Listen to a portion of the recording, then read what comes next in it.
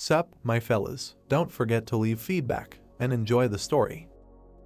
A bright moon shone above the city. Notifications appeared that it was necessary to prevent damage from the emergence of the dungeon, and if successful, the user would receive a reward from the true universe. A blue aura covered the city. A notification said that 101 hours and 28 minutes remained. An explosion of light energy occurred above the road. A clawed paw appeared from it. A monster jumped out of the rift. The dog widened its red eyes and growled. An entire army of armed dogs appeared from the portal. A man stood in front of them.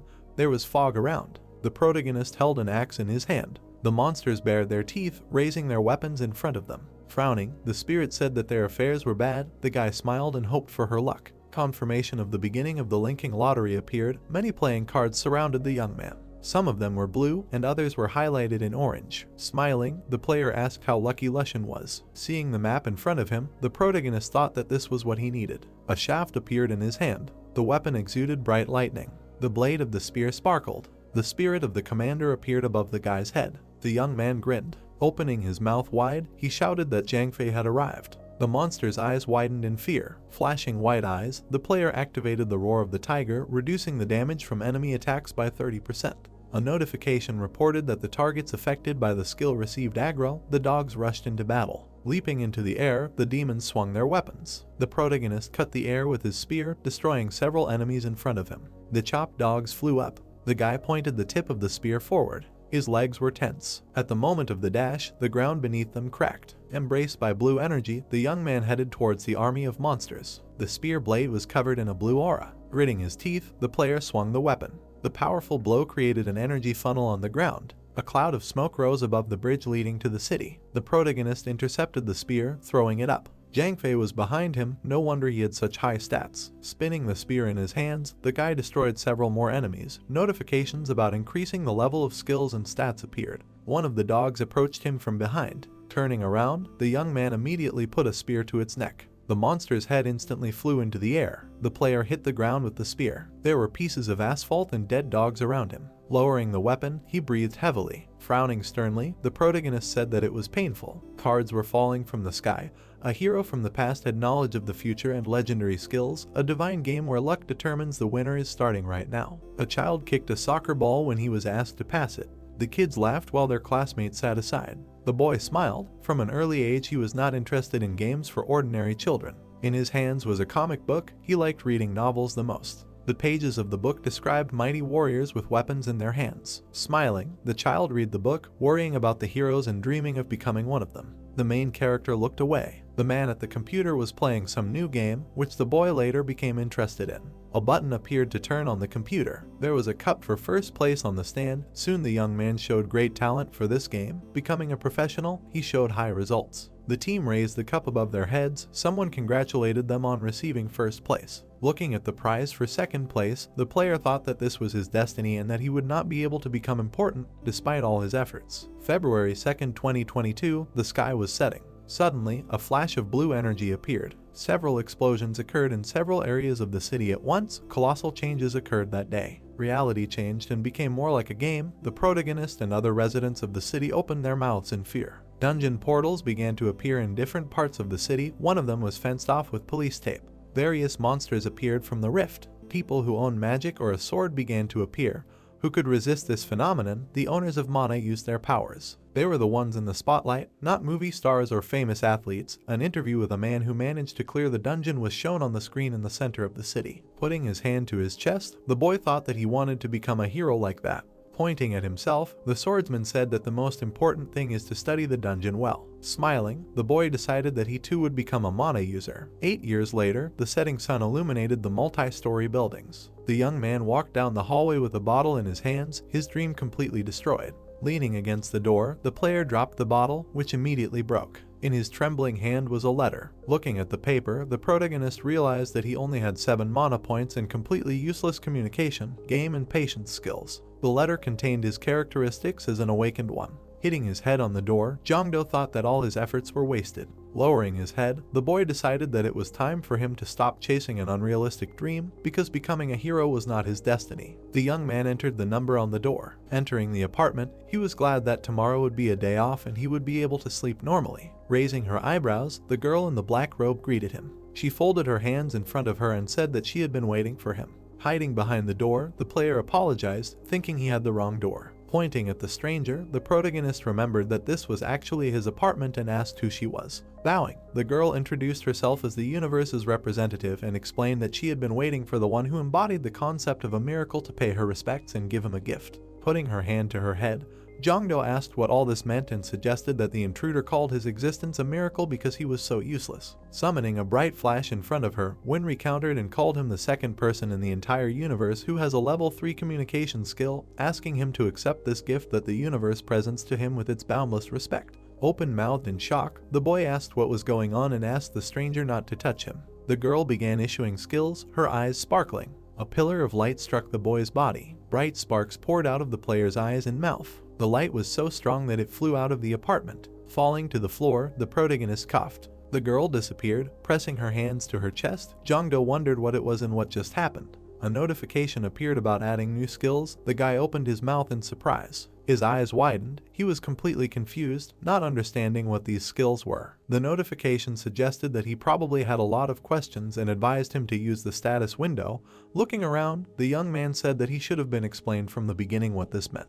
The notification said that it was a great honor for Winry to meet the second miracle. Seeing the energy flying out of the window, the player urged her to stop because he had a lot of questions. Raising his hand to his head, the protagonist thought that all of this was a hallucination due to too much alcohol. Suddenly, a status window appeared in front of him. A blue window with a description of the skills appeared in the air. Kondo looked at him tensely. Pointing at the info lottery sign, the guy decided to check what it was. A machine with plastic balls appeared above his head. The status window lit up. The machine began to spin quickly. Noticing it, the young man opened his mouth in fear. A long tongue pulled a golden capsule out of the machine. Looking at it, the player asked what it was and decided to try to open it. A golden sheet of paper fell out of the capsule. The notification reported the issuance of rare information. Taking the sheet in his hands, the main character tried to understand what it was. He did not understand whether this was a dream or madness. Sweat appeared on his cheek. A message appeared above the portal about which lottery numbers would be winning, and that receiving information once a day does not consume mana. It talks about what happened a day ago, and many buildings are shown. Here a man claps his hands, attracting attention. Suddenly he begins to concentrate on the fact that people should understand how serious everything is. Suddenly, he points at the guy, saying that the team leader managed to persuade the Seeker-chan.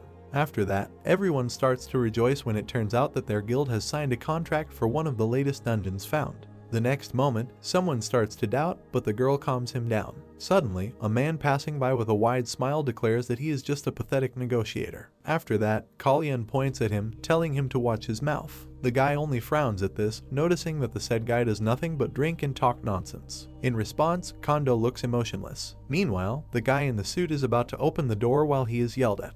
The young man begins to smile awkwardly, refusing to apologize. Suddenly, he is handed a stack of money, a bonus. To this, he, smiling, thanks the leader. After this, a group of people appear, and it turns out that Kondo dreamed of becoming the owner of Mana. When he stands in front of some doors, it is said that the price of the Awakener is high. Meanwhile, Kondo looks up, dumbfounded. A red something is visible on the wall, and it is said about a magic machine. Suddenly, the young man turns around, asking why the people standing nearby are here. To this, Kalyan, smiling, states that everyone who can should be here. After this, one of them points to the door, noticing that the previous person has already finished. Suddenly, Seo Yoon leaves, waving her hand, and says that she will be the first. Then Jeongdu turns around, mentally asking why the man came. Meanwhile, he stood with his arms crossed, and it turns out that the young man has a bad feeling. Suddenly, Jeongdu pays attention to the analyzing man. Here is a crying guy. After that, the young man looks at a couple of people who say that the Awakener is a lottery. The talking man puts his hands on his hips,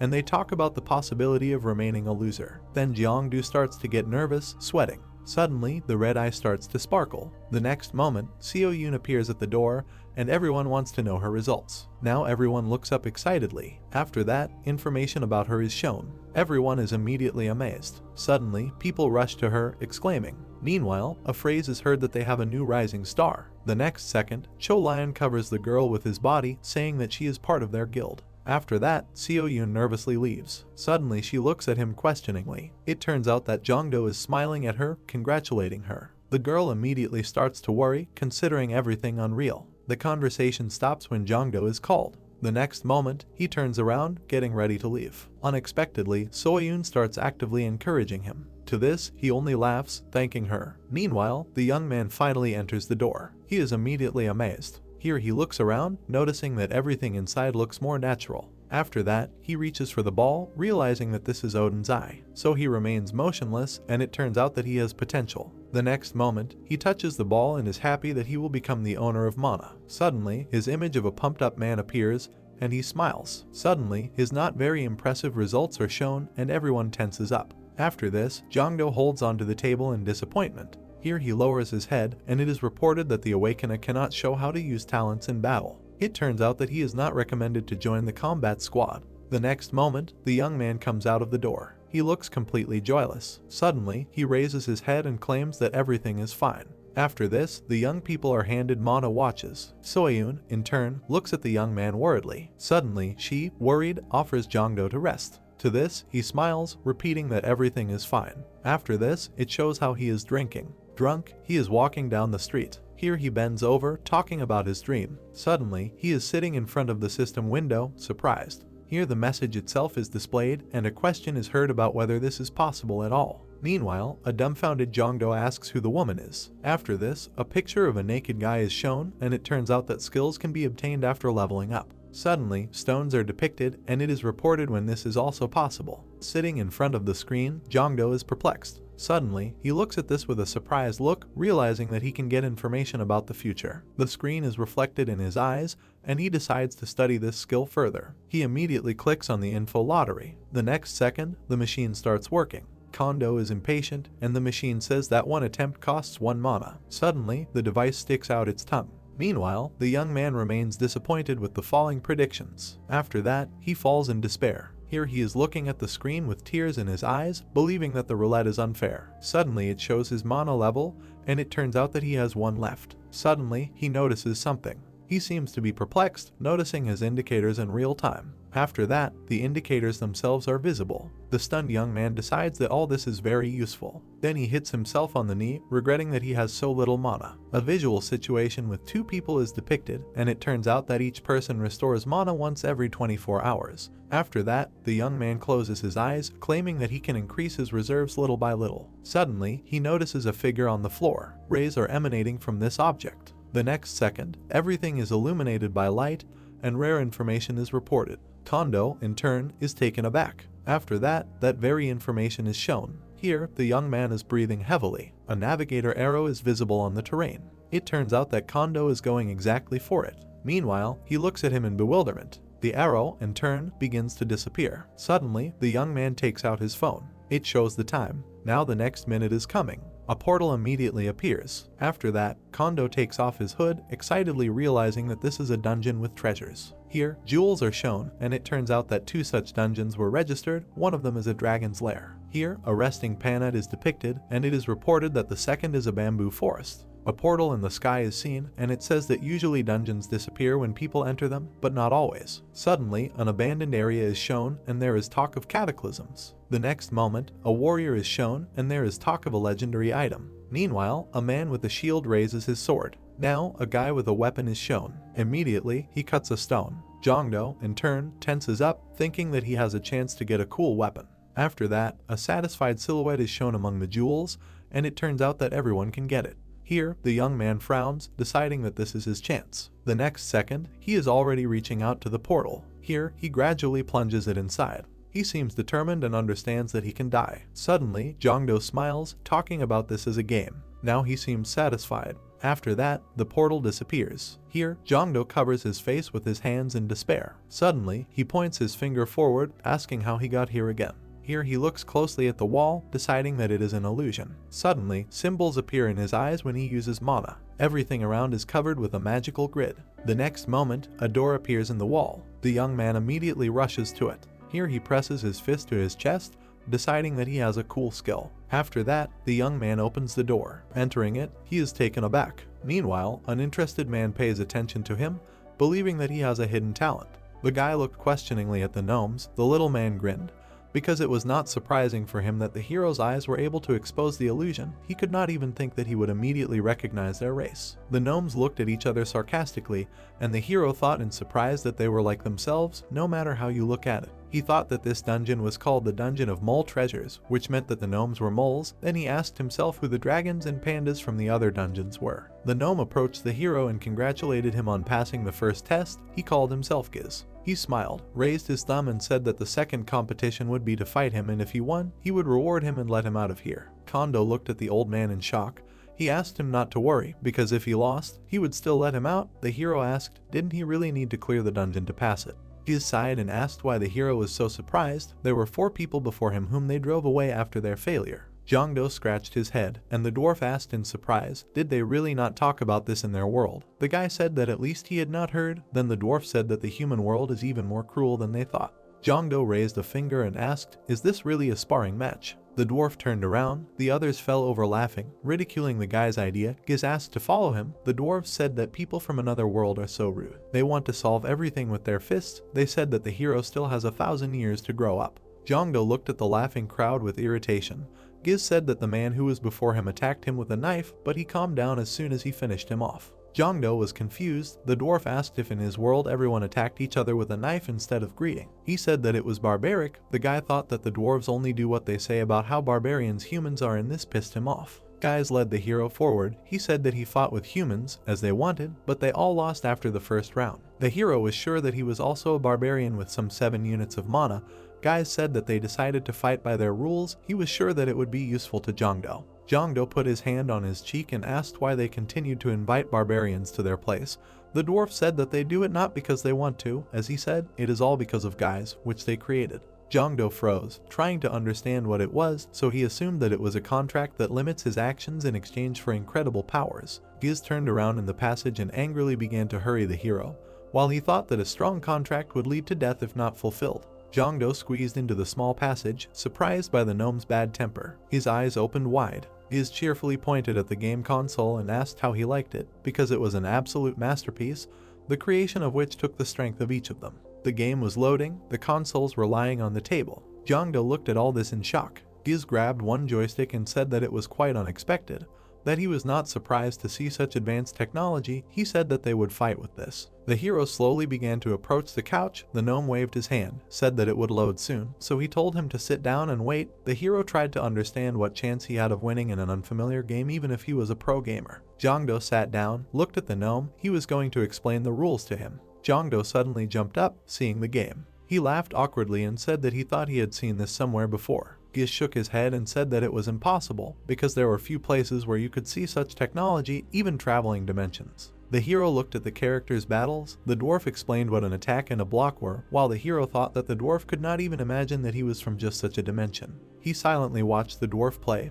Everything was as he thought. The character design was closer to fantasy, and the arena design was also quite unusual in general. He watched the audience rejoice, how the characters fought on the stadium screens. Kondo froze and said that the same game he played all his youth, The Legends of Legends. He laughed and turned to the dwarf and said that this was all training.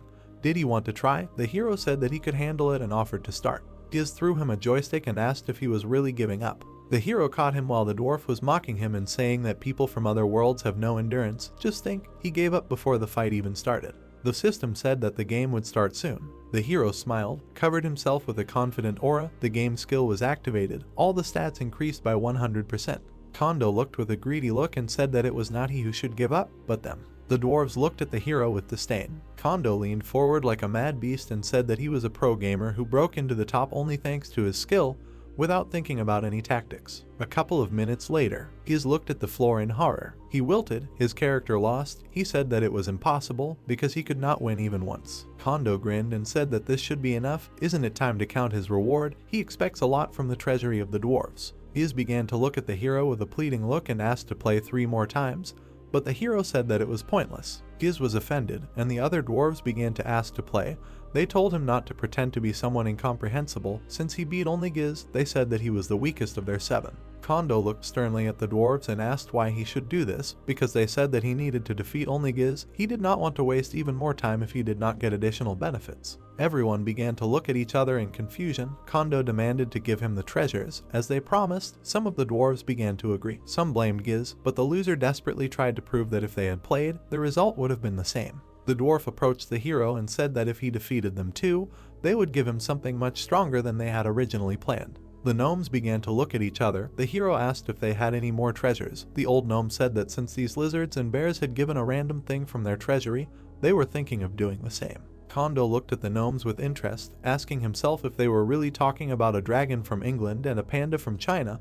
That is, these races can communicate with each other even if they are in different dungeons. The gnomes stood in front of the hero and said that if he defeats them, they will do something special for him. He said that each of the 7 skilled craftsmen will take up their hammer only for the sake of the hero. After a while, Kondo sat among the 7 upset gnomes. They said that this cannot be. No one could even strike one blow. How is this possible? Jongdo scratched his head in embarrassment and said that he played completely forgetting about the level of his opponents.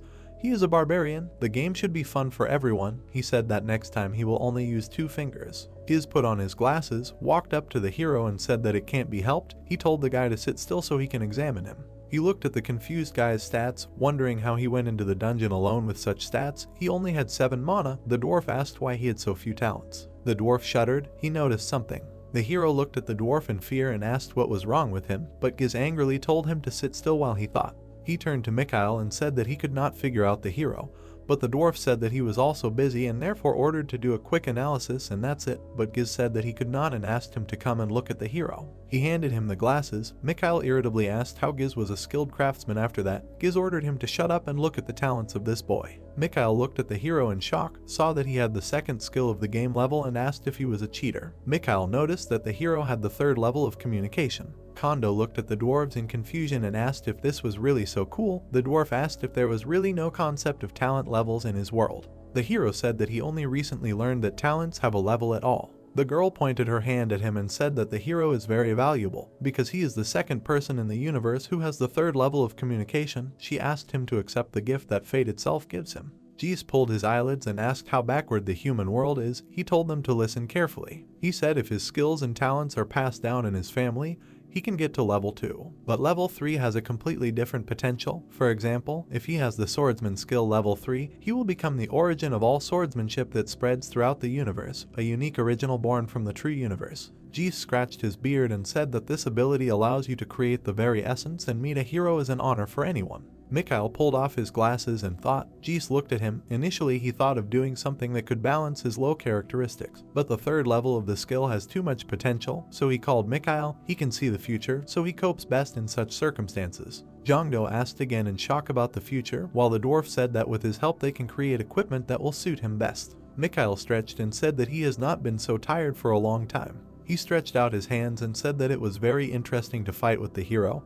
He had not been so bursting with desire to create something unusual for a long time. The rest of the gnomes followed Mikhail into the workshop. Giz stopped the hero with his hand and told him to stay here, because if he went in with them, he would melt in the blink of an eye. He said that it would not take much time, so he asked to just wait. The door slammed shut. Light began to shine from the cracks. Kondo looked at the door in confusion and tried to understand what they were trying to create.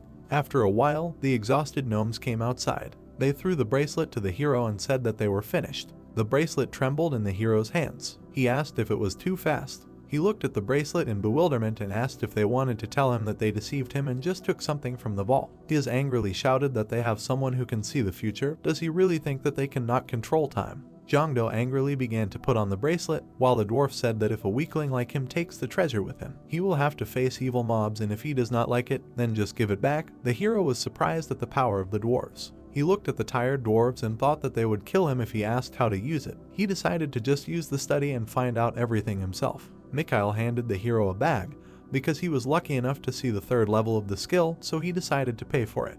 Jongdo opened the bag. There was a bunch of precious stones inside. The dwarf said that there were a couple of good ones. He can sell them or keep them for himself, said to do with them whatever he wants. There were also mana crystals. Jongdo tearfully looked at the embarrassed Mikhail and began to thank him, silently noting the excellent quality. The dwarf told him to just forget and go. They looked at the empty sofa, said that since they were done, they would let him go, but first he needed to sit in front of them. Jongdo knelt in front of Giz, who clenched his fist and said that he had not been so happy in millennia. Jongdo began to thank him, but the dwarf hit him on the head. Jongdo fell on the grass, began to roll and scream in pain. He jumped up with a bump on his head and asked if the old dwarf understood. But there was no dwarf in front of him. In front of the hero was Mount Quanak, and, it seemed, he had returned. He looked at the bracelet. He had a feeling that he had dreamed it all, but the bracelet and the bump on his head were definitely real. He imagined the dwarves. He even respected how hardworking and skilled these dwarves were, who had lived for at least several thousand years. Jongdo called up a research window in front of him.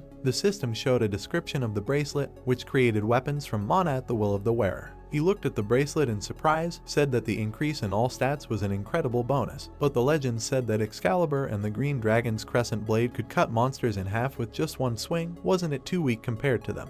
He looked at the text, thought that weapon creation sounded vague and all of this would be very useful for a combat type awakened, but he didn't have a single combat skill. He shuddered, remembering the info lottery. He looked around and said that he used the research twice, so now he should have 5 mana, and if you count the free try once a day, then he has 6 tries in total. A lottery machine appeared in front of him. A capsule fell to the ground and opened. The hero fell to his knees in defeat, with 5 capsules lying on the ground around him. The next day, the hero wished everyone a good morning in the office. The chief was leafing through the documents. The hero said that today was a bit empty.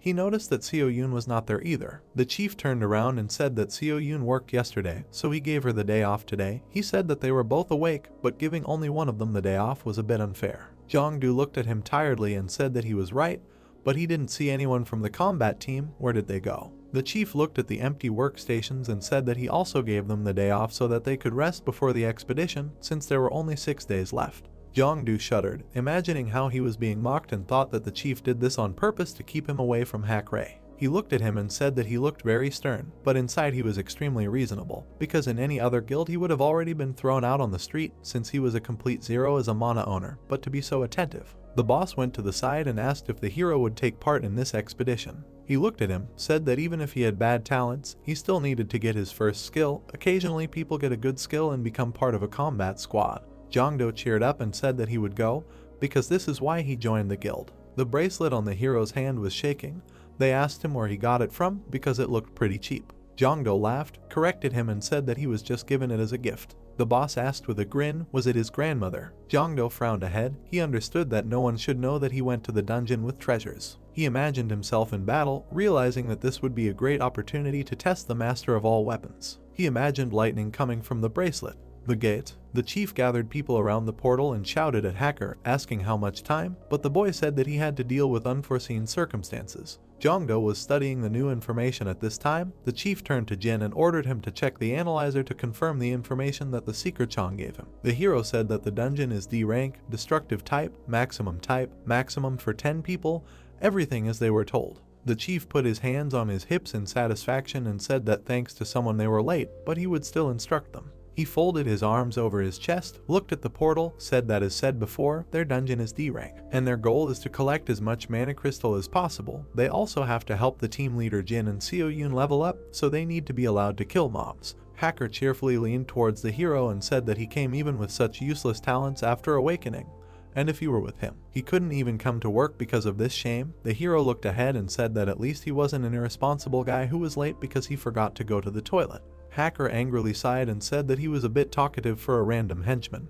He figured that the hero was counting on a good skill after passing the level. He asked, isn't it obvious that he can't see anything? Jongdo looked ahead and said that they won't know until they try. Hacker angrily gritted his teeth. The squad went forward. The chief said that the combat squad would include Hacker, Tishik, Jinsu, Yuna, Kondo, and Soyun. He said that this was definitely enough for a D-rank dungeon. He looked at the squad again and said that despite the fact that their squad was larger than necessary during the expedition to the C-rank dungeon, 2 of their B-rank comrades died, and only Hacker and 2 guys were able to survive. He asked if everyone remembered this. Hacker grinned maliciously. The chief said that safety is above all and they must follow all of the captain's orders. The chief frowned at everyone and ordered them to never relax. Everyone began to enter the portal. The expedition began. The man said after that everyone must return alive. The monsters were already attacking with spears at the ready. Hacker began to take out his swords. The guy looked at the monster in shock and asked what he was doing here to begin with. Hacker told him to move away and not get in the way. He ended up behind the monster, striking him. The monster fell, and the guy said wow in admiration. The rest, along with the hero, looked at the rank representative in surprise. Someone said that the guy, although rude, was definitely not a fool. Hacker laughed, pointed at the trembling monster and said that he left him alive so that Soyun could kill him. The girl nodded silently. She finished off the monster. Hacker thoughtfully looked at the others, looking for someone who would collect mana crystals from the corpses. He looked at Jongdo and told him to do this so as not to miss a single crystal. Jongdo looked at him silently. Soyun pointed at herself and said that she should do it since she was the youngest, but Hacker said that social hierarchy meant nothing here since once they entered the dungeon, they were all equal. Jongdo stepped forward and said okay. He smiled and said that he would collect mana crystals. Hacker glared at him. The others went forward. Soyun approached the hero. Hacker cut the monsters. They fell to the floor and trembled in convulsions. Then the guy called out to Soyun. She finished off the lizards. Hacker continued to call her every time. Soyun angrily pointed to the side and said that she had already killed the last 2 monsters. Let the leader of the team Jongdo kill this and the next monster, since it would be fair. Hacker scratched his forehead in confusion and said that she did not understand something, since they should not be fair. Soyun was surprised and asked what he was talking about.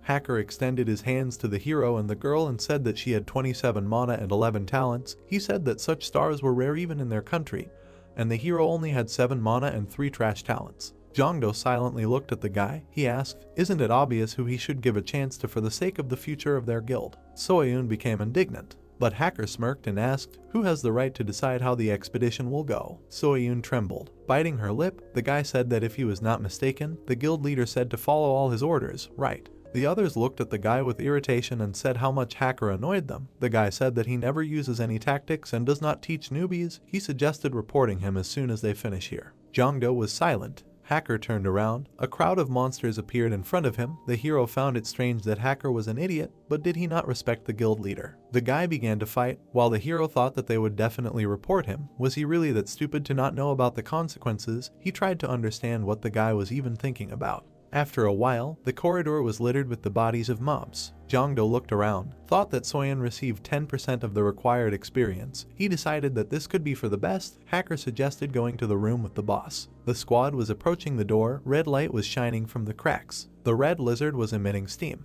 His axe was covered with electricity. The hero looked at the huge boss in fear. Everyone looked at each other and said that this boss was very different from the others. Hacker jumped on the boss with swords. The others turned away from the cruelty that was happening. The monster screamed, fell, all covered in cuts. Hacker walked forward majestically, spreading his swords. Everyone looked at each other, said that the guy definitely deserved the rank. Everything ended well. He thought that something terrible would happen, but it was good that everything was finally over. It was definitely better than standing in suspense, waiting for another battle. The guy said that since Soyun had received all the experience points she needed, they should finish off this boss to the head of Kondo and get out of here. Hacker was indignant. The guy spread his hands and asked if the captain was going too far. They should help the newbies level up. How can he give all the experience to Soyun? He said that the head of Kondon should at least get experience from the boss. Hacker looked at the hero and said that he didn't care. He meant that none of them would leave here alive. The hero's eyes widened. He waved his hand and ordered everyone to dodge. Machina looked at the hero in surprise, but Hacker pierced him with his sword. The man trembled. Hacker grinned and said that he thought he was about to die of boredom. Hacker struck one of his comrades with his sword, to which the others immediately reacted with fear and indignation, calling him crazy. The guy smiled as if he were crazy and, raising his blades, rushed to attack. Hacker simultaneously attacked the 2 guys standing closest to him. Blood flowed from the sword. Hacker pulled his sword back and looked at the remaining pair, asking if this was the first time they had seen someone die, as he was curious as to why they weren't screaming.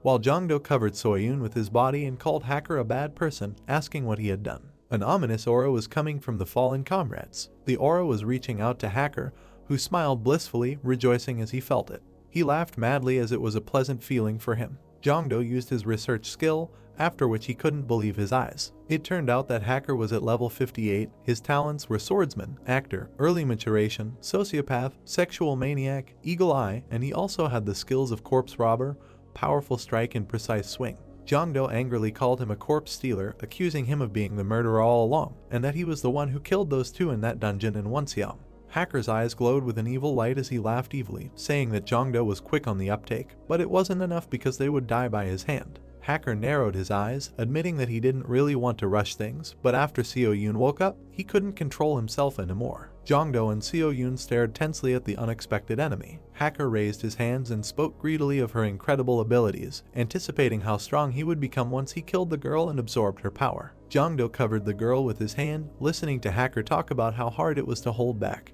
The boy explained with a crazy smile that he had nothing against Chief Jin, as he thought that no one would care how he acted because he looked like a fraud. The boy swung his sword and decided that as an apology, he would kill the enemy with one blow. However, Jongdo blocked the blow, which greatly surprised Hacker. The boy worriedly thought that he did not strike with full force because he wanted to torture him a little, but this force should have been enough to destroy the sword in his hands. He realized that Jongdo's sword did not look ordinary, and Jongdo in turn realized that Hacker immediately noticed the master of all weapons. Seo-yoon did not stand still, deciding that it was time to take action. She haughtily asked Hacker how he liked that, and attacked him with her foot from above. Hacker easily parried her attack, haughtily ordering her to sit still and wait for his turn, as he would kill her as soon as he tore the boy apart. Seo-yoon fell to the ground with a thud. Jongdo screamed the girl's name at the top of his lungs, to which Hacker began to mock him for not being able to hold back his tears. Jongdo immediately ran up to the girl, asking her if he was okay, but Seo-yoon could only cough. Jongdo helped the girl up when he heard Hacker suggesting that he not be serious and just have fun.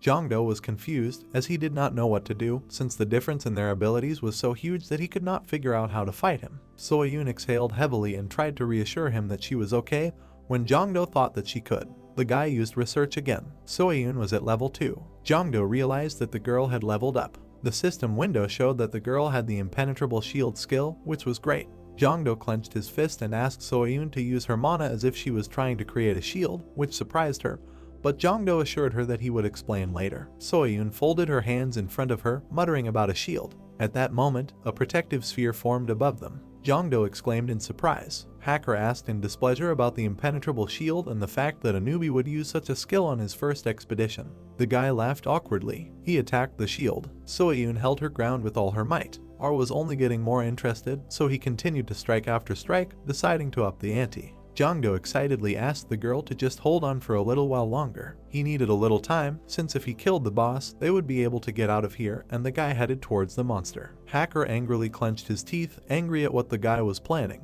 He attacked even more fiercely, determined not to let him do that. A gap appeared in the shield. Jongdo was about to plunge his sword into the monster when the shield broke into small pieces. Seo-yoon fell, knocked down by the blast wave. Jongdo raised his sword, shouting that this was the end. He plunged the sword into the boss, ignoring Hacker, who was running towards him. The monster let out a death rattle. Its eye rolled back. A golden glow enveloped the players. Jongdo began to look around. Hacker pressed his hand to his face, saying that even his heart was a little squeezed, and then mockingly asked if Jongdo really thought that they would get out as soon as the boss was killed. Hacker squeezed his fingers, leaving a small distance between them, saying that the guy did not take into account one small detail. Jongdo fell to his knees when he heard that he wouldn't be able to leave the dungeon right after killing the boss, as he would have to wait at least 10 or 30 minutes. Hacker continued to mock him, saying that it seemed like even a genius like him didn't know about that, to which Jongdo muttered something. Hacker cupped his hand to his ear and asked him with a nasty smile what he said, as he seemed so scared that he couldn't speak properly. Jongdo threw his head back and lazily drawled that Hacker had miscalculated. The opponent's eyes widened in confusion. Jongdo explained that he wanted to level up, and a system window immediately popped up in front of him, congratulating him on reaching level 2. Gaining the Link Lottery skill, which allowed him to borrow a skill from a random person recorded in the universe history and required 10 mana. The next system window explained that the mana would not be used during the first use of the linking lottery, and then asked if Jongdo wanted to use it, and the boy said yes. Immediately, many system windows spiraled around the boy. Finally, a card floated up in front of Jongdo. He deftly grabbed it with 2 fingers like a seasoned card sharper. Jongdo looked at his opponent victoriously and said that Hacker was now the victim. Jongdo began to glow, forcing the opponent to shield himself with his hands. Hacker did not understand what was happening, since this was not even a skill. He simply gave the mana a physical form. The veins in Hacker's eyes instantly turned red when he realized that he could not allow him to do this. He decided that he had to kill Jongdo when he saw the boy's body began to glow even more intensely. Har gripped his blades tighter, exclaiming that he had to make it before Jongdo could do anything.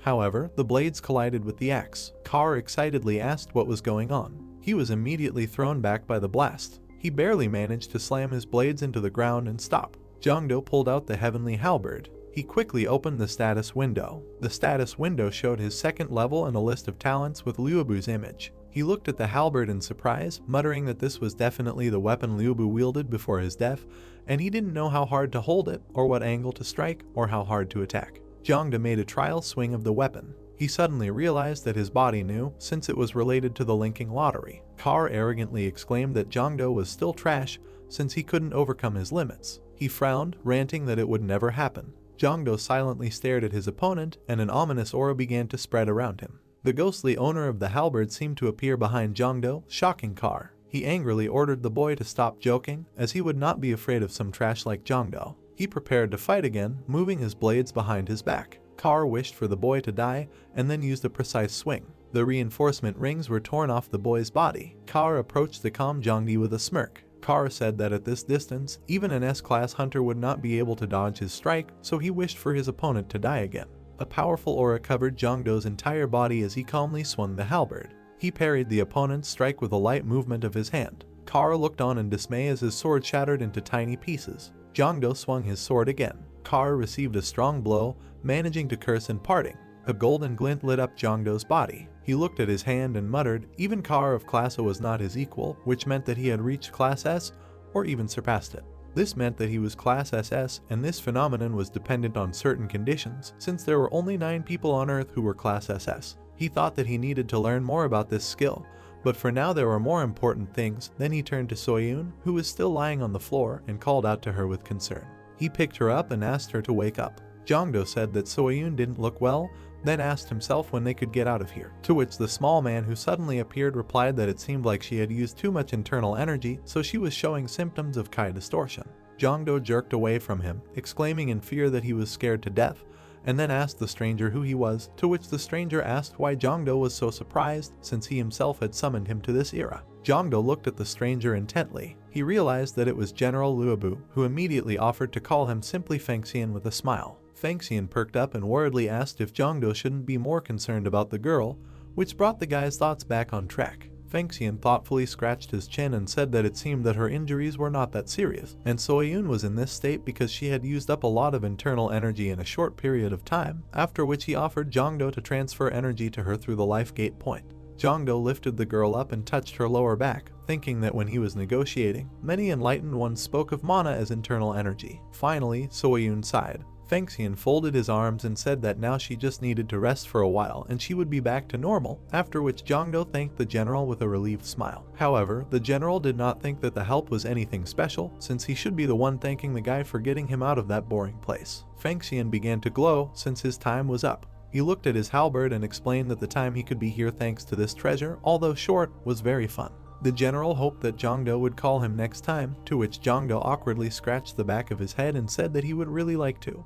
But it all depended on his luck. Fengxian said that he thought that they would meet much sooner than the guy thought, and with a pop, he disappeared. Jongdo sighed heavily. Finally, he could look around. Behind him, the corpses of the comrades that Carr had killed were still lying. Jongdo cursed dejectedly, complaining about his slowness. Suddenly, a system window popped up next to him. The window reported that he had successfully managed to download the image of the strongest character possible, so some of the stats were transferred to the user, and now his stats were increased, and the green dragon maneuver skill appeared. A portal opened on the square, and the guild master breathed a sigh of relief, telling the guild master that data had been received about the successful clearing of the dungeon. The men were discouraged when they saw the rest of the squad. The guild master's face reflected the emotions that were overwhelming him. He looked at Jongdo, who was carrying Soyun in his arms. He heard a question about where the rest were, since if they were not with those who came after clearing the dungeon. The guildmaster rudely interrupted him, saying that they had enough chatter and needed to examine them. The guildmaster and Jongdo stood opposite each other while Soyun was taken away by ambulance. The guildmaster worriedly asked if Jongdo was okay. Jongdo said he had something to say. The guildmaster raised his hand to his forehead, asking what the hero was talking about. Jongdo furrowed his brows and widened his eyes, saying that Hacker was the killer. He held out the camera, saying that it belonged to Changyun, who was participating as support. The voice told him to dodge. The cameraman's hands were captured on camera, and Hacker was in front, fighting with the silver-haired hero. Loud sounds of fighting could be heard from the recording. The man frowned and gritted his teeth, calling the boy a fool. Static appeared on the camera screen in his palm. The guildmaster leaned his hands on the table and turned away from the boy, saying that it was all his fault because he was blinded by his high class and sent him to this dungeon. The protagonist opened his mouth, saying that no one knew about his true identity.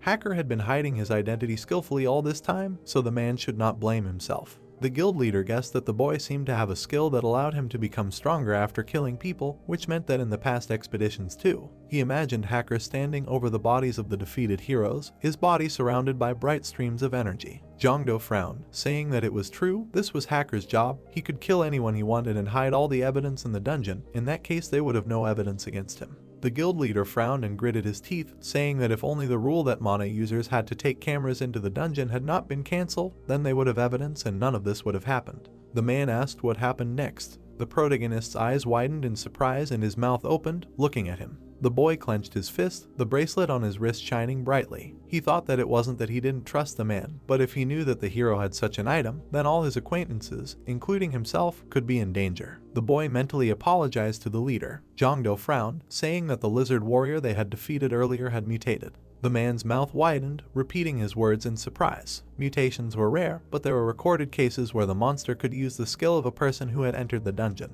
The hero frowned, his hair fluttering like streams of wind. Between his palms was a bright blue sphere. The force of the energy that had emerged lifted the fragments of stones into the air. Between the palms of the monster, with brightly shining eyes, was the same stream of bright swirling energy. The guildmaster frowned and rubbed his chin thoughtfully, saying that after the great disaster, there were almost no precedents for something like this, but it would still be difficult for a D-class dungeon boss to kill Hacker even if he had obtained the skill. The man looked at the boy in front of him, asking if the skill that the hero had obtained through mutation was really what he thought it was. Jongdo furrowed his brows, saying that it was. This was Jinsu's stealth. The boss had attacked Hacker from behind while he was trying to kill him and Soyun. The boy had cut off the boss's head, but his wounds were still fatal. The hero imagined the image of Jinsu. His eyes were covered with glasses. The monster with brightly glowing eyes struck the boy in the back. Hacker opened his mouth wide and screamed shrilly, dropping the weapon from his hand. The guildmaster folded his arms over his chest, saying that this was real karma, to think that he would die from the skill of the person he himself had killed. The man said that he understood him, but they should talk about the details next time. Now the guy needs to go home and have a good rest. The boy agreed with him, saying that in that case, he would get ready. There was a green plant by the glass door with black chairs to the side. Jongdo frowned, looking ahead through the glass. In the hospital room, Soyun was lying covered with a blanket. The protagonist clenched his hands into fists, moving along the dark and empty corridor of the hospital. Behind the bright multi-story building, there was a bright sky from the sunset. Jongdo lay down on the sofa and dangled his leg and arm over it. He touched his forehead with his other hand, saying that he was very tired. The boy called up the status window in front of him. He raised his eyebrows, saying that he still needed to carefully examine what he had not been able to examine earlier. The boy noticed an arrow in the cell called Link Gallery. He did not understand what it was for. After clicking on it, a folder called Information Window opened, which contained 8 files out of 999. Jongdo raised his eyebrows and widened his eyes, realizing that when he clicked on the Info Gallery arrow, an information window with different categories would appear, meaning it would be like this here too. The guy clicked on the arrow. A bright light appeared in the status window under the Guaranteed Lottery label. The protagonist noticed that he had been expecting this. He sat down on the sofa, dangling his legs, looking at the status window in front of him, wondering what Guaranteed Lottery meant. Jongdo's eyes widened in surprise as blue windows began to appear from the status window one by one. The guy raised his eyebrows, looking at the cards surrounding him, wondering if these were the mana users he had met earlier. He swept his hand, flipping through the cards in front of him, wondering if this meant what he thought it meant. The protagonist cried out in joy when he found what he was looking for. In front of him was a card with an image of Feng Xian, with red stripes on his face and golden armor on his body. The cost was 99 mana. The protagonist scratched his head thoughtfully and widened his eyes, saying that this was too much for a man with 10 mana like himself. He noticed 3 more cards. One of them was of Giz, which cost 347 mana. Next to him was a card of Mikhail, which cost 367 mana. The boy thought sadly that if this was their cost, then a person would never have enough mana to summon them. He remembered the 2 men and the heroes standing behind them, asking why there were only 2 of them depicted here. Jongdo's eyes widened and he cried out. The boy looked at the cards of the heroes in front of him, realizing that it was all about the names. In order for their names to be entered into the database, he would need to meet them in person and learn their name. The true power of this ability was that he would be able to load the skill he needed depending on the situation. He imagined himself with bright eyes, 3 multicolored cards above him, reaching towards his body in bright flashes. The protagonist raised his eyebrows and opened his eyes wide, saying that in order to use the ability to the maximum, he needs to get acquainted with low-level but famous owners of mana. Jongdo stood surrounded by summoned cards. He raised his eyebrows when he saw the last one. It depicted Winry, whose cost is 999 mana. The guy opened his mouth in surprise and widened his eyes when he saw this card in front of him. He noticed the mana level bar, 7 out of 10 were filled. The hero realized that his primary task was to increase the mana limit. In order to increase his characteristics, he needed to level up or try his luck with the Link Lottery. Jongdo, standing surrounded by summoned cards, summoned a status window in front of him, saying that since he does not have enough mana now, he should try using the Link Lottery tomorrow, and now it's time for the Info Lottery. The red machine with balls inside shook. There were streams of raised wind around it. Jongdo clenched his hand into a fist and smiled widely. He looked at the spinning machine above him, saying that it was time to start. The main character dropped to all fours. The machine threw a blue ball on his head. There were 10 more of the same on the floor. The guy closed his eyes and cried, saying that he had terrible luck. The time was 12 o'clock at night and 5 minutes, the area in front of the guy's house. The young man was standing under an orange bridge. There was a bright full moon in the sky. Jongdo raised his eyebrows and looked away, saying that this place would definitely suit him. He cried out happily, saying that his mana was fully restored. The hero pressed his finger on the icon with the inscription linking lottery. The guy opened his mouth wide and knitted his eyebrows, saying that it was time to try. Dozens of cards rushed upward, swirling into a whirlwind. The protagonist raised his eyebrows in surprise and clenched his fists, looking up and saying that each and every striped one looked simply incredible. One of the cards flew out from the stream, heading towards him. The boy opened his eyes wide and put out his palms to catch it. Bright streams of energy surrounded the fallen card. Currents of wind swirled on the ground around the boy, lifting stones into the air. The hero opened his eyes wide and frowned, asking what this was, because it felt completely different from when he summoned Luobu. The boy called up the status window. In front of him appeared the data that Kondo had reached the 4th level, the image, Lucky Lushan, Mana's dismissal was filled with 5 out of 5. The boy cried out, saying that he must be imagining things. He swiped the status window with his hand and rubbed his eyes with his fingers. Kondo noticed that Lushan was the person who brought about the decline of the Han Dynasty, founded by Liu Bei during the Three Kingdoms. The boy imagined a man in traditional clothing with a sword raised high. He was the epitome of irresponsibility. The man smiled smugly, holding his hand on his big belly. The voice asked how the boy dared to think of him in such a disrespectful manner. Jongdo widened his eyes and raised his eyebrows. He turned around and held his hand out in front of him, asking who it was. A smaller version of Lushan appeared in front of him. He smiled happily and spread his arms out to the sides, saying that this was true. He was the man who stood at the head of the entire human race, the second emperor of the Han Dynasty, and the man who had power over everything in this world. The protagonist frowned and gritted his teeth in displeasure, looking at him. Lushan asked what was wrong with his face, because the boy looked like he had eaten something bad. Jongdo thoughtfully rubbed the back of his head, looking at the hero hovering in front of him. Lushan closed his eyes and smiled, saying that the boy seemed disappointed with his abilities, but strength does not determine a person's usefulness. The protagonist took out his phone and looked at the screen carefully. He turned away and sighed heavily, asking when everything will return to normal. Lushan frowned and opened his mouth wide, telling the boy to take a closer look at his talents. Jongdo frowned, looking at the status window that was summoned, asking if this was good luck of the 2nd level. The hero smiled happily, asking what the boy thought of his talent. The protagonist's expression darkened and the corners of his mouth turned down, thinking that this meant that he simply had good luck. Lushan's good luck is not as simple as it seems. He survived being surrounded by Cao Cao's army at the Battle of Changban, and, as the son of Liu Bai'an, was the crown prince and emperor. He was always well fed and had a good life in someone else's country after his own kingdom fell. The hero held a crying child in his arms while a warrior standing on a bridge was about to confront an army of people in dark armor. Behind the old man stood a smiling Lushan, wearing an unusual headdress. He lay carefree against the red columns of the building and looked into the distance at the high mountains, resting his head on his hand. Jongdo put his hands on his hips and knitted his brows, asking what his good luck was doing. He didn't think it would be useful in the dungeons. Lushan frowned and raised his head, asking if he still didn't get it. The protagonist asked him with displeasure what he wanted to tell him. Did he really want him to go to a casino or something? The guy turned to him and opened his eyes wide. Lushan frowned, asking if he finally got it.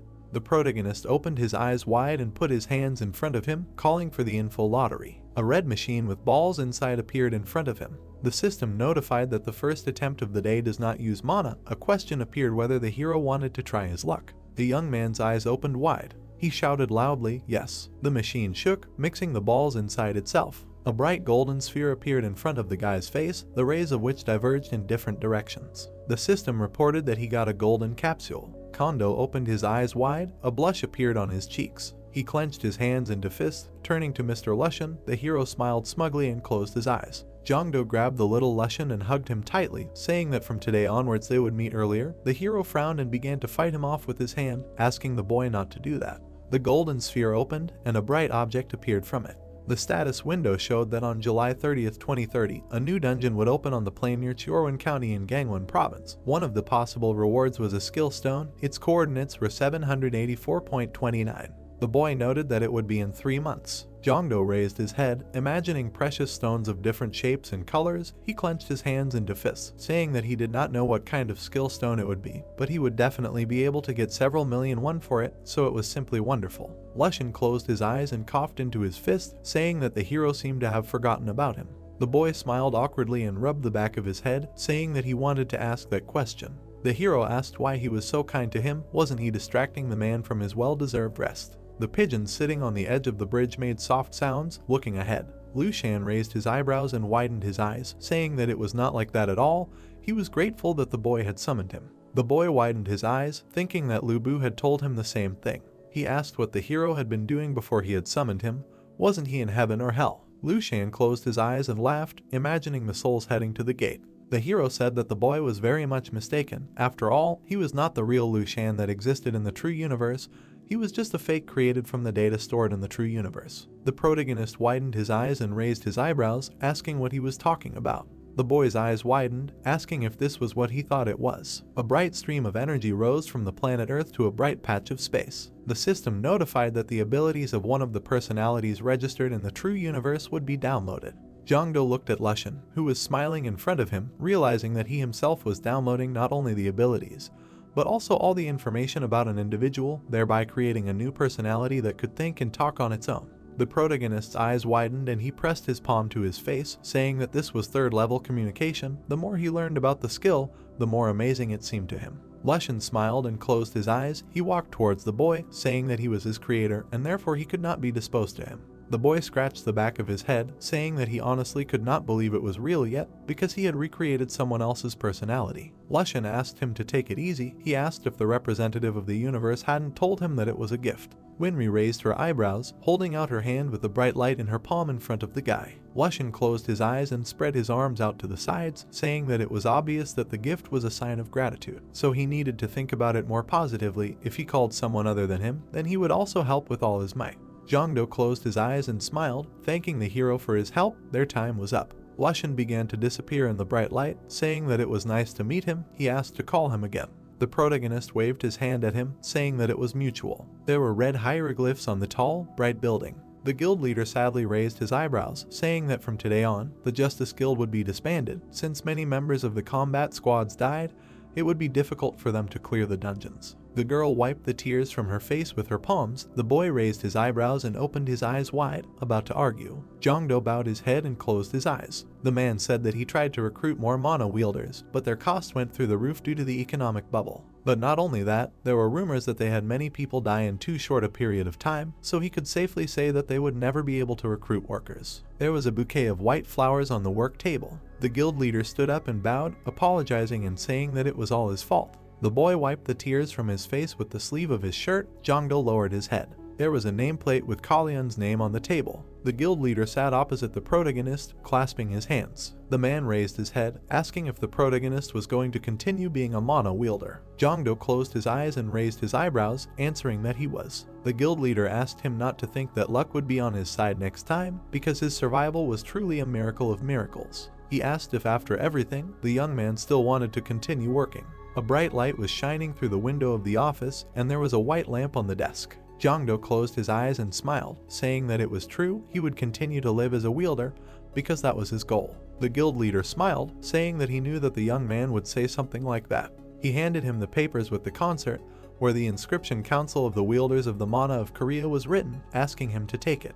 The protagonist raised his eyebrows in surprise and began to take out the papers, asking what it was. The man said that this was an application form for the South Korean Mana User Association Academy, since their guild couldn't help him level up anymore. He should gain experience elsewhere. The admission would be in a week. He would hand these papers to Soyun as soon as he saw her. In the guy's hand was an application form with a lot of fields to fill out. The guild leader lowered his head and closed his eyes, saying that he didn't know if she would want to continue this business. The young man smiled happily, saying that she was much stronger than him, so he was absolutely sure that the girl would not refuse. The man raised his eyebrows and shook his head, saying that they really didn't think about the people who were worried about them at all. The guild leader placed the item on the table in front of the hero, saying that he understood that these were completely unrelated topics, but as someone involved in this, he should know that they found another Mana watch among hackers' things. It seemed that he was a member of another guild called Karma. Jongdo widened his eyes and raised his eyebrows. It is the largest international guild in the world, which has the largest number of members. Its members call their leader head of the cult and will not hesitate to become killers for him.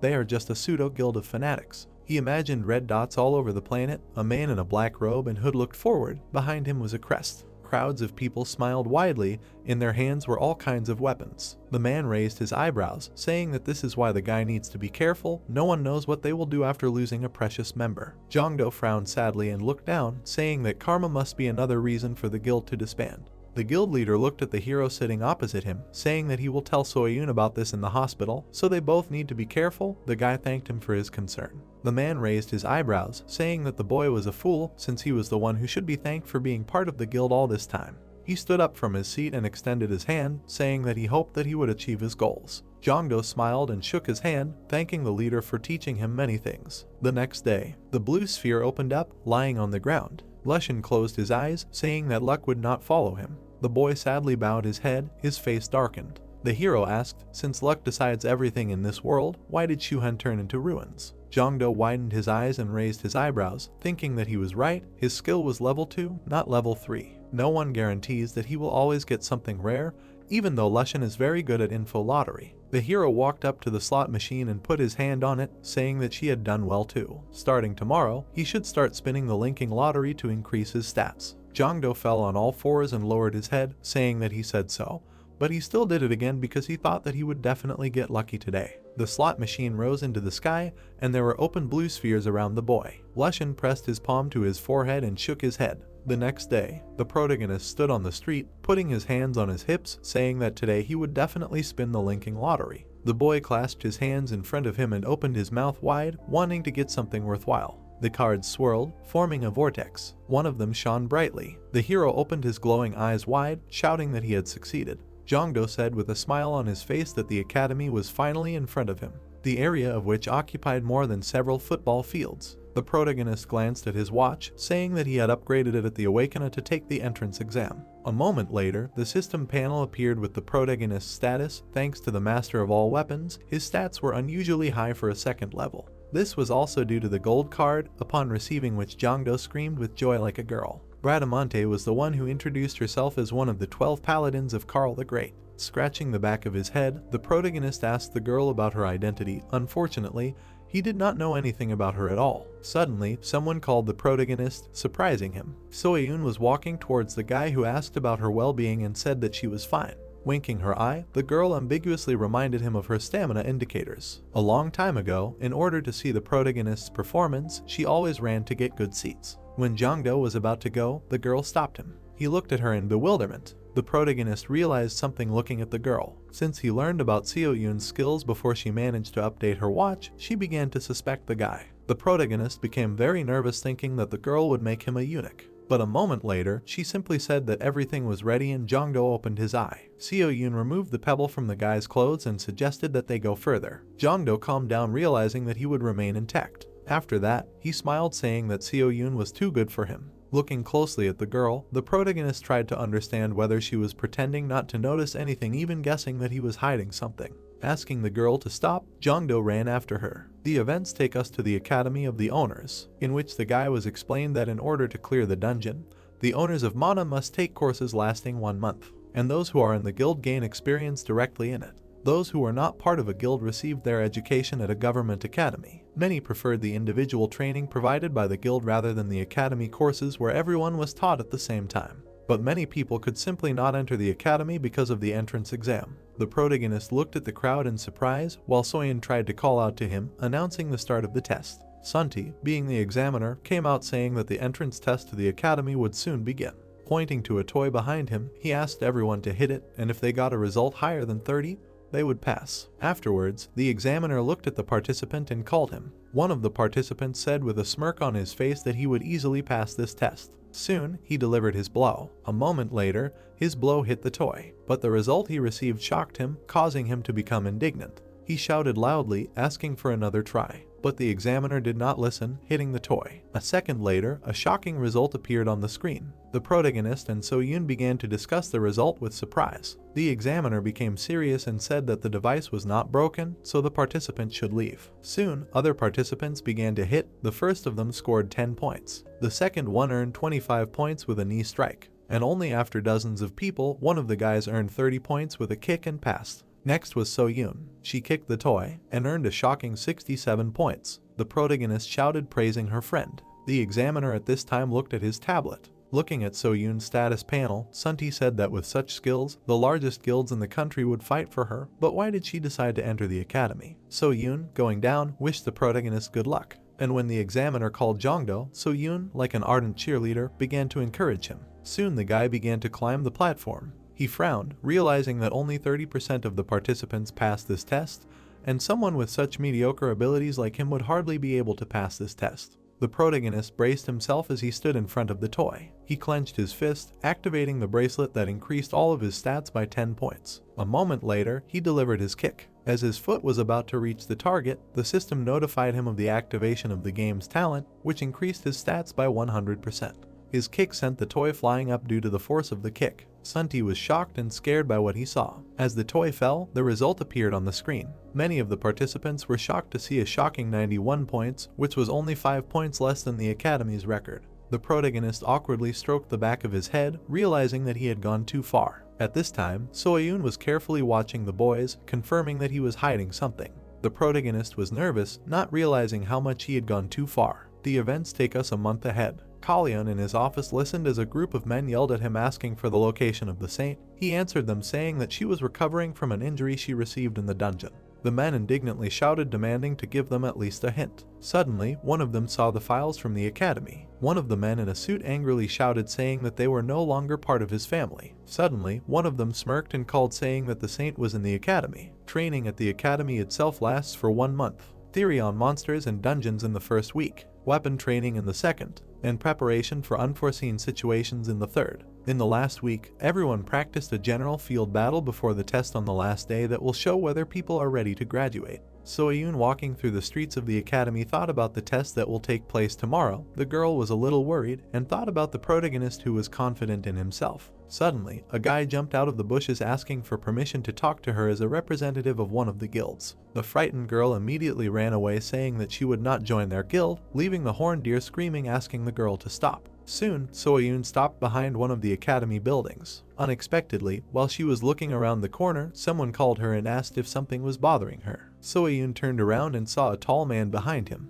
He winked at her, saying that they would help her because they were the Rams Guild. So-yoon ran away as if in a nightmare. She ran away from many excited men, saying that she would not go to any guild. When the girl entered the academy, the guard immediately began to chase the men away. The protagonist looked at the guild representatives in surprised that they even dared to enter the academy for her sake. Looking at the girl, Jongdo said that he would treat her specially wherever she went, so she could take advantage of the opportunity. The girl suddenly became serious, saying that she would live the way she wanted. Slightly nervous, the protagonist called the girl stubborn. Suddenly embarrassed, So-yoon called out to Jongdo, offering him to go somewhere alone after the exam. But her last words were interrupted by Hishk, who suddenly appeared. The girl's body trembled with anger because of this, but Hishk, not noticing this, loudly asked the protagonist if he was ready for tomorrow's test, because he could not even eat because of the excitement.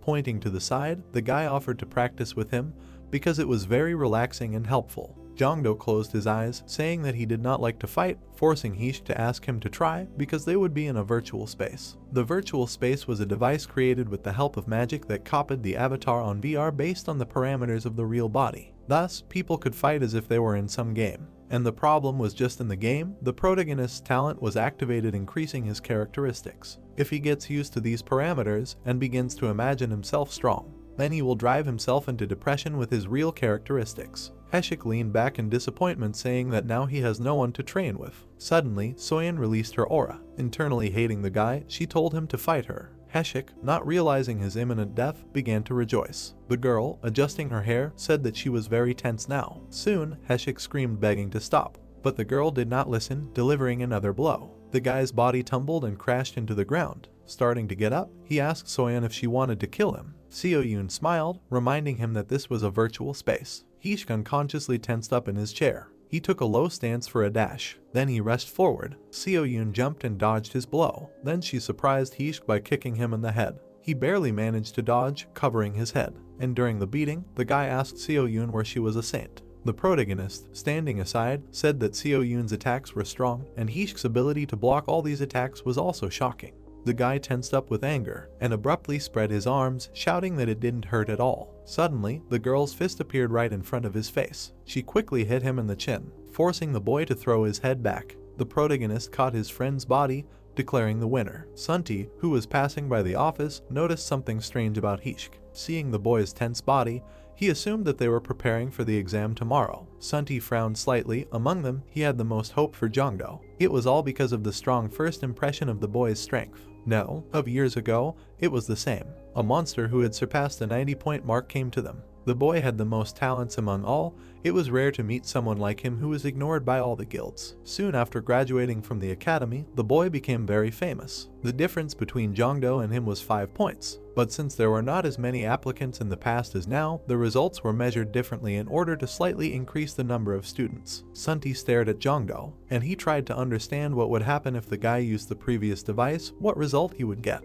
Some time passed. All the students were standing in a clearing in the forest, and the blue-haired guy, who had a portal behind him, was loudly saying that today was the last test of the academy, which was to pass the E-Class dungeon. Then he pointed to the portal and said that if the students passed this test, they would become real hunters who have the right to enter dungeons. Not far from the frightened students stood the B-Class instructor, about whom the blue-haired guy said that he would go with them for insurance. Strong magical power was coming from the portal and the sounds of monsters were coming. The guy continued to say that they always reminded that you can't lower your vigilance in the dungeon. Soyeon, listening to all this, held her heart and breathed heavily from excitement. Cold sweat was pouring down her face, and there was horror in her eyes. Suddenly, a girl with eyes burning with terrifying power appeared before her eyes. Remembering how she fought madly, Seo-yoon was shaking. Suddenly, a hand was placed on her shoulder and the girls called out. Seo-yoon immediately left her memories and was very scared. Turning around, she saw the protagonist, who was telling her to come back safely with a smile on his face. Heshik was standing behind him, hitting himself in the face and shouting loudly that the girl would definitely pass this E-Class dungeon in the blink of an eye. As soon as Seo-yoon heard the support of her dear person, a smile appeared on her face and she said that she would be back soon. A few minutes later, a loud cry was heard that they could enter. Seo-yoon and her team went into the dungeon without hesitation. When the girl left, the protagonist put his hands on his hips and excitedly said that she should not have any problems. To this, Heshik mockingly replied that the guy saw how she beat him up back then, so there was no need to worry about her. Some time passed. A loud scream was heard, confirming that the boss had been killed. A few seconds later, Soyeon came out of the portal. She let out a sigh of relief and said that, fortunately, everything went smoothly. When she approached the guys, Heshik said that the protagonist was very worried about her, to which Jongdo replied that he would of course be worried, it was natural. After these words, it was announced that Team B was coming next. The protagonist immediately turned around and told Heshik to be ready because it was their turn.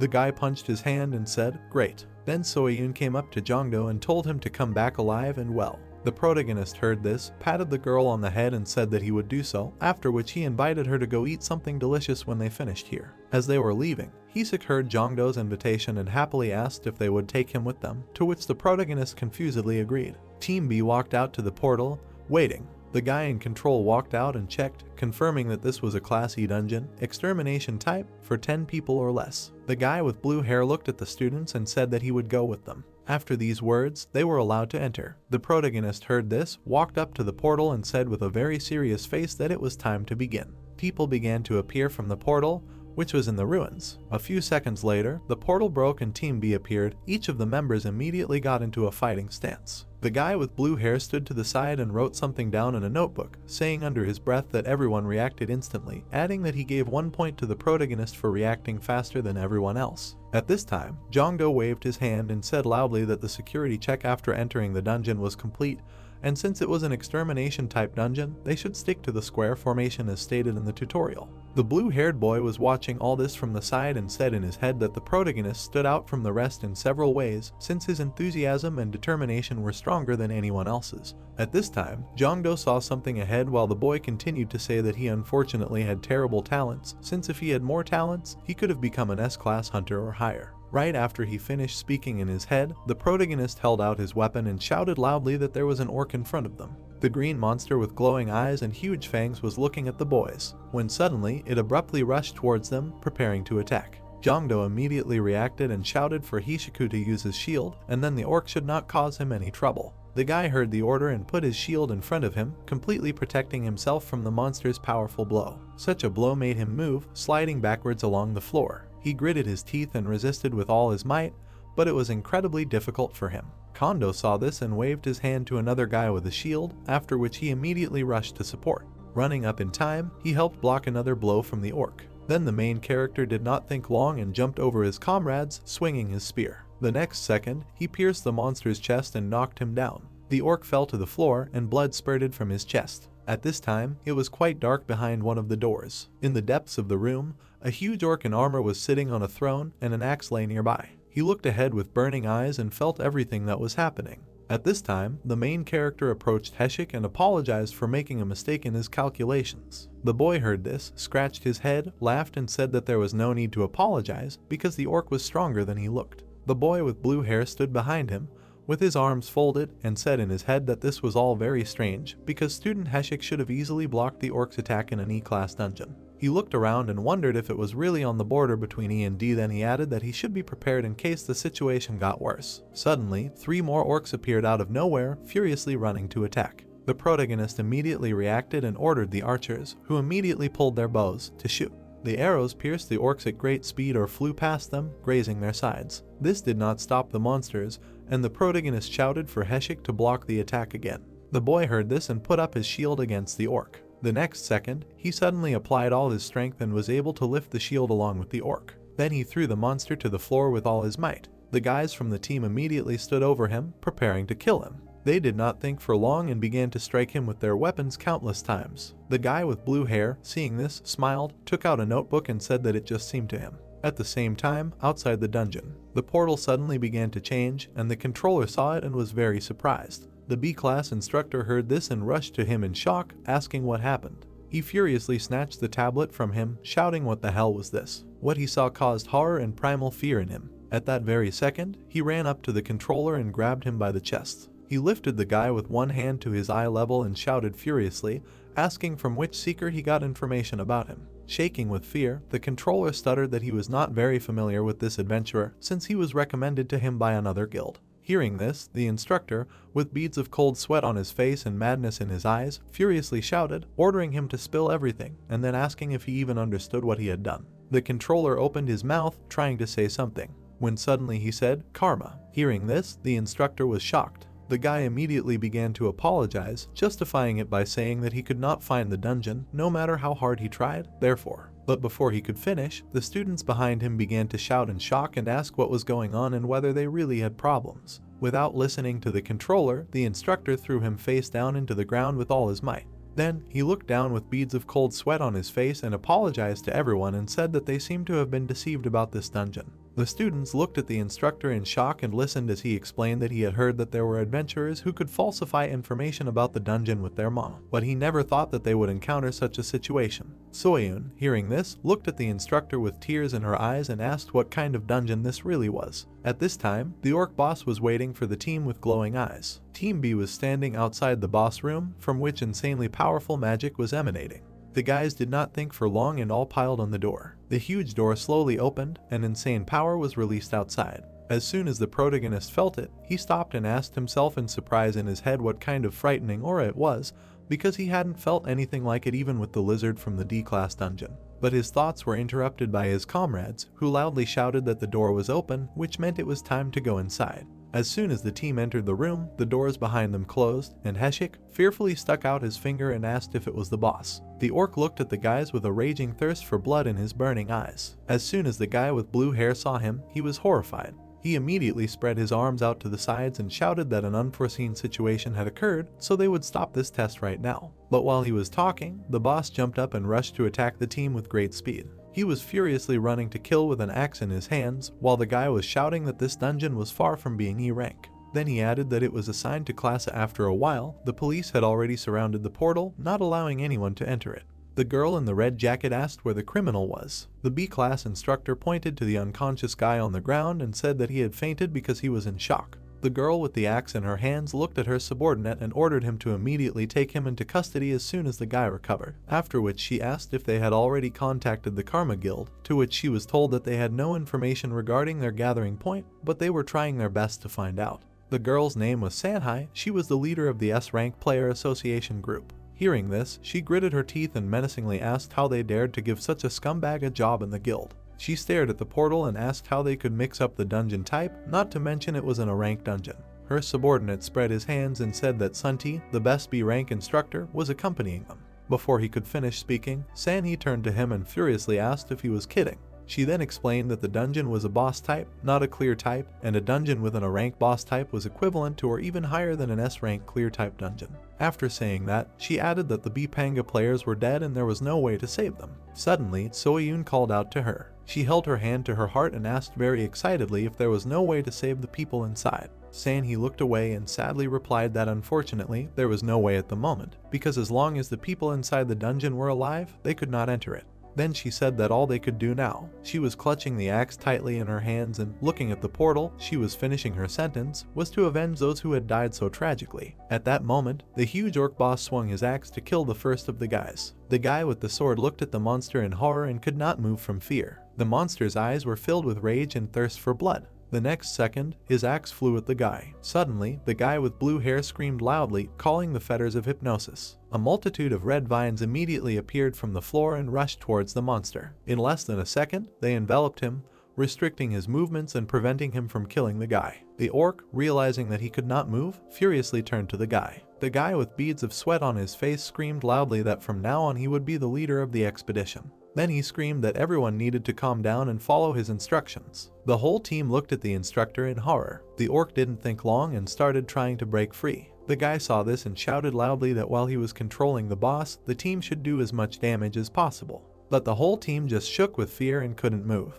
The girl with blue hair tried to pull the bow, looking at the orc. The huge monster with a mad grin looked right at her, instilling fear. The girl immediately succumbed to fear and with tears in her eyes shouted loudly that they were all finished. When suddenly the bonds began to break. The guy with blue hair saw this and shouted in horror that the monster had already started to break free. The orc began to tear apart all the other bonds with his freed hand, while the guy shouted that if this continued. The orc boss broke free and with eyes burning with rage looked at the one who had chained him. The guy with blue hair, shaking with fear, finished, "Everyone here will die." After these words, the boss rushed to attack, and his axe was already 10 centimeters away from the guy. Suddenly, the guy from the team jumped up and rushed to attack. He struck the monster with a powerful sword at great speed. The monster's broken armor flew in all directions, and the rescued instructor was shocked. Heshik pointed his finger at the boss in shock and screamed, asking what. The orc saw that his armor was flying in different directions and was very angry. The one who attacked the monster was the main character. 10 minutes earlier, the frightened team looked at the huge orc, bound in fetters. Jongdo, with beads of cold sweat on his face, looked at the monster in horror and said in his head that even this was useless against him, after which he called Hunan to follow him.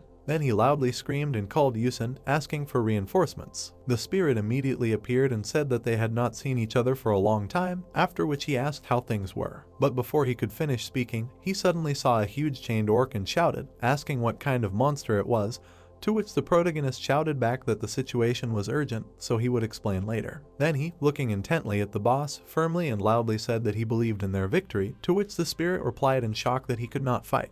At that very second, Jongdo used the fusion skill. A lot of spinning cards immediately appeared around him. While something began to appear in front of the protagonist, he said in his head that if it were possible to get information when loading, then he should use fusion. Suddenly, a notification appeared in front of him, which said that he had already used fusion 10 times. After reading it, the guy was very surprised. Yusen, who was nearby, said contentedly that the protagonist was very good at using her favor. After these words, a bright beam of light hit the floor and a card began to descend. Seeing it, Jongdo joyfully punched the air with his fist and shouted, "Here it is." It was a bright diamond card. At this moment, he gave the huge monster another powerful blow, sending it flying away. The orc flew into the pillar at high speed, breaking it. The blue-haired guy standing behind him stretched out his hand in shock and asked how he was. The protagonist turned to the instructor with a smile on his face and replied that he had trained a lot, but before finishing, he said that he was actually just very lucky. Behind him was one of the most majestic spirits. His personality status was Siegfried, level 99. Siegfried is one of the most important heroes in German Scandinavian mythology. One of his feats was defeating a dragon. By smearing himself with the blood and fat of the monster, he gained invulnerability. The protagonist was madly happy that he would get a card with a hero of Germanic mythology, adding that he did not expect it to be a dragon hunter, a man who managed to kill Fafnir. Fafnir is a dragon from the Norse epic. At this time, the boss rose to his feet with a roar. His eyes were burning brighter than before, and his grin was mad with rage. He was tightly clutching his axe, which was enveloped in strong magical energy. Seeing this, Jongdo wondered in his head if he was still alive, and then immediately called up the investigation skill, adding to himself that if he thought about it, even a rank hacker could not deal significant damage to him. The next second, he focused the skill on the boss and asked what his level was. Suddenly, a notification appeared in front of him that this orc race monster's level was 82. Seeing this, the protagonist shouted in shock, asking 82, adding that if that was so, then it turned out to be a monster at the peak of S rank. Immediately after these words, the orc rushed to attack. Siegfried saw this, looked at Jongdo and shouted that the orc was advancing. The boss ran up to the enemy and was about to hit him with an axe, but the protagonist immediately swung a huge sword. As he struck, his eyes lit up, and the sword glowed so brightly that it left a trail of magical energy behind it. He blocked the monster's attack with a counter strike. Seeing this, the orc was very surprised, not understanding how this was possible. The protagonist, pressing on the sword, said that nevertheless, this is only a pathetic S rank. After these words, he blocked the enemy's axe and dealt a quick and strong blow to his chest. Then he raised his sword and with his eyes burning with great strength said that he wanted to see how long the boss could hold out against SS rank skills. In his characteristics window, it was written that his level was 99, his personality was Siegfried, and below everything was written Awakening of Dragon Blood. The next second, the orc rushed into the attack with shouts. He dealt a quick and strong blow with the axe, but the protagonist dodged and the weapon sank into the ground. Kondo did not wait long and dealt several powerful blows with his sword at once. He pierced the armor with quick crosswise blows. Pain and confusion appeared in the orc's eyes. Blood spurted out of his mouth and he immediately clenched his teeth. He threw his arms out to the sides and screamed furiously, and his chest armor shattered into pieces. In a rage, the boss swung his axe, wanting to kill his opponent. The protagonist expected this and immediately blocked the monster's blow, splitting the floor beneath him. Holding the sword above himself, he asked the monster with a crazy smile on his face if this was all he could do. Hearing this, the boss was very surprised and became even more angry. At that very second, he began to attack the guy very quickly, who easily parried each attack. Their blows were so fast that they left behind only traces of magical power and the clang of metal. The team watched in horror, not understanding what was happening.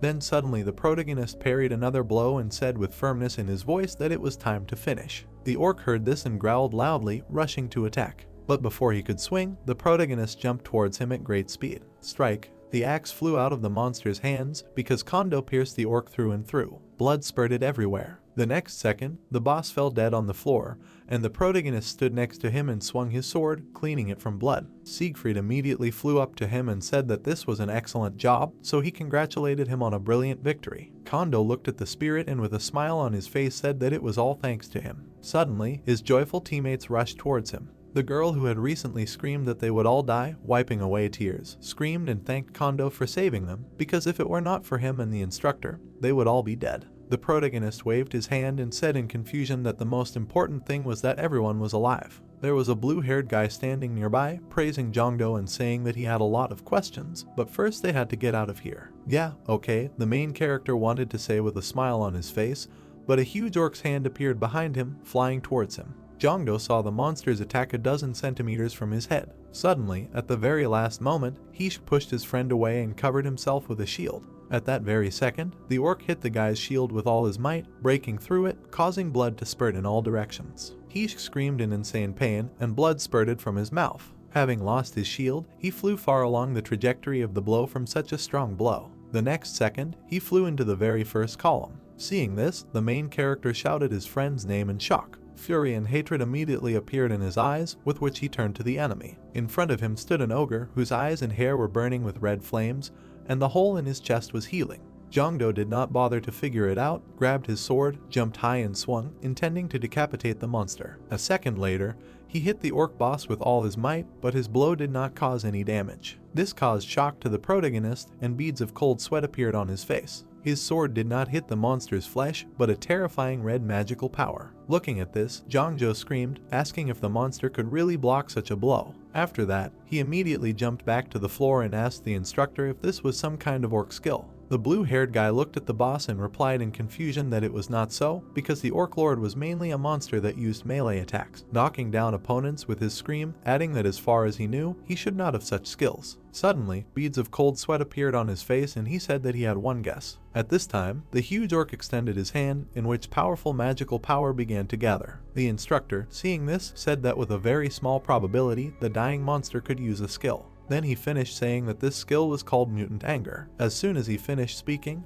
the orc clenched the hand in which he was gathering magical power. Then suddenly he spread his arms out to the sides, raised his head to the ceiling and screamed furiously loudly. Everyone heard the furious scream of the monster and were stunned. Suddenly, everyone realized that they could not move at all, which made them even more terrified. The blue-haired guy immediately understood everything and shouted that it was an orc executioner. The only one who could move was the main character, holding a sword and using endurance. Suddenly, he saw a huge fist of the orc boss flying at him. At that very second, a powerful explosion of magical energy was heard. But Kondo managed to dodge at the last moment and run out near the enemy's feet. He did not hesitate and delivered a quick slash, wanting to cut off the monster's legs, but he quickly reacted and jumped. Seeing this, the main character was very surprised and asked himself in his head if the monster had really become that much faster. While he was thinking about this, an orc fist appeared above his head, flying at him. Siegfried immediately informed the guy about this. At the very last moment, Kondo managed to raise his sword and block a powerful attack, breaking the floor with his body. While the protagonist was shaking and holding back the monster's fist, Siegfried was nearby and shouting that he thought it was because of the Dragon Blood Awakening skill he had.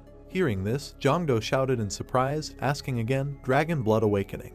Yes, Siegfried shouted, explaining that it was a power he received after defeating the evil dragon Fafnir, adding later that this skill restores all of the player's wounds, reflects attacks, and temporarily increases stats when health is reduced. Hearing this, the protagonist lowered his sword and shouted, asking what kind of terrifying skill it was. Suddenly, a monster's fist appeared behind him, which the spirit immediately informed him of. At the last second, Jongdo managed to turn around and shield himself with his sword, avoiding death. Holding back such magical power, he gritted his teeth, trying not to lose. The next second, the boss began to furiously attack the guy, dealing blow after blow, but the protagonist managed to reflect each one. As soon as the orc stopped, Siegfried flew up to the guy and shouted that his time was coming. Hearing this, Jongdo looked at the spirit and shouted, asking why now. Then Siegfried shouted that first the awakening of the dragon's blood, and now he had to run away. But before he could finish speaking, his image rippled and disappeared. The protagonist's strength immediately disappeared, and an insanely dangerous orc loomed over him.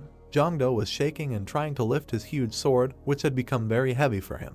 The huge orc looked at the guy as if he suspected something. Seeing this, the protagonist fearfully asked himself in his head if the monster had noticed that he had weakened. Then he turned to his comrades and realized that none of them could move. The next second, he heavily lifted the sword and said that he had run out of mana and could no longer use Siegfried. He looked at the monster in front of him with horror in his eyes and with beads of cold sweat on his face. He asked what he should do. A few seconds later, the orc extended his hand to the powerless enemy. The protagonist immediately experienced primal horror. Cold sweat poured down his face like a stream, and a question arose in his head, was he really going to die like this? In his head, he immediately remembered himself, saying that he had just become the hero he wanted to be. Then he remembered Soyun, whom he promised to return to. A few seconds later, he left the memories and firmly said that he would not die. Hearing this, the orc boss stopped and grinned. "No," Kondo suddenly said loudly, tightly gripping the sword, from which powerful magical energy began to emanate. At that very second, a magical aura completely enveloped him, granting him enormous strength. At that same time, his eyes lit up with a blue glow. A second later, he easily swung his sword, the blade of which left behind a very bright light. Kondo, his eyes glowing, aimed a very heavy and fast blow at his opponent. The orc did not move from his place and continued to stretch his hand towards the guy. The monster immediately pulled his hand back and was very surprised by what he saw. The protagonist's blade was burning with a bright blue flame, and in front of him was a notification stating that he had managed to perfectly reproduce the ancient weapon, Manbanjuan. Nambanjuan is the king of all weapons, meaning it is the best weapon. Suddenly, a bright light flashed on the hilt of the sword, and another notification appeared stating that the full power of the ancient weapon had been released. Below that, another one appeared stating that Bamung, the Dragon Slayer sword, was being created. Bamung is Siegfried's sword. At the same second, a system window appeared stating that it was showing the protagonist all of the enemy's blood streams. After this message, Jongdo saw the entire circulatory system of the monster in front of him. A second later, a notification appeared stating that the player's talents would increase by 1000% during the Dragon Blood Awakening. After this message, the protagonist felt an insanely huge influx of magical power. His eyes lit up and his magical energy enveloped everything around him.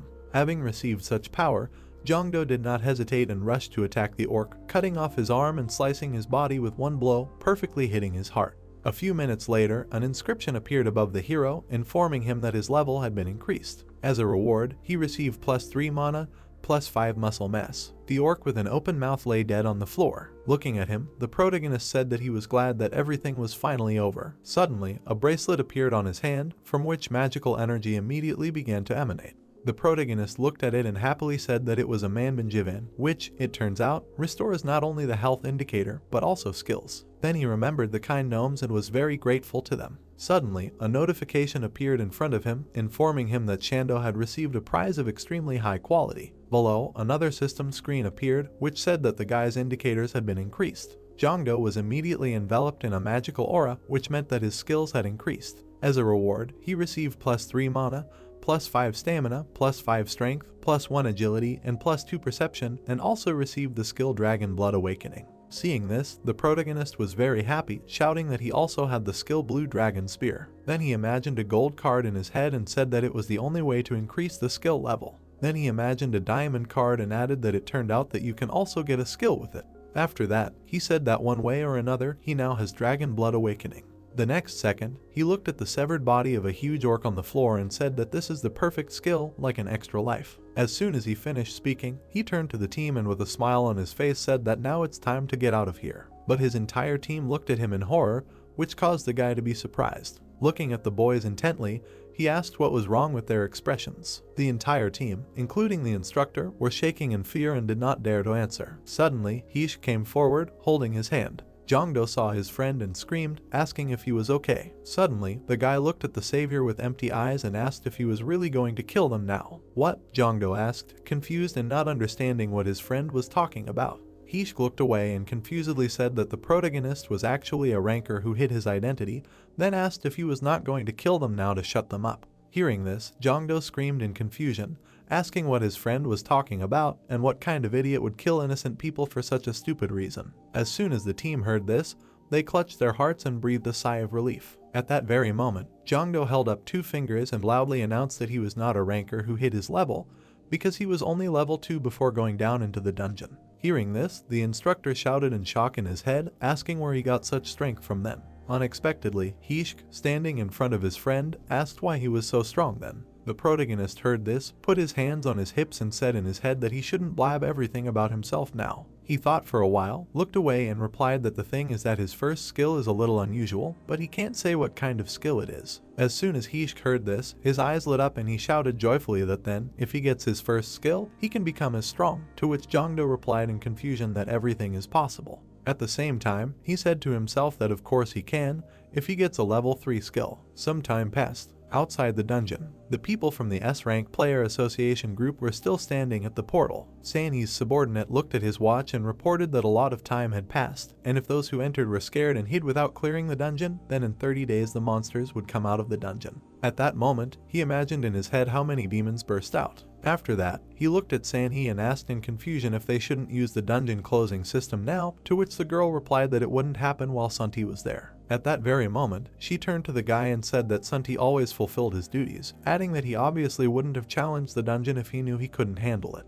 Suddenly, something started happening to the portal. One of the subordinates saw it and shouted in fear to the leader, reporting that something was happening there. Sanhee waved her hand and shouted for everyone to get ready to enter the dungeon. She then grabbed her weapon tightly and added that everyone should make sure to avenge the dead. All of her subordinates immediately grabbed their weapons, preparing to enter the portal. Suddenly, people came out of the portal. It was the entire B team. Seeing them, Sanhee was very surprised. The blue-haired boy stopped, turned around, and loudly announced that the dungeon had been completely cleared by B team, so he was declaring the end of the exam, adding that everyone had done a great job. As soon as he finished, Sanhee furiously screamed, asking what the boy was talking about, and so calmly. The blue-haired boy heard this, turned around, and saw the girl, causing him to be slightly confused. He immediately recognized her, after which Sanhee, with her arms folded, asked what happened in the dungeon. Then she asked how they were able to defeat the rank boss. But before she could finish speaking, she suddenly saw something that really caught her attention. The Orc Lord's battle axe was stuck into the ground. Sanhee immediately rushed to examine the weapon, saying that it was a rare item that had not appeared in Korea for 10 years, but where did the guys get it from?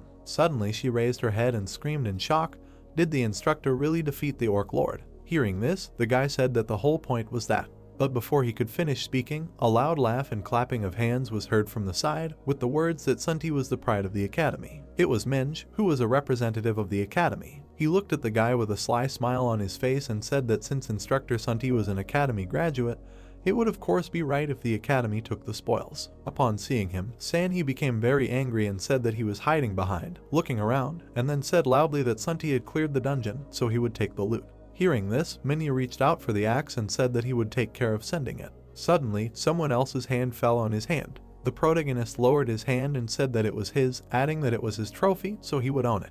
Hearing this, Minnie turned around displeased and said that it belonged to them. Suddenly, Jeongdo smiled and angrily ordered them to show respect. After all, he was the one who defeated the boss. A few minutes later, the protagonist put his hands on his hips and asked displeasedly if he was really his subordinate. After all, he said that he was a member of the academy and he was his student, but did he really want him to make a proper demand? Hearing this, Minj raised his fist to his mouth and apologized in confusion, then asked why the students would lie. It was true, Sunday said, standing to the side. He then added that the protagonist had defeated the Orc Lord single-handedly. The protagonist listened to this with his arms folded. Sunday continued to say that in other words, he had done nothing. As soon as Minj heard this, he waved his hand and shouted furiously, asking what kind of nonsense this was, then asking how anyone could single-handedly defeat the Orc Lord. His shouts were interrupted by Jeongdo, who loudly said that there was absolutely no common sense in the dungeons. The man was very confused upon hearing this, and beads of cold sweat appeared on his face. The protagonist immediately asked if this was not what they taught at the academy. After saying this, he turned around and said, besides. He pointed to his entire team and asked if Ming should have taken care of them, the players, first and foremost, rather than his own benefit, adding that he thought that he should at least find out the reason and take some measures. The guys, hearing this, also pretended to be dissatisfied. Minch saw this, wiped the sweat from his face with a handkerchief and said in confusion that they had returned safe and sound after all. Sanhee watched all this from the side and, putting her hand to her face, wondered if she really looked like this in the eyes of other people. The next second, she waved her hand and shouted that the state of emergency was lifted from now on, adding that first, all the students needed to be sent to the hospital, because they had been exposed to the roar of the orcs, and there was a risk of internal injuries, so they needed to be thoroughly checked. Okay, the girl's subjects shouted loudly. Seeing all this, Minnie waved his hands and shouted that he was the boss here and everyone should listen to him. Some time passed. Hanguk Hospital. Sanhee was sitting in the corridor with coffee in her hands and asked again, the mutant's rage. Yes, Sunti said loudly. He stood next to her and, spreading his hand to the side, said that the protagonist defeated the Orc Lord. However, then the orc emitted red energy from his body and also fully recovered and looked much stronger than before. At the same second, he raised his index finger up and said that after that, Jeongdo cut the monster into 2 parts at once with 1 blow. Sanhee heard this and was very surprised. Then Sunti remembered the beginning and said that this was only his assumption, but it seemed to him that at the beginning of the path the protagonist had a spear. However, when faced with the Orc Lord, he replaced his weapon with a large sword with a blue gem inlaid in a gold guard. True, Sunny asked in surprise. Then Sunti recalled the end of the fight and said that when the Orc Lord was cut in half, the blue jewel began to shine. After that, the sword's shape seemed to disappear. Leaving the memories, he said with a serious expression that he thought that the disciple of Kondo probably used artifacts. Hearing this, Sunhee crossed her legs and thoughtfully asked what kind of artifact it was then that could kill the Orc Lord with 1 blow, asking afterward if the protagonist really had a skill or ability to create artifacts. Yes, maybe, Sunti answered, after which he introduced the girl and said that he thought that it was a skill close to the SS rank of Whitesmith from the United States. As soon as Sunny heard this, she exclaimed with a serious expression that they needed to hurry. The next second, she jumped up from her seat, picked up Sunti and dragged him along with her. At this time, the protagonist was sitting in the ward and looking at the system window in front of him in surprise. It said that he was already level 4. Seeing this, the guy said that this campaign raised him to a new level. Then he slightly lowered his head and said that it was hard to defeat the S-Class boss, but for some reason he did not receive any attack skills, but nothing can be done about it. Then he said that in order to effectively increase his level, he needs to go through more dungeons as quickly as possible. After that, he put his hand to his chin and said that even if he uses the info lottery, there is no guarantee that information about the dungeon will appear, so he must somehow find the dungeon himself. Suddenly, there was a knock on the door of the ward, and a female voice was heard asking if it was possible to enter. Jongdo immediately closed the stats window and said yes. Sanhee and Sunti entered the ward. The girl immediately asked the patient how he was feeling, to which the protagonist replied that, fortunately, he did not have any serious injuries, adding that he was already feeling better, so he could be discharged tomorrow. Hearing this, Sanhee happily put her hand to her chest and said that she wanted to introduce herself formally, after which she said that she would tell him all the details since the guy was involved in this case. The protagonist turned to the girl and said that he was listening to her. The next second, Sanhee told him that the academy broker was fooled and the seeker who made the deal. After catching her breath, she continued that he was currently missing and was assumed to be related to the Karma Guild. However, since there was no physical evidence that this was the work of karma and compensation was sent to the academy, therefore, it was quite possible that this incident would be hushed up. Hearing this, the protagonist was very scared and shocked. Cold sweat ran down his face, and he wondered in his head if this was all because of Hacker. After a short pause, he looked at Sanhee and asked why the guild would do this, to which the girl replied that there had been some misunderstandings between the academy and the Karma Guild lately, so perhaps they were taking revenge on them like this. As soon as the protagonist heard this, he sighed in relief and said to himself that it was not because of him. Suddenly, he pulled himself together and said sharply that all this was strange, adding that he was not a member of the academy, and that killing several students would not harm the academy's reputation. Suddenly, Sunti intervened in the conversation, saying that they were targeting him, not the students, because the head of the academy was his father. Hearing this, Jongdo was very surprised and said with his mouth open in his head that the instructor was born with a golden spoon in his mouth. At that very second, the guy, lowering his head, said that in any case, in this situation, their academy was 100% to blame.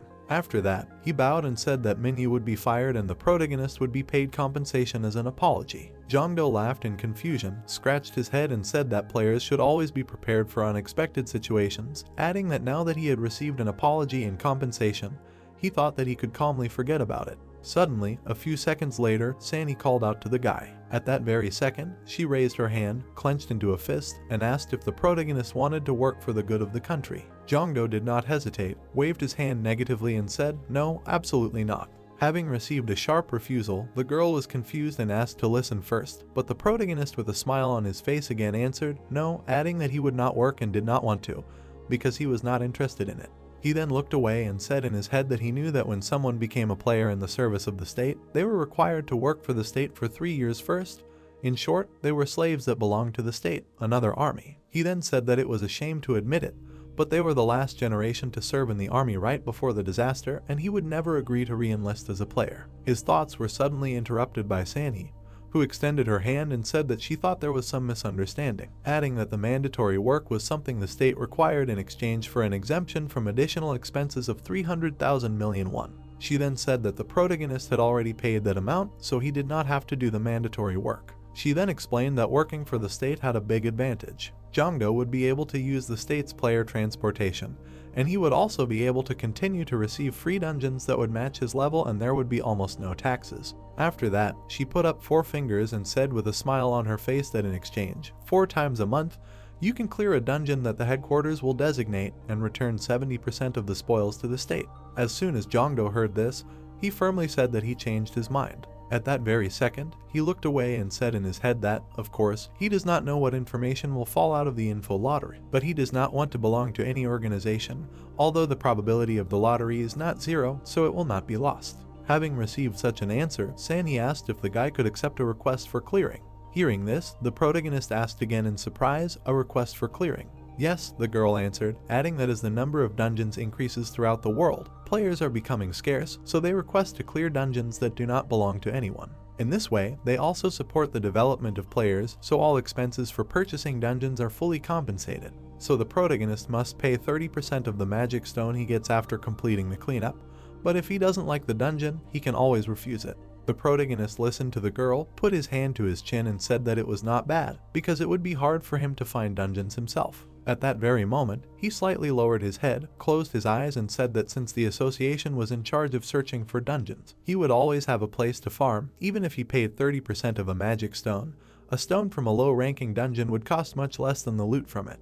After thinking for a moment, he raised his hand high and happily exclaimed that he accepted the offer, adding that he was ready to sign the contract. "Excellent," Sanhee exclaimed happily, after which she clapped her hands and said that the association would find him a suitable dungeon and contact him, and all he had to do was come to the headquarters and sign the contract. At this time, the protagonist looked at the instructor and asked when he would be discharged, whether he should return to the academy. Sunti heard this and replied that the guy had completed all the mandatory training, so he could stay in a place convenient for him. Then, with a warm smile on his face, he told Jongdo to be sure to come to graduation, because he hoped that he would brighten up this day. "Okay," the protagonist answered happily. Suddenly, Sanhee apologized. Jongdo looked at the girl and asked what was wrong. Sanhee was very embarrassed and did not know what to say. A few seconds later, she, embarrassedly touching her hair, asked if the protagonist wanted to sell the battle axe, adding that if possible, she would like to buy it in installments. After some time, the protagonist was sitting in Sanhee's office, and the girl with the axe behind her back gave him a paper and asked him to sign it. Jongdo looked at Sanhee and asked if she was comfortable, to which the girl, holding the weapon in her hands, replied that everything was fine, adding that she did not want to part with this baby for a second. Looking at how the girl was having fun with the axe, the protagonist said in confusion that he was glad that the weapon found a good owner. After a short pause, the girl said that she was looking forward to his trip to the dungeon, which would be in 2 days. The protagonist heard this, looked at the dungeon contract and signed it. At that moment, Sanhee came to the exit, pointed at him with her hand and asked if the guy wanted to take a look at the association while he was there. Hearing this, Jongdo asked again in surprise, "The association?" With sparkling eyes, the girl said that she was sure that he would like it. The protagonist heard this and followed the girl through the open door. A few seconds later, he saw the training hall of the association, which he had heard a lot about. Inside, people were actively training when suddenly they looked up and were surprised. Sanhee was walking towards them, and Jongdo was behind them. The guys immediately began to hang heavy weights on the bars. Those on the treadmill set a higher speed. They began to give it their all as Sanhee came, who with a smile on her face asked if everyone was training. Yes, the athletes were shouting. The girl looked at the runners and said that if they wanted to go on an expedition and not be a burden, then they needed to work harder. Everyone in the hall looked at her and said with shining eyes that she was as always with crazy charisma and radiant beauty. But they looked at the main character, who looked at everyone present in surprise, with displeasure. Suddenly, a guy came up to Sanhee and bowed. The girl immediately asked the guy with a smile on her face, calling him Junior, if he was training. The guy raised his head and was surprised. He immediately looked at the main character and asked if this was the man who defeated the Orc Lord during the campaign.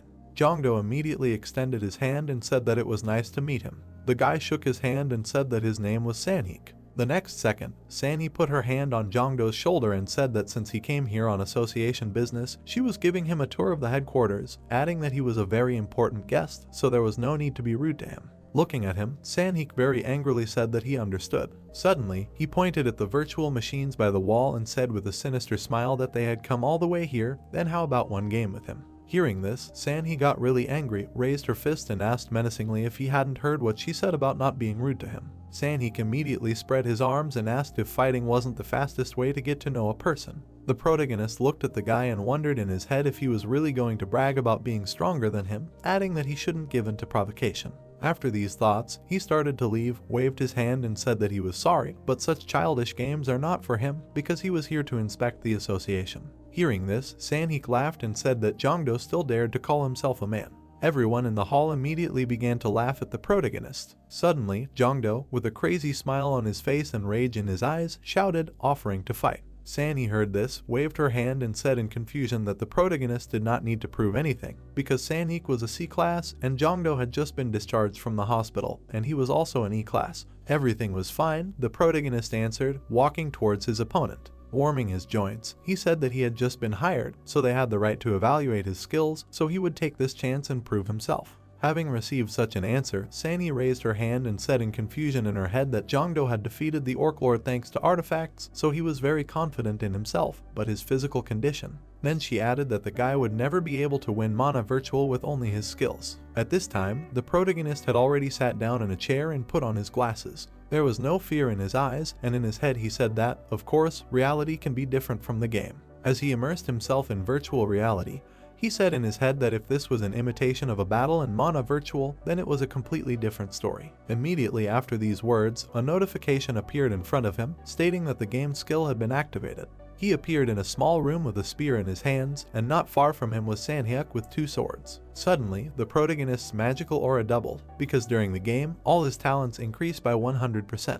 Sanhyuk raised his sword and said that he apologized for the rude words he said earlier, adding that he wanted to believe that Jongdo would turn a blind eye to this. 2 swords, the protagonist said in his head, remembering that crazy girl. After a short pause, Sanhyuk stood up and said that if Jongdo was the killer of the Orc Lord, then he would gain experience from him, and if not, then he would be able to boast of his strength to the group leader, so in any case, everything would be to his advantage. Jongdo silently looked at his opponent, not knowing what to answer. Sanhyuk suddenly stuck 1 sword into the floor, spread his arms and asked if Jongdo hated him. Unexpectedly, while saying these words, he jumped up and rushed to the attack. He shouted with crazy eyes that he had no equal in speed. Suddenly, a fast and strong blow whistled through space. It pierced Sanhyuk through and through. Shock and horror appeared in the guy's eyes from such a defeat. Raising his glasses, he saw that the main character, having won, was already leaving. He passed Sanhyuk and coldly said that it was time to end today's excursion because he had things to do. The girl extended her hand and confusedly offered to see him off. But before she could finish speaking, Jongdo interrupted her and said that it was not worth it since he would get there on his own. After that, the door closed behind him. Fury immediately enveloped the girl. Then she loudly screamed at Sanhyuk, asking why he offered to play with her. The protagonist heard this while walking down the street and wondering in his head how he had fallen for the provocation so easily. Then he added that he still had a long way to go. Some time passed. Jongdo stood under the bridge on the street and said that since he had passed the graduation exam, his mana had become 23, adding that since he only had 20 mana left, he could use the Link Lottery skill twice, but unfortunately it was not guaranteed. Then he opened the stats window and said that the mana needed to load Yusung's guaranteed lottery was 4, and if he had 1 more mana, he would be able to use the Link Lottery skill and summon Yusung. The next second he said that it was stupid to think about it. After these words, a lot of cards started spinning around him. Looking at them, the main character said that he still had 10 guaranteed attempts in the lottery, but he would rather try to use the connecting one instead. A few seconds later, he said that he should strive to strengthen his talents. Suddenly, he saw something that made him very surprised, but then he saw that he had drawn an empty card. Putting his hands in his pockets, he said sadly that he had already gotten used to the fact that he was always unlucky in this lottery. Suddenly, the spirit of a man appeared in front of him, who introduced himself as Johns from the Kingdom of Chromel. Hearing this, Jongdo was very surprised and asked himself in his head if the Kingdom of Chromel really existed. He then asked the man when he was born. The man looked away and began counting on his fingers, and then said that it was in the year 5728 after the birth of Christiania. Christiania, the protagonist asked himself in his head in surprise. Then he asked the man what this was. The spirit with shining eyes folded his hands and said that it was the name of the goddess they believed in. As soon as Jongdo heard this, he was very surprised and said in his head that everything was correct, adding that the man was from another world, which meant that it was possible to contact not only creatures on Earth, but also beyond it.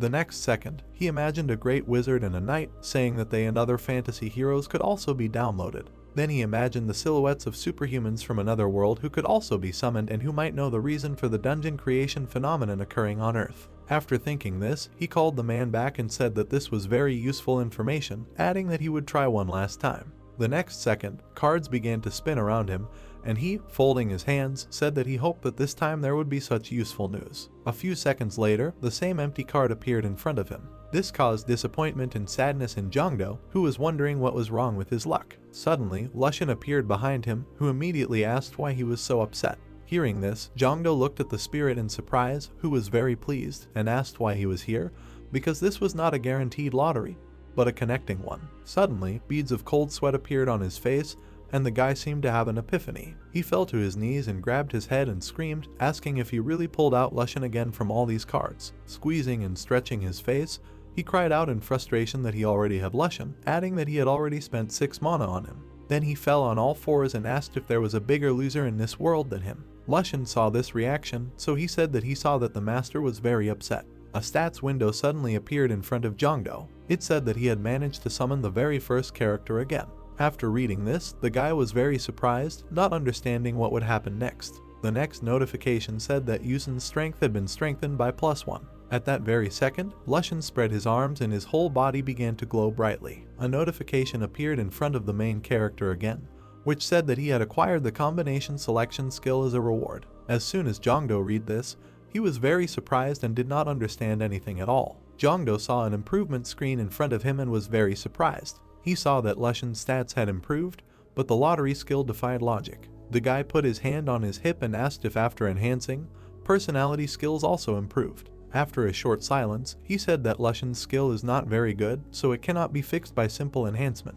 On the panel, he saw the second level of huge luck and said that the skill has practically not changed. Jongdo looked at Lushan's mana consumption and said that with each enhancement, his indicators will grow exponentially, and he will look forward to until the skill increases. Lushan's face distorted and he looked at the guy with anger, while Jongdo put his hand on his chin and thoughtfully asked what if this is his limit. Lushan clenched his hands into fists and gritting his teeth, asked if the protagonist was talking about him. Jongdo awkwardly scratched the back of his head and said that this was just his thinking out loud. The spirit put his hands on his hips and with a smile on his face said that his luck is one of the most useful skills. The protagonist extended his hand forward and said that in terms of the scale of the skills that other spirits from different worlds of the tree universe could give him, luck was clearly not the best that could have fallen. He thought for a moment and asked why, among the countless characters, he had fallen for Lushan. The spirit exhaled and said that it was because of the connection between him and the master, because he was the first personality of Jongdo. He said that the deeper their connection, the higher the chance of his falling out. Jongdo opened his eyes wide and thought. He said that every time he used the info lottery, he saw cards around him, and there were 12 personalities, except for one because all the others were earthlings. Realization came to him and he abruptly turned to the spirit.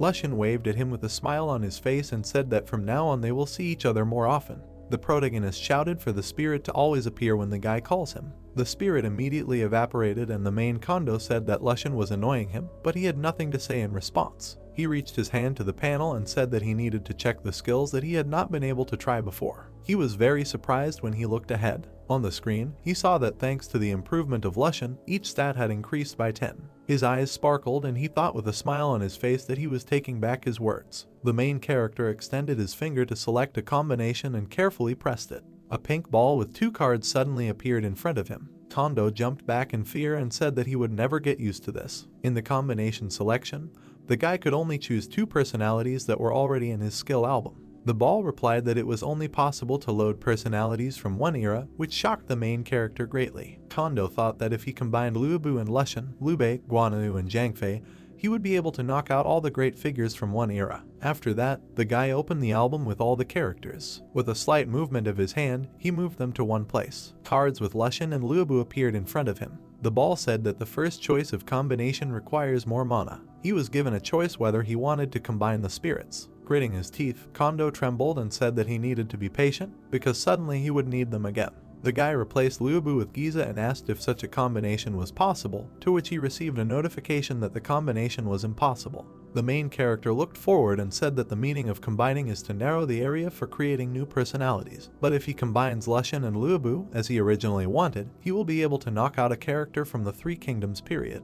The guy smiled and shouted that he understood how it works. After some time, a portal to the dungeon appeared in front of the main character. His assistant smiled and asked if the guy was ready to enter, to which Kondo put his hand forward and asked him to wait.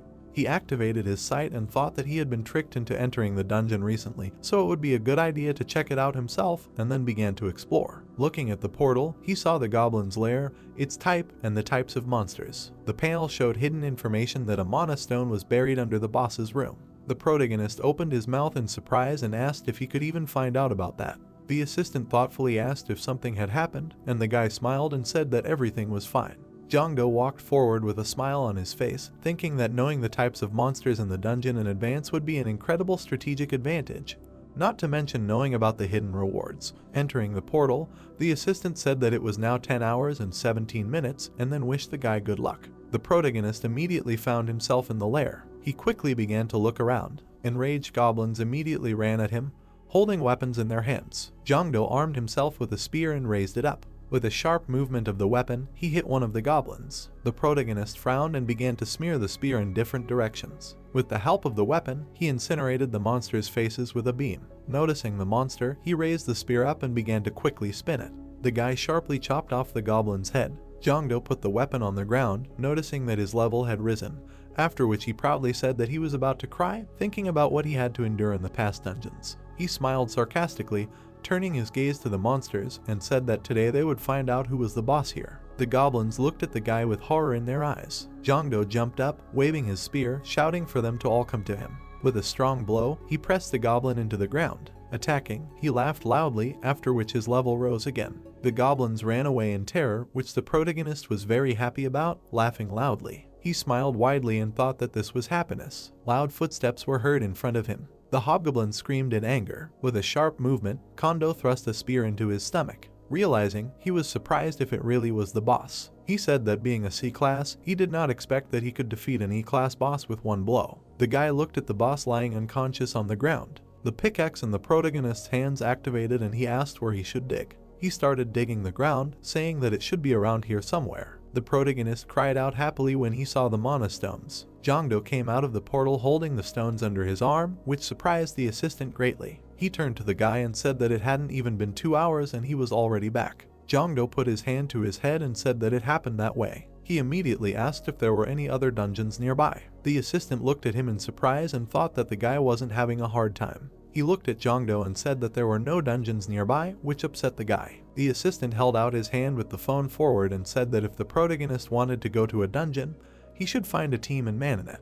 He explained that recently the number of dungeons had increased dramatically, and members from different guilds decided to form teams to effectively clear them. Jongdo looked at the phone in shock with his mouth open, hearing about Mananet for the first time. Jongdo picked up the phone and wondered if all you had to do to register was enter the serial number of your watch. He found a recruitment notice that they needed one hunter, even the rank was not important. The protagonist wondered if they really did not care about the rank, or maybe they were just looking for a porter. The guy dialed the number and thought about calling. After waiting for an answer, he said that he came across an ad looking for a hunter and decided to call. The protagonist was told that they had already found a person. Gritting his teeth, Jongdo became so angry that the veins on his neck stood out. The assistant smiled awkwardly and realized that everything had not gone so smoothly. The protagonist exhaled heavily and said irritably that the spot had already been taken, so he would just finish for today and go get the reward. The guy held out a small bag and said that it contained mana crystals that he had gotten from monsters. After that, he picked up a huge mana stone and said that he found it in the boss's room.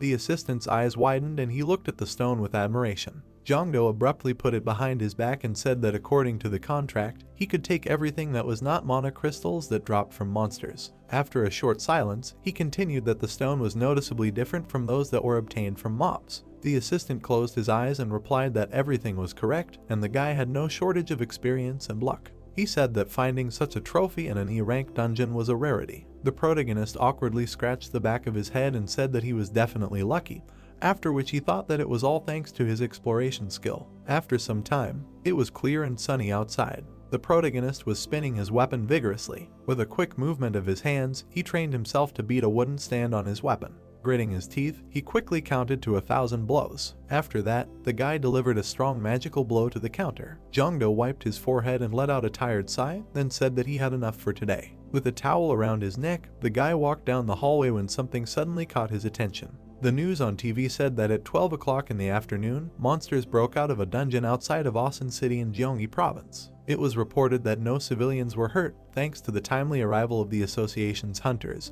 but the hunter MO, who was nearby, died fighting the monsters. The guy in the hallway folded his arms in displeasure and asked how the hunter could die because he really didn't hear the evacuation message. The girl put her hand to her mouth in fear and said that her friend who lived in Asan said that there was no evacuation message this time. Jongdo was surprised to think that he had recently been to Asan City. He thought that if monsters had broken out of the dungeon, the mana coming from the dungeon should have reached its peak, and then wondered why he hadn't felt it. With his eyes wide open, he remembered the recruitment notice. The protagonist denied it, asking who in their right mind would recruit hunters to clear a dungeon on the verge of a rift. It was already late afternoon, and the guy said that it was time to wrap things up. Lushan waved to Jongdo and said that they would see each other again. The protagonist smiled and said that they had more reasons to meet now. The spirit asked if Jongdo was going to spin the info lottery, and the guy grinned and said that he didn't have much mana left after going into the dungeon, so he would spin until he had 10 mana left, and then use the link lottery. The protagonist replied that he was counting on Lushan,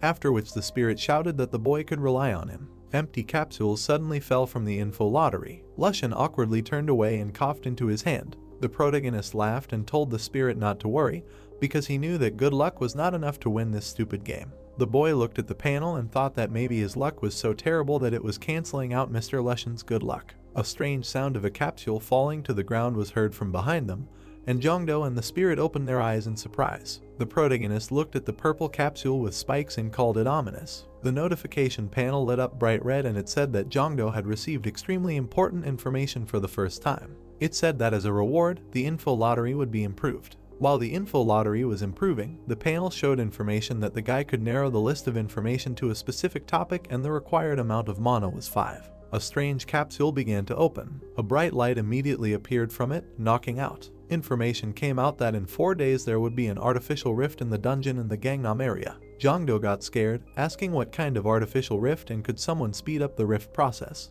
The guy immediately remembered the morning incident with the monsters. He immediately understood why he couldn't feel the signs of the rift, even though he was nearby. He said that if someone artificially rigged the rift, then everything falls into place. The guy was sure that the person he spoke to on the phone was the criminal, and the request was immediately deleted after the call, which did not last even a minute, so something was fishy here. The main character began to walk from side to side, asking what he should do now. The protagonist was scared, saying that there was a high chance that he would die if he tried to stop the rift on his own, and he would simply become an information machine. Frowning, Jongdo looked ahead and thought that he couldn't tell anyone about this until he was strong enough to protect himself. After his thoughts, he said that he would subtly hint about it to the head of Sanha. The guy was about to leave when suddenly a button on the panel began to glow brightly. The protagonist reached his finger towards the button with extremely important information. He immediately looked up in surprise, where it was written that extremely important information is a type of information that determines the discrepancy between the true and this universe. He turned his gaze to the floating capsules and the text that if history changed, the guy would lose the ability to receive information about the future from the info lottery. Jongdo needed to prevent the damage caused by the dungeon rift, and if successful,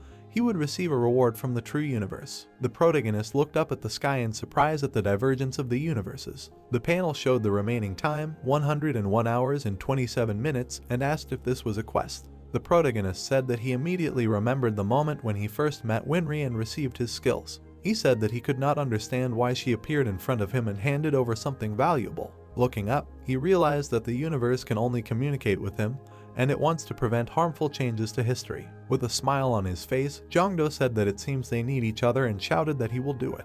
The next day, a portal opened in the middle of the street. A bright red light appeared from it. Gray monsters with red eyes immediately began to emerge from the portal, screaming throughout the street. The people gathered at the headquarters were outraged that there were 2 ruptures with an interval of 1 day and both dungeons were not made public, respectively. No one reported them to the association. The head of the Korean Hunters Association folded his hands and said that if he was not mistaken, then before the incident there were no hunters nearby. He looked at the stack of papers and said that the explosion did not happen somewhere in the mountains, but in the center of the city. Sanhee leaned both hands on the table and said that they checked all the hunters who were near the scene, but none of them felt signs of an explosion. The leader looked at her in confusion and said that he did not quite understand what she was getting at. He asked if she really wanted to say that the explosion happened in the dungeon, whose time had not yet come to an end. The girl looked at him and nodded her head. All the employees looked at her in shock. One of the men wanted to exclaim. He was interrupted by the thoughtful leader, who said that it was impossible because the structure of the dungeons had changed. Sanhee picked up the remote control and asked everyone to look at the recording. The screen showed 2 bodies that died due to a stab wound in the chest area, after which the girl said that it was extremely difficult to study the bodies due to the damage inflicted by the monsters. The leader looked thoughtfully at the screen and said that the murders occurred near the scene, after which he asked what conclusion she had come to. The girl answered that the field team had come to the conclusion that there was a way to artificially create a rupture in the dungeon. The employees exclaimed in surprise. After some time, the girl left the office, breathing a sigh of relief. She walked along the corridor and thought that they still did not know the identity of the criminal and his motives, so they could not identify the real cause of the rupture, and the only thing they could do was increase patrols and keep civilians under surveillance. With tears in her eyes, Sanhee walked forward and said that she felt terrible going home without any results, and it would be better if she cleared the dungeon. The girl stopped abruptly. She thought about maybe entrusting them to Jongdo. She was confident with a smile on her face that the boy would definitely do it. The protagonist stood on the stage during the academy's graduation ceremony, while the principal said that Jongdo was an example for everyone else and graduated with the highest score. The principal immediately awarded the boy with a certificate. The protagonist thought that he could not miss the dungeon rift since he was promised a refund for his tuition. Instructor Sunti appeared to the left of the guy, who had high hopes for him. Youngdo shook his hand and thanked him for everything Sunti did for him. The guy was climbing down the wall with the certificate when suddenly he was called from behind. He turned around and saw a happy Soyun, who sincerely congratulated him on his graduation. She handed him the gift and asked him to accept it. The girl put a pink pouch in Youngdo's hand and he asked what it was. Soyun looked down sheepishly and said that it was a lucky charm that she had made herself. She explained that she had recently seen the boy very upset about his bad luck. The girl said that she had cast a charm for luck, so she was sure that something good would happen to him. The protagonist squeezed the pouch in his hand and said that he would treasure it. Soyun looked at him with a smile and asked what he would do now, to which the boy folded his arms over his chest and thoughtfully replied that he had decided to think about it while running through dungeons. The girl was about to ask Youngdo if he would like to team up with her when suddenly someone called out to him from behind. The protagonist saw Hishk and asked if he was okay. Hishk leaned his hands on his knees, trying to catch his breath. He smiled and suggested the guy to go to the dungeon, since he had already managed to score 1 ranking.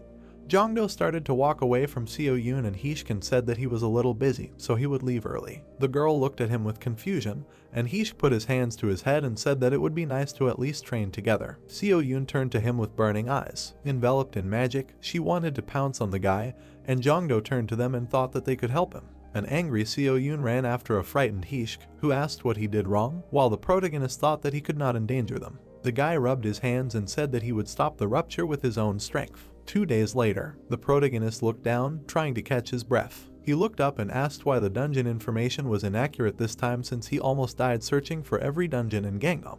He looked at the civilian and said that everything was fine thanks to the checkpoints near the dungeons. Jongdo looked at his phone and said that there were 3 dungeons in Gangnam. He said that the A-rank dungeon was located on the road near Seongsu Bridge, called the Cobalt Fortress. The C-rank dungeon that opened in Nanhyeon-dong was called the Tarantula Nest. The guy was talking about the last D-rank dungeon that opened in Dichai-dong, called the Wolf's Den. The protagonist said that the best way to prevent the explosion was to go into the dungeon and clear it. The guy was upset, saying that the A-rank and C-rank dungeons had already been bought by the guilds. He sat down on the bench and thoughtfully thought that the D-rank dungeon belonged to the association, so he couldn't go anywhere. He lowered his head and thought about protecting the A-rank dungeon. The protagonist said that a huge number of monsters would come out in a very short period of time. He looked ahead and thought about what would happen if a dungeon like this burst in the center of the city. Jongdo heard his phone vibrate and saw that Sanhee was calling him. The guy immediately answered the call and the girl immediately greeted him. She said that she wanted the guy to help with the dungeons. The protagonist jumped up from the bench in joy and asked if he could ask her to allocate a dungeon in Gangnam.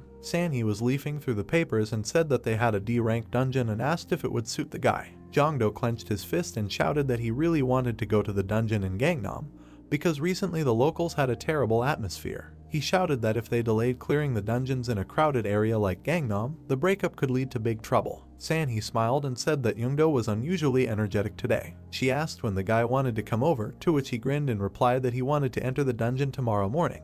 The girl replied that in that case, she would send someone to the entrance of the dungeon tomorrow morning. After hanging up, the protagonist clenched his fists and shouted in joy, raising his head up. Sanhee looked out the window and asked if she should stop by Gangnam after work. Youngdo looked at the remaining time and he only had 29 hours and 10 minutes. Youngdo exterminated the wolf with his beam. For killing it, the guy's level increased. The protagonist asked in surprise if it worked or not. He looked at the remaining time, 13 hours and 37 minutes, and realized that everything couldn't be that simple. He closed his eyes and thought that it was either or C rank. After that, he thought about the amount of damage that would be done to the city. Jongdo opened his eyes and looked ahead. He realized that it would most likely be in a rank dungeon. A portal was opened in the middle of the bridge. Jongdo looked at the remaining 10 minutes and asked if it was too quiet on the bridge, after which he wondered if it was really a C rank dungeon. He heard a car approaching behind him. The car stopped abruptly near the portal. The door opened and a guy in black glasses got out of the car. The protagonist hid behind a pole and said that it seemed like he was worried for nothing, because judging by the guy's appearance, he most likely worked for the government. He looked at the 2 people in front of the portal and asked if the headquarters decided to check the dungeon. Jongdo got up from the ground and said that he should go to the dungeon. Coming out from behind the pole, he saw a bright blinding light. He turned around in shock and asked what it was. The guy saw that the portal was lit up with a bright flame. The guy with glasses turned to the protagonist and asked who it was, to which the girl with glasses replied that he should not pay attention, because this place would soon turn into ruins anyway. The guy tore up the paper that had a picture of a clock on it. The guy and the girl suddenly evaporated and Jongdo wondered if this was a teleport. He gritted his teeth and said that he should have guessed, because they had always pretended to be government hunters. The protagonist immediately activated his gaze. He said that he remembered the guy with glasses well, whose name was Donghak, who had many talents and skills. Jongdo armed himself with a spear and said that he had to stop the explosion. Lushan appeared in front of the guy and realized that he was not doing well. The protagonist smiled and stretched out his hand forward and said that he was counting on the spirit. Jongdo raised his hand up and a ball with a choice of combination appeared in front of him. The guy chose Luobu and Lushan. He looked forward and said that he saved this skill for such a case because it was the best combination he could use now. Jongdo told Mr. Lushan to think of the strongest warrior he knew, after which the spirit looked at him in confusion and asked what came over him. The protagonist's pocket immediately lit up with a blinding light. He took out Soyun's amulet from his pocket and read in the pop-up window that thanks to it, he received a large bonus to luck. The large pink ball pressed its lips tightly. Opening its mouth, many different cards flew out. Jongdo opened his eyes wide, looked up and said that the number of cards that were previously uncountable had been reduced to several hundred. He thought about what he could get with Lushan's good luck and Soyun's holy amulet. A bright diamond card appeared in front of him. The protagonist walked up and picked it up. The portal was immediately enveloped in fiery flames. Wolves immediately jumped out of it and ran towards Jongdo. Gritting their teeth, they ran closer and closer to the guy wrapped in a whirlwind. A weapon immediately appeared from the whirlwind. Jongdo took it in his hands and slammed it hard on the ground. He stood unwaveringly and looked towards the monsters. The guy clenched his fists tightly and pursed his lips tightly. With veins protruding on his neck and burning eyes, he shouted that General Zhang Fei had arrived. A whirlwind enveloped Jongdo for a long distance. The wolves looked at him in fear and a pop-up window said that the Tiger Roar skill had been activated, so the enemy's attack power was reduced by 13%. Zhang Fei appeared behind the guy and shouted menacingly, seeing hundreds of enemies in front of him and a bridge behind him. He shouted that it brought back memories. On the panel, the protagonist saw Zhang Fei's level 99 and a bunch of talents. The wolves growled and howled loudly, looking forward. Zhang Fei said with a smile on his face that the wolves walk on 2 legs, which means that the end of the world has come. Jongdo thrust his weapon forward and said that despite their dog-like appearance, they are quite strong. Zhang Fei opened his mouth wide and shouted that they are just dust underfoot. The wolves angrily jumped on the guy. Gritting his teeth, Jongdo swung and his invincible talent was activated. The pop-up window said that the damage received when fighting multiple opponents alone was reduced. The protagonist cut off the dogs' heads with a sharp movement of his weapon. The angry dogs growled loudly at the guy. Jongdo stood in the middle, surrounded by a pack of dogs. He jumped up and quickly rushed forward. Swinging his weapon, he activated a barrage of attacks from a ferocious tiger. He quickly pushed all the dogs aside. Jongdo jumped up and soared high above the dogs, pointing his weapon at them. He examined the curved weapon and read in the pop-up window that the master of all weapons had recreated a perfect copy of an ancient weapon.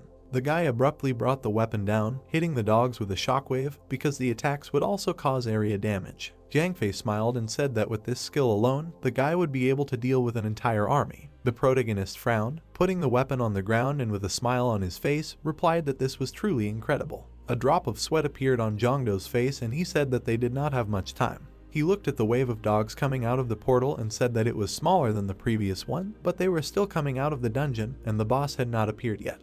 He switched his weapon to his other hand and shouted that he needed to cut down their numbers. The protagonist ran forward, throwing all the dogs in his path and shouted that he needed to do it as quickly as possible. He clenched his teeth hard, throwing the dog away, while the panel said that area attacks deal percentage damage. Jongdo held his weapon forward, defending himself from the dog's arrows. One of the dogs swung a knife at the guy, trying to hit his neck. Jongdo ducked, dodging the weapon. With a sharp movement, the wolf cut the protagonist's leg with a knife. Sweat appeared on the guy's face and, frowning, he screamed loudly. The guy abruptly turned and chopped off the heads of several dogs at once. The dog with the arrows clenched his teeth, looking at the guy in fear. Jongdo immediately ran up to him, thrusting his spear into his belly. The dogs ran after the guy with wild eyes. He turned around and cut one of them in half. The other wolf looked at his comrade in confusion. While he was not looking, Jongdo swung his spear and cut the other dog in half lengthwise. Zhang Fei clenched his fists tightly and screamed that his blood was boiling from such a sight. Looking ahead, he shouted that there was danger behind the guy. A dog with a sword in its paws jumped on Jongdo. The protagonist turned sharply and cut off the dog's head, causing it to spin in the air for a while.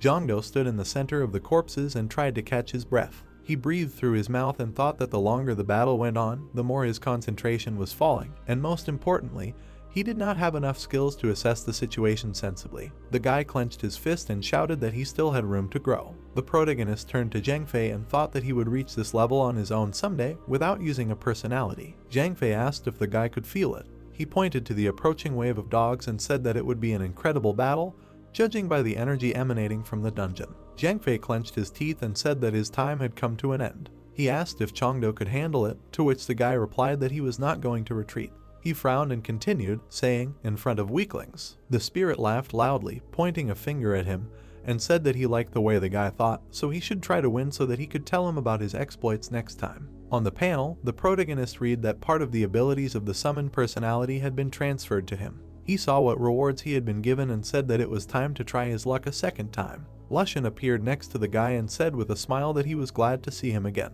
The protagonist looked at him and thanked him for helping him with the previous combination, but something told him that he would have to thank the spirit again. Lushan laughed and wished him luck. Zhangdo looked up and saw armed dogs running towards him. He looked up and saw the linking lottery. At the very top, he saw a huge gold card. Looking at them, the protagonist said that in order for the class to be rare or higher, he will reduce its number to 9 individuals. With their tongues hanging out, the dogs ran forward with crazy eyes. Zhangdo looked at the gold card and said that with it, there will be 10 of them. Coming closer to it, he put his hands out and thought that he regretted not getting the diamond card. The wolves ran closer and were knocked down by the rising whirlwind. In Zhangzhou's hands appeared the king's sword, Clarent, thanks to which the skill level of the enemy attacking the user will be reduced by 10%.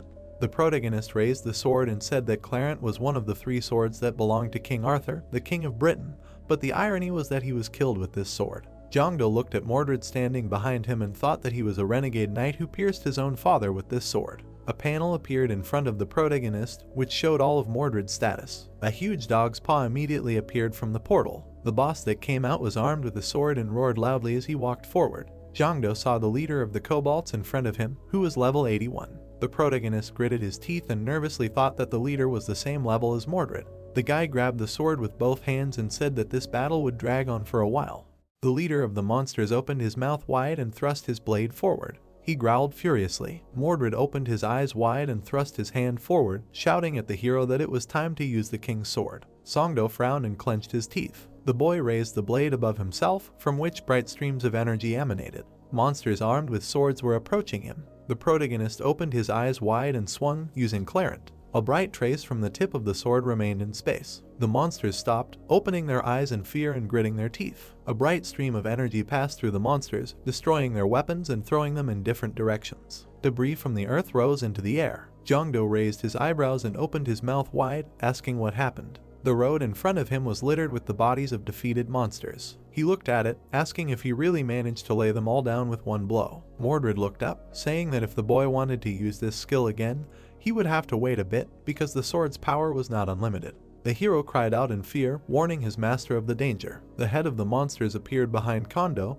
clenching his teeth in anger and raising a sharp blade behind his head. The boy gripped the sword tightly in his hand and jumped to the side. The monster's weapon smashed the ground, lifting its debris into the air. The creature opened its eyes wide and growled furiously. Mordred frowned. The boy knitted his eyebrows and readied his sword, asking if the monster was angry because the hero destroyed its minions. The boy quickly moved from his place, heading forward. Kondo and the head of the monster's swords crossed. A bright flash appeared. The creature opened its brightly burning eyes wide. The boy clenched his teeth and growled furiously. They engaged in a sword fight, leaving bright traces of their swings in space. Debris from the earth flew into the air. The protagonist closed one eye and clenched his teeth, thinking that their strength was about the same, which meant he was in trouble. The monster opened its mouth wide, swinging a sharp blade. The tip of the weapon left a bright trace in space. The guy thought that at this rate, he would not be able to knock it down during the skill's duration. Besides, the hero did not have much mana left. The monster held the blade in front of itself, blocking the protagonist's strike. Kondo swung his sword, raising it behind his head and thinking that he did not care because he needed to deal with the creature as soon as possible.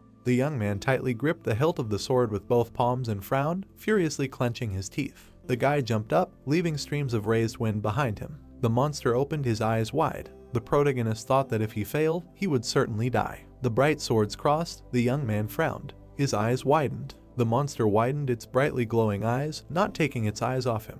The heroes swung their swords again and again, leaving bright traces in space. Stones rose into the air. Kondo frowned and clenched his teeth furiously, raising his sword to strike. He began to rapidly attack the monster, forcing it to retreat back. The heroes quickly changed their position. The creature put its blade in front of itself, stopping the hero's attack. A deep cut remained on the monster's shoulder, shining with a bright light. He clenched his teeth furiously. 2 deep cuts appeared on the back of his thigh. Mordred opened his mouth wide, saying that the master needed to at least rest a little. Jongdo frowned and, holding the hilt with both palms, swung the sword, saying that when he had a chance to finish off the enemy, they should take it. The protagonist swung, cutting through the creature's body and leaving a bright trace in space. The guy opened his shining eyes wide and rushed forward, saying that this was the end. The monster smiled slyly. Mordred worriedly opened his eyes and put his hand forward, trying to stop the young man.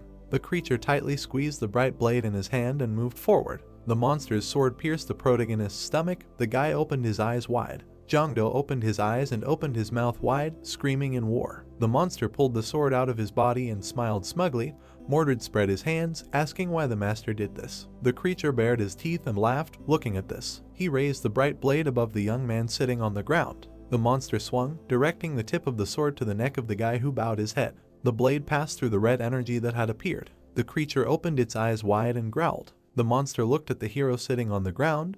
There were bright streams of red energy around its body. Kondo stood up and tightly clutched the sword in his hand. The guy opened his eyes wide and frowned, saying that it was painful. The system notified that the dragon blood had awakened. All wounds had been healed. Resistance to enemy attacks had been temporarily increased. The protagonist looked ahead with brightly glowing eyes. There were streams of bright energy behind him. The young man smiled, saying that he was afraid that using this skill would cost him his life, but it seemed that he worried in vain. He narrowed his eyes, saying that everything went great. The monster frowned and gritted his teeth, looking at the young man. It opened its mouth wide and swung its blade, heading forward. The protagonist swung the sword, leaving a bright mark in space. The guy cut the body of the head of the monsters with one blow. The railings on the bridge were cut into pieces, lifted into the air by the force of the impact. Debris fell into the water, and the body of a defeated monster lay on the ground. The girl ran forward, tightly clutching the double-sided axe in her hand, thinking that this energy definitely came from the dungeon rupture. Sanhee frowned, thinking that it would be great if someone could buy some time. The bodies of defeated monsters lay on the road, swords lay next to them. The girl furrowed her brows and opened her mouth, looking at this and trying to catch her breath. She looked around, asking what happened here. The protagonist looked at her, still standing in place. Jongdo clenched his hands into fists, saying that he dealt with the rupture. He asked if he could ask her to clean up here. Sanhee opened her eyes in surprise. The boy raised his index finger, saying that there was one more thing. The protagonist tiredly closed his eyes and frowned, saying that he had single-handedly dealt with each of the 311 monsters, so he would not yield to her even one. The guy fell to the ground in front of her. Sanhee raised her eyebrows, asking if he had really killed all of those monsters by himself. There were people in black suits standing behind the girl. Sanhee frowned and pointed to the side, asking to take the hero to the hospital as soon as possible. The guy was unconscious. The man in the suit was carrying him on his back. There was a bright blue sky above the hospital building, and there was a large green cross on the wall of the building. Jongdo cried out in surprise and widened his eyes, saying that he did not believe his eyes. He looked at the status window in front of him. It contained information that the hero had reached level 14, and his mana progress was 0 out of 37. The guy asked in surprise if his parameters had really increased that much. The protagonist frowned, saying that by looking at them he could tell that he had reached rank B, and he had also gotten another skill, meaning that he had 10 skills in total. Some people had a hard time mastering even one skill, and the protagonist couldn't believe that he had 10 unique and powerful skills in his arsenal. The guy imagined himself with brightly glowing eyes, cutting through the body of a monster. Above him in the sky was a machine with balls inside and bright cards. Jongdo closed his eyes and smiled happily, clenching his hands into fists. A shiver ran through his body. He began to happily jump on the bed, thinking that maybe this was a side effect after using the awakening of dragon blood, but he barely restrained himself from running around the room. The young man raised his eyebrows and smiled, clenching his hand into a fist, saying that he was getting stronger and stronger. The hero, sitting on the bed, froze and looked away. There was a knock on the door, a voice asking for forgiveness. It was Sanhee. She asked if she could come in.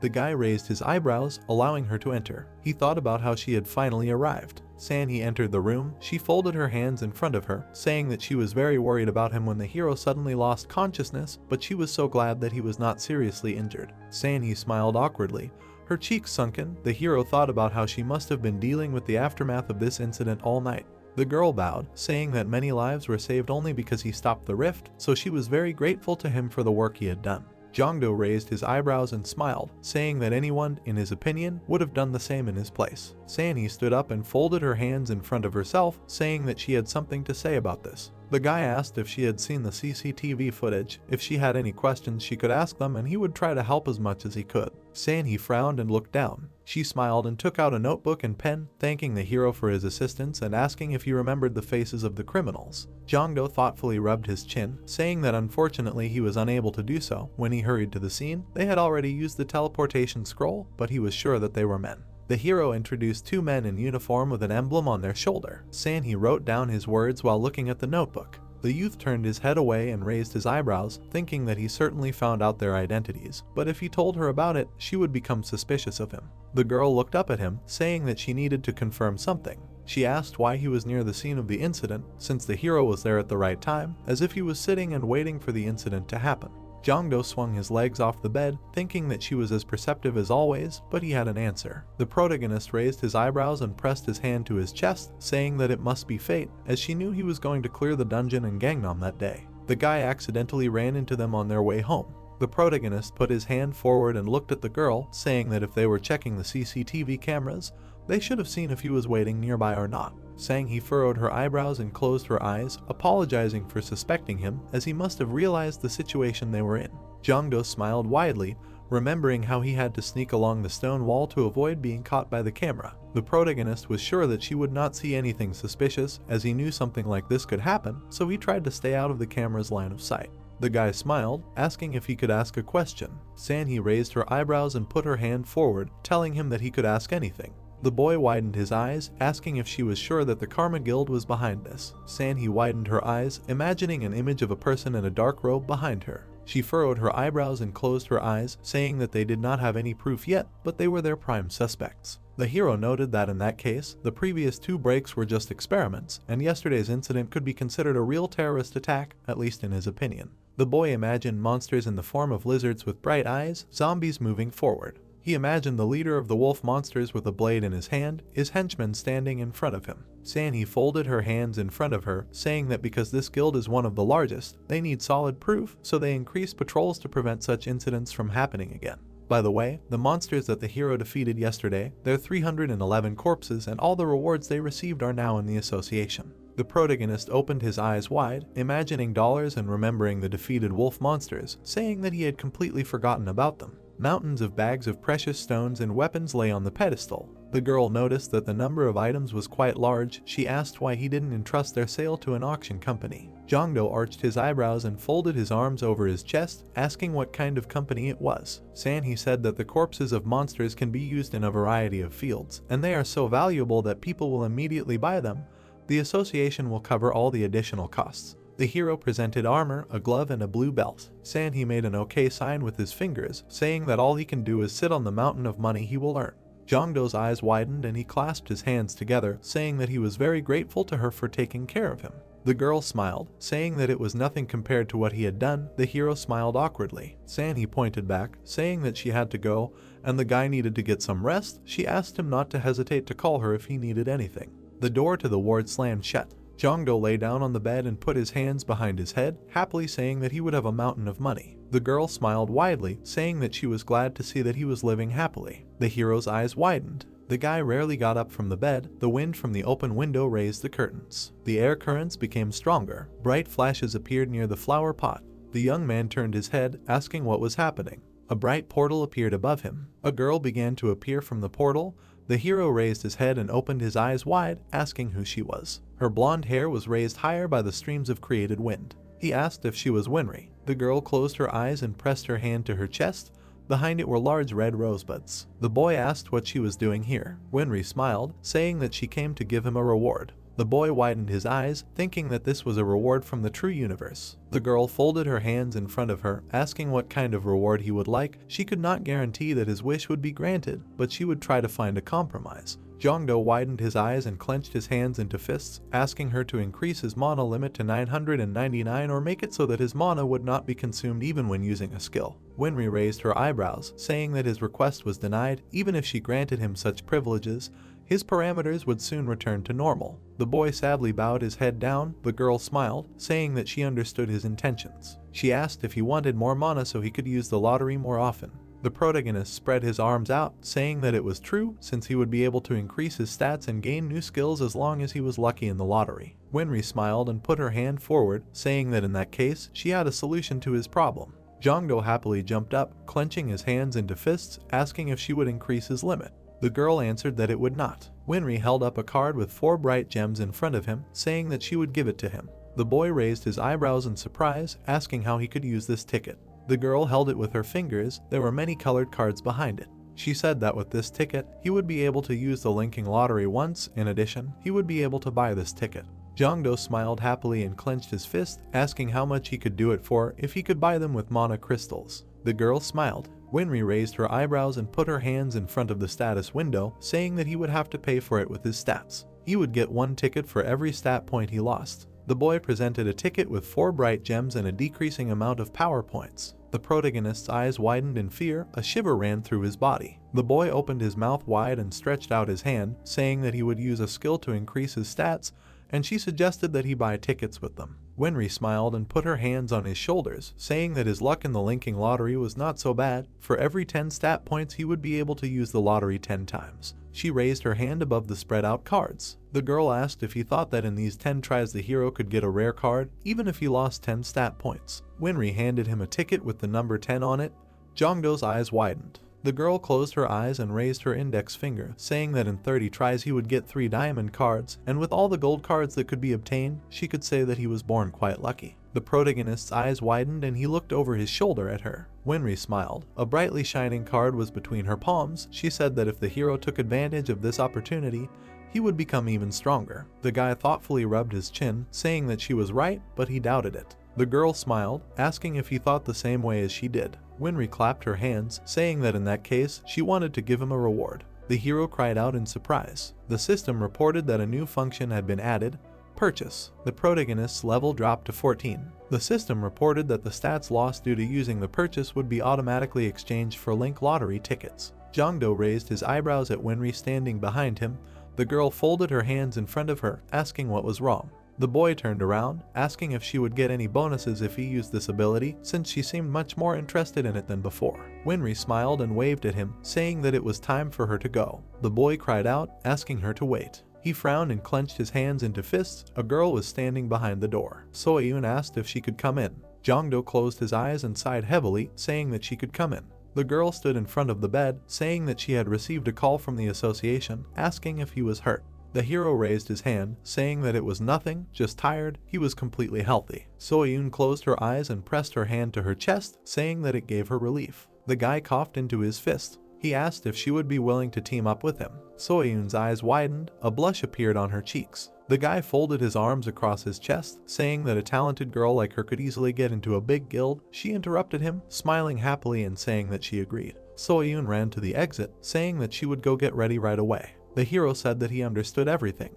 Jongdo drank a drink from a tin, looking forward. He frowned, looking at the window of his characteristics, and asked if he should try it once. The guy pressed the button, purchase, saying that he would just take a look. Slot machines with balls inside appeared in front of him, playing musical instruments, throwing him a first purchase party. The boy's mouth opened wide in surprise. The system reported that the hero would receive a free ticket for each first purchase, up to a maximum of 10 tickets. The first purchase bonus was the sum of 24 tickets, for a total of 20 tickets. Jongdo thoughtfully rubbed his chin, saying that the benefit was obvious, considering that he would receive 20 tickets for 10 stat points, but he didn't want to become addicted to gacha because of this. The slot machines opened their eyes wide, showing him a red ribbon with the inscription newbie bonus. The boy cried out, asking what was going on here. The system reported that for an hour he would receive additional tickets for each purchase, up to a maximum of 10 tickets. When adding up 36 tickets, 20 of which were bonus tickets, he would receive 30 tickets. The main character closed his eyes and clenched his fist, saying that he would do it.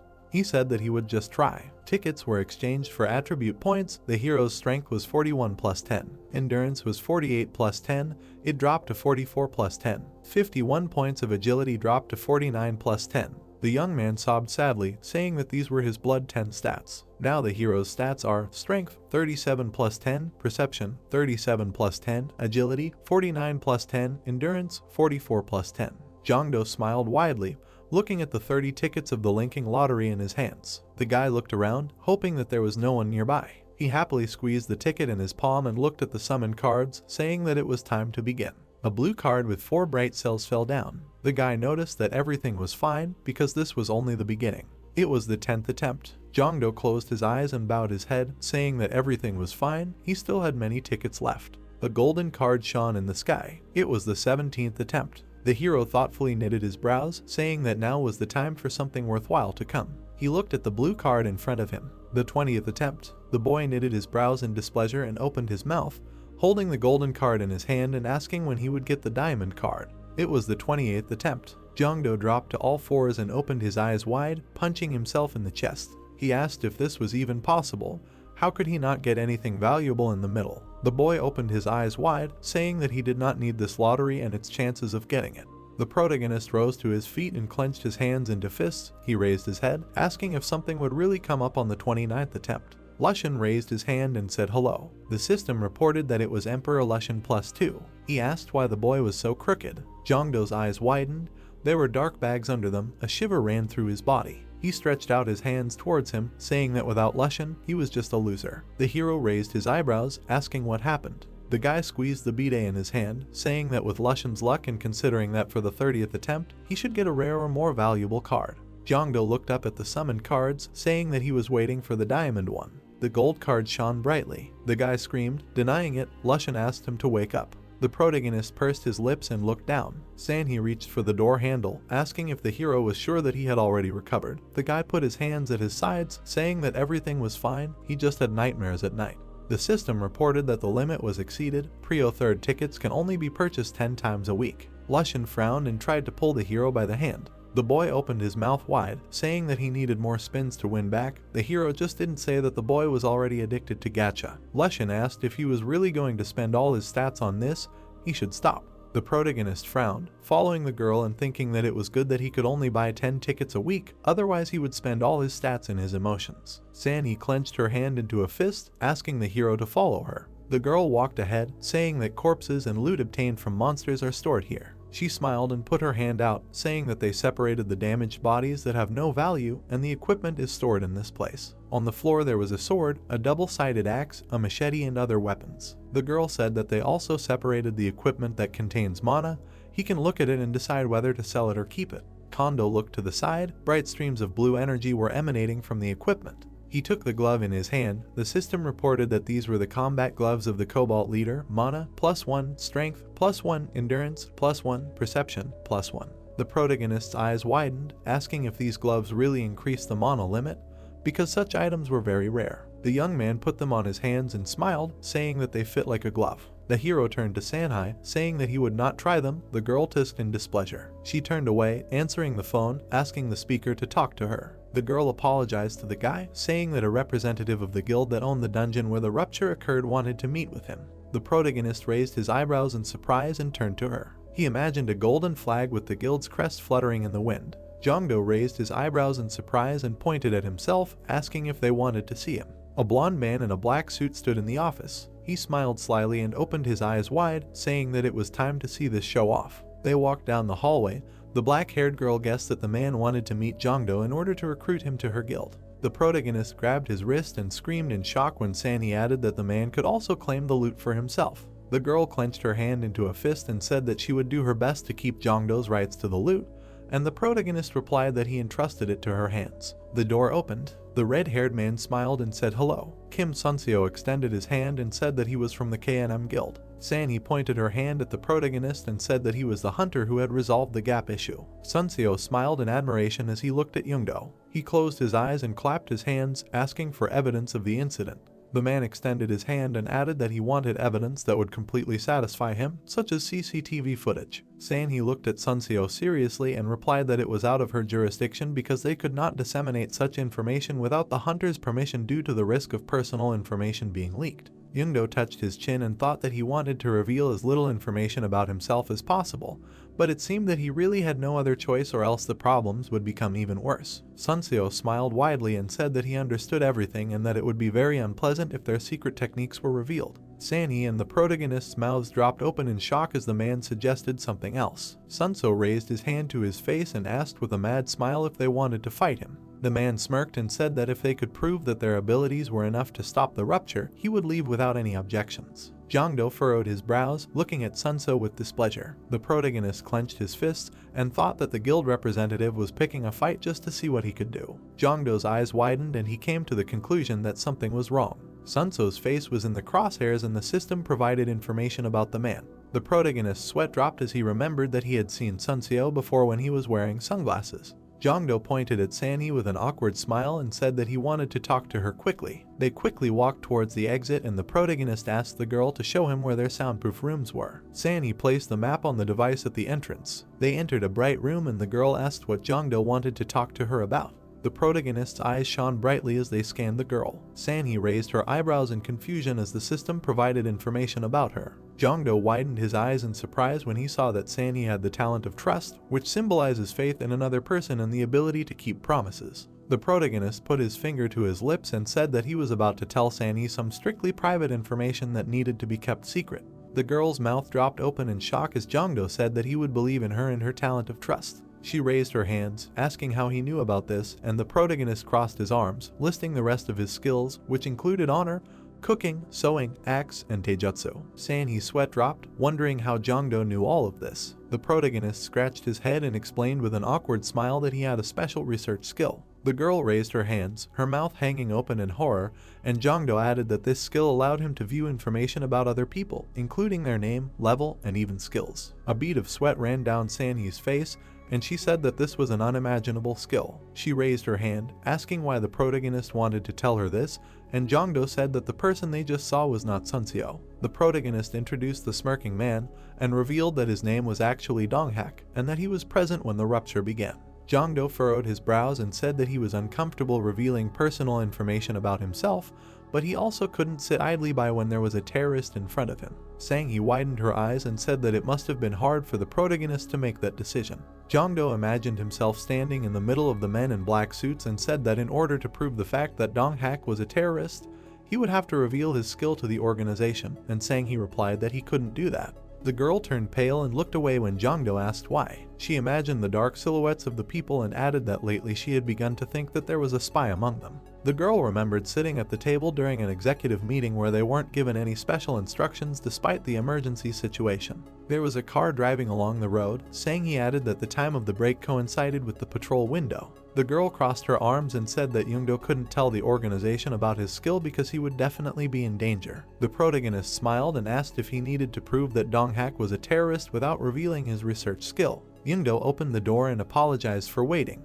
Donghak leaned on the table, asking if their conversation was successful. The protagonist smiled and replied that he decided to use his skill to avoid a duel, and thus the man would accept the proof without any objections. Donghak stretched his arms out to the sides, shouting that this was an extremely reasonable decision. His eyes shone brightly, and he thought that he just wanted to know how strong Jongdo was, but now he would see his skills. The protagonist extended his hand to the blue screen and said that he would provide the proof immediately because he made Donghak wait for so long. Many different objects appeared in the air, from a frog to a dice. The dark-haired woman smiled widely. Jongdo presented the cards and said that this was the golden card of the golden Jaina that he received yesterday. The woman was holding a red ball in her hands, and the protagonist said that her characteristics were not much different from Lushan, but her specialty was her skill. Jongdo raised his hand, suggesting to begin, and Donghak agreed. Jaina appeared behind the protagonist, and Jongdo said that the conditions had been met. A purple mist appeared in the air as the protagonist used the Truth Room skill. Donghak looked around and said that he did not know what Jongdo just did. The protagonist placed his hands on her waist and asked Sanhee to say that she was a man. Just as the girl was about to say it, Jaina covered her mouth with her hand. Jongdo extended his hand to the side and said that it was Donghak's turn. The protagonist smirked and asked him to say that he was Sunseo. Jaina covered the man's mouth with both hands, who frowned in shock. While the dark-haired woman was covering Donghak's mouth, Jeongdo said that asking him to fight would cause him a lot of trouble, and asking him to tell her his name was nothing compared to that. The protagonist raised one finger and added with a smile that if Donghak said that, he would give him all the loot from the dungeon and do anything he asked. The man frowned in shock, unable to say anything. Jeongdo frowned and said with a serious look that Donghak would not say anything because everything he said was a lie. The man sweated and wrinkled when the protagonist said his real name. Donghak gritted his teeth and cursed loudly. He swung his hand and rushed towards Jeongdo. Sanhee gritted her teeth and ran towards him. She swung her fist, but Donghak used his camouflage skill. The man pulled out a sharp sword. He opened his mouth wide and yelled that it was very easy for him to hide his presence from an S-rank hunter. The protagonist stood still as the man approached him. Jeongdo's eyes lit up brightly as he used his research skill. Donghak furrowed his brows in shock as Sanhee appeared behind him. She kicked the man. Donghak flew back and crashed into the tables. Jeongdo furrowed his brows, asking if the man would die from such a kick. The girl pulled the mask off Donghak's face. Sitting next to him, she furrowed her brows in anger as she said that Donghak had completely fooled her since his mana clock belonged to Sunseo. The protagonist approached her, asking what she was going to do with him, and Sanhee replied that they would put him behind bars and interrogate him. Jeongdo smiled and said that he could help her with that. A vending machine rushed towards Donghak, who was lying on the floor. Inside, colorful plastic balls were smashing against the glass. The artifact opened its mouth, spitting out one of the balls. Black chairs were lined up against the wall, and the system reported that Donghak had killed Sunseo 2 days ago and that Donghak was a member of the Karma Guild. Sanhee touched her chin, admiring this skill. The protagonist looked down, thinking about the Karma Guild. High mountains could be seen beyond the large city. A man in black clothes stood in the middle of the spacious room. He opened his red eyes wide and reported that they had lost contact with Donghak. The people's eyes shone brightly. The young man in the black cloak looked straight ahead. Assuming that Donghak had been captured, he asked if the association knew anything about this. The man in the wolf mask raised his hand and said that he could not find more information because Sanhee was handling this in the strictest secrecy. The boy's eyes widened and he said that it would be better to quietly eliminate Donghak to be on the safe side. The girl with the butterfly mask raised her hand and asked what they were going to do with the protagonist since they sent Donghak to dig up information about this guy. She introduced Jeongdo standing at the rift and said that they only found out his name and rank and that he did it alone. The people with different masks raised their hands, surprised that a low-ranking hunter was able to stop the rift by himself. The protagonist held a sword in his hand, looking at the huge ogre. The boy with blue hair gritted his teeth when someone said that Jeongdo was at the rift by chance when they wanted to eliminate Sunti, who had nothing to do with this incident. The man with the rabbit mask, whose eyes were shining brightly, said that Donghak told him that someone was waiting nearby as if he knew about the upcoming rift. Donghak turned around, looking at Jeongdo. The boy with the bear mask, who had bloodstains on him, said that there was a possibility that a rat had appeared among their ranks and that they should focus on that now. They gestured as they continued to talk. The masked man turned around when his black-robed comrade said to stop. His eyes shone brightly, and he said that they would deal with Jeongdo later. The red-haired man threw his arms out to the sides and shouted that they had put a lot of time into this breakup. Standing still, the boy in the black cloak said that they should not worry about something that could have happened by accident. The eyes of the man in the wooden mask lit up, and he shouted that Jeongdo had been waiting for this. There was a blinding flash of light as the boy said that he was very disappointed. He took out a scroll and told his companion to be careful and not to make mistakes. The people disappeared as the meeting was declared over. The man brought his hand to his face. His eyes turned yellow and he decided that he was not going to leave the protagonist after his disgrace. The man squeezed his mask and said that Jeongdo was finished. Sanhee extended her hand to the side and greeted the protagonist with a smile. Jeongdo entered the room asking how it went and the girl replied that Donghak refused to talk so they had not made any progress in the investigation. Sanhee smiled and placed her hand on the blade of her axe and added that this was the reason she suggested more drastic measures. The protagonist's sweat dropped as the girl added that she was not allowed to do so because there was a traitor in the association. Donghak was tied to a chair and Sanhee said that they could get rid of the Karma Guild faster if they could get him to talk. Jeongdo raised his eyebrows in surprise when the girl said that she had information about his prey. There was a carcass and a weapon on the table,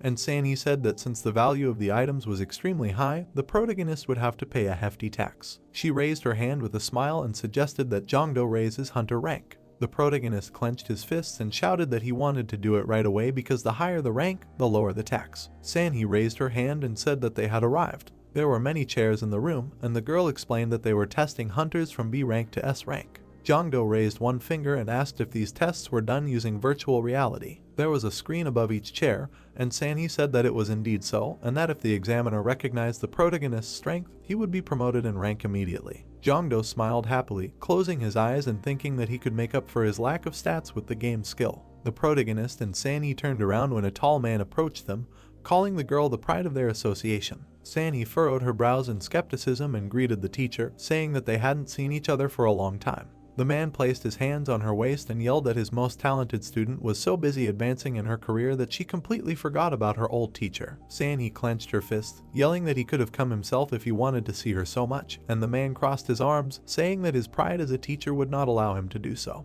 The girl gritted her teeth in rage, yelling that if she had her way, she would never have met him at all. Sanhee pointed at the protagonist and said that he was one of the most important guests of the organization and wanted to take the test for rank promotion, so she brought him here. The man furrowed his brows and asked if he was the same guy who stopped the rift by himself. He shook Youngdo's hand and introduced himself as Cholson. The man furrowed his brows and turned around when Sanhee asked for a B-rank examiner. The girl smiled and said that after evaluating all the dungeons he had cleared, it was decided that B rank was the maximum that the protagonist could achieve, but his skills were much higher than that. Cholson wrinkled his nose and asked if Sanhee thought that highly of the protagonist. The man turned to Youngdo and said with a smile that he would personally test him. Sanhee threw her hands up and shouted that Cholson was an exclusive S-rank examiner and he didn't even want to evaluate hunters because it was too boring for him. The man smirked and replied that he was dying of boredom. Cholson began to emit bright blue flames and he asked what the protagonist thought. Jongdo raised his fists, shouting that it was an honor. He thought that it was rare for him to get the chance to fight an S-rank hunter. Cholson extended his hand to the side and said that he liked the protagonist's enthusiasm. Jongdo closed his eyes, and the game began to load. The protagonist began to emit red fire, and the system reported that the talent game had been activated, and all of his stats had been increased by 100%. Jongdo grabbed the spear as the game loaded. He looked up in surprise when a window appeared in front of him with a status that he hadn't checked for a long time. The protagonist's eyes suddenly widened in shock. The mana information was displayed on the screen, and Jongdo said that his agility parameter was 50, which meant that his level should be 100 in VR, but now it was 99. The protagonist touched his chin and guessed that this was the maximum that the talent game of the second level could provide, or there were other restrictions that he did not know about. Jongdo grabbed the spear and said that he would deal with it later, for now he should concentrate on the battle. Cholson picked up the hammer and said with a smirk that the spear was a good weapon. He frowned. Cholson raised his hammer and said that if the protagonist was a real man, he should use a heavy weapon.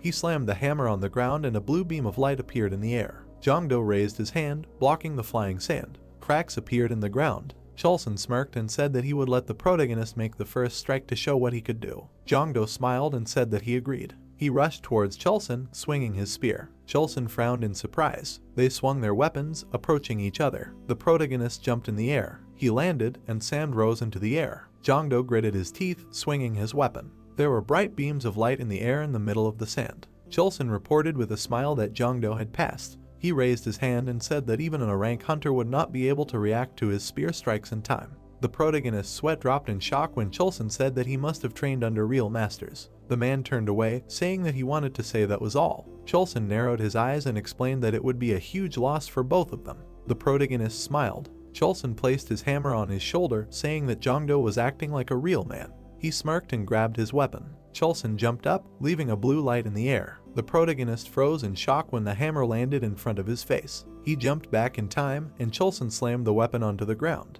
The protagonist extended his hand forward, using the green dragon maneuver. Cholson dodged his attack with a smirk. He frowned and thought that Jongdo was faster than before. The clash of their weapons caused bright flashes to appear in the air. The protagonist gritted his teeth and thought that he would have died after the first strike if it weren't for the game. He clenched his spear. Jongdo then attacked Cholson. The man swung his hammer and the protagonist thought that he would reach the same heights one day without using this talent. Jongdo dodged, emitting yellow lightning. His eyes shone brightly. Cholson grinned, dodging the attacks. Red and blue sparks appeared between them. The protagonist gritted his teeth tensely, and Cholson grinned. He smiled widely and said that something was wrong. The protagonist held his hammer with his jaw clenched, and the man said that Jongdo was too inexperienced for his stats, as if they had suddenly increased. Cholson frowned and asked if the protagonist had the skill game. Hitting the spear shaft with his hammer, Cholson asked if his opponent really had the talent to play. The protagonist's eyes widened in shock. His spear trembled. The man grinned, realizing that his opponent had become vulnerable. At that moment, he kicked the boy. From the powerful blow, Kondo opened his mouth wide and coughed. The blow threw his body back, the spear fell from his hands. Without wasting a second, the examiner raised his huge hammer over him. The boy closed his eyes and covered his face with his hands, trying to protect himself. A powerful blow raised sand into the air, lightning flashed from the hammer. Seeing that the weapon hit a few centimeters from his head, the young man admitted defeat. Taking his hand to help him up, Chulson said that it was fun, but he wanted to stretch this pleasure longer, so he had to cheat. The player said that he was able to learn a lot from him. The protagonist wanted to ask something, but the man looked back and guessed that the student wanted to ask about his talent. Introducing smug people in glasses, the examiner said that he often met those who suddenly became strong in virtual reality. He added that, unlike these weaklings, the student managed to stop the rupture alone. Jongdo raised his eyebrows in surprise. Chulson promised to see him outside, because his student was already waiting for them. His body disintegrated into blue particles. The guy thought that he still had a lot to learn. Electronic circles appeared around him. Handing him the gloves, Sanhee said that the hunter was assigned rank B. The young man thanked her. Heading towards the exit, he said that it was time for him to go and expressed his gratitude to the examiner. Smiling, the girl asked the mentor if he liked the newcomer. The man replied that he had not met such interesting people for a long time and expressed confidence that they would meet again. The player's body was covered in a blue aura. Wiping the tears from her cheeks, the trembling girl said that she also wanted to try to fight him. Chulson laughed at the fact that his fighting student suddenly became quiet. Turning away, the man said that he had a lot of fun and that now it was time for him to go. Grabbing his hand, Sanhee asked him to stop. Grinning evilly, the girl asked if he hadn't grumbled a few minutes ago because she had not visited him for a long time. Narrowing her eyes, the girl suggested that they fight so that the teacher could check how much his student had grown, since they had not trained together for so long. The examiner, with his mouth open in fear, thanked her for the offer and said that he was too tired. Sanhee said that was not like him at all and asked since when the mentor started running away from a good fight. Picking up an axe, she asked the teacher to get ready for a fight. The protagonist flinched when he heard a scream coming from the building behind him. Soyun called out to him and waved her hand at him. Approaching her, Jeongdo apologized for the long wait. The girl said that she had just arrived and that everything was fine. Putting her hand to her chest, she was glad that she would be going on a mission with him and hoped that he would not notice that she was bothered by it, like some newbie. Closing her eyes, the girl asked if it was time for them to move. Putting her hand to her forehead, the guy noticed that his friend had finally arrived. Waving his hand, Hisuk approached them. Wiping away tears from his face, the boy said that he was very happy when they wrote to him, because his comrade finally accepted him as his junior. Crossing his arms over his chest,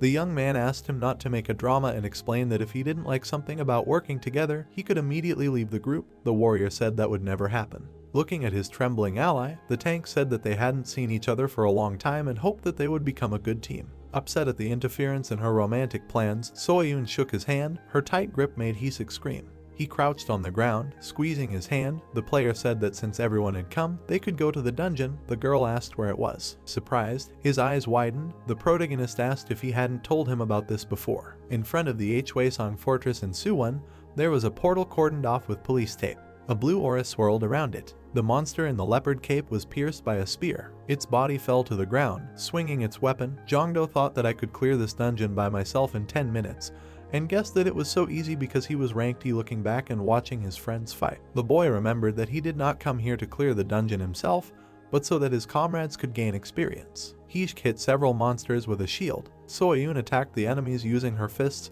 and feet. Looking at the defeated monster, the boy was surprised that his friend was good not only as a priestess, but also as a combat monk. The girl grabbed the enemy by the collar, steam coming out of her mouth. The warrior called out to his comrade. The player looked back and asked what happened. Pointing his finger at his ally, the tank, trembling with fear, said that she was glaring at him and asked if he had done something to anger her. Holding a spear in his hands, the protagonist called him a little tactless and thought to himself that they were both tactless. A tall door appeared, leading to the boss's room. Approaching it, Jongdo promised not to interfere in their battle and asked his comrade to do everything in his power to defeat this boss. He was sure that they could handle it. The girl nodded. Hishk hit himself in the chest and declared that they would not let their friend down. Opening the gate, the guy called on his friends to start the fight. The red eyes of the laughing monster sparkled. The boss jumped high into the air. He landed in the middle of the square. At the young man's command, the warrior rushed forward, holding out his shield in front of him. The monster swung its clawed hand. It hit the iron shield with a ringing sound. The player crossed his arms and said that he would hit the boss from behind if the tank could block his attack, while Seo-yoon would have to support him. The girl rose above the ground and swung her leg. The girl delivered a powerful blow to the enemy's head. His mask cracked from such an attack. The boss fell to the ground, the monk landed next to him. She looked back and asked what her friend just said. The protagonist, his eyes wide in shock, replied that he didn't say anything and supported his friend. The guys left the dungeon. Jongdu praised them for their excellent work. Smiling, Hisik asked if his friend would go with them to the association to test his skills. Pointing his finger behind his back, behind which Yusung was flying, the guy replied that he still had a couple of important things to do so his comrades could go without him. Looking at the car leaving, the young man was glad that he was able to get rid of them. Standing in front of the huge palace, the emperor asked if his friend was going to spin the lottery here. Looking at him, the player answered in the affirmative and reminded him that he had asked him to remember the strongest general. Imagining a spearman on a horse, the spirit replied that he immediately thought of General Zhilong, who was the strongest of all those he had ever met in person. Smiling, the protagonist thanked him for the information. Putting his hand forward, he used the connecting lottery. Playing cards swirled around him. Putting his fingers to his temples, Yusung thought of the general. Jiangdo remembered that night on the Songsu Bridge, he wanted to summon Zhang Fei not because the emperor considered him the strongest. The bright moon illuminated the road bridge. Then the guy remembered how Zhang Fei fought an entire army of enemies on the Jiangpan Po Bridge. Looking at the cards, the boy realized that the person summoned by the linking lottery must be related to his location and its legend. A glowing card appeared in front of him. Taking it in his hands, the player realized that it was a diamond card. A drop of sweat rolled down his tense face. Looking at his body, he thought that he did not feel any changes and asked what it meant. Smiling widely, Jaken said that he felt nostalgic in Hwasong. Placing his hand on his chest, the protagonist greeted him and thought to himself that his stats were too low to be a diamond card. The spirit floating in the air remarked that he had a wonderful name, because Jiang means straight and Du means the way. Jiangdo thanked him. Looking at the tall pagoda, the ghost said that they were very lucky to be in Hwasong. Raising his hand to his mouth, Jaken asked the boy if he wanted to get the treasures that were hidden in this place. Presenting a multitude of golden artifacts, the boy happily agreed and thought that this was to be expected from a diamond map. Looking at the fortress wall, the spirit said that he was very excited when the king ordered him to build this place. So many different structures and secret rooms were added here. The youth pointed to the wall when asked to find the 7th brick on the right side of the main gate.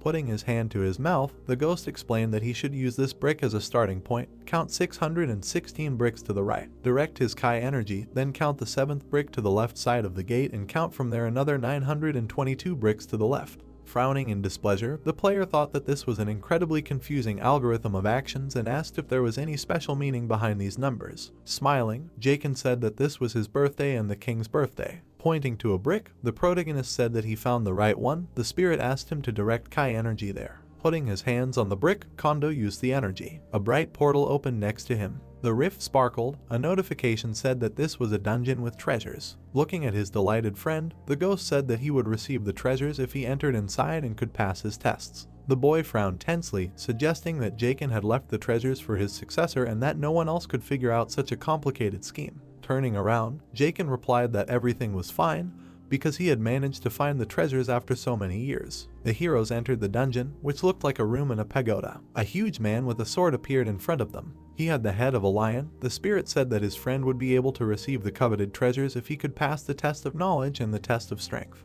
The ghost asked to be summoned again in case of victory and disappeared into thin air. A status window appeared in front of the young man. An inscription appeared on the blue board stating that the detection skill had been learned. Smiling happily, the player realized that this was a very useful skill that allowed adventurers to find dungeons. A huge club hit the floor of the room. Putting his hands on it, the guard suggested starting with a test of knowledge. Imagining a lake in the mountains, the monster said that the moon is yin and yang, and its unique light illuminates all the rivers that are the inhabitants of this world. He asked who is meant by yin and yang. The protagonist frowned. Smiling, Kondo answered that it was King Chancho, and thought that the answer was obvious because it was a question from Jaken. Hitting the ground with a club, the guard declared that this was the correct answer. Rounding his glowing eyes, the monster decided to move on to a test of strength and asked his opponent to prepare his weapon. The spear sparkled in the guy's hands. A sight appeared in his eye due to the use of the skill. A green mark appeared on the monster. Research reported that this is the Goblin King of level 40. The boy pursed his lips and thought that their stats should be about the same.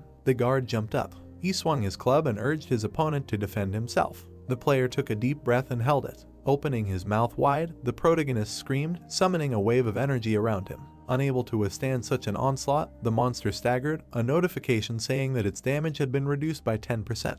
Gritting his teeth in fear, Jongdo realized that his skill had not worked on him due to the difference in levels. The Goblin King made a sharp dash forward and said that he could see right through his opponent despite his speed. Extending his spear forward, the boy urged him to try and dodge his next attack. Leaping forward, he used the green dragon maneuver. Looking at the wound that appeared on his shoulder, the guard stated that it was quite close. Swinging his spear, the boy shouted that this was not the end. The tip of the spear hit the wooden club. The monster couldn't stay on its feet. It had to jump back. The player closed the distance between them. Swinging his club, the Goblin King said that his opponent was stupid if he was going to attack him at close range with a spear. Suddenly, the spear turned into a wide sword. The protagonist cut the guard's body, who did not have time to realize what had happened. Opening his mouth in shock, the monster asked what kind of strange weapon his opponent was using, which looked like his club. Raising his sword above his head, Kondo said that the enemy was mistaken because this weapon would be better than a stick. The guy swung his sword to attack his opponent. The Goblin King tried to defend himself with a club,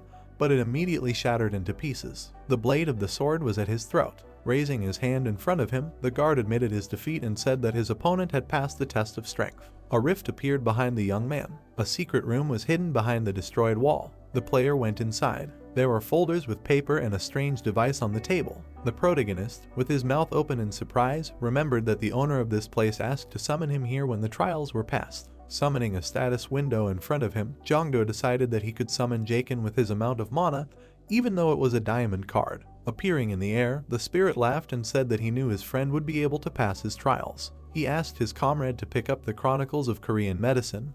The guy took the book from the table. A notification asked if the user wanted to learn the Chronicles of Korean Medicine skill. The young man's mouth opened in amazement. Closing his eyes and imagining many people, the ghost said that he lost 6 children to smallpox, so he spent a lot of time researching and wrote this book to ease the suffering of people. Notification said that the skill was learned and that the user now has the resilience skill. The player's body was covered in a multicolored aura. Opposing energies swirled in the air. A message said that the two skills were merging. The system announced that the user now has the skill of full immunity, granting immunity to all diseases and poisons. The main character's body was enveloped in a green haze. Clenching his fist, Jongdo was glad that he was no longer in danger of sudden death in the dungeon.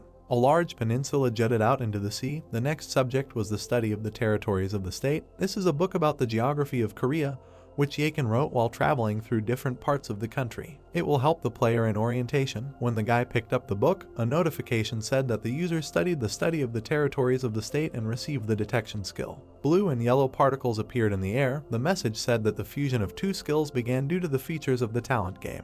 The notification announced that the dungeon map skill was learned. A map similar to a navigator appeared in the air. Multicolored dots appeared in different corners of the map.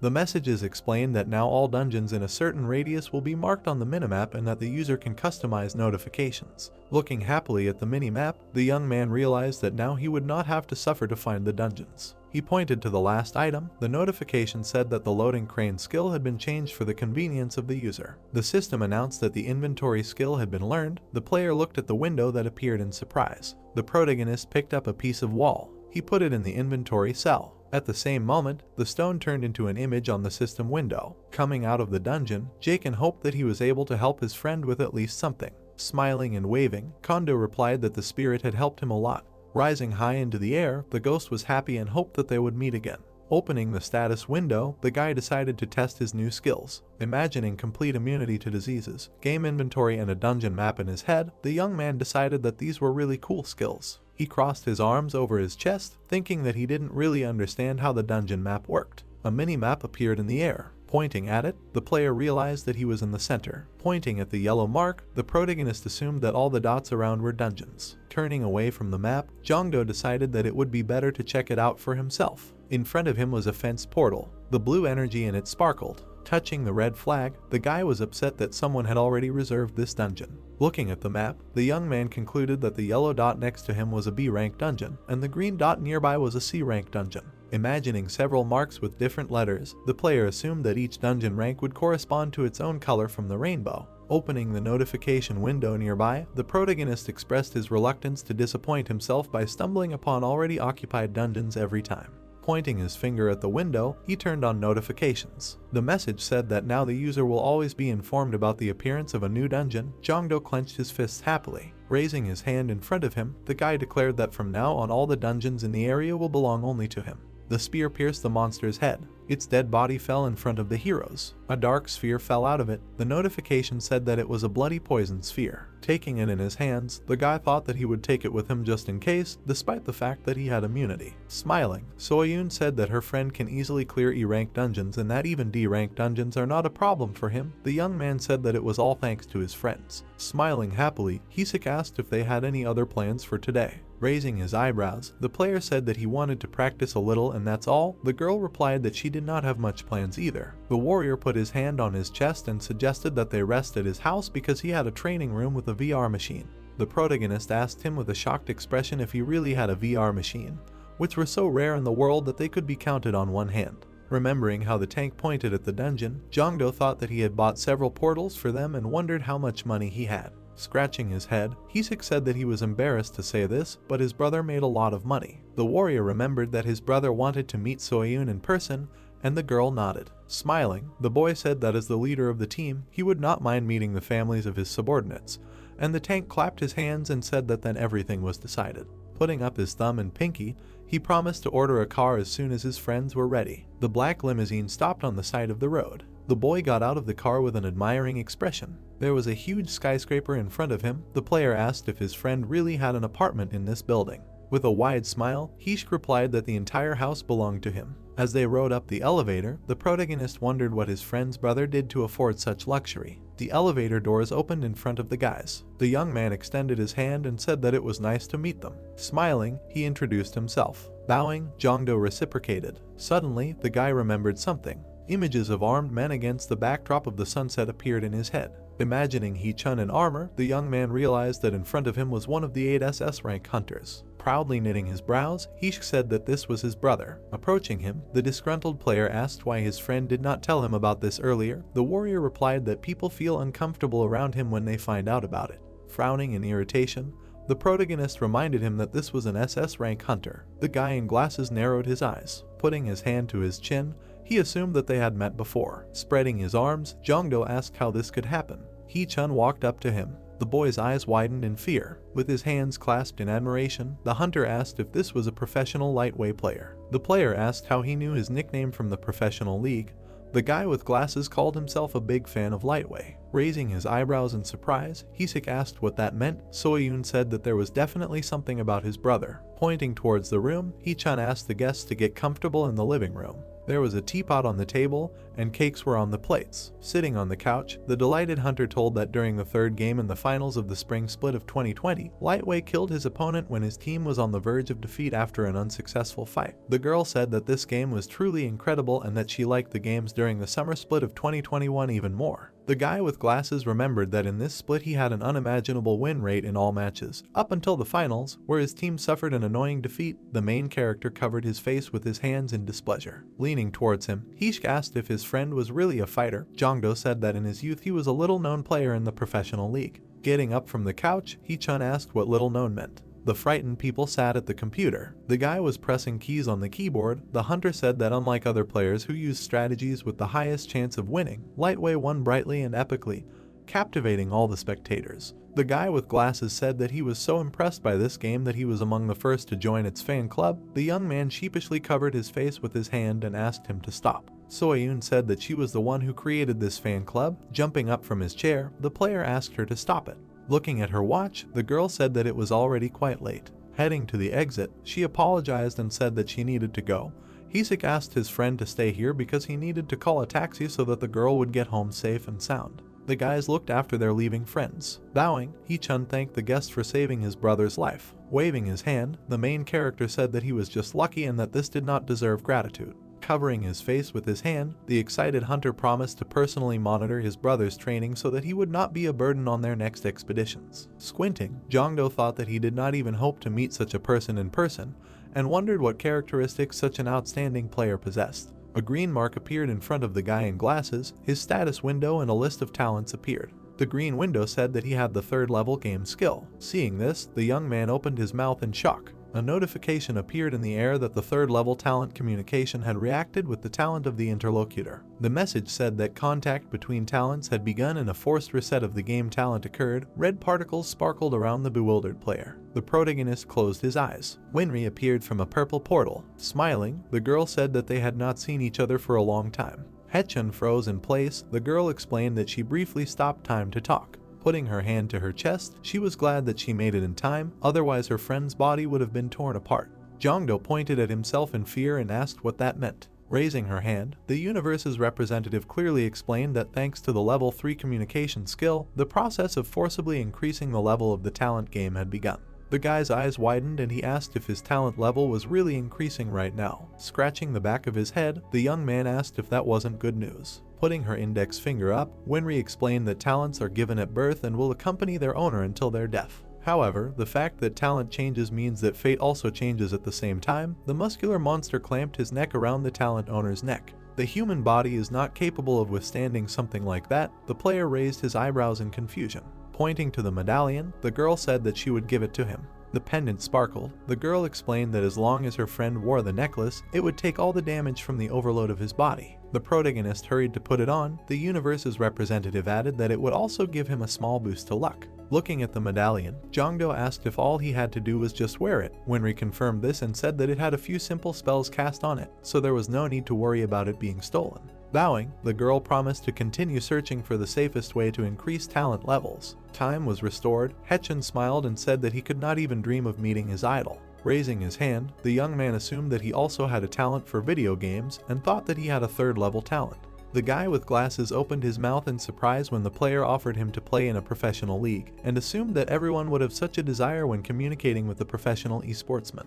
Looking down, the hunter said that he had tried playing before, but he liked watching others play more than doing it himself. He slammed his fists together and added that he had to play a terrible RPG game. Covering his mouth with his hand, the protagonist stated that his character was SS-Rank. Spreading his arms, Haechun decided that even so, playing games and liking them were two different things. Jongdo agreed with him. Playing cards fell from the sky. One of them began to shine. Looking at it, the guy said that he got 2 gold cards in a row. Kissing the medallion, he said that he knew this necklace would be useful. Yusung shouted that it was his merit. Grabbing him by the robe, the young man decided to kiss it too. The emperor ordered him not to do so. Putting her hand to her chest, Nightingale apologized for interfering in their personal relationship. Throwing the ghost away from himself, the player said that there was nothing wrong with it and that he was very glad to see her. The nurse closed her eyes. The protagonist decided that her healing skill would be very useful if she had to find herself in any dangerous situation. And this skill also did not require too much mana, so it could be used at any time. Scratching his chin, Jongdo thought that he was unlucky because he no longer had mana for the linking lottery. Raising his hands up, he decided that it was not that important and wanted to just use it. A notification informed him of a decrease in strength. The guy hoped for his comrade's luck. Yusun raised his eyebrows in disbelief. Many cards appeared above the heroes' heads again. A blue haze appeared around the emperor. A notification informed him of an increase in level by 3 values. The young man clenched his teeth in fear. Pointing a finger at him, the spirit asked why he was so disappointed, because when his level increased, his stats also increased. Pointing a finger at the machine, the player apologized and decided to just use the info lottery and call it a day. Plastic balls swirled inside the glass sphere. The machine spat out a spiky capsule. Looking at it, the protagonist asked what it was. A flash appeared in front of him and a red notification appeared. Opening his mouth wide, Jongdo shouted that it was impossible. The boy ran. Yusung asked what was going on.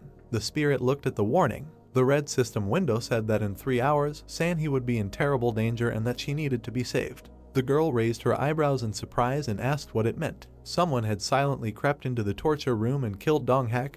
The dead man was sitting on a wooden chair. Raising her hand, the employee said that they had no evidence and that the camera footage had been deleted, suggesting that it was someone from the company. Gritting her teeth, the girl decided that only a large and influential organization could afford such a spy. The phone on the table rang. A voice came from the speaker on the phone, calling for the squad leader to come for an rank dungeon patrol. Putting on her uniform, Sanhee decided to discuss this upon her return.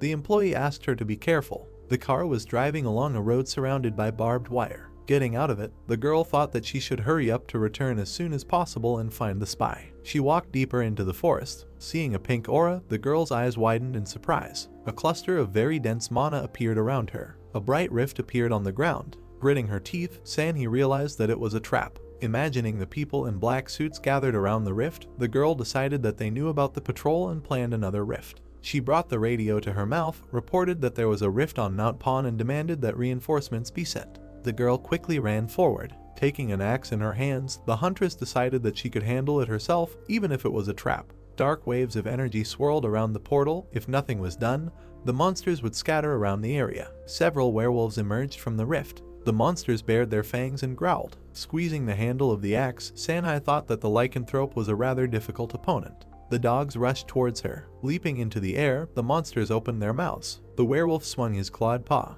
The girl dealt him a crushing blow with the axe. Suddenly, another monster cut the air with his claws. Looking at the wound on her shoulder, the girl realized that the enemies had surrounded her and were taking advantage of this, attacking one by one. The monster jumped on her from behind. Turning around, the huntress cut his body in half. 3 more lycanthropes ran towards her from different sides. Sanhai cut the air lengthwise. The monsters' bodies were cut in an instant. The dog looked at the bodies of her dead comrades in fear. The girl raised her axe over him. Hitting him on the head, she pressed the enemy's body into the ground. Coming out of the portal, the monster bared his fangs. Raising the axe in the air, the girl noticed his appearance. A tall werewolf towered over her. Saliva flowed from his mouth. Grinning, the huntress laughed at his body, which was so bony that it was impossible to look at it without tears. The lycanthrope swung his paw. Sanhai jumped back to avoid the blow. Landing on one knee, she decided that the only way to train such a disobedient dog was to give it some love. With that, the girl struck the monster with an axe. The weapon pierced the werewolf's skull. The rift slammed shut. The girl thought that she was lucky this time. The stranger clapped her. The masked man thanked the huntress for such an incredible show, because it was not for nothing that she was called the protector of the association. Sanhai looked around. A crowd of people in black robes had gathered around her. Gritting her teeth, the girl realized that it was Karma and said that she did not expect them to stoop so low. Spreading his arms, the stranger said that they were not from Karma. His comrades laughed at the fact that Karma was always to blame for everything. Narrowing his eyes, the guy said that the girl was wrong. Holding a dagger in front of him, he called his squad a bunch of haters who really wanted to kill her. The huntress frowned, thinking that the situation was just dire, and decided that she just needed to buy some time because reinforcements were already on the way. Raising his hand, the masked man assumed that his prey was hoping for reinforcements and stated that, much to her regret, they would not be coming. Twirling the radio in his hands, the guy said that there were also those in the association who did not like her. Sanhai was surrounded by laughing people, who were sure that sooner or later the champion of justice was destined to suffer this fate and that she should be more careful in the next life. The stranger said that no one would save her, and suddenly blood appeared on his face. Throwing his head back, the masked man asked what was going on. Opening his mouth, the protagonist said that there was no need to worry about it because reinforcements had arrived. The dead man fell to the ground. The people behind Kondo asked what all this meant. Using the skill flower blade dance, the guy quickly dealt with several enemies. Approaching his friend, the guy asked if everything was okay. The girl asked how he ended up here. Looking at the system window, the young man was glad that he came on time and that his mana had fully recovered because it was already past midnight. Smiling, the player said that he came here to save his ally, and suggested that they first deal with the enemies and then discuss all the details. The girl agreed. The protagonist looked to the side. Dead lycanthropes lay on the ground. The eyes of the people in masks lit up. Raising his sword, Kondo guessed what had happened here and suggested concentrating on escaping. Since they had managed to stop the rift, the huntress said that it would be very difficult. A multicolored aura shone around the strangers. Each of them at least had a C rank, and some even had an A rank. With her mouth open in fear, Juge asked if her friend had really decided to get involved in something so dangerous. The spirit waved her hands and declared that they were doomed and asked why they had to come here in the first place. Squinting, the boy realized that the ghost was right. Seeing Sanhi trembling, the boy concluded that she was very exhausted from the previous battle. Looking at the group of enemies, the player thought that he had no choice but to call Juge, who was guaranteed to come to him with 10, because without her, it would be very difficult for them to cope. Clutching an axe in her hands, the girl apologized for what happened and said that she would have warned her friend in advance if she had known about this. Smiling, the protagonist said that he would prefer to hear words of gratitude rather than apologies if his ally was going to waste time talking. Looking back, he suggested postponing this conversation for later and said that he had a plan on how they could get out of here. All that was left was to wait a little. Looking ahead, the stranger asked who it was and reminded them that they had gotten rid of the reinforcements. The masked man thought that there was a spy among them. The red-haired mercenary stepped forward and asked them to be quiet. He looked at the body of his dead comrade. With a crazed look in his eyes, the leader of the assassins realized that the enemy had killed 4B rank hunters without being noticed, and asked his comrades to keep in mind that this person could be one of the S rank hunters, so they should just continue with the plan. The people in black robes rushed to the side. Frowning, the protagonist urged his friend to be on guard because the enemies were attacking. The man with the knife lunged forward. He jumped into the air to attack. Jongdo's eyes widened in surprise. Looking up, the boy asked what it was. A hail of arrows fell from the sky. Throwing himself at his ally, the young man urged her to be careful. The arrows hit the masked man. A group of archers stood not far from him. Their leader looked down at his fallen comrade with disdain. The moment the arrows fell from the sky, the player managed to run away and protect his girlfriend. Looking back, he decided that the enemies were simply crazy since they did not think about their own people. Looking down, the masked man asked what this meant. The mercenaries began to laugh loudly, holding their masks. Someone stepped on the head of a dead comrade. Clasping his hands together, the stranger said that it was an honor for them to give their worthless lives for the sake of fulfilling his plans. Squinting madly, he added that this man thought the same way. Juge said that this was simply disgusting. Raising a burning sword, the protagonist explained that this is why trying to negotiate with these people peacefully is simply pointless. With these words, Kondo rushed into battle. The masked man screamed in fear when he was struck by a sword. An explosion of bright energy was heard on the battlefield. Looking back, the boy promised to clear the way and asked his girlfriend to follow him. Continuing to attack all the enemies he met, he ran forward. Frowning, the young man explained that they would be able to get out if they continued moving in one direction. The masked man jumped on Sanhee. The player pierced his throat with a sword. The next enemy came up behind him. The girl immediately hit him on the head with an axe. Juge pointed to the side and warned that the enemies were approaching. The protagonist somersaulted behind them. Swinging his sword, he inflicted deep wounds on them, from which blood immediately gushed. Looking at her comrade, the girl praised his dexterity and asked if he really had experience in gymnastics. Kondo smiled and replied that he had recently become interested in martial arts games. Seeing that there were no enemies behind the fog, the boy shouted that they were almost close to the exit. Looking ahead, the young man added that they would be able to get out of here. Suddenly, a crowd of masked people appeared in front of him. The player gritted his teeth in displeasure. The mercenary leader asked if he really hoped to escape from them using such skills that could not even dispel a simple illusion. Taking his sword out of its sheath, the stranger asked the enemy to forget about saving themselves because they would never be able to get out of here alive. The guys raised their weapons. Shuge concluded that the man with red hair was the leader of the gang. Squinting, the protagonist decided to get rid of him first. Turning to his girlfriend, Kondo asked her to be careful and promised to deal with the enemy leader. Sanhee asked him not to worry about her. The guy jumped into the air. Using the blitz skill, he ran over the heads of his opponents and appeared right in front of their leader. Flashing his fiery eyes,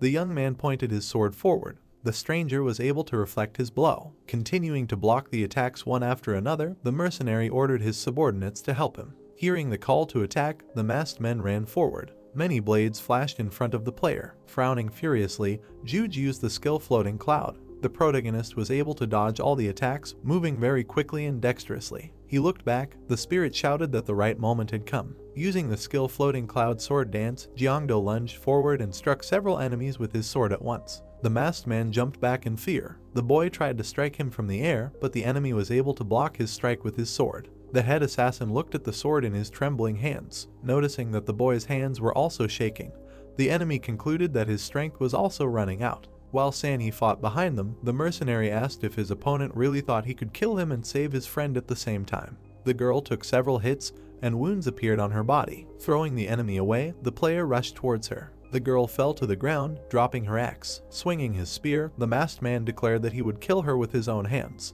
The blade of the sword flashed in the air. The protagonist threw the enemy's body far to the side. He helped his ally stand up and apologized for not being able to defeat their leader. The huntress said that there was nothing to worry about and that it was her fault that she did not manage to buy enough time to do so. Frightened, Jude said that her time was running out and asked her friend if he had a plan. Looking at the group of enemies, Kondo shouted that his plan was to stay alive. Touching his knife, the mercenary suggested attacking the enemies at once and tearing them apart. His leader said that they had enough time to deal with them. The stranger's eyes widened in madness and he decided that they needed to continue attacking the enemy to corner them. He lowered his sword and sighed heavily. He smiled, realizing that he had no choice. Yusung had appeared on the battlefield when he was summoned. The emperor narrowed his eyes in displeasure and noticed that his friend had a real talent for getting into trouble and assumed that he was probably getting into this of his own free will. The spirit turned away and stated that not a day went by without incident. Spreading his arms, the young man decided that his comrade had sinned in some way in his past life. The player said that he needed help and asked the ghost to name the strongest general he knew.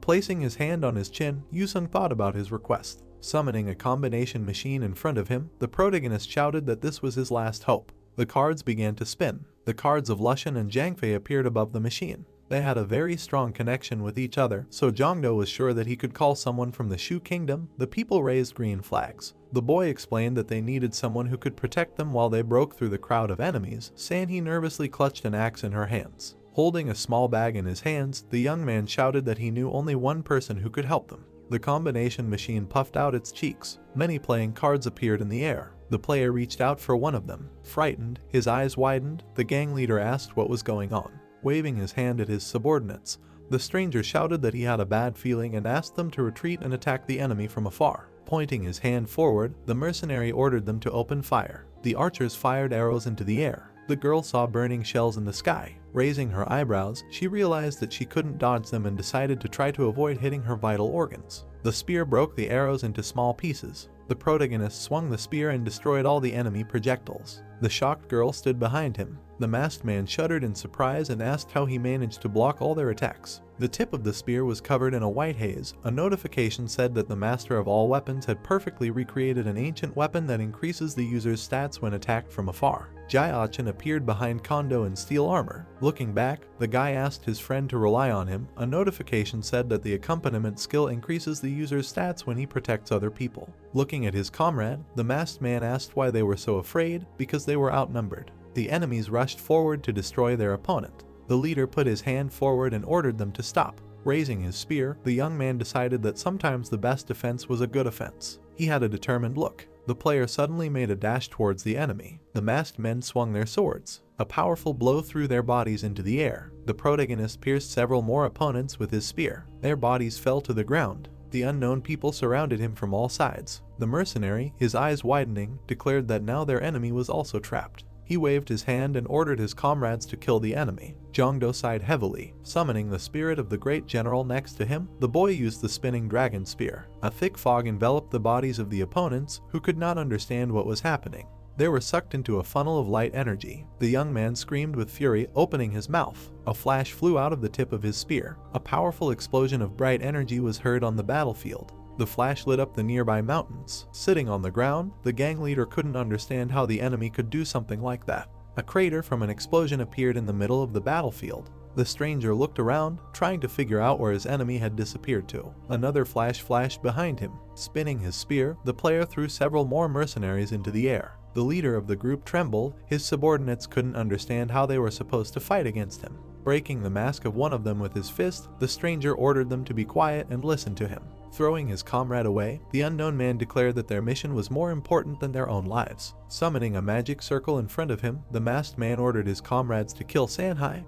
because that was their main goal. A red aura appeared around his comrades. Their eyes turned bloodshot. The gang leader shouted that the enemy sees their every move, so they must die, but fulfill their task. The frenzied mercenaries rushed towards the girl. The protagonist came face to face with her and asked her for forgiveness. The girl's mouth opened in fear when she was grabbed. Putting her on his shoulder, Zhangdo rushed away from the battlefield. He decided that taking a sword would be better than holding a spear in one hand. His weapon disappeared into thin air. In its place appeared Kingen, who ignores a certain value of enemy defense. Continuing to run forward, the guy managed to fight off the enemies who pounced on him. The young man plunged his sword into the body of one of the mercenaries. Seeing that the stranger remained alive, the player concluded that they had ceased to be ordinary people. Leaning towards him, Jia-chan explained that all the enemy attacks were aimed at his friend. The general's blue eyes widened and offered to throw her up to check. The player turned around. He grabbed Sanhee more comfortably. The protagonist asked her for forgiveness. The squad leader frowned in fear and asked what this meant.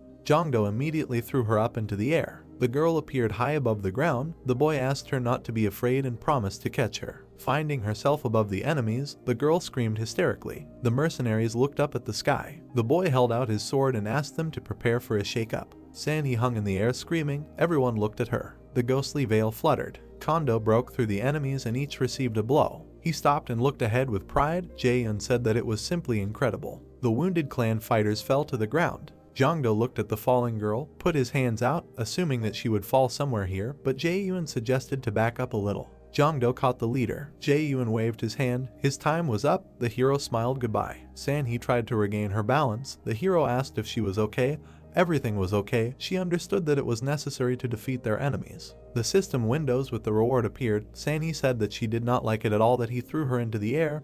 Jongdo asked for forgiveness. He pointed to the bodies of the defeated enemies and said that at least he was able to deal with them. San-hee looked at the bodies. He could not believe that the hero was able to do this. Jongdo smiled. It was possible, but not his. A bruise was smoking on the head of one of the enemies. The hero didn't know what to do, so he decided to knock out the guy who looked like their leader. San-hee tensed up. The hero asked if she found out anything about Donghak's karma. She bowed her head. She was very sorry, but he was killed by someone from the association. The hero couldn't believe it. She looked at him. Considering everything that happened, she could say with certainty that there was a spy in the association. A notification appeared above her head. The girl needed to be saved. San-hee said that she couldn't. Jongdo frowned. The task was not completed. He folded his arms over his chest and asked to leave it to him. He cheerfully put his hand on his chest and said that as she might remember from that incident with Donghak, he has a great way to figure out the spy. After a while, they entered the office. The head of the association looked at them and said that almost a year had passed since they were going to an emergency meeting. He asked what was wrong. San-hee looked at him and said that she was attacked by a group of 200 assassins while on patrol. Everyone jumped up, asking what kind of crazy people came up with that. The girl remembered the monster and said that they had created a rift artificially, and they had also blocked her radio signal so she couldn't call for backup. She pointed to the hero and said that when she thought she was about to lose her life, that hunter had joined the battle and saved her. Jongdo looked at the leader with satisfaction, while San-hee said that she wanted him to be present at their meeting as a witness. The man raised his hands and asked if that was the reason they had decided to call it a meeting to discuss what had happened. San-hee looked at him and said yes and no, because there was one more important detail she wanted to discuss. They looked at her questioningly. San-hee frowned and said that the real reason she had called this meeting.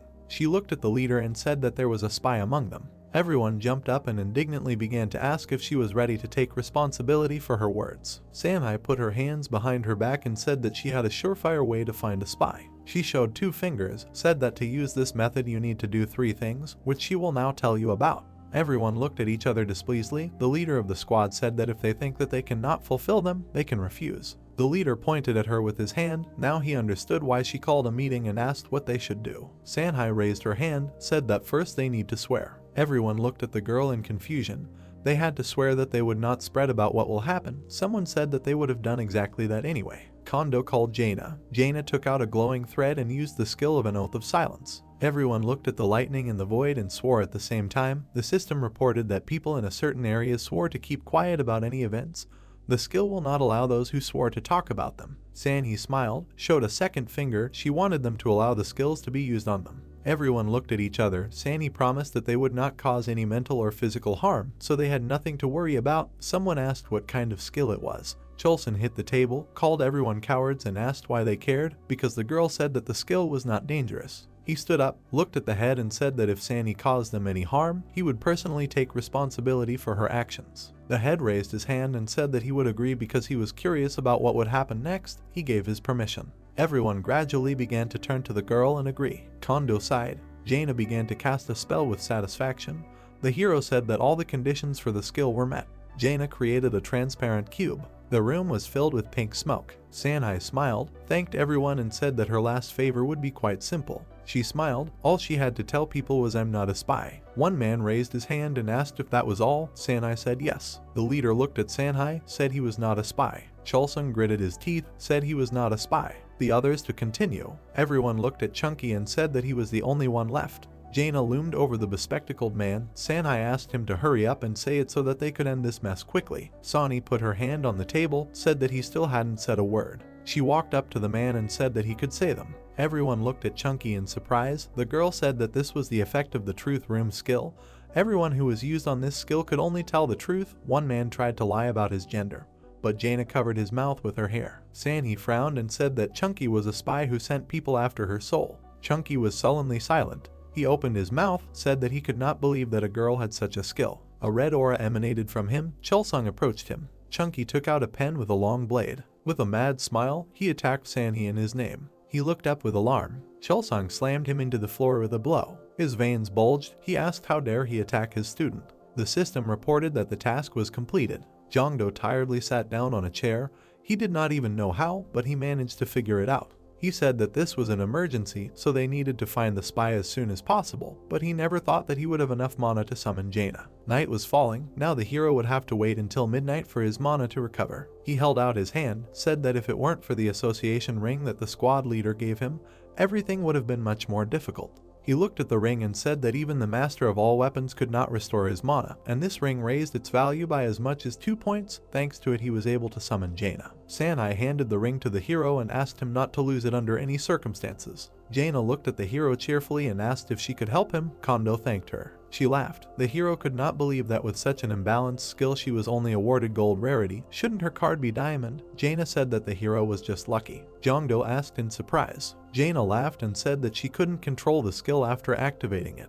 Pink smoke filled the room. Jaina said that the girl used the truth room as if it was her special skill. In other words, anyone can use it to their advantage, plus they can end the skill early if they activate it. She said, if someone took advantage of the moment, she wouldn't be able to help. Jaina remembered her past life and said that she activated the skill. One fool, whom she considered her friend, called her a witch. She couldn't say anything against it, so she was just burned. Jaina laughed. Jongdo tensed up. He thought that next time he should be more careful with this skill. The leader looked at the hunter thoughtfully. The eyes under the hood were glowing. The man said that Sanhee survived. The sect leader looked at the others and said that their assassination squad had been smashed to smithereens. The masked men shuddered.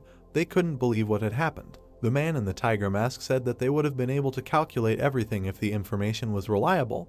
He said that their plans could easily be ruined by even one unforeseen factor. The girl with the butterfly mask looked at Aid and asked if the association was capable of something like that. Hadn't they cut off that girl's connection with headquarters? Aid looked at the others and said that someone had come to her rescue as soon as she finished with the rupture, and it seemed that it was only one person. He introduced the fighting hero, said that he couldn't identify the person because he was too far away, but he was an expert with a spear and sword, and besides, at some point he had become much stronger. Everyone looked at each other and said that it was an S-rank hunter. The hedgehog said that only one person came to his mind. He introduced Hechun and said that it was definitely him. The hare spread his arms and said that he thought that Hechun was not a member of any organization and was working alone. Someone said that only high-ranking members knew the plan.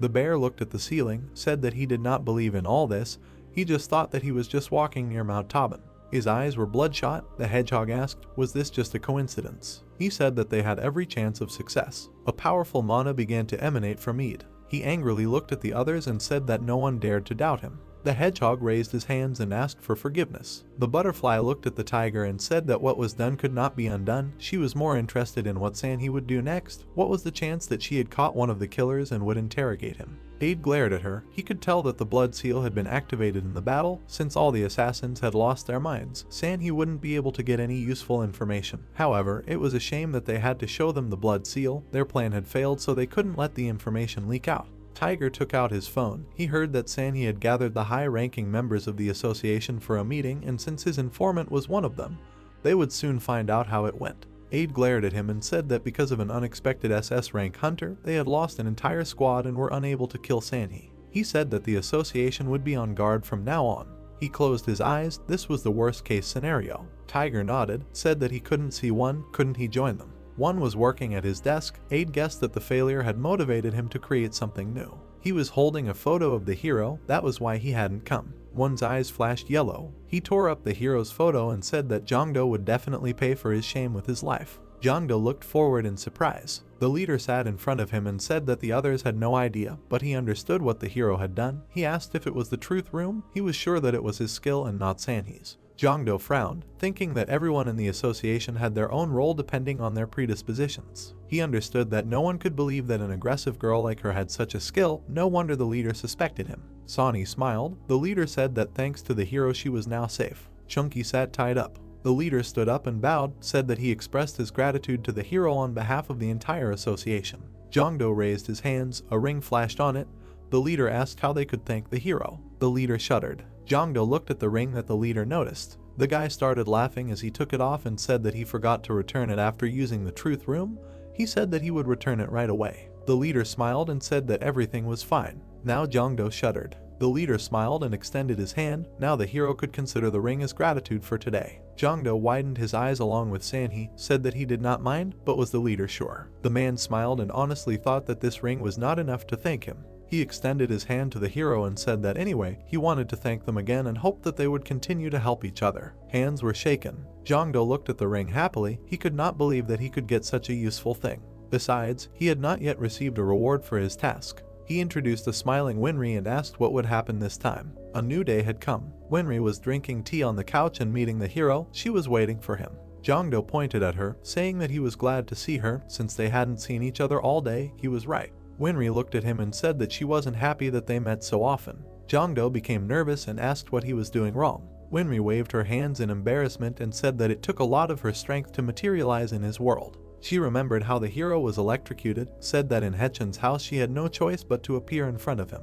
She said that the true universe acts as an observer and usually it appears to people only in case of emergency. Jongdo looked away thoughtfully and said that if you think about it, they really do see each other too often. Winry coughed and said that it was because he gets into rare situations too often, including today. The hero looked at her in surprise, remembered the important information and realized that it was something that the universe really thought was important. He wondered if she would tell him about it if he asked. Winry looked at the hero in confusion. He asked why the true universe gave him rewards for solving problems that he learned about from the important information windows. Winry bowed. She couldn't tell him about it because if he got more influence, she would definitely answer him. She hit her chest and said that she could confidently say that she would never harm him under any circumstances. Jongdo shrugged. He realized that she didn't want to talk not because she was harmful, but because of his lack of influence. He asked her to tell him how he could increase his influence. He remembered the battles. Winry said that there were many ways, but she recommended that he continue to increase his level. She said that reaching a certain level should increase his influence. Jongdo scratched his chin,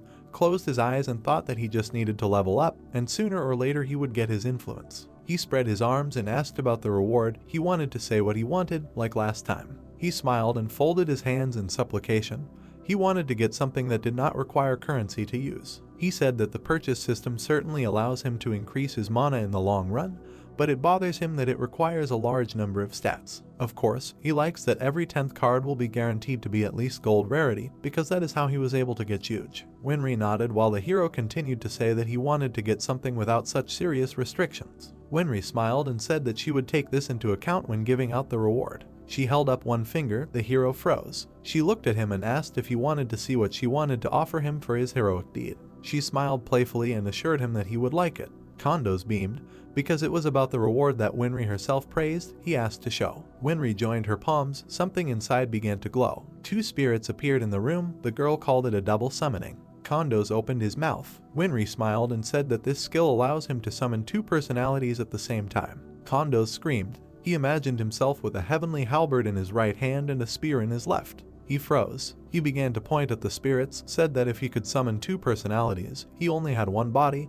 He asked what characteristics he would get. He looked at the spirits, thought that it would be nice if their characteristics added up, but it would be too overpowered. Winry opened the characteristics indicators and said that the hero would receive the highest characteristics of those that the summoned spirits have. Condos looked at the system window in amazement. The girl's eyes were shining. She said that this was not all. Jongdo was struck by electricity because Winry said that he would receive all of their talents. For example, if one of them has the sword and spear skills of the second level and the first level, respectively, and the second has archery and spear skills of the second and first levels, then he will receive the sword and archery skills of the second level, as well as the spear skills of the first level. Jongdo covered his mouth with his hand in amazement. Winry put her hands together and said that this applies to his skills as well. Jongdo asked again. He covered his entire face with his hands. Did this really mean that he could have as many talents as he wanted? However, even just getting the highest characteristics of each of the two personalities already sounds good. He shuddered. He asked if he could get Zhang's talent ingenuity and his skill creation and add Lushan's luck on top. He presented a bunch of weapons and said that he could potentially create a weapon that would have incredible quality. He shook his hands and asked if she was really going to give him this skill. Jongdo looked at the girl in surprise. She advised him not to use this skill too often. She said that dual summoning uses up mana a lot, and if he summons a person and uses dual summoning, then after summoning the second person, the skill's duration will be greatly reduced. She advised him to use it wisely. The hero thought, will he be able to use this skill at all with the amount of mana he currently has? He thoughtfully put his hands on his hips. He understood that such a strong skill should have corresponding limitations. He began to wave his hands and asked Winry if she thought the limitations on using skills were too high. Couldn't she give him something overpowered? Winry smiled and said that unfortunately, it was due to the balance of energy in the universe and its conversion. She created a yellow sphere and said that at the moment it was the best she could offer. She hoped for his understanding, asked if the hero would agree to a double summon as a reward. Jongdo frowned, thinking that this skill would use up a huge amount of mana, but at the same time would give him many advantages. Jongdo cheerfully clenched his fists and said that he agreed. Winry smiled, took the sphere in her hand and said that in that case. She swung. She hit the hero in the chest, light poured out of his eyes and mouth. The system reported that the hero received the double summon skill. Winry smiled sheepishly. Jongdo was shaking and lying on the floor, asking with great effort if she could be more gentle next time. Winry smiled and reminded that the true universe would always watch over them. After a while, the hero and Hee-chun were playing a console. The fighters were beating each other up on the screen. Jongdo looked at his friend cheerfully and said that he was bad at playing. But in reality he could wipe the floor with any pro. Hee-chun suggested that the hero was giving in to him to cheer him up. Jongdo indignantly said that he always gives it his all when it comes to games. He pointed to the device and said that it was bothering him. He asked if it had been bought recently. Hee-chun calmly said that his girlfriend had put it there and it was also bothering him a little. The lights on the device lit up. The guys didn't expect this. The portal opened. Jongdo covered his head with his hands and asked what kind of nonsense this was. He hoped that it wouldn't explode now. Hee-chun tensed up, said the name McDowell. An orange head appeared from the portal and asked how the nerd was doing. The smug McDowell smiled and told him to rejoice because the Great One had honored him, a good-for-nothing, with her visit. She told him to hurry up and bring her something to chew on before she. Jongdo looked at the guest in confusion. She asked who he was. Hee-chun began to get indignant. The girl just covered her ears. While the guy said that he asked to warn her about his visits in advance, she asked if she really couldn't use her own interdimensional door. Jongdo calmed down and came closer. McDowell said that she didn't know that the guy let strangers into the house. Hee-chun pointed at the hero, who was embarrassed again, because the guy said that the hero had recently saved his brother during the exam. Besides, he had been following his incredible esports career for a long time. McDowell folded her arms in confusion.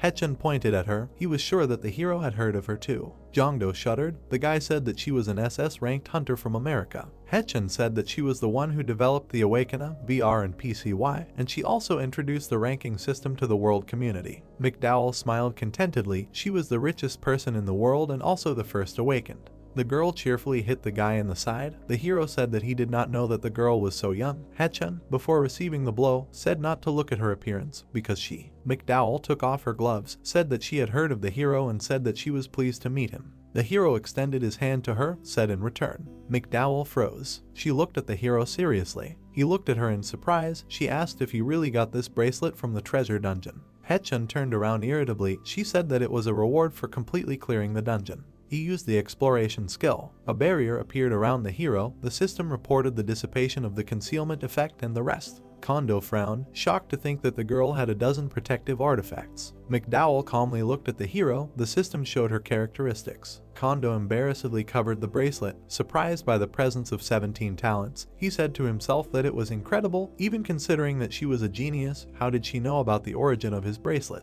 Hee-chun covered her mouth and asked the hero not to be angry with her and he would explain everything. He said that she was able to analyze any object in the world and find out what and how it was made.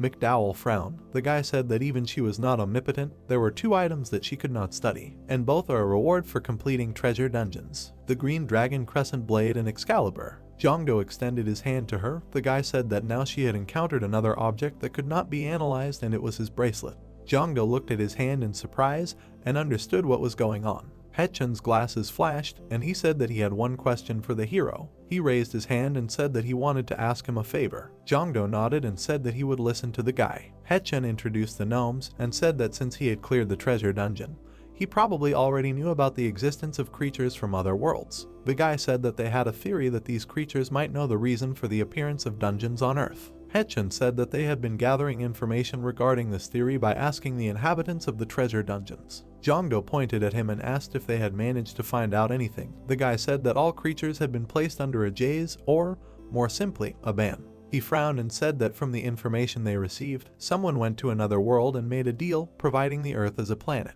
He asked for the destruction of the human race. Jongdo was shocked. He waved his hand and asked not to say that this person was the head of Karma.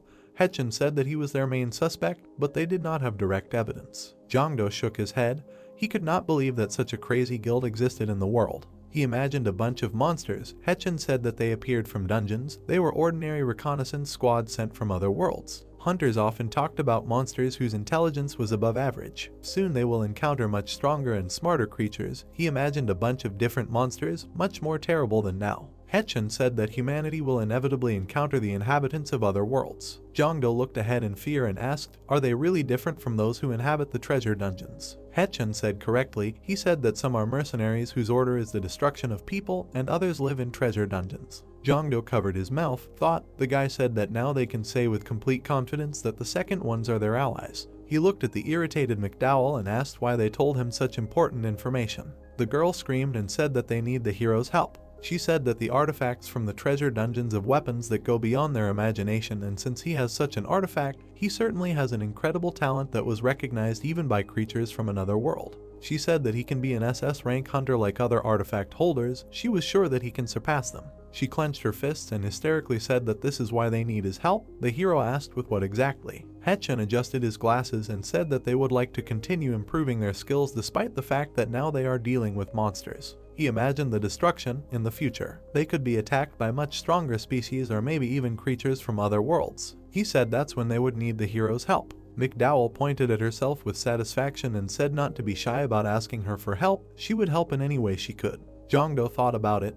Jahan whispered in his ear that despite her behavior, she was a very good person. The girl said that she heard everything. Jongdo extended his hand to her. McDowell was surprised. Jongdo smiled and said that it was an honor for him to have a comrade like her. The girl grinned with satisfaction. She shook his hand and said to call her simply Ellie. A portal opened above the city. Lizard-like warriors looked at the high rises, standing on the edge. The monster smiled and said that the time of humans was over. Winry was floating in the air and looking at the portal. She frowned and said that time was running out. Somewhere, the monster swung its tail. Hashik took the blow with his shield. It cracked. Soyun attacked him, said that there was only a little bit left. Another swing of the tail. Jongdo parried the blow and told Soyun to be careful. Part of the armor shattered into pieces. Soyun put her hands together and swung. A powerful blow sent the monster flying. Jongdo jumped, swinging his spear, and said that it was a great blow. He pierced the monster's head. Everyone approached the dead monster. The hero received a level up. The system reported that the heroes cleared the dungeon in 3 hours.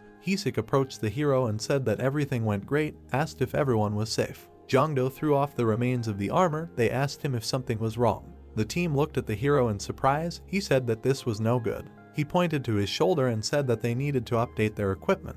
After a while, they went into an armor shop. The seller advised not to miss the promotion with discounts for beginner hunters. The girl showed potions and said that they would get the second one as a gift. Another man showed swords. The heroes walked through a large center for hunters. The hero said that it was much brighter than he imagined. Soyeon studied the assortment with fascination, said that she would go alone, and they would see each other later. Hisik pointed to the side and asked if the hero wanted to go to the weapon shop. They turned around at the sound. The guy was standing with a bunch of bags and complaining about some kind of scam. The other guy heard that you can win something worthwhile here. Jongdo turned to his friend. He excitedly asked if he wanted to look into the lottery shop. He presented a bunch of goods and said that he couldn't believe that he would be mentoring him now instead of the other way around. He said that it was a store where you could find good goods at fairly cheap prices. That's why it was called a lottery shop. He said that most of the items were of course trash, but he heard that you could find some cool stuff there. He looked at the hero with satisfaction, but the hero avoided him and said that he wasn't very lucky when it came to lotteries. He shuddered.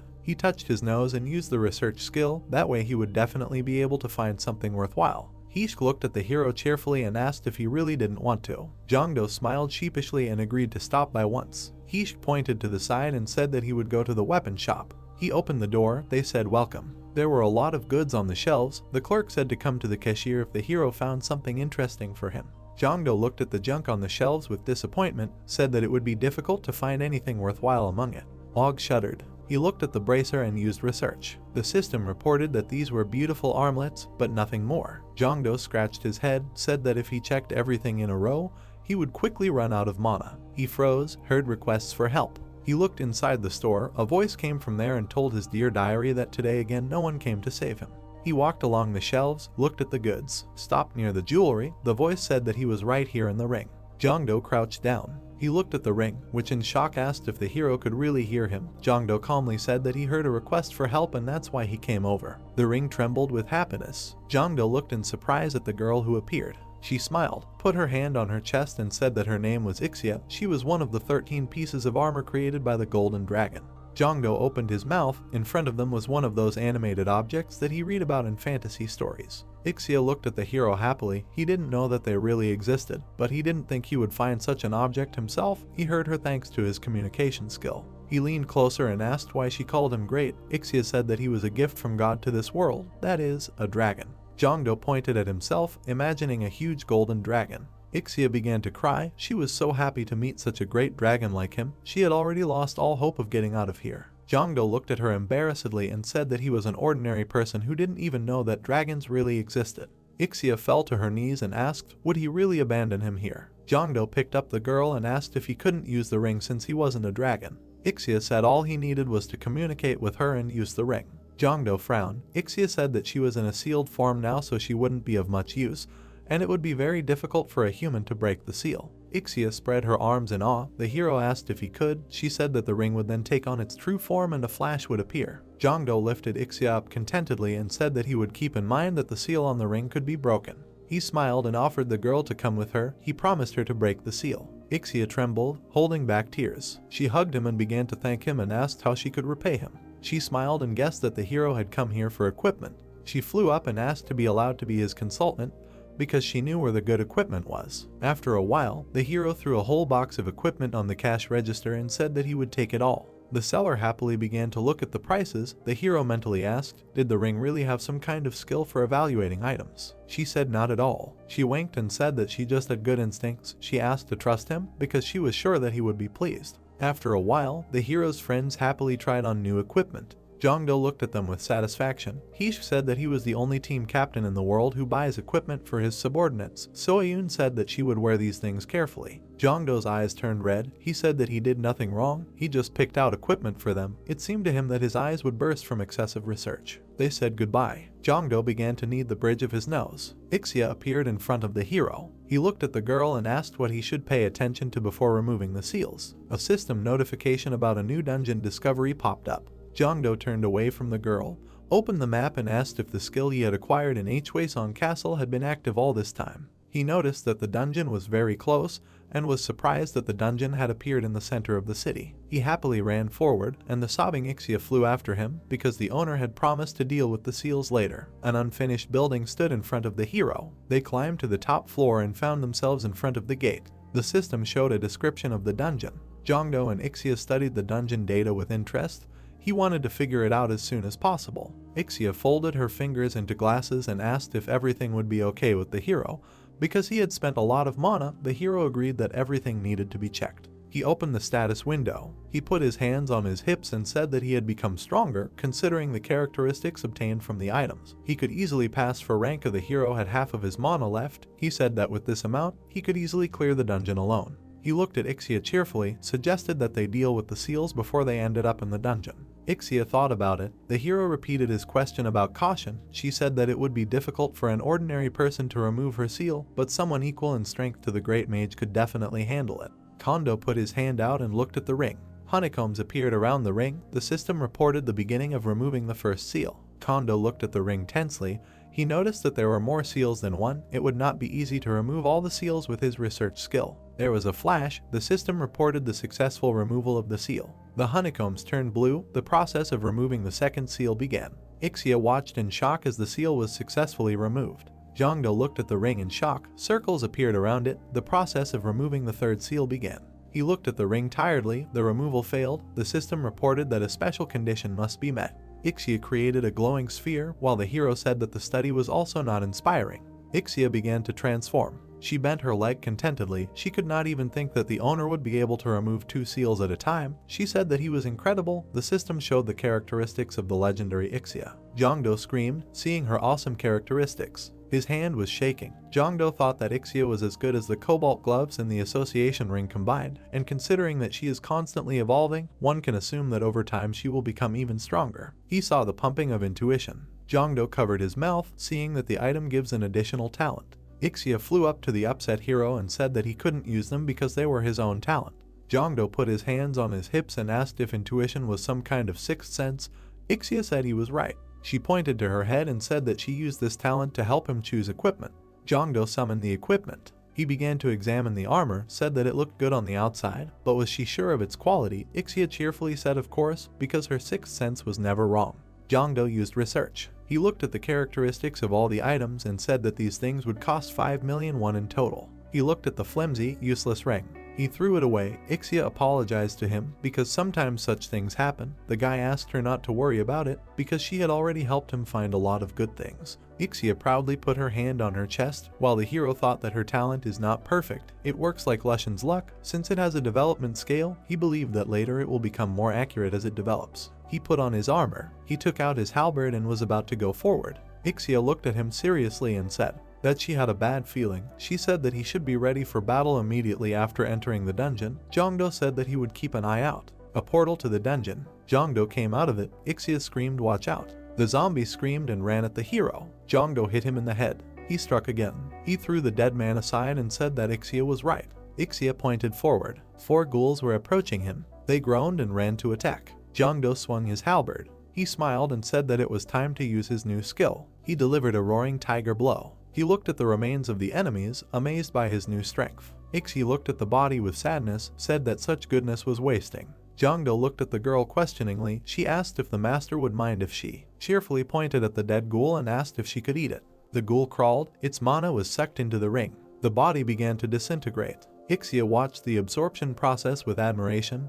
The hero wished her a pleasant appetite. She began to suck in the ghoul's mana. After a few seconds, she smiled contentedly. She wiped away her tears. While the hero looked at her in confusion, she said how great it was to eat for the first time in a long time. Jongdo looked deep into the clean cave and said that she ate all the corpses, not leaving even bones, but Ixia said that she was still not full. Jongdo opened Ixia's development progress. He saw that the process had increased by 1/100%. Ixia winked and said that if the scale filled up completely, he could remove the 3rd seal and then she would become even more useful. Jongdo threw the halberd over his shoulder and said that in that case he would feed her until she was full.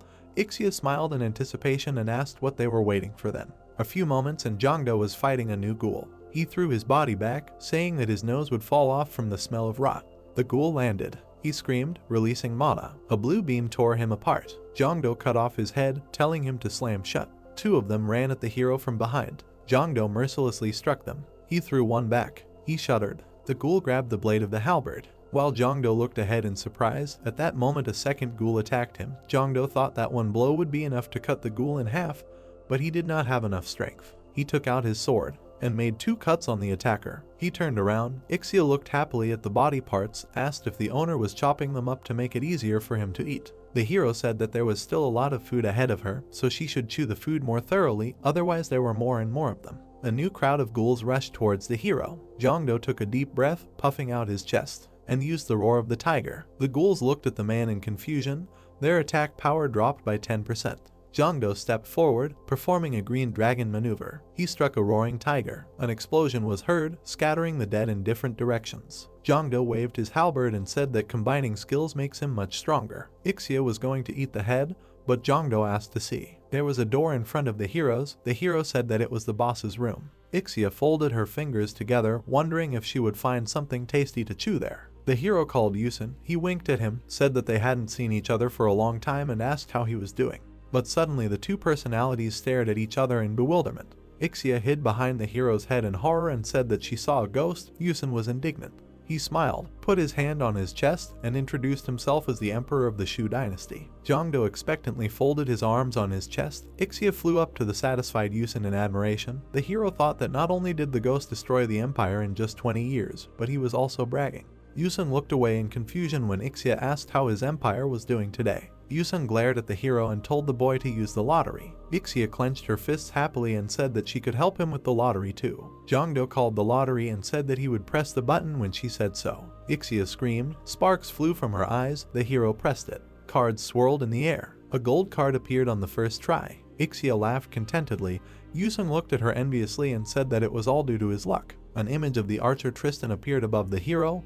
His characteristics appeared. He looked at the door. Red light was pouring out of the cracks. Tristan said that he was ready to give his life for their victory.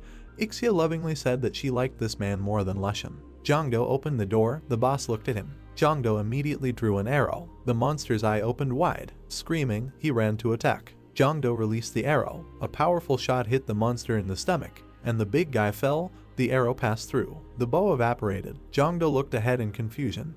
His level increased along with strength and agility. It seemed to him that he had summoned too strong a hero for such a dungeon, and he was not mistaken. After a while, they returned. Ixia concluded that she had eaten her fill. Jongdong took out his phone. Soyun was calling him. He answered and asked how things were. The guy was scared. Soyun screamed into the phone. A moment, and he is walking in a jacket, and the magical girl asks who he is going to meet. He said that with the one who helped him get back on his feet. So he is like a father to him.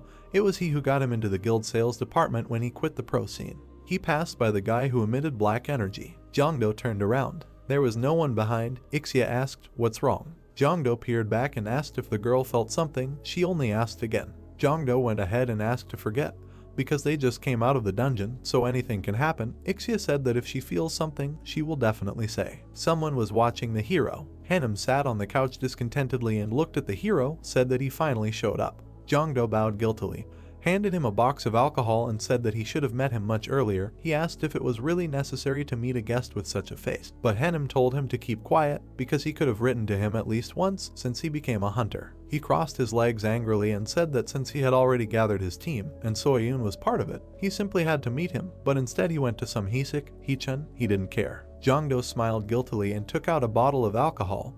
He asked to believe him that he wanted to meet him first, but their team was so busy that he didn't have time at all. He poured Hyunam and suggested that they just drink and relax. After a while, they laughed happily. The hero said that his uncle himself knew how talented Soyun was. Just like a rising star, she helped him out a lot. Her father laughed and said that his daughter was just a treasure, if only he knew how hard it was to refuse guilds that invite her to join them. He poured Jongdo more and said that even if he wasn't a worthy guy who once helped their family, he would still reject their offers. By the way, about them. He looked at the hero warily and asked if they were dating. Jongdo immediately spat out all the alcohol. The uncle shook his head in displeasure, said that his daughter was no longer little and as a parent, he should support his daughter and not judge her decisions, but still. Jongdo jumped up and said that he had known her for 10 years, since childhood, and she was like a younger sister to him.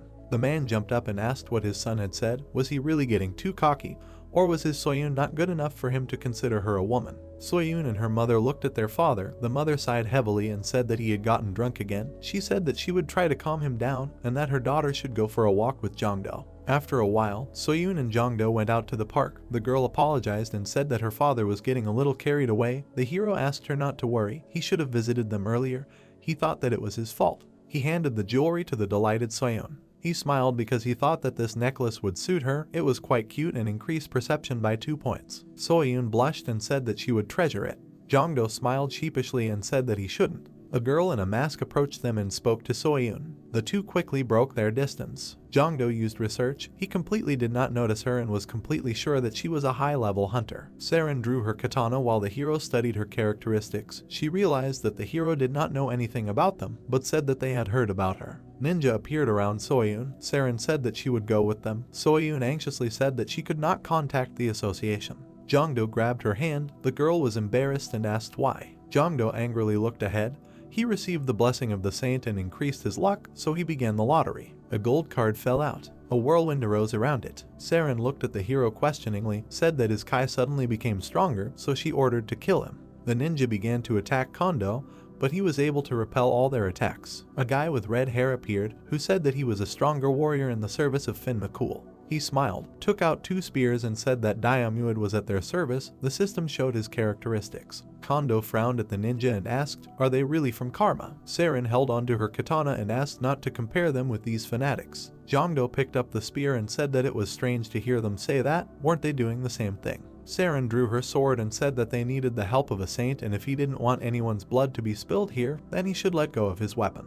Jongdo looked forward angrily, received a buff from the blessing and said that there would be no peaceful solution. The ninja attacked. Jongdo swung his spear. His copies went into the attack with him. The system reported that the spear ignored the opponent's magic resistance. Saren parried the attack. There was an explosion. The girl screamed that the hero was open. The ninja swung and screamed, but Jongdo parried it with a second spear. He took it in his hands, created copies. The ninja parried the attacks of the spear, which inflicted incurable wounds. The hero was surrounded. Jongdo parried the attacks with the sword that appeared. He took the second one and began to strike. the ninja could only block his attacks. Saren looked at the hero in shock, not understanding what kind of monster he was. She looked at him, analyzed. The hero gained distance with the help of red and yellow beams of energy that followed them, but as soon as they got closer, he immediately attacked them with 2 blades. Jongdo repelled all attacks. Soyun gave him buffs. Saren could not find his weak points. Jongdo frowned. Everything seemed strange to him. He looked ahead, thinking that during all this time at least one person should have passed here. Was it really an ambush for them in advance? But to create such a large trap, a powerful catalyst is needed, a person to support it. At this time, the ninja was sitting in the bushes, holding the trap. Jongdo rushed forward, finding the hidden fighter. He angrily looked ahead and said that he thought that he was waiting for the moment to jump out of the bushes and take Soyun. But in fact, he was maintaining the barrier. Saren turned around and said that the hero had found him and told him to be careful. Jongdo threw a spear and said that it was too late. The spear flew at the ninja. A loud roar arose. Saren looked at the collapsing barrier. Jongdo and Soyun began to run. Saren and the others chased after them. She said that someone should stay and restore the barrier, and the rest gave chase. After a while, Jongdo and Soyun stopped in the park to catch their breath. Jongdo pulled off his tie and looked away. In front of him was a park. Although they had been running for an hour, he assumed that the assassins had installed another barrier on top of the first one. Soyun turned her head. Jongdo turned to her and asked if she had any guesses as to what kind of guild it was that spent a dozen resources to catch her. Jongdo raised his head. A masked man was sitting on a lamppost. He jumped down. The hero blocked Soyun and said that if they needed her so much, then let them send a special offer. The man in the mask bowed his head and said that he had no idea what he was talking about. He extended his hand to the hero and said that he came for his head. A circle of fire appeared under the hero's feet. Soyun made a cross, created an impenetrable shield. A huge purple hand threw Jongdo back, breaking Soyun's barrier. The man looked at how Soyun caught Jongdo and was surprised that she was able to block his blow. Jongdo glared at the stranger, realizing that he was definitely from Karma. The system pointed to the artifact hanging on the man's neck and said that due to his interference, the information would be hidden. The system showed some information about the enemy. He took the medallion in his hand. The system reported that the enemy's characteristics were significantly increased. The man frowned through the mask and asked if the hero really had some kind of reconnaissance skill. Powerful mana was emanating from him, and the hero's skill time was almost up. He noticed that this guy's aura was much scarier than Saren's. The man looked at the hero questioningly and said that his aura had become weaker while he realized that the enemy was an SS-ranked hunter. Jongdo was scared. A purple hand reached out to the hero. Yusun was spinning around the hero and asking him to do something. Jongdo said that he didn't have time. Soyun put up a barrier. She put her hands forward and told the hero to run. Jongdo waved his hand. The system reported that due to the saint's blessing, his luck had increased significantly. He screamed that it was too dangerous. The purple hand destroyed Soyun's barrier, throwing the girl away. Jongdo's eyes widened. He looked down gloomily. He got a gold card, and his pupils began to glow yellow. The sorcerer covered himself from the rising wind. He said that the hero's aura had become stronger again. Jongdo pulled out his bow and drew an arrow, and a powerful shot flew at the sorcerer. He created a sphere around himself, which was enveloped in an explosion. His sphere dissipated. The sorcerer looked at the hero and said that he was an S-class archer. He spread his arms, keeping the sphere active. Now it became clear to him how he was able to stop that explosion, but nevertheless, it was not able to break through his barrier. Yun appeared above the hero's head. He became curious how the sorcerer survived after being hit by a deadly arrow. Jongdo fired again, while the sorcerer said that it was useless. The sphere began to be covered with ice. The sorcerer looked in surprise at the growing ice and asked, did the hero really think that this would help him? Jongdo drew a new arrow and said that now he was sure of it. The arrow was enveloped in the saint's blessing skill. Soyun prayed with difficulty. Jongdo thanked her. The sorcerer looked forward and said that things were getting hot. Jongdo released the divine archer's arrow, and a powerful shot flew into the sphere. The sorcerer raised his head in fear. There was an explosion. Jongdo was breathing heavily. He said that he should have hit him. The sorcerer calmly stepped forward, dispersing the smoke. He began to cast, asking how he dared to make him use the artifact again. He promised that he would slap the heroes with one blow. Soyun fell to her knees, and the hero's skill ended again. The sorcerer narrowed his eyes and told the hero to die. But suddenly, Saren struck the sorcerer from behind, using the Big Bear Strike. She pointed at the sorcerer who flew away and asked the hero, what kind of creature is this, using dark magic? Jongdo screamed and said that this is an assassin who was sent after Soyun. Saren was indignant. The sorcerer came out, dispersing the dust, and asked, who the hell are they? Saren attacked him and said that they came for the saint first. Many purple hands appeared from the darkness. The sorcerer asked not to interfere. Jongdo called a new lottery and asked Yusun to hold on a little longer. Cards began to fly around the hero.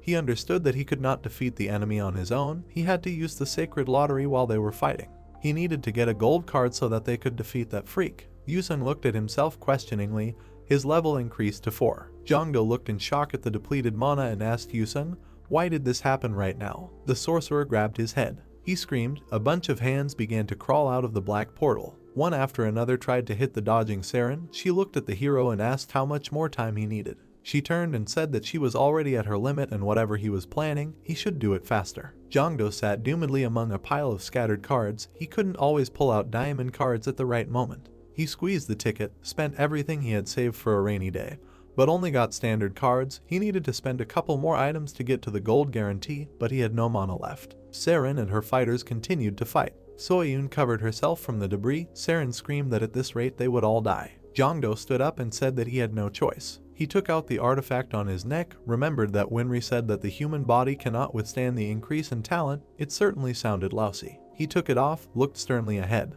A bead of sweat ran down his face.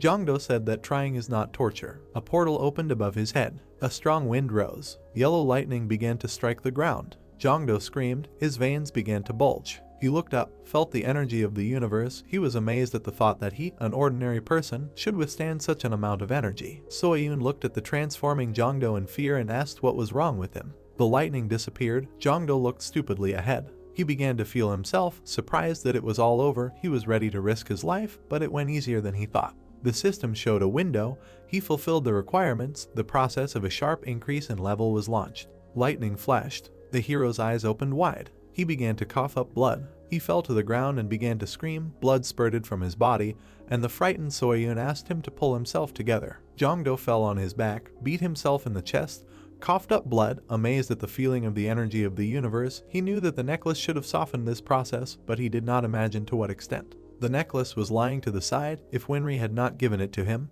his body would have already been torn apart. The sorcerer cast the sphere. Saren looked at him silently. The sorcerer asked if this was a side effect of using black blood. He said that he went berserk and forgot about his goal. He looked at the writhing hero and said that something strange was happening to him. Did he suppose that his internal energy was out of control? The sorcerer began to form a shot, deciding that the hero tried to use something like black blood, but failed. His eyes flashed. His hands reached out to the hero. Soyun sat next to the hero's body and looked at the approaching attack in horror. She put her hands forward. Saren looked at her in fear and shouted for her to use a shield. The hero's hands were enveloped in red smoke. He blocked Soyun with his body and reflected the attack. The sorcerer shuddered, not understanding what happened. Jongdo stood with his hand outstretched, said that he was okay now and Soyun could rest. The system showed a description of the awakening of dragon blood. Jongdo looked forward. The system reported that he successfully increased the talent level. His achievement is recognized as one of the rarest phenomena in history. He will be given a reward. Jongdo looked ahead. A ticket to summon a black card appeared in front of him. She said that the personalities summoned by black cards have a higher rank than the personalities of diamond cards. The hero could summon a mythical level personality. Jongdo tore the card. Black cards appeared in the air. The sorcerer stepped back, said that the hero's aura had changed. It became unstable, but very strong. He asked what the hero used. He needed to report this to the guild. Saren attacked. The sorcerer managed to activate the sphere. He formed the sphere and said that the girl's time was up. He released his magical hands. Jongdo took the bow in his hands. He pulled an arrow with the black aura. The sorcerer laughed and asked what kind of battered bow it was. He was wrong and the hero did not become stronger. Jongdo calmly shot. The sorcerer put out purple hands as a defense. He mocked the hero's attempts. The arrow was approaching the sorcerer as he said that he would have to shoot 100 arrows just to scratch his barrier. The arrow pierced the barrier. Cracks appeared on it. It tore the barrier and flew on. The sorcerer managed to dodge, but part of his body was torn apart. Soyun and the others looked at the hero in shock. The sorcerer fell, holding the stump of his arm, and asked what the hero did. Jongdo pulled a new arrow, said that he fired a normal arrow. Waisunj smiled and said that now he could even shoot a monkey with his eyes closed. Jongdo approached the sorcerer and said that he did not stand a chance against him, so he should lay out who he was and what he wanted. The sorcerer tapped on the mask and asked if he was interested in why he was wearing such a heavy thing. Jongdo looked at the sorcerer in surprise, who said that if they did not know each other, he would not have worn it. The sorcerer screamed, using the jump. His body burned. A bang was heard. Lisunj looked around and asked where the enemy went. He pointed to a distant tree and said that the enemy was there. The sorcerer walked through the park. He was going to use the teleport skill and move to the guild. An arrow was already flying towards his soul. The sorcerer jumped back. The arrow destroyed the tile. Jongdo slowly walked towards the sorcerer, who did not understand what was happening. He was shaking, surprised at how the hero was able to understand where he had moved. He realized that he had a monstrous skill in mana perception since he was able to track him. Jongdon pulled the arrow. While the sorcerer thought that the hero would definitely become an obstacle in his way, the hero said not to move. The sorcerer crouched, covered himself in an aura. He was going to take the hero with him. He jumped to attack and offered to try to remove the mask. His eyes were burning. He wished the hero death, but the shot that broke the mask threw him back. Jongdo slowly approached and looked. He looked at the guy and said that he did not know him. He fell for a cheap trick and realized that he still had a lot of growing to do. Ixia flew up to the amulet and said that it had a terrifying aura. Jongdo picked it up and said that he should take it with him. Ixia began to double. Jongdo fell. He lay unconscious. Voices demanded to put him on a stretcher. The system reported that the lottery skill was changed due to the improvement of the game talent. Now the hero can choose what information he wants to get, and now, using the lottery, he can get black cards. Jongdo suddenly opened his eyes. He sat up with difficulty. Ixia was flying around him. He looked at the eastern house and asked where he was. Ixia said that Soyeon and the girl in the mask brought him here. She said that Soyeon had been looking after the hero the whole time until she was called outside a couple of minutes ago. Jongdo held his wounds, saying that it meant Soyeon was fine. He remembered the black archer and said that the power of black cards was truly incredible. He said that the guy in the monkey mask, who was most likely SS rank, was unable to do anything against him. If we compare heroes to each other, the Diamond Lisonge was not as good as some other individuals. Now in the future he will be able to summon much stronger heroes. Not counting Jaken, who is not meant for battle, all diamond heroes are under level 99. Only Lisong, who was summoned from a diamond card, was level 178. He concluded that 99 is the maximum for diamond cards. He said that this means that one day he will be able to summon a black Lubo or a black Siegfried. The girls approached the hero and asked how he was feeling. Saren took off her mask, put her hand on her chest and said that she had not had a chance to introduce herself. She was a member of the Korean Big Dipper Martial Arts Association. Jongdo shuddered, realizing that Saren was enlightened. She looked away in embarrassment. The hero thought that enlightened people lived far from human society. He did not understand why she needed Soyeon. She bowed in front of Soyeon, said that she had cured the hero as she promised. Jongdo looked at the girls in shock. Saren began to ask them to save their mistress. She led them through the courtyard. She opened the room. Jongdo looked ahead in surprise. The young mistress was lying on the floor. Saren said that she was the next heir to the Big Dipper clan. She handed Soyeon a stone statue. The girl was sleeping. Saren said she didn't know the details, but before she fell into a coma, the young lady said that their clan's problems would be solved if they handed over this statue to Soyeon. Jongdo looked at the stone, feeling a familiar aura from it. He used research on the statue. His eyes crawled out. It was a full recovery skill stone. The statue began to glow. The system reported that a hunter with the talent Holy was detected. The skill was transferred. Jongdo approached Saren and asked if their mistress had always been sick. If she asked to find Soyeon when she was bedridden, Saren said that the young lady was famous for her excellent health, but one day she collapsed unconscious. She said that the young lady was a priestess who could predict the future. She knew that she would fall into a coma. Jongdo spread his hands and asked why she didn't prevent anything back then. Saren said that she does not see the future by choice.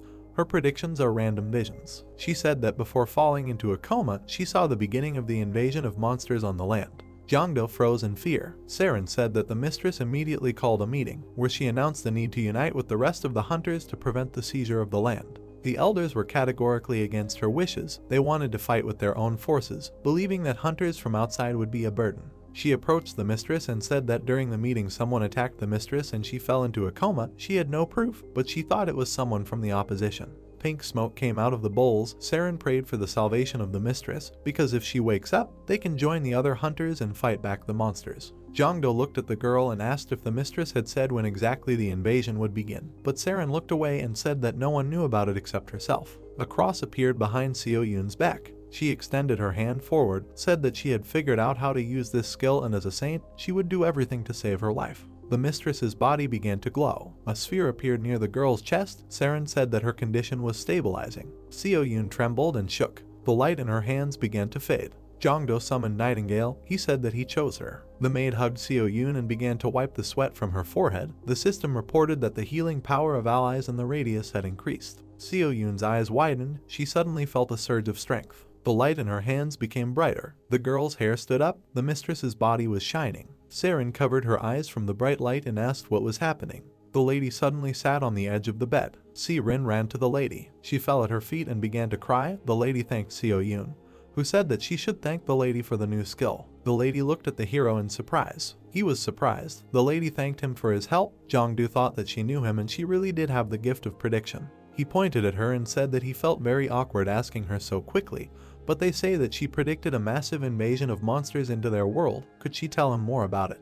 The lady took out her phone, said with annoyance that a lot of time had passed. Jong-do looked at the girl in fear. She began to say that there was left before the monster attack. Jong-do mentally prepared himself for what the lady would say. The lady was counting down. The hero's eyes opened wide. The lady had said everything. The system began to show the appearance of new dungeons. Jong-do looked at the notifications in horror. The news anchor said that many rifts had appeared all over the world at the same time. Jong-do stood in front of the TV. The anchor said that the reason for this phenomenon was unknown, but they invited a world-famous professor and experienced hunters to investigate it. The hero said that now was not the time for that. Jong-do remembered how the lady said that the hero was now injured and was forced to rest with them. He said that he needed to gather information. Summon the info lottery. The machine looked at the hero, who said that it was time to test the info lottery. He was sure that he could find out something about the invasion of monsters. Jong-do called Yusung and said that he was counting on his help. He only said that he felt safe here and he thought that his luck would work even better. Jong-do pulled the lever. The balls shook inside the machine. Jong-do was tensely silent. Yusung too.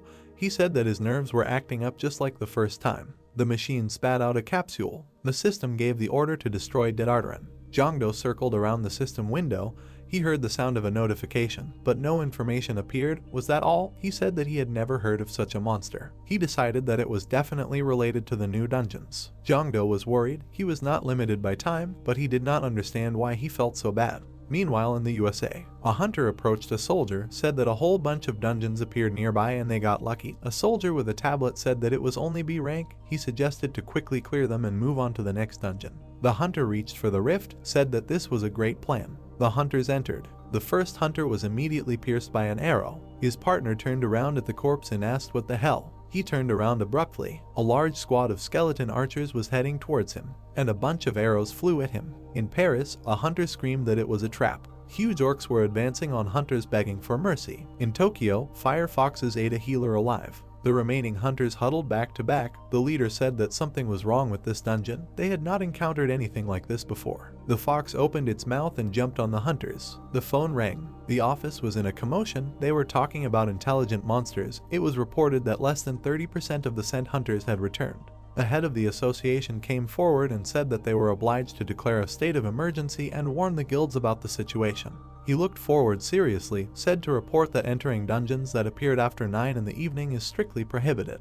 He turned to Sanhee. She nodded. The head ordered her to study intelligent monsters and draw up instructions. The head ordered to gather high-ranking hunters and create teams to clear the dungeons. Sanhee thought about it. She understood that the high-ranking ones had cockroaches in their heads. Would they be able to get along in teams? She needed to find a strong hunter who could be trusted. Meanwhile, Jong-do saw a call from the squad leader. He answered. Sanhee said with anxiety that she wanted to invite him to the team to clear the new dungeons. He agreed, because he wanted to learn more about these dungeons. Jong-do looked ahead in fear. Sanhee said that she would tell him the details when they met and that they would pay him 10 billion won for this task. Sanhee stretched her neck and said that it would be little and that he deserved much more, but that was the maximum they could offer. Jong-do clenched his fists happily, anticipating the money. He said that it was more than enough and asked where they needed to go. Jong-do put on his armor and arrived at the right place. Sanhee stood with the hunter team at the rift and said that since everyone was gathered, she would begin the briefing. The support and tank from the specialist guild looked at the squad leader. She said that the dungeon was a rank. The tank and DD from the other guild looked at the hero. Sanhee said that under normal conditions, each of those gathered would easily deal with such a dungeon, but they could not guarantee the same now, so they should try to act more carefully. Soa spread his arms and said that a passenger had sneaked into their ranks. He asked if Sanhee was going to take a B-rank hunter with them. Sanhee interjected and said that rank was not an indicator of skill. She said that she personally vouched for him.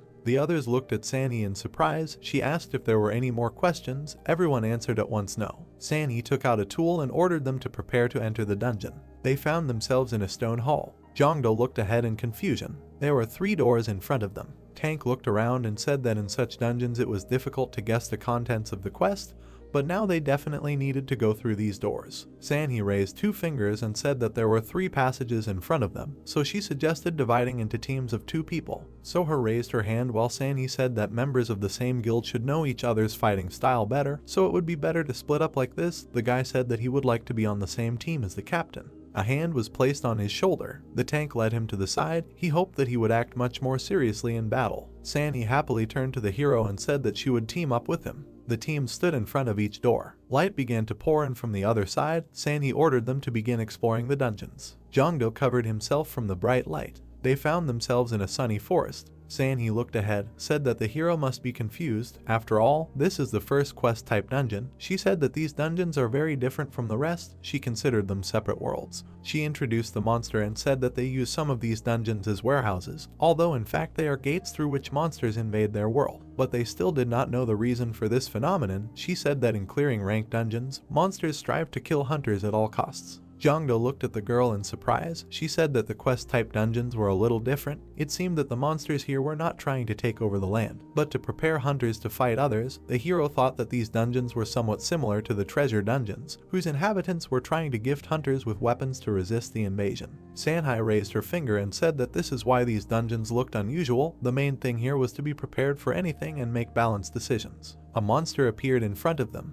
The monkeys looked at the heroes questioningly. Jongdo used research. Sanhee told them to prepare for battle, because despite the goals of the dungeons, the monsters here were no friendlier. The monkey leader called his warriors. They raised their fists. The leader said that there would be a battle not for life, but for the death. He ordered to take everything into their own hands. The monkeys roared. They were going to get what they wanted. Sanhee tensed up and said that intelligent monsters really lived here. She did not understand what they wanted to say. The monkey leader pointed at the people with his hand and announced the beginning of their mortal battle. Sanhee turned around sharply. The hero asked to explain the meaning of the phrase, "We will get what we want." He scratched his head in embarrassment. Sanhee asked how he knew their language. The hero assumed that it was because of the talent for communication. The monkey smiled. Because the man understands their language, he said that they came here to gain power and they will tell you how to do it. The system began to sort and collect information. The leader took out a shield. The system showed descriptions of tasks. It was necessary to defeat the tribe of monkeys, collect artifacts, and destroy the shackles of souls. Kondo and Sanhee stood in fighting stances. The hero said that this battle was part of their task. The girl said that it was nice because working with her head was her weak point. They ran forward. The monkey leader raised his shield and shouted to try to defeat him. Jongdo hit the shield with his halberd. The chief was pushed back. He turned around. The hero was behind him, using the maneuver of the green dragon. Jongdo dealt many blows to the monkey's shield. He looked at him angrily. The chief shouted and said that the hero had fast and heavy blows, but he was much stronger. Jongdo summoned a sword, said let's see how he will block this. He began to deal many blows. The chief looked out from behind the shield and said that he had never met death. He will reflect all his attacks with one simple spell. But suddenly the hero's sword pierced the shield and hit the chieftain's chest. Jongdo smiled, noting that the chieftain was very proud of his shield. But his weapon was no slouch either, since the sword had a chance to ignore the enemy's armor. The chieftain fell and asked if he had relied too much on his shield. Jongdo took it and said that he would take it. Sanhee chopped the monkeys one by one. Jongdo sheepishly noted that his help would not be needed. Ixia appeared from the ring. He pointed to the corpses and said that she could eat them, but the spirit of the ring sheepishly said that she was not hungry. Jongdo looked at the girl suspiciously, noticing that something was wrong. He opened the characteristics window. He shuddered, seeing that the development progress was already half, while last time it had barely risen by 1%. Ixia looked at the hero sheepishly. He ordered him to speak quickly. She said that she ate that guy in the monkey mask. Jongdo was shocked and asked if the girl was a cannibal. She said that of course not. She felt a strange aura from him, so she wanted to try a little, and before she knew it, she had eaten the last piece. The hero remembered that the guy did not have a human aura. Was it really that demonic energy that Saren was talking about? He decided that since Ixia was able to absorb his body, then demonic energy was really involved. He pointed to the body, asked not to worry, because now Karma would not be able to get his body.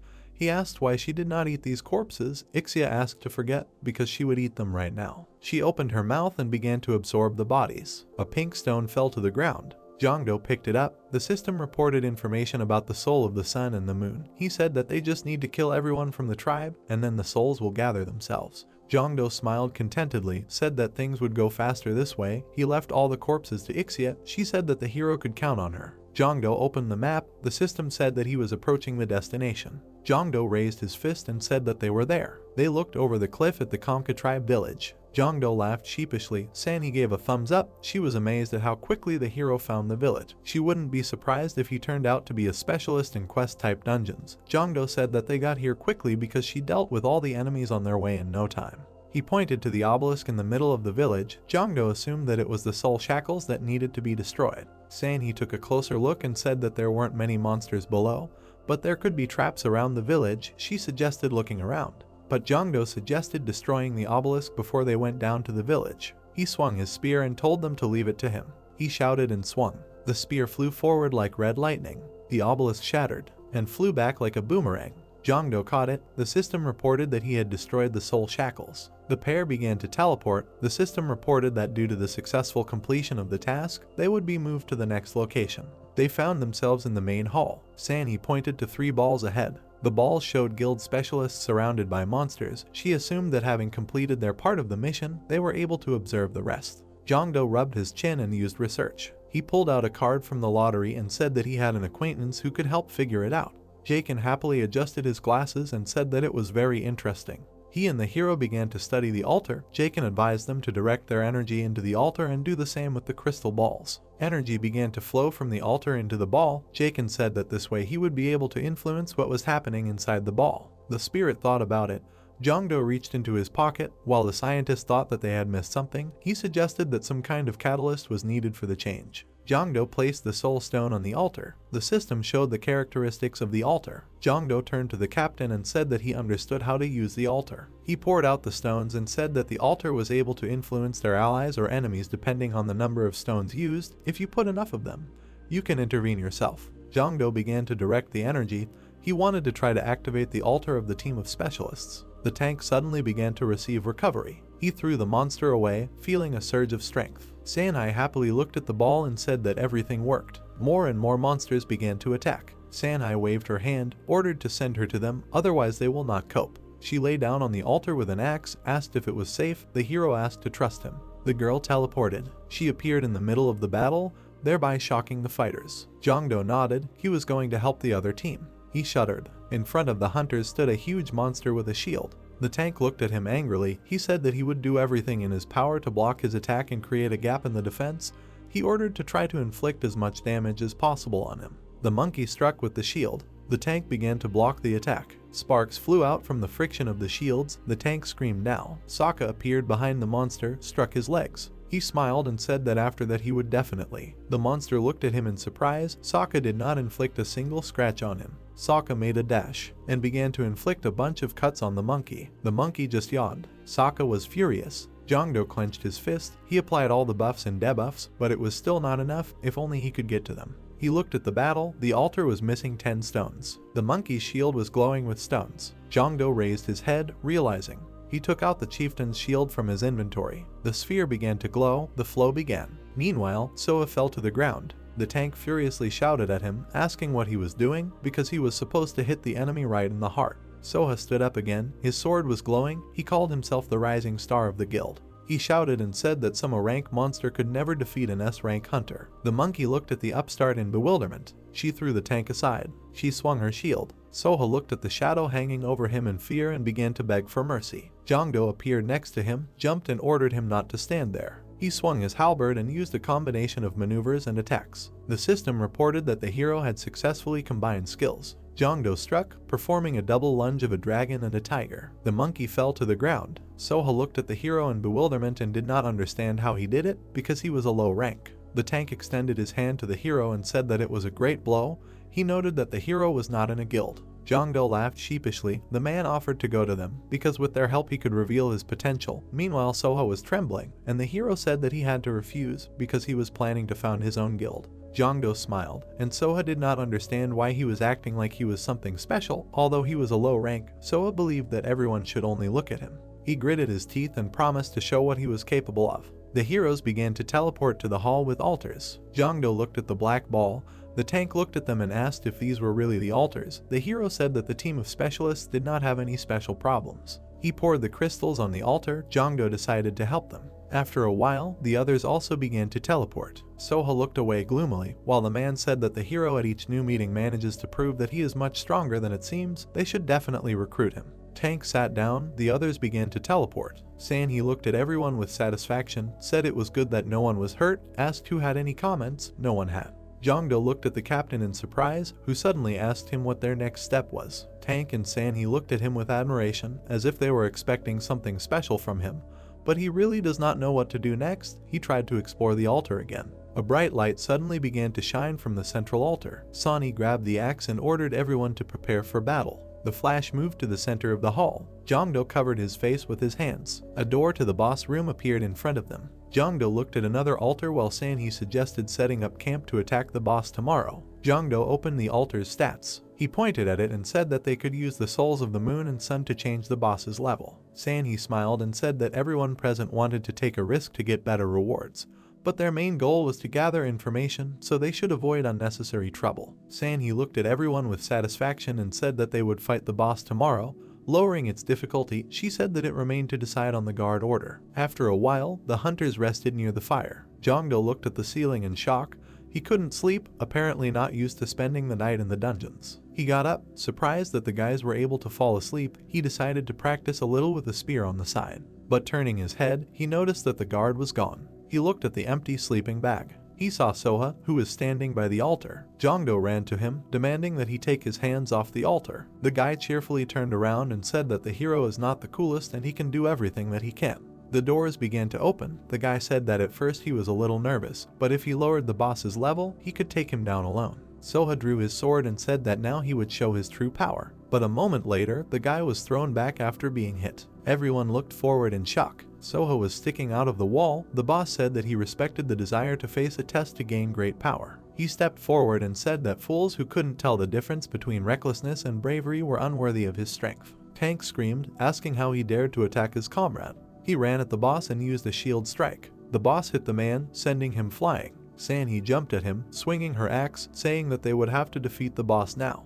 The chains with maces wrapped around the axe. The boss slammed Sanhee to the floor and told them to fight, casting aside their fear. The team of specialists looked at the boss in fear, who could easily block the attacks of 2S rank hunters. Jongdo looked at the altar's stats and said that Soha had accidentally made the boss stronger. Jongdo looked at the boss, summoned Yusung and Ixia, took out an amulet, and said that he could only hope for good luck. He squeezed the amulet that repelled negative energy so he could ward off bad luck from him. Cards appeared around the hero. The boss looked at the hero questioningly. He looked at the whirlwind and said that he felt the spirit of a warrior in it. Jongdo was covered in ominous energy and took out a halberd. Luobu loomed over him and said that they had not seen each other for a long time. The system reported that the black card skill was unlocked as a reward. The hero now had a red hair summon. A red horse appeared near Jongdo. He jumped on it, and together with the beast, they menacingly walked towards the boss. The hero's characteristics increased when he was mounted. Riding skills began to strengthen. The boss grabbed his weapon in anticipation. The horse ran forward. The boss ordered to attack and called the hero a great warrior. Jongdo thrust his spear forward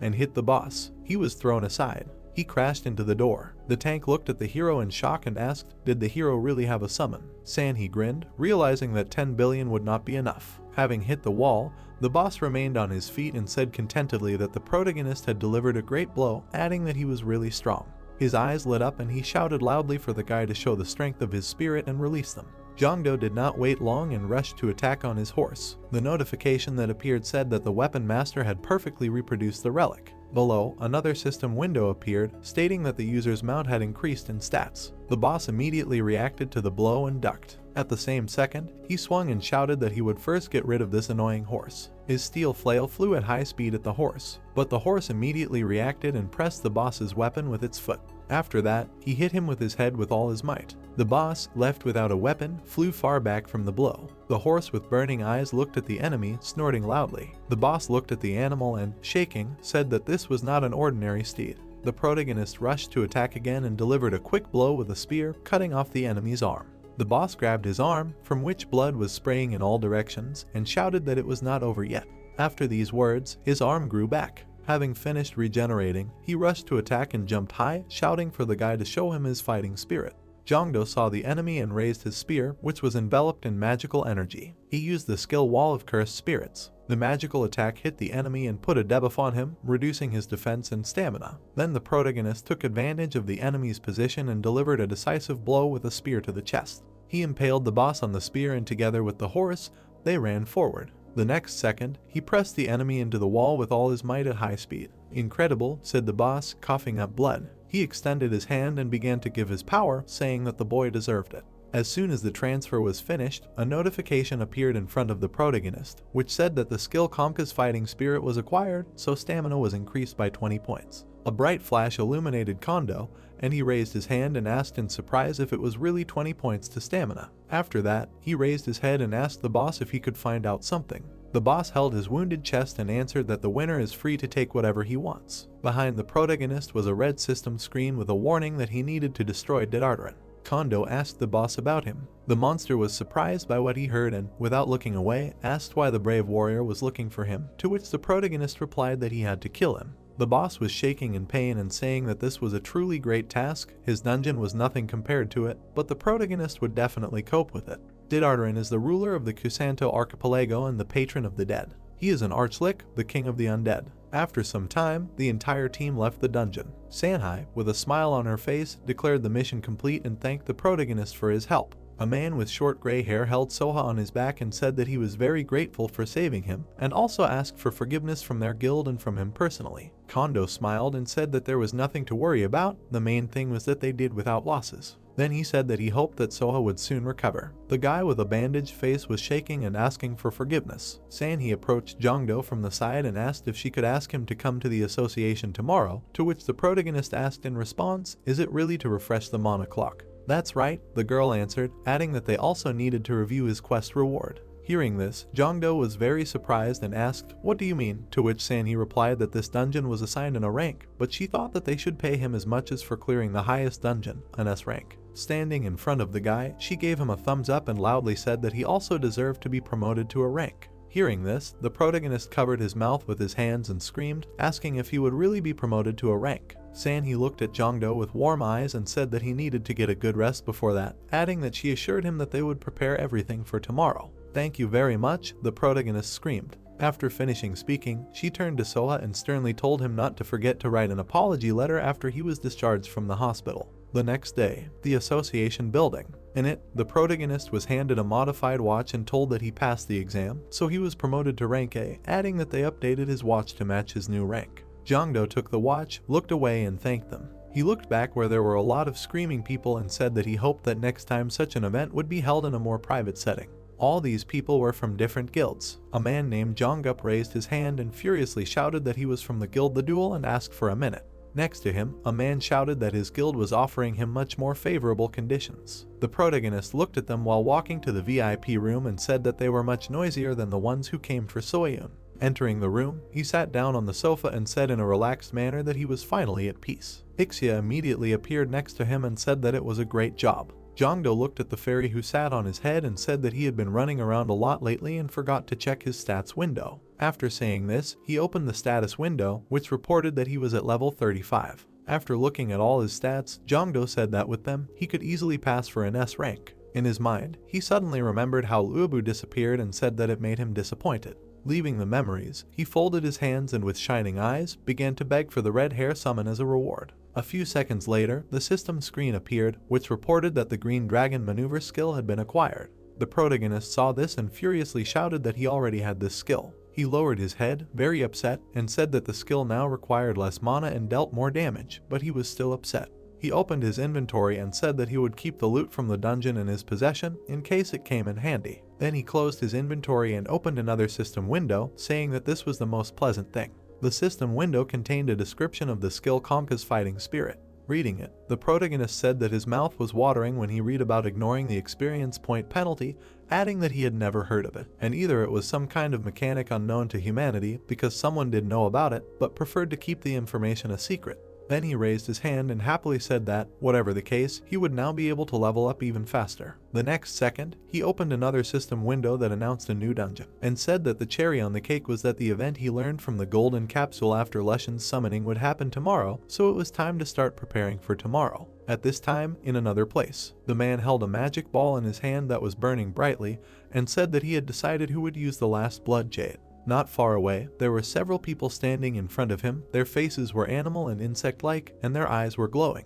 The girl with the butterfly mask asked if they still didn't know where the monkey was, since he was the only one who could create blood jade, to which the guy in the black cloak replied that the bear was just looking for him. The man with the tiger mask standing to the side folded his arms over his chest and asked where the quest would take place this time. The guy in the cloak held a red ball and said that he was warning them that this time they would encounter monsters whose strength was unknown. He looked at his subordinates and said with shining eyes that they would have to go. After a few seconds, he finished speaking to Dokdo. Some time passed. Gangwon-do, Chiorwon. The protagonist stood by a small river and said that it seemed to be here. A portal began to open in front of him, and he realized that this was the entrance. At the same second, a system screen appeared, stating that this was the lair of a doppelganger with an unknown difficulty, and the portal opened. After reading the information, the protagonist said that a doppelganger is a monster that can completely copy the abilities of its opponent, adding that he had never heard of hunters encountering doppelgangers, so most likely, this is a new monster that appeared after the second disaster. After finishing thinking, he looked up at Ixia and asked if the doppelganger could copy his equipment.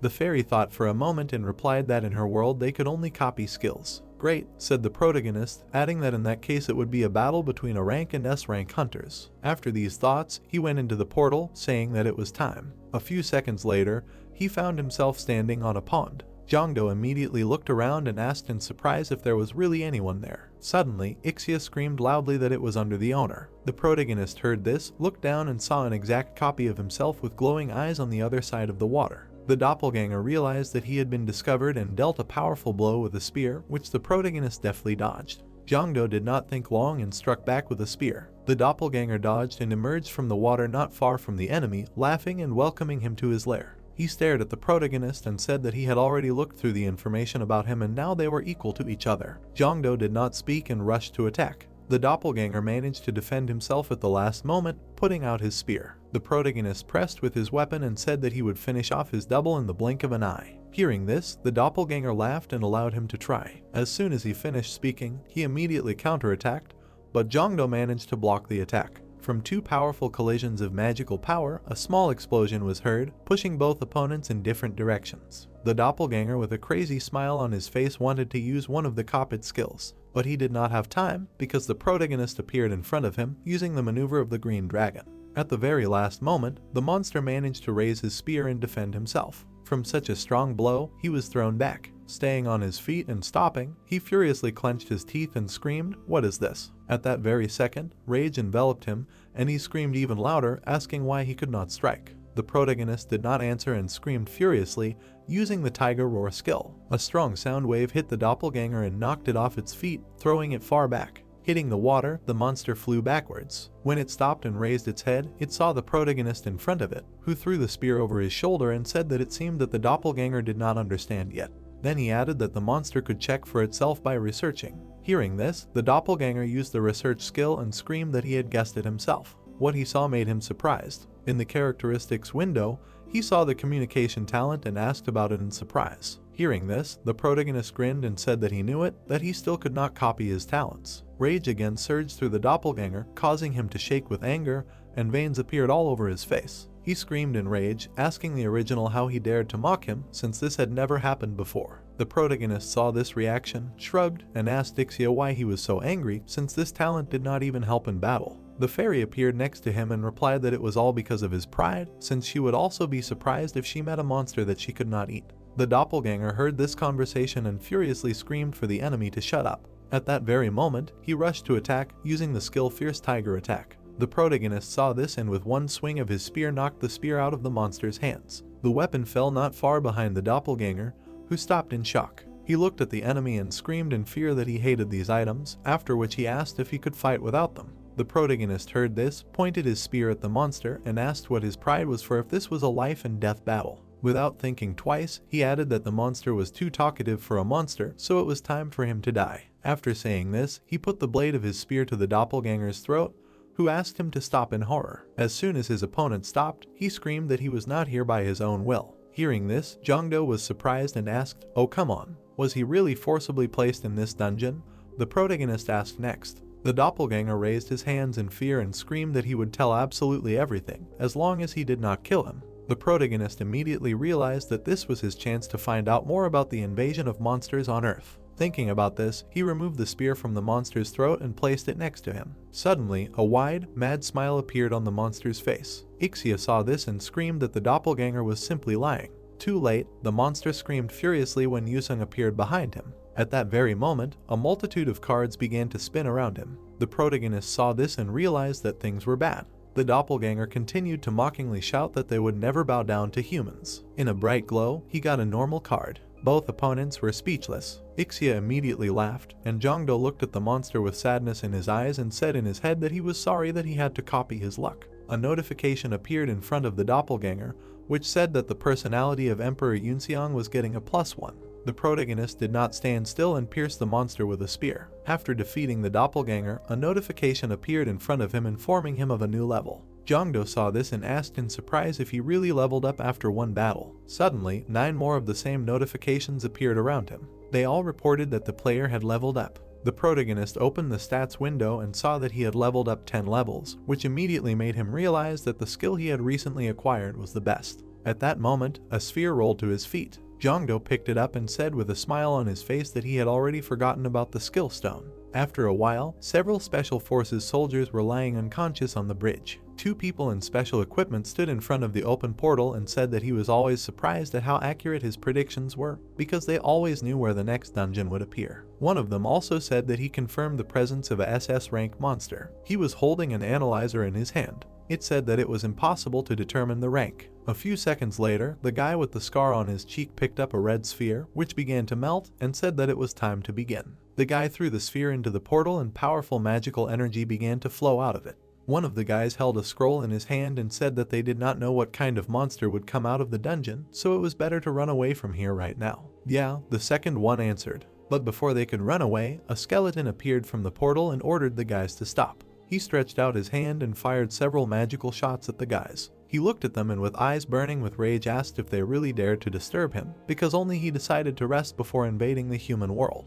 He clenched his hand into a fist and many magical explosions were heard in the air, and he finished saying that these rats ruined his plans. He flew past 2 guys who turned into bones and said that nothing could be done with him. A few minutes later, the boss flew up to the cliff, under which was the sea, and said that this was a great place. He stretched out his hands and used strong magic. 2 pirate ships appeared in the sky above him. They fell into the water with a huge splash, so he created 3 more ships and, looking at them, said that the ship was there, so all that was left was to recruit a crew.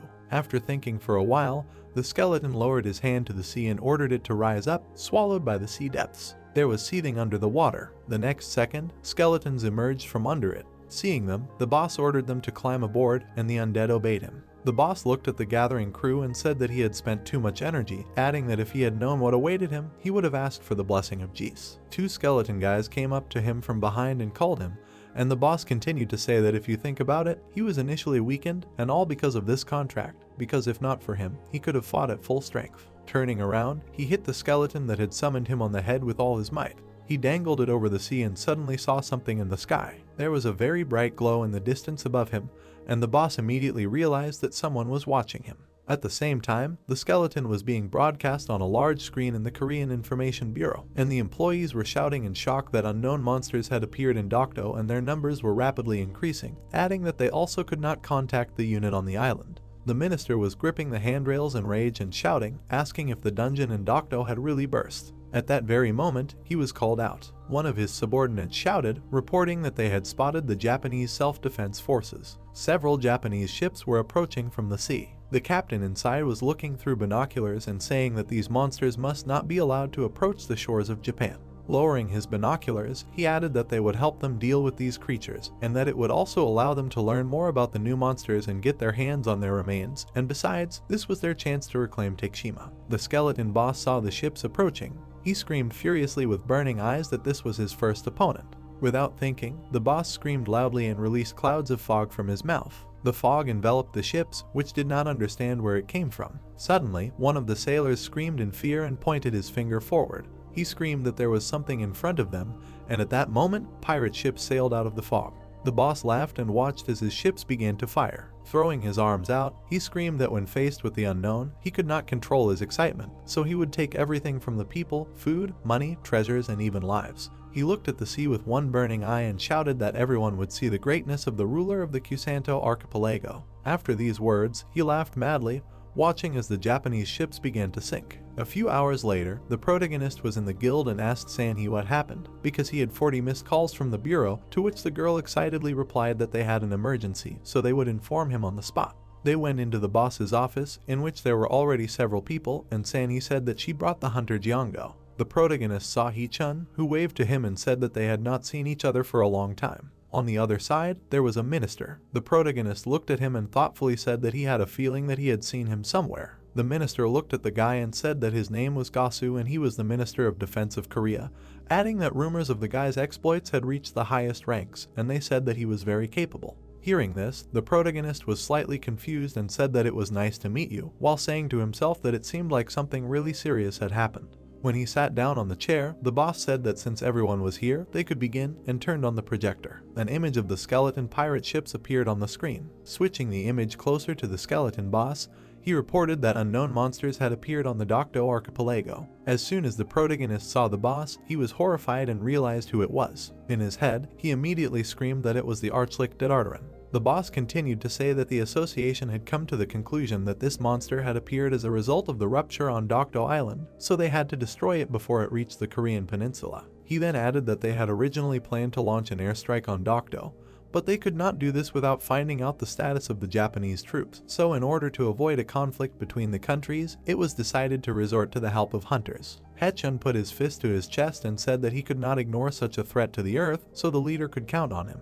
Jongdo also agreed to participate in the matter. Closing his eyes, he said to himself that the military's help in killing Dedardaran would be just right. The leader broke the silence, pointed at the protagonist and said that they planned to attack the enemy from two sides, putting Hee-chun and Jongdo in charge of the squads. Hearing this, the protagonist pointed at himself and shouted in shock, asking again, him, to which the leader replied that the guy's candidacy was unanimously chosen. Ixia appeared nearby and whispered that the master was highly valued, so she was sure that he could handle it. The protagonist looked at the fairy and whispered his thanks. After a few seconds, Gasu raised his fist and said that they would evacuate the population of Olungdo and begin an operation in an hour that would last about 10 hours, adding that if the monsters on Dokdo made a move, he would use the military, so they should head to Gangneung Port as soon as possible. The protagonist heard this and raised his hand and said that he needed to prepare, so he would immediately follow them after finishing his business. Gasu looked at the guy and said, well, after all, he was presented with a fait accompli, so he understood his demand. After receiving the agreement,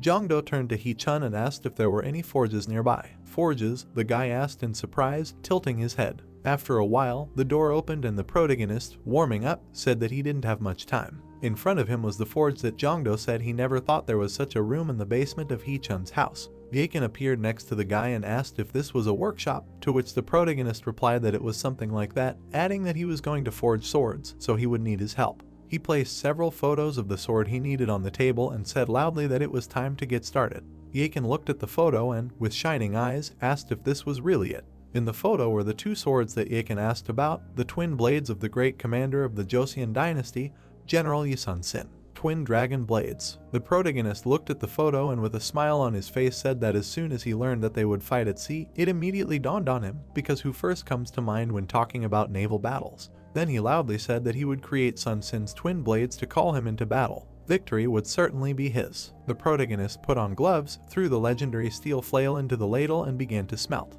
He was covered in sweat and shouted that they had to give it their all, and for that they needed not only steady hands but also luck. Having said that, he used double summoning and summoned Emperor Yusung. Yusung immediately appeared next to Jaken. At the same time, a notification appeared saying that it was his first time using double summoning, so the mana costs were cancelled. Jaken looked at Jongdo and asked who was next to him because he looked so majestic. Yusung hit his chest with his hand and happily said that it was him. But before he could finish speaking, the protagonist interrupted the spirit and loudly said that he would explain later, but now there were more important things to do. He began to hit the hot iron with a hammer. Jaken flew behind and watched as Jongdo forged the mold, saying that he only had one chance, so he couldn't make a mistake. Got it? The protagonist answered firmly. When the mold became what it should be, Ixia waved her arms and shouted, enough. Jaken heard this, pointed to the bathtub with water and shouted that now the sword should be dipped in water. The protagonist didn't think long and dipped the future weapon in water. Yusung flew nearby in the air and asked if his luck was helping. A few minutes later, the protagonist had two swords in his hands and he asked if that was all. Jaken flew up to the weapons, stretched out his arms and said that not yet, because he needed to engrave something on the clinic. He said that a strong spirit was contained in the twin dragon blades, after which he applied magical power and engraved an inscription on the blades. He once swore to protect the lands and seas of his homeland, and unwaveringly carried this oath through the centuries.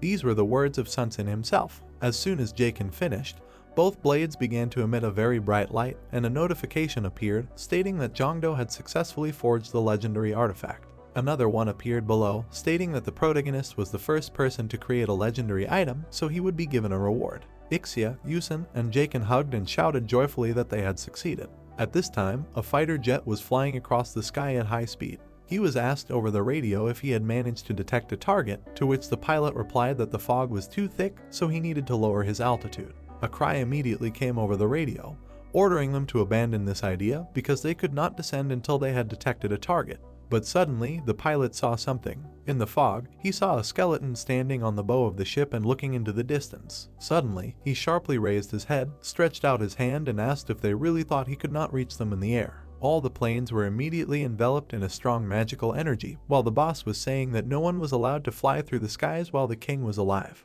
The pilots began to smash the windows of the cockpits and scream that they were caught and could not get out. The next second, the planes exploded, and Diathartaran laughed, looking at this. His ship continued to cut through the sea, while his captain said that the sea was their only way. He looked far into the distance with one of his eyes and said that it was time to test which was stronger, their metal troughs or his ghost ship. On one of the ships, the captain shouted into the radio that the number of the dead was only growing, adding that they could no longer remain idle, so they needed to eliminate the threat as soon as possible. He continued to shout that they were starting suppressive fire, and when it came to a direct confrontation, the hunters would be used. "Yes, sir," answered Hechun, holding the radio to his ear. Putting down the radio, the captain shouted loudly, ordering the entire ship to set a course for Dokdo. All the ships on the water moved towards the island. A few minutes later, the ships entered the fog, and nothing could be seen. Those responsible for communications on the ships realized that the radar was not working and there was no communication. The captain heard this and ordered to slow down and keep their distance, and to shoot at anything that moved. One of his subordinates suddenly pointed to a black silhouette in the fog and shouted that there was an unknown ship on the horizon. Seeing this, the captain immediately realized that it was the enemy, so he ordered to open fire. All the guns on the ship began to fire at the enemy ship. Explosions began on the enemy ship. The captain looked through binoculars when his subordinate joyfully shouted that the enemy ship was going to the bottom. But what the captain saw horrified him. The fog cleared and everyone saw that they had fired at a Japanese ship. At this time, Didartaran's ship was sailing towards them on the starboard side. He spread his arms and laughed madly because people had fallen for such a simple trick. After he finished laughing, he shouted that they had amused him enough and now it was time to take their lives. After this shout, the human ship shook violently. The boss's ghost ship rammed Korea's ship. Hunters immediately ran out on deck, shouting that they would detain the dead. Didartaran saw them, clapped his hands and said that it was very noble that they fought to the last. Lowering his hands, he loudly ordered his entire army to prepare for battle. As soon as he said this, skeletons came out from behind him, filling everything with terrifying magical power. Didartaran stared at the hunters and shouted, ordering them not to take prisoners. Having received the order, the skeletons rushed to attack the frightened hunters. The ship that Hechun was on watched the furious fight on the friendly ship from the side. One of the sailors looked through binoculars and shouted loudly, reporting that their ship was being boarded. He heard this and shouted that they had to help. But before they could move, gunshots and explosions began to ring out and the ship began to rock. 2 pirate ships had begun firing cannons, so they had to get out of the fog first. He clenched his teeth in rage and shouted that if only they could get closer. Meanwhile, on the captured ship, the skeletons were killing everyone they found. Didartaran sat on a small pile of corpses and ordered that all the flimsy vessels be sunk and then the squadron be divided and shot one by one. He looked out to sea and said that he was invulnerable on the water and their sacrifices only made him stronger. At the same time, one of his subordinates looked through a telescope at the sea and reported that he had spotted a boat. Didartaran took the telescope and saw for himself. Lowering the pipe, he calmly said that he had already won, and the lifeboat would not turn the tide of battle, so he should forget about it and watch the other ships. The main character was on this lifeboat, with 2 twin blades on his belt. As he approached the ship, he said that he hoped that he was not too late. As soon as they reached the required distance, Jongdo jumped onto the ship. He landed nimbly next to a frightened sailor, who asked in shock who he was. Rising, Jongdo explained that he was the leader of a squad that was delayed due to unforeseen circumstances. With an insane magical power emanating from him, he said that he would take command of the ship. The 2 sailors looked at Jongdo and were frightened by such a strong aura. They stared at the main character and said that they believed that he would lead them to victory. At this time, Sunsen's spirit said that he felt the waters of his homeland that he missed so much. He slowly took out his katana and addressed the barbarians who encroached on his native seas. He, standing behind Kondo, pointed his weapon at the opponents and said that he would not allow them to set foot on the land, either alive or dead. Admiral Sunsen was summoned by the Black Card. The protagonist's level immediately increased to 181, and sea battle, leadership, tactics, and others appeared in the talents. All allied ships were immediately enveloped in the protagonist's strong magical energy. Skills such as sea battle level 3 and tactics level 3 were activated. At the same time, the leadership level 3 skill was activated. All of Kondo's allies received the protagonist's aura, which increased their trust and strengthened their abilities, and also reduced the chance of disobedience. The protagonist's blades also lit up, and a notification appeared, saying that the twin dragon blades had resonated with the leadership talent, so the allies' stats were further increased. Sunsen pointed his sword at the ghost ship in the sea and said that the enemies were close, so Jongdo should attack immediately. Ixia took a closer look and said that she thought it was a trap. Hearing this, the protagonist happily looked at the fairy and said in his head that, apparently, after receiving the 3rd level, Ixia learned to predict the intentions of enemies. It doesn't matter, Sunsen answered menacingly to the fairy's words. He stared intently at the enemy ship in the sea and said that in a naval battle, the one whose ship is stronger wins. He grabbed his sword tightly and said that if the protagonist wants to win, he must believe in his ship. After saying these words, he released all his magic power. The ship sparkled, and Jongdo screamed in shock and closed his eyes. At this time, on Didardaran's ship, a skeleton was hanging on a rope and, looking through a telescope, reported to the captain that an enemy ship was rapidly approaching them. A huge cannon in the form of a dragon appeared from the fog, its eyes glowing. It was the ship Kabuksong, shrouded in powerful magical energy. When Didardaran saw it, he laughed and said that humans do have taste after all, so he decided that he and his crew would capture the ship and turn it into a ghost ship. He put enormous power into the ship and aimed it straight at Kabuksong. The dragon's mouth began to accumulate energy for the shot.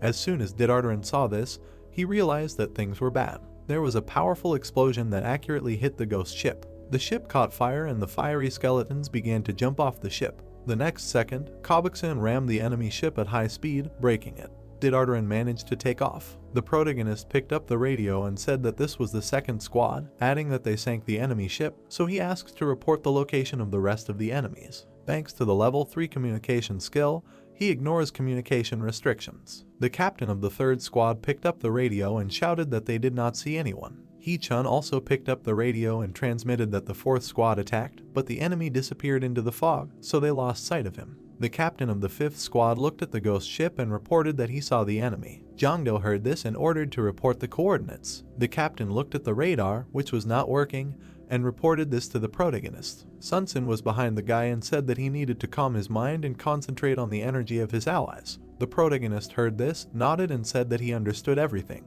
He used the level 3 leadership skill, which launched a search for the location of allies. Then he suddenly opened his eyes and shouted what he saw. He immediately waved his hand to the navigator and ordered to swim 15 degrees to the northeast, while ordering the 5th squad on the radio to increase the distance from the enemy ship, and then begin firing from the main caliber guns, and they would arrive soon. Kabuksong turned around and swam at high speed to help the allies. A few minutes later they swam and saw 2 enemy ships at once. The protagonist picked up the radio and shouted loudly, ordering to swim right between them, adding that everyone needed to prepare for a collision. Kabuksong hit 2 enemy ships at once. The ships shook and the skeletons began to fall off their feet, screaming loudly. The protagonist waved his hand and with burning eyes shouted, "Fire!" The guns on the sides of Kabuksong began to shoot, piercing the ghost ships through and through. The many side doors opened and Jongdo shouted, ordering all the hunters to board the left ship and get rid of the remaining opponents. The hunters threw out the ladders and rushed to board. A furious fight began, in which the hunters destroyed the skeletons. At this time, the protagonist jumped onto the 2nd ship and shouted that he would deal with it himself.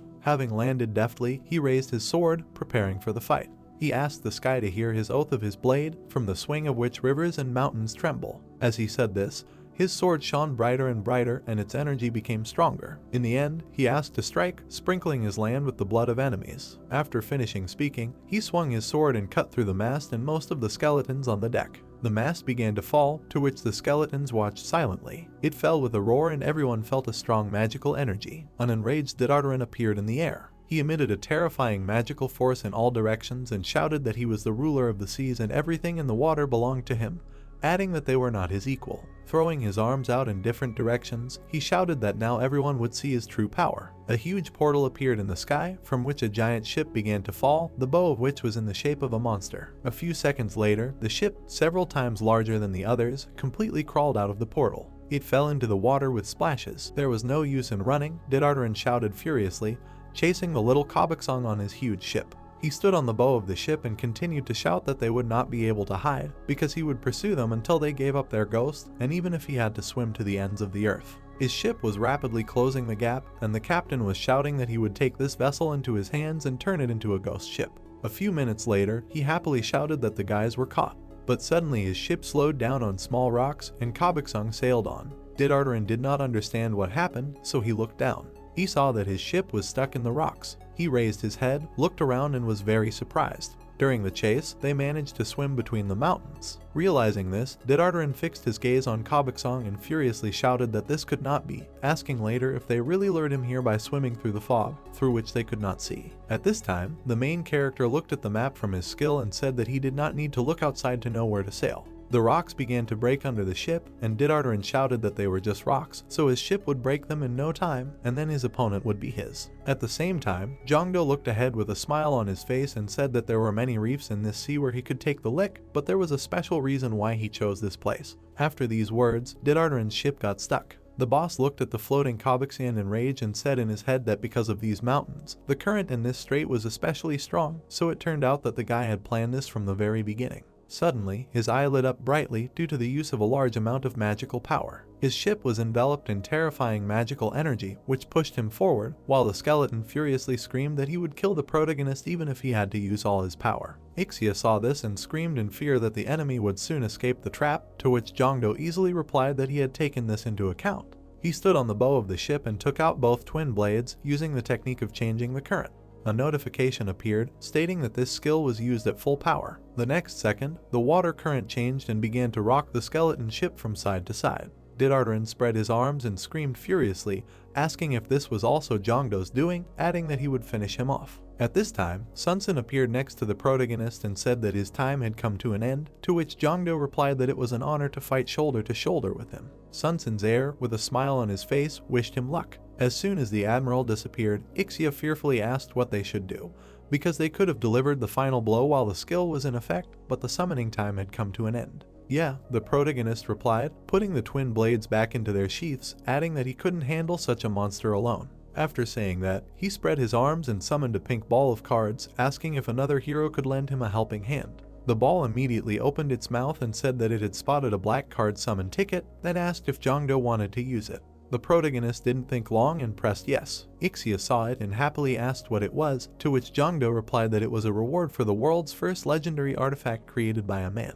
As soon as he could, he used the Mordred and Tristan card. Cards began to appear around him while he was saying that there were no famous knights of the Round Table among the Western heroes, and since he had used the black card, perhaps the person associated with that legend could help them. The cards turned black and clearer, and Jongdo continued saying that the person he had received would definitely help them. A few seconds later, a yellow lightning bolt struck the ship, spreading a terrifying power in all directions. Didardaran felt it and was slightly frightened. He stared at the enemy ship and wondered what this incredible flow of mana was. This power came from the huge two-handed sword in the protagonist's hands. The notification that appeared said that the Master of Weapons perfectly reproduced the legendary relic, so the skill Excalibur was now unlocked. Jongdo looked at his opponent and explained that this was a legendary sword that could defeat any monster with one blow. Only one hero summoned with a black card was worthy of wielding this sword. Arthur Pendragon appeared behind him, raising Jongdo's level to 201. Looking at this, Didardaran immediately realized that things were bad, so he needed to run.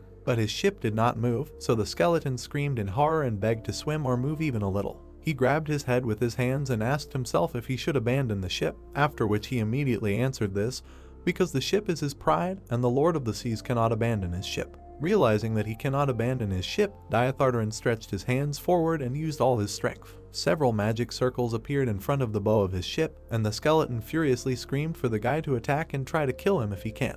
He accumulated insane magical power for the attack, shouting that as long as the ship is with him, he is invincible. The protagonist heard this, swung and screamed as Diathardaran says. After these words, he swung his sword and released a bright and strong magical wave towards the Lick's ship. Seeing the approaching attack, Diathardaran was very scared, realizing that he was finished. The next second, a powerful magical attack hit him. The Didardaran ship was cut into two parts. The skeleton fell apart and died. Bright light and lightning struck the ghost ship. The protagonist lowered Excalibur and exhaled heavily. A notification about a new level immediately appeared in front of him. After that, a dozen more similar notifications appeared in front of him. This caused the guy to be shocked, and he screamed, asking if he could really increase levels by killing monsters from the gap. He happily put his hand to his chin and said that from that horde of kobolds, he raised only one level, asking the villagers if it was thanks to Conka's fighting spirit. Ixia interrupted the owner's joy and said that the time for summoning the ship would soon end. As soon as she finished this, the ship under Kondo's feet disappeared.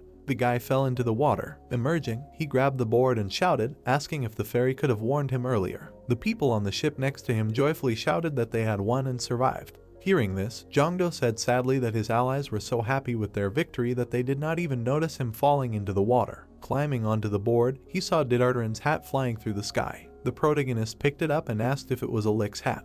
A notification appeared in front of him that Didardaran's tricorn gave +1 to mana and +2 to perception. Jongdo read this, looked at the hat and said sadly that the stats were not bad, but he could not wear such a hat. Suddenly, a system screen appeared in front of him, which said that the second effect of this tricorn, which allowed the hat to take the form of any headwear or neck accessory of the user's choice. As soon as the protagonist read this, the hat in his hands turned into a small bandage. While he was rejoicing at this discovery, Winry appeared behind him. She looked at Jongdo and said that she was also curious about his choice. Hearing this, the guy became scared and turned around. The girl looked at him with warmth in her eyes and smiled. Jongdo leaned his hand on the ship. Soaking wet, he fell on his back and, indignantly, said that he somehow got on. He noticed Winry behind him and asked how long she had been there. The girl smiled and said that today was a special occasion, so she did not take her eyes off the guy for a second. She took out the pendant and said that she was very surprised that the protagonist did not notice its loss while fighting a formidable opponent.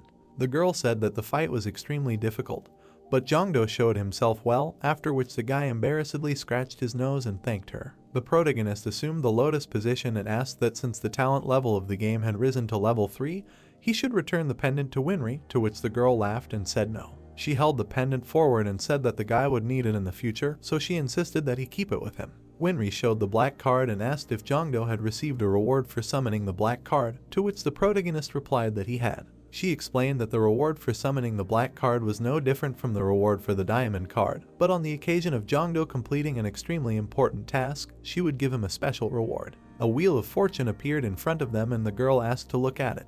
There were some numbers scattered on the wheel. The protagonist grimaced and looked ahead with displeasure. Winry said with a smile that he had an opportunity to get a new talent, so with due luck, the guy could even get a level 3 talent. She said that there would be only one attempt, so the talent received would depend on the panel the arrow pointed to. The protagonist closed his eyes and put his hands forward. Pointing his finger at the 3rd level panel, he shouted why it was so small and what kind of luck one needed to have for the arrow to point to it. The girl, with a smile on her face, said that Jongdo himself should understand how big the difference was between the 1st and 3rd level talents. She said that if the guy was not satisfied with this, then she could give him a standard reward, to which the protagonist began to shake his head in different directions and say that he was choosing the wheel. Jongdo put his hands on his hips and realized that the reward depended solely on his luck. He immediately called Lushan and Ixia to him. Jongdo clenched his fists and shouted that they needed to collect all the luck to get the 3rd level talent. The guy came closer to the wheel and was ready to spin it. Ixia's eyes immediately sparkled. She pointed her finger at the wheel, giving the protagonist the command to spin. He widened his eyes and excitedly put his hands to his mouth. The wheel continued to spin rapidly. Lushan and Ixia watched tensely with clenched fists. The wheel began to stop. The arrow pointed to 1. The protagonist pursed his lips in disappointment. The wheel finally stopped and the arrow pointed to 3. Tears of joy appeared in Jongdo's eyes, because he received the leadership talent, and an additional reward was given for getting into the tiny percentage. Lushan smiled and proudly said that the protagonist should believe in his luck. Jongdo said with a smile on his face that he did not doubt it at all, and then decided to quickly check his stat window. He looked at the panel in confusion. Lushan asked him with a smile what happened to him. Jongdo's luck was level 2, and leadership was level 3. The guy could not stand it and shouted loudly, asking why he was with Lushan. The protagonist grabbed the spirit by the neck and began to shake it, shouting for it to give back its talent. He turned to Winry and asked why his talent ended up in Lushan. The girl extended her hand forward with a smile and asked why the guy didn't cancel the personality summoning and check again. Jongdo awkwardly let go of the spirit and looked at the panel. He saw that his talent was there. The guy thoughtfully scratched the back of his head and asked if it was not only him who received the talent, but Lushan as well. He wondered in confusion if this was the extra reward. Jongdo thought that leadership worked best when it came to group battles, and besides, he could also summon Lushan, and since it didn't require much mana, the situation was even better. Wenri came closer to Jongdo and said that she would give his pendant another stabilizer. She activated the pendant and said that now people would only be able to see Jongdo's 3 talents. The protagonist raised his head and heard the boatswain thanking everyone for their work through the loudspeaker. Heading forward, he said that the ship would soon arrive at the port. After some time, the boar opened its mouth and growled fiercely. With eyes burning with anger, it rushed forward. Hish gritted his teeth and, holding his shield forward, said that he would now show the results of his hellish training. With a sharp movement of his hands, he hit the boar with the shield. Soyun and Jeongdo looked at him with their mouths wide open. The protagonist looked at Hish and thought that during the time they had not seen each other, he had raised as many as 20 levels and his efforts had not been in vain. Hish looked to the side, seeing 2 more boars, and shouted menacingly. He was trying to cover himself with 1 shield from 3 fierce boars at once. Holding on with all his strength, he shouted for Jeongdo and Soyun to help him. The protagonist immediately summoned Lushan, to which the spirit laughed menacingly and was happy about his first battle. He raised his hand forward and leadership was immediately activated. Lushan strengthened the connection between him and his allies with mana. The panel said that the allies' stats had been increased, after which Heshik said in surprise that he felt some kind of sudden surge of strength. Soyun jumped on the boar and threw it back with a strong punch. She clenched her fists and shouted with a smile that her body had become much lighter. The protagonist put his hands on his hips and said that the result was obvious. Lushan laughed maliciously and shouted that now no one could stop him. Lushan extended his hand, directing mana forward. Heshik directed the shield forward, rushing at the monsters. He ran forward, pushing them in his path. Soyun was beating up the monsters with powerful blows. She kicked a monster in the stomach with both feet.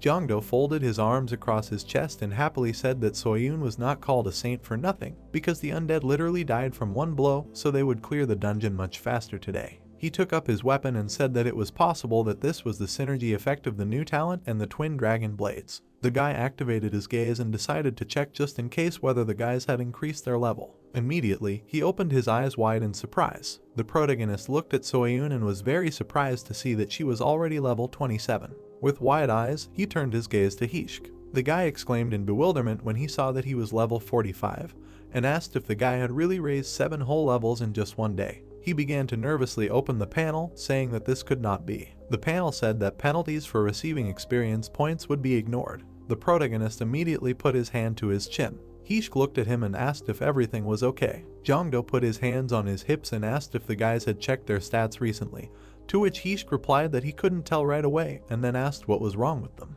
The protagonist smiled and told them to try not to be surprised when they checked. The guy turned them around and started pushing them forward, saying that they would find out everything later because now they needed to quickly finish off the enemies and go to the boss. The boss extended his claws and growled ferociously. Hishk frowned and hit him hard in the knee with his shield. Swinging it, he threw the monster far away. Soyun jumped high and kicked the monster in the head with both feet. Jeongdo smiled, seeing the increase in mana and agility. A notification appeared on the panel that they had reached the limit of their stat development, and the current user class did not meet the requirements for further stat increase. The protagonist put his hand to his chin and thoughtfully said that this message had stunned him. He looked at the lottery and thought that maybe it would tell him the solution to this problem. After some time, Jeongdo approached the portal and the panel said that he had reached the destination. He activated his vision and saw a class trial, which had a special dungeon created for 1 person. The guy came closer and said that apparently this was the very dungeon for class promotion. The protagonist looked at the watch on his hand and said that it was 10 hours 27 minutes. He rubbed his hand and said that it had been a long time since he put on a wristwatch,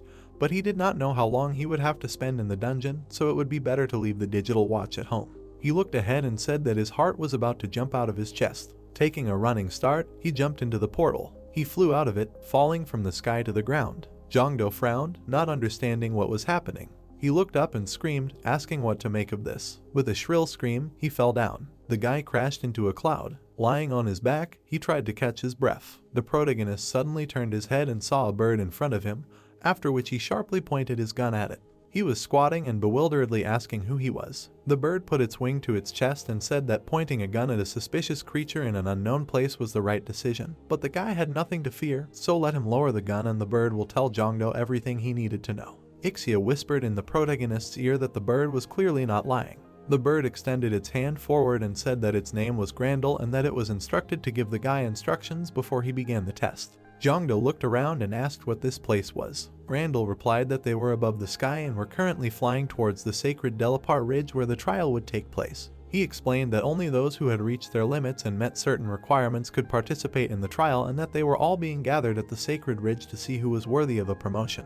He gave the boy a red crystal and said that the boy would need it. Jongdo looked ahead and asked what the trial was, after which Grandel immediately exclaimed that they had already arrived. He looked down and pointed to the ridge. The protagonist's eyes widened in surprise and said that it was cool. Grandel led him to the edge of the cloud and abruptly pushed him down, wishing him luck. Jongdo fell down, waving his arms in different directions. He fell onto a tree while flying down. Finding himself in a protective barrier, he held the crystal in his hand and said in fear that he was about to fall off. The protagonist examined the crystal from all sides and wondered if it had really cast a barrier. A panel immediately appeared in front of the guy. It had a special task written on it, saying that the Delapar trial was beginning. Jongdo read that all users who completed their tasks would be awarded a special title, which would have a huge impact on the user's further development.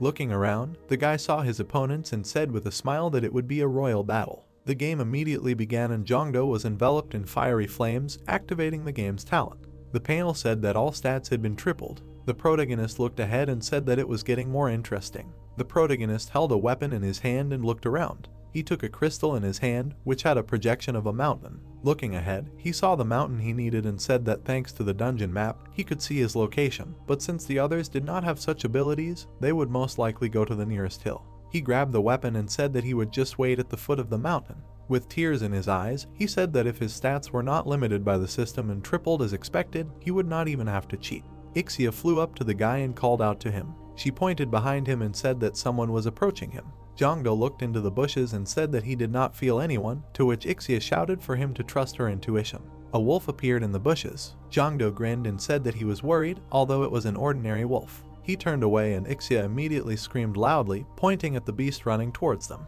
It suddenly jumped and the fairy shouted for the protagonist to be careful. The ferocious wolf abruptly jumped past the guy's face. Waving its tail, it began to walk around Jongdo. The protagonist activated his vision and asked what kind of ferocious wolf it was. He saw that the wolf was called Tingya, who had a strength level of 92 and a large number of talents. Jongdo gritted his teeth and said that he was too naive, but who knew that animals could also participate in the trials. Tingya growled, clenching her teeth hard, and said that the guy had good intuition because the other participants would just give up on a beast like her. She directed her maddened gaze at Jongdo and screamed that he could not even count on mercy. The protagonist activated his sword and asked if Tingya had ever heard of Dog Day. He swung his weapon sharply and said that he would quickly deal with the wolf. Tingya growled ferociously, rushing forward with an open mouth. Jongdo raised his sword up, pointing it at the beast. He jumped forward and activated a double lunge of dragon and tiger. The guy quickly jumped over the wolf, spinning in the air, and used acceleration. The shockwave broke many branches in the forest. One of them seriously injured Tingya. She screamed that it was nothing, then used regeneration. The wolf gritted her teeth and said that the human was not bad. Kondo jumped above her, screaming loudly. The guy swung his spear at the wolf, leaving a magical trail in the air. Tingya grabbed the spear in lightning speed, clenching it in her teeth. She pulled the weapon, glaring at the guy. Frowning, she asked what kind of power it was. The wolf immediately tensed up and screamed that she would simply break the guy's weapon. Her teeth immediately began to crumble from the strong squeeze. The protagonist changed his weapon, putting on iron gloves. He took a stance and told the wolf not to hold a grudge against him, because having many weapons is also a skill. An angry Tingya immediately soared up above the guy. Kondo managed to react and quickly jumped to the side. He hit the wolf in the side with a powerful swing of his hand. Tingya growled in pain, coughing up blood. The blow sent her flying far into the bushes. She suddenly jumped up in place and began to swing her tail vigorously. The protagonist ran up to her and grabbed her neck tightly with his hand, pointing his sword at the beast. The guy grinned and said that victory was his. He sat on the wolf and the beast pitifully told the guy to kill her. Jongdo got off her and said that Tingya had not planned to kill him from the very beginning. He looked at the wolf and asked if he was right in saying that during the first attack Tingya had aimed at his shoulder, not his neck. The beast replied that she tried not to kill living beings unless it was for food, because everything was interconnected and part of the same system, so she did not want to upset that balance. The protagonist smiled and extended his hand forward and asked the wolf to give him the crystal and blue stones. Tingya spat them out and asked if the man was a thief. Jongdo held up a shining blue ball and said that it was nothing compared to the wolf's life, then asked what these balls were used for, because a blue stone had also fallen from a deer he had killed recently. Tinya sat down on the ground and replied that these were property stones. She explained that this was a currency that was used to exchange at abandoned shops that randomly appeared on the island, so you could buy some items or useful effects for them. The protagonist smiled and thanked her for the information. He threw Tinya a red crystal and told the wolf to take it to leave the dungeon. Tinya immediately called out to the guy. She approached Kondo and offered to unite since she would concede victory to the boy. A message appeared on the panel stating that the creature recognized the boy as strong and wanted to follow him.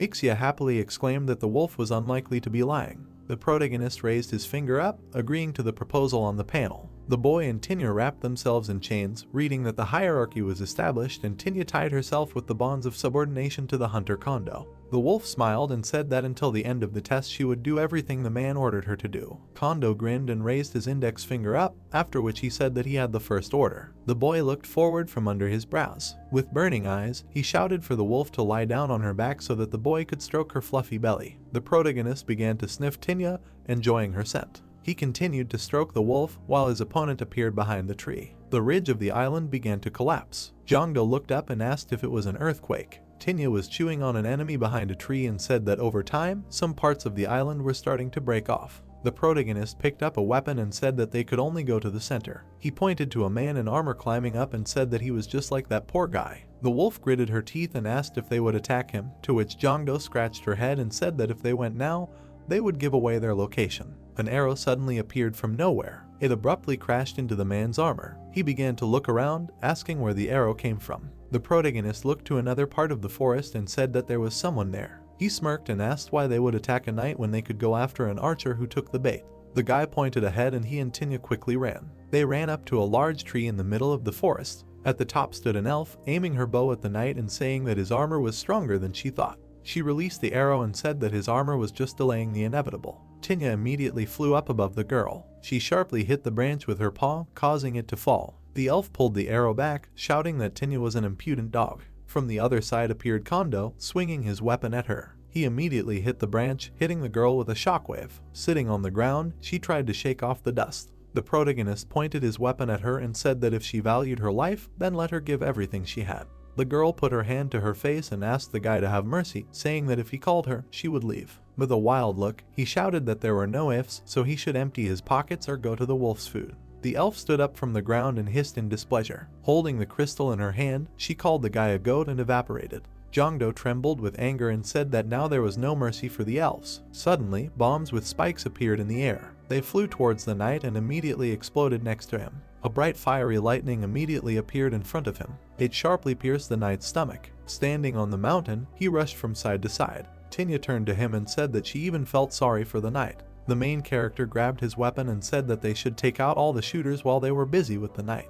After some time, Jongdo held a bag of blue stones in his hand and was very happy about it. Tinya looked at him and said that it was already quite dark, so it would be nice to spend the night somewhere, after which the guy asked if it would not be easier to set up ambushes in the dark. The wolf answered that the guy was truly strong, but a hunter who constantly pursues his prey falls to the ground before he can catch up with his prey. The protagonist put his hand to his chin and thoughtfully answered that this made sense. Tinya walked ahead and said that she had a good place in mind. The wolf led the guy, pointing to a cave, and said that she had lived as a wolf for hundreds of years, so finding caves was not a problem for her at all. Jongdo squatted down, asking if the passage was not too small, because the wolf was much larger than the guy, to which Tinya replied that everything was thought out. Enveloped in magic, she immediately rose into the air. Her paws began to slowly turn into human hands. The fur began to disappear from her body. A girl appeared in the air in front of Jongdo. She looked at the guy with a smile on her face. The protagonist clenched his hands into fists, screaming in surprise. Tinya smiled and asked how he was, since in this form she could easily crawl into the cave. Jongdo screamed, covering her naked body with his hands. The girl looked at the panicking guy and said that she had always been naked, after which she asked if wolves in his world really wore clothes. The guy threw her clothes and screamed for her to put them on. Turning away, he looked at the sky and said that he forgot about her polymorphism. The weather was clear in the morning. Tinya took her previous form and stretched, asking if the guy had rested. Jongdo stood up abruptly, nodding his head. There were red footprints on the ground and the wolf asked what they were. The protagonist replied that he wanted to know where the other participants were heading, so he spilled some paint. He looked at the map in front of him. The boy looked at the river and said that the tracks led there. Tinya screamed that she could smell water in the distance and that many creatures had gathered there. The boy clenched his fists and screamed for them to take everyone by surprise. They ran to the river and began to carefully peek out from behind the bushes. Jongdo put his index finger to his mouth and said that they needed to be quiet, so they needed to find the enemy and immediately attack him from an ambush. Tinya turned around and pointed to the side. The protagonist looked ahead with his mouth wide open. He saw a store and understood why everyone had gathered there. The boy moved the bushes and said that it contained items that could change the course of the game. He heard a noise in the bushes. They began to carefully look around. Tinya gritted her teeth and growled loudly, looking ahead. They both began to shake and the wolf screamed that the island was beginning to collapse. A goblin appeared not far from them, running forward. A ninja appeared behind him, jumping forward through the trees. All the participants ran forward towards the shop. Arrows immediately appeared from the bushes. The protagonist turned around and saw a mage in another bush, directing his mana forward. The participants began to fight among themselves and Tinya screamed, asking if they should not join in.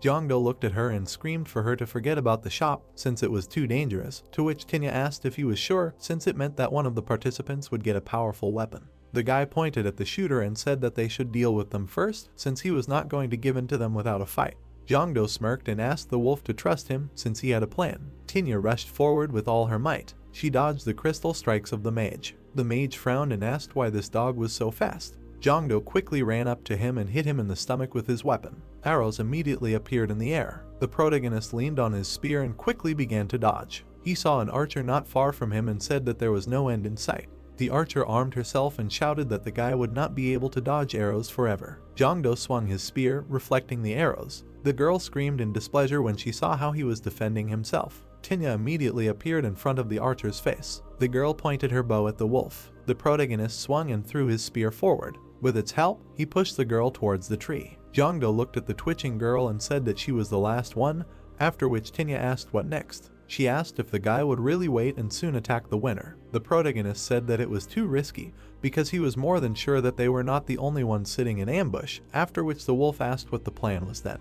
The guy swung his spear and shouted that he was about to see. He opened his eyes wide, looking forward. Jongdo released his spear, burning with flame, forward, aiming it at the store. With one blow, the store shattered into many small pieces. All the participants looked in one direction in fear. A melted trace of the protagonist's spear remained on the bushes. He smiled and said that if he does not get it, then let no one get it. The guy looked at Tinya and said that they need to run faster because the participants probably saw them. The participants immediately looked around at each other. After a few seconds, they began to attack each other. The protagonist stopped and asked in confusion if he was imagining things. He looked forward and asked if this was another store. Tinya replied that it was awkward and then asked what those guys were fighting for. Jongdo turned to the wolf and told her to stand guard and he himself would look inside. He pointed his weapon forward and slowly opened the door. There were only 2 sources of light in the building and the guy said that it was quite empty inside.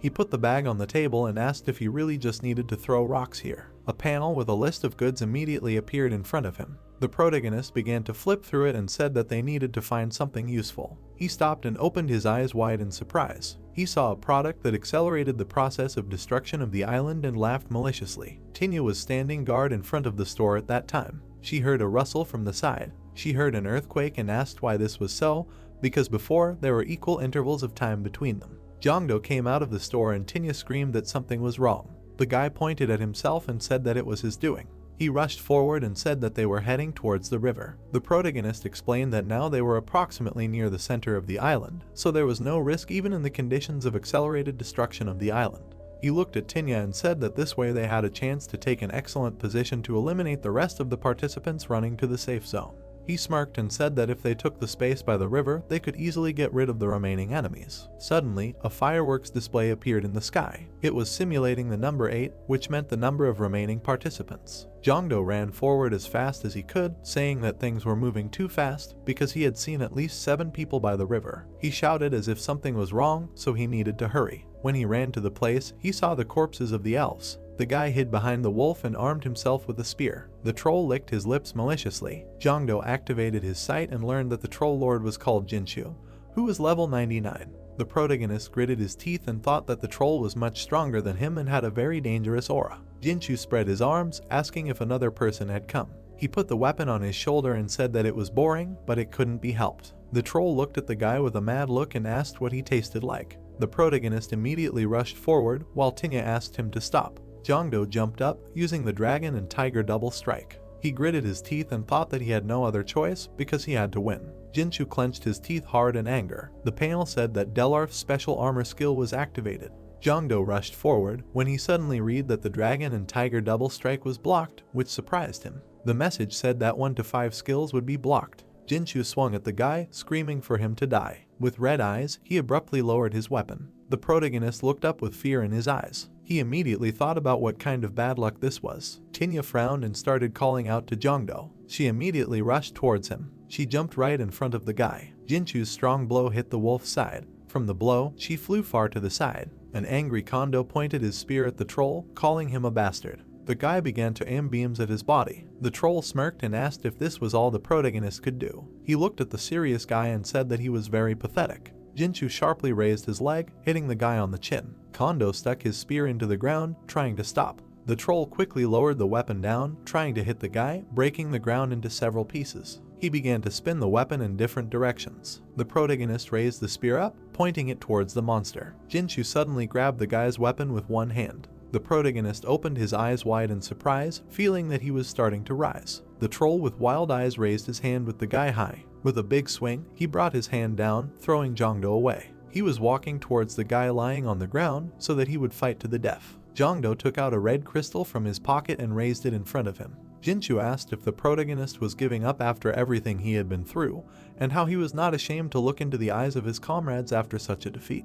Jongdo frowned and asked why. With one click on the crystal, he broke it into small pieces, saying that he would defeat the troll. The pop-up window said that the crystal was destroyed, so the functions of viewing the map and returning were added. On the panel, the guy read that he was absorbing the essence of Grandel, who appeared behind him. A new skill of supersonic speed was also added to the guy. Jinshu laughed and asked if Jongdo really wanted to fight anymore. He jumped up and shouted that the protagonist would regret his decision. The panel said that thanks to the talent of the game, skills can be combined. The guy combined the maneuver of the green dragon and supersonic speed. The protagonist stood unwaveringly and looked at the troll approaching him. A gray explosion immediately appeared in front of Jinshu. He frowned and was perplexed, while the guy was already standing behind him. The monster slowly turned and asked if this was really a teleport, because he did not think that Kondo was a mage. He smiled maliciously, licking his lips. With a mad smile, he swung and shouted that he was starting to like their battle. The protagonist was enveloped in lightning and he activated the maneuver of the mountain dragon. His face was enveloped in bright rays of mana. He abruptly jumped into the monster's stomach. Jinshu screamed in pain, spitting out blood. Kondo knocked him to the ground, after which he ran away at great speed. On the panel, he read that he had developed a speed that could not be achieved with his current characteristics. So as a reward for overcoming his limits, the skill Divine Speed was unlocked. The message said that this was an outstanding achievement, so he would be given a reward. Jongdo looked at the shaking Tinya, quickly running towards her. The guy began to pet her, asking if she was okay, to which Tinya replied that she was fine, after which she said that it was very risky, but her body would recover in the blink of an eye. The protagonist looked at her with confusion and asked why she did this. Wolf turned to the guy and replied that it was nothing, but a person could not defeat the troll lord alone. She immediately saw a troll behind the guy. He had a weapon in front of his face and Tinya loudly screamed for the guy to run. Jongdo's body received a strong blow. He rolled on the ground, flying away from the shockwave. A loud slam on the ground was heard nearby. The protagonist was lying in the rubble, his head thrown back. Tinya looked at the through wound on the troll's stomach and said menacingly that no regeneration could heal such a wound. Jinshu fixed his gaze on her and said that the beast had piercing eyes. He said that if it weren't for his partner's time manipulation skill, his life would have come to an end. He put his hand on the wound and said that thanks to it, he can roll back his body's time to the moment when it had not yet received damage. Tinya frowned and asked what kind of crazy skill this was. Jinshu slowly approached the protagonist and said that he took his words back since the guy was truly a strong warrior. He smiled widely and continued, saying that Kondo was strong enough to eat him. The troll jumped towards him and screamed that he would tear the protagonist apart. Tinya growled loudly, warning the boy of danger, and at that moment she thought that she still couldn't move. Jongdo suddenly raised his hand up, stopping the troll's weapon. Jinshu looked at him in confusion, while the protagonist looked at the floor and asked what the monster said. He asked if Jinshu would really tear the boy apart and eat him. The protagonist laughed and read on the panel that his stats had increased due to breaking the speed limit. He immediately jumped up, threw the monster's weapon into the sky and activated the talent game. With a strong blow, Jongdo twisted the troll's arm. The protagonist punched his palm and with a smile on his face told the monster to try. In the message, he read that his characteristics were arranged. The goblin opened his black eyes wide, asking what kind of impossible energy it was. The protagonist smiled widely and picked up the sword shrouded in bright energy, asking where the troll who wanted to eat him went. The monster looked at him in fear, a shudder ran through his body. The guy swung his weapon, leaving a bright trace in space. Kondo appeared behind the troll, piercing his body with bright energy. The monster began to lose balance, asking what was happening. He opened his mouth wide, blood spurted from his wounds. The troll frowned and opened his black eyes wide, saying that he did not see anything. He asked if something really pierced his body. 4 magical clock faces appeared around the monster that fell to the ground. The boy raised his weapon above his head, asking if the monster wanted to eat. He yelled, "Then bite it." The protagonist stabbed him in the back. The monster arched and screamed. The boy swung his weapon again, his eyes shining brightly. The troll opened his mouth wide, looking forward. Jongdo opened his eyes wide and frowned, saying that he would make him regret having the time control skill. The monster screamed, asking him to stop. The wolf covered his muzzle with his paw, trembling ran through his body. The troll lay beaten on the ground, he could barely open his eyes. The monster opened his mouth wide, asking to be killed. The tip of the hero's weapon pierced the chest of the creature. Jongdo stood on the body of the troll, holding the base of his weapon. Tinya came closer, saying that it looks like this is the end. The boy raised his eyebrows and widened his eyes when he saw her. The boy turned, asking how she is. As he can see, she can move already. The wolf stood on her paws, a slight tremor running through her body. Tinya said that she did not think she could help him in the fight. She frowned and took the red gem into her mouth, saying that she surrendered. Jongdo frowned and snatched the gem from her mouth, saying that there was no need for that, she just needed to sit here and rest. The boy clenched his hands into fists, saying that he would deal with the rest himself, it would not take long. The wolf looked after him. The protagonist pushed off, quickly heading into the sky, leaving a bright trail behind him. Debris and rocks were thrown into the air. An island was floating in the sky, it was falling apart, debris of the earth swirled in the air. The troll raised his eyebrows in surprise, seeing a fireworks display with the number 6 ahead. He realized that there were only 6 participants left. The hero raised his eyebrows, saying that he would move forward when someone else flew out. There was a boy standing behind him, his body surrounded by bright energy. The troll frowned and opened his eyes wide, turning back. He wanted to strike, but the protagonist swung his weapon, knocking the blade out of his hand and leaving a bright trace in space. The youth brought the tip of the weapon to his neck, the creature's eyes widened. Jongdo frowned, saying that he must have realized that fighting was useless, so it was better to surrender. The boy's body was surrounded by bright streams of energy. The troll frowned and raised his hand with the red gem in front of him, saying that he would never forget this shame and the hero's mercy. The creature disappeared, leaving a bright trace behind. The boy raised his eyebrows, saying that there was still a little left. Suddenly, he frowned and opened his eyes wide, looking to the side. The dark-haired hero, standing on a tree branch, opened his eyes wide, not understanding how the young man noticed him because he completely hid his presence. The boy frowned and opened his mouth wide, saying that the hero was too strong. He started to run, saying that he would strike when a good opportunity arose. Kondo appeared at his side, raising his weapon above his head. He swung it, leaving a bright light in space and saying, 3. The dark-haired boy fell to the ground. The main character quickly disappeared, leaving a bright trace behind him. An unknown person lay on the ground unconscious. The boy quickly moved forward. Among the low green bushes he saw the silhouette of a person. The hero opened his eyes wide, looking to the side and tightly clutching the weapon with his hands. The boy frowned and opened his mouth wide, screaming and asking the boy to stop. Kondo swung his weapon, leaving a bright trace in space and throwing the hero aside, saying, 2. He frowned and looked away. 2 arrows flew to the place where the young man had been standing a second ago. The hero jumped, aiming at the source of the arrows and leaving a bright trail of energy behind him. The girl with the bow in her hands opened her eyes wide, looking up and not understanding how this was possible. Jongdo swung his weapon, saying, 1. He left a bright trail in space, throwing the girl back. Debris and stones rose into the air in a shockwave. The girl closed her eyes and screamed, hitting her back against the gray of a dark tree. She knelt down and took the red gem in her hands, saying that she surrendered and was forced to retreat. The hero knocked the stone out of her hand, asking who gave her permission to do this. The elf opened her eyes in surprise, looking at this. Jongdo smiled slyly and began to roll up his sleeves, saying that he had some scores to settle with the elves, and therefore, if someone was to blame, it was only one of her relatives. The girl opened her mouth in fear and widened her eyes. Tears came out of them. She asked him to stop. Tinya raised her head, looking at the fireworks with the number 2. The protagonist approached her, saying that everything was ready. The she-wolf stood up on her paws, saying that this was truly incredible. She asked what kind of unthinkable power allowed him to commit such madness. The guy smiled and spread his hands, saying that no one knows. The status window showed that all the hero's characteristics were increased threefold. Tinya looked at the young man, thanking him, because with his help she was able to take second place without any problems. The hero extended his hand forward, saying that he should thank her.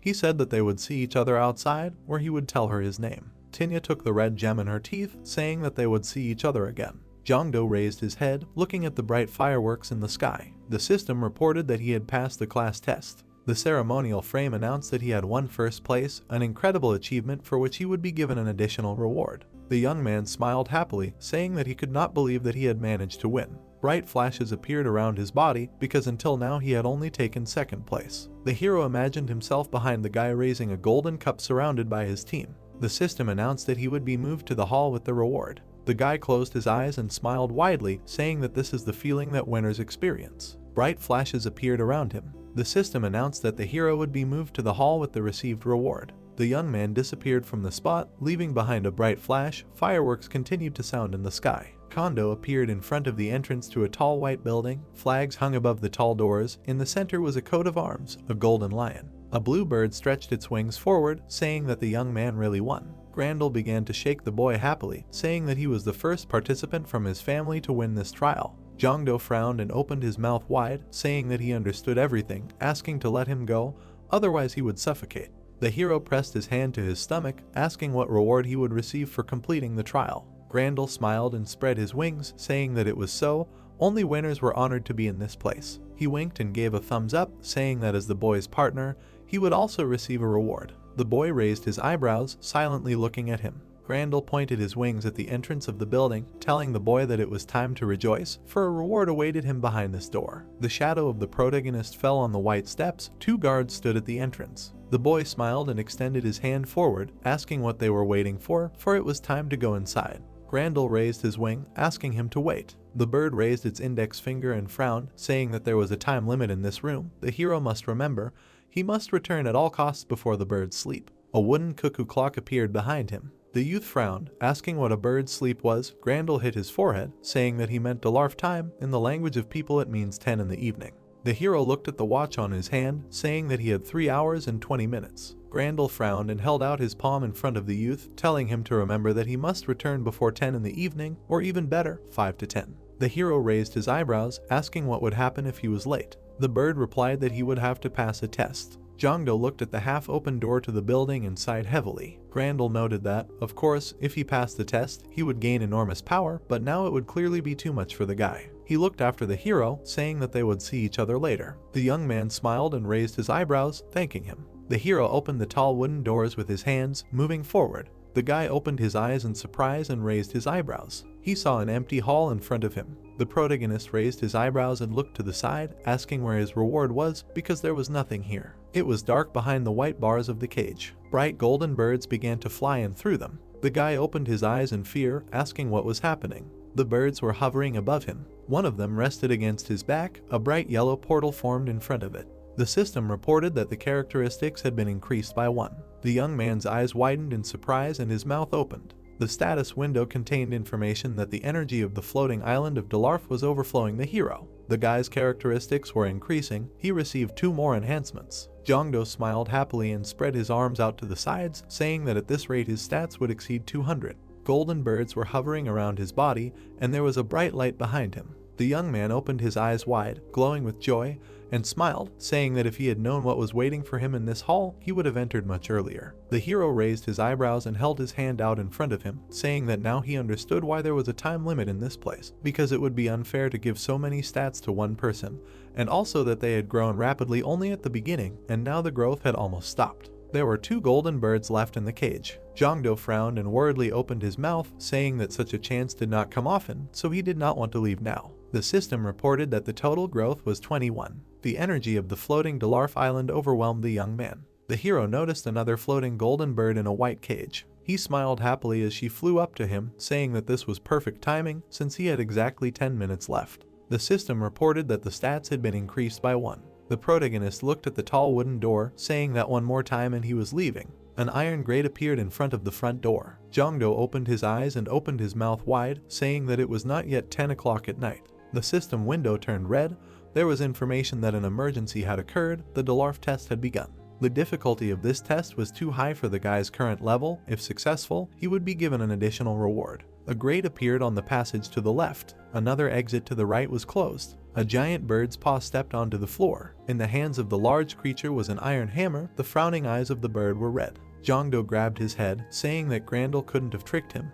Maybe the problem was with his watch, but he didn't understand how that was possible since he barely wore it. He wondered when he had worn it last. Several giant birds with hammers appeared behind him. The boy remembered himself in uniform, reaching for the watch on the nightstand, saying that he had agreed to farm a dungeon with the guys today, so he would take it just in case. The hero remembered that he had taken it to clear a dungeon with Hishk and Soyun, but it couldn't break. After that, Hishk invited him to his place, and when he met Hee-chun with the third talent, Winry appeared. The protagonist stood in front of the boy with a shield on his back. Soyun was standing next to him. Winry smiled, saying that she stopped time for a while to talk to them. Jongdo's eyes widened and his eyebrows raised. Winry stopped time the moment his talent leveled up, which meant his watch was running late.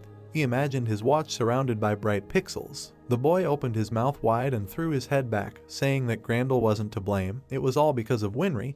He didn't think he'd have to use it so soon, but it couldn't be helped. A crowd of giant birds with hammers surrounded him. The boy frowned and held a black card in front of his face. The system reported that this was a ticket for summoning a black card, a trial one. He received it for breaking the speed limit. The hero remembered himself fighting the troll. Then a pop-up window from the system reported that the boy had been awarded for this outstanding achievement. Kondo held his weapon behind his back, stopping the crowd of approaching monsters. Black cards began to fall from the ceiling. The giant bird swung its hammer. The creature aimed at the head of the boy standing in front of him. The boy put out his hand, stopping the hammer. He smiled, saying that this hammer was quite heavy. It was truly the strongest blow he had ever experienced. Probably no one on Earth could block it, no one except the hero summoned by the black card. The giant bird frowned, trying to take the hammer from the boy's hand. A shudder ran through its body. In the status window, there was information about the hero named Heracles. His level was 299, mana was 327, strength was 378, endurance was 399, agility was 350, and perception was 301. The man in the animal skin frowned and opened his eyes wide, standing behind the smiling protagonist. The system window described his talents: bludgeoning weapons, level 3, bravery, level 3, monstrous strength, level 3, archery, level 2, tenacity, level 2, berserker, level 2. There are 15 more talents. Regarding skills, the hero cannot use the skills of a person summoned with a trial ticket. Jongdo pushed the hammer away from himself, throwing back the giant bird. 5 more such monsters surrounded him. The hero pushed the giant bird back. The creature broke through the stone wall with its body, but immediately stood up. Jongdo opened his eyes wide. A blue sight appeared in his eye. He realized that these were combat golems. He believed that the fastest way to defeat them all was to find the cores and break them. He saw how the bright core quickly moved throughout the body of the golem looking at him. The guy realized that without him at a distance of research he would not be able to understand where it was at a particular moment in time. The giant bird swung the hammer again. The young man managed to jump to the side, dodging the blow. He looked at the evil golem with red eyes, thinking that things were bad, because he was a complete zero in magic, and, unfortunately, of all the personalities, he got Hercules. The golems surrounded him. The creature standing behind him raised an iron hammer over the guy's head. Kondo smiled and raised his hand. A bright light appeared around his wrist. He said that, apparently, he had no choice. The hero asked if they really thought that their body could not be destroyed by anything, but now he would prove them wrong. A weapon appeared in the guy's hand. The system reported that it was a steel club. The main character frowned and swung the club, saying that in the world of people there is one good saying: there is strength, no need for intelligence. The guy managed to cut off the head of one of the golems. He worriedly raised his hands to his neck. Jongdo opened his bright eyes wide and struck the giant bird, saying that he would break each of them. The young man raised his steel club above his head. Behind him stood a golem, opening his red eyes wide. The monster rushed to attack. The protagonist swung his weapon, leaving a bright trace in space. He cut off the golem's leg. There were bright streams of energy around the steel club. Jongdo raised it from the bottom up, striking the golem in the lower jaw and saying that the monsters continue to move even after his strike. The giant bird with a severed leg put its paws forward, falling on the other golems. The protagonist jumped into the air and swung his club, his eyes shining brightly. He said that in this case, he would have to grind them into dust. The guy struck the golem's head. A bright flash remained at the place of impact. Fragments flew in different directions. The young man swung his weapon, cutting off the creature's arm. The golem froze and opened its red eyes wide, saying that it was impossible. The boy was able to destroy their steel bodies. Jongdo struck again with the steel club, destroying the body of the giant bird. He thrust the weapon forward, cutting off the leg of the golem's almost completely destroyed body. The young man clenched his hand into a fist and struck its body. The system brought its congratulations, because the hero passed the test of the Dolarf Hall. A precious stone fell out of the golem's destroyed body. The system reported that the boy's mana was fully restored.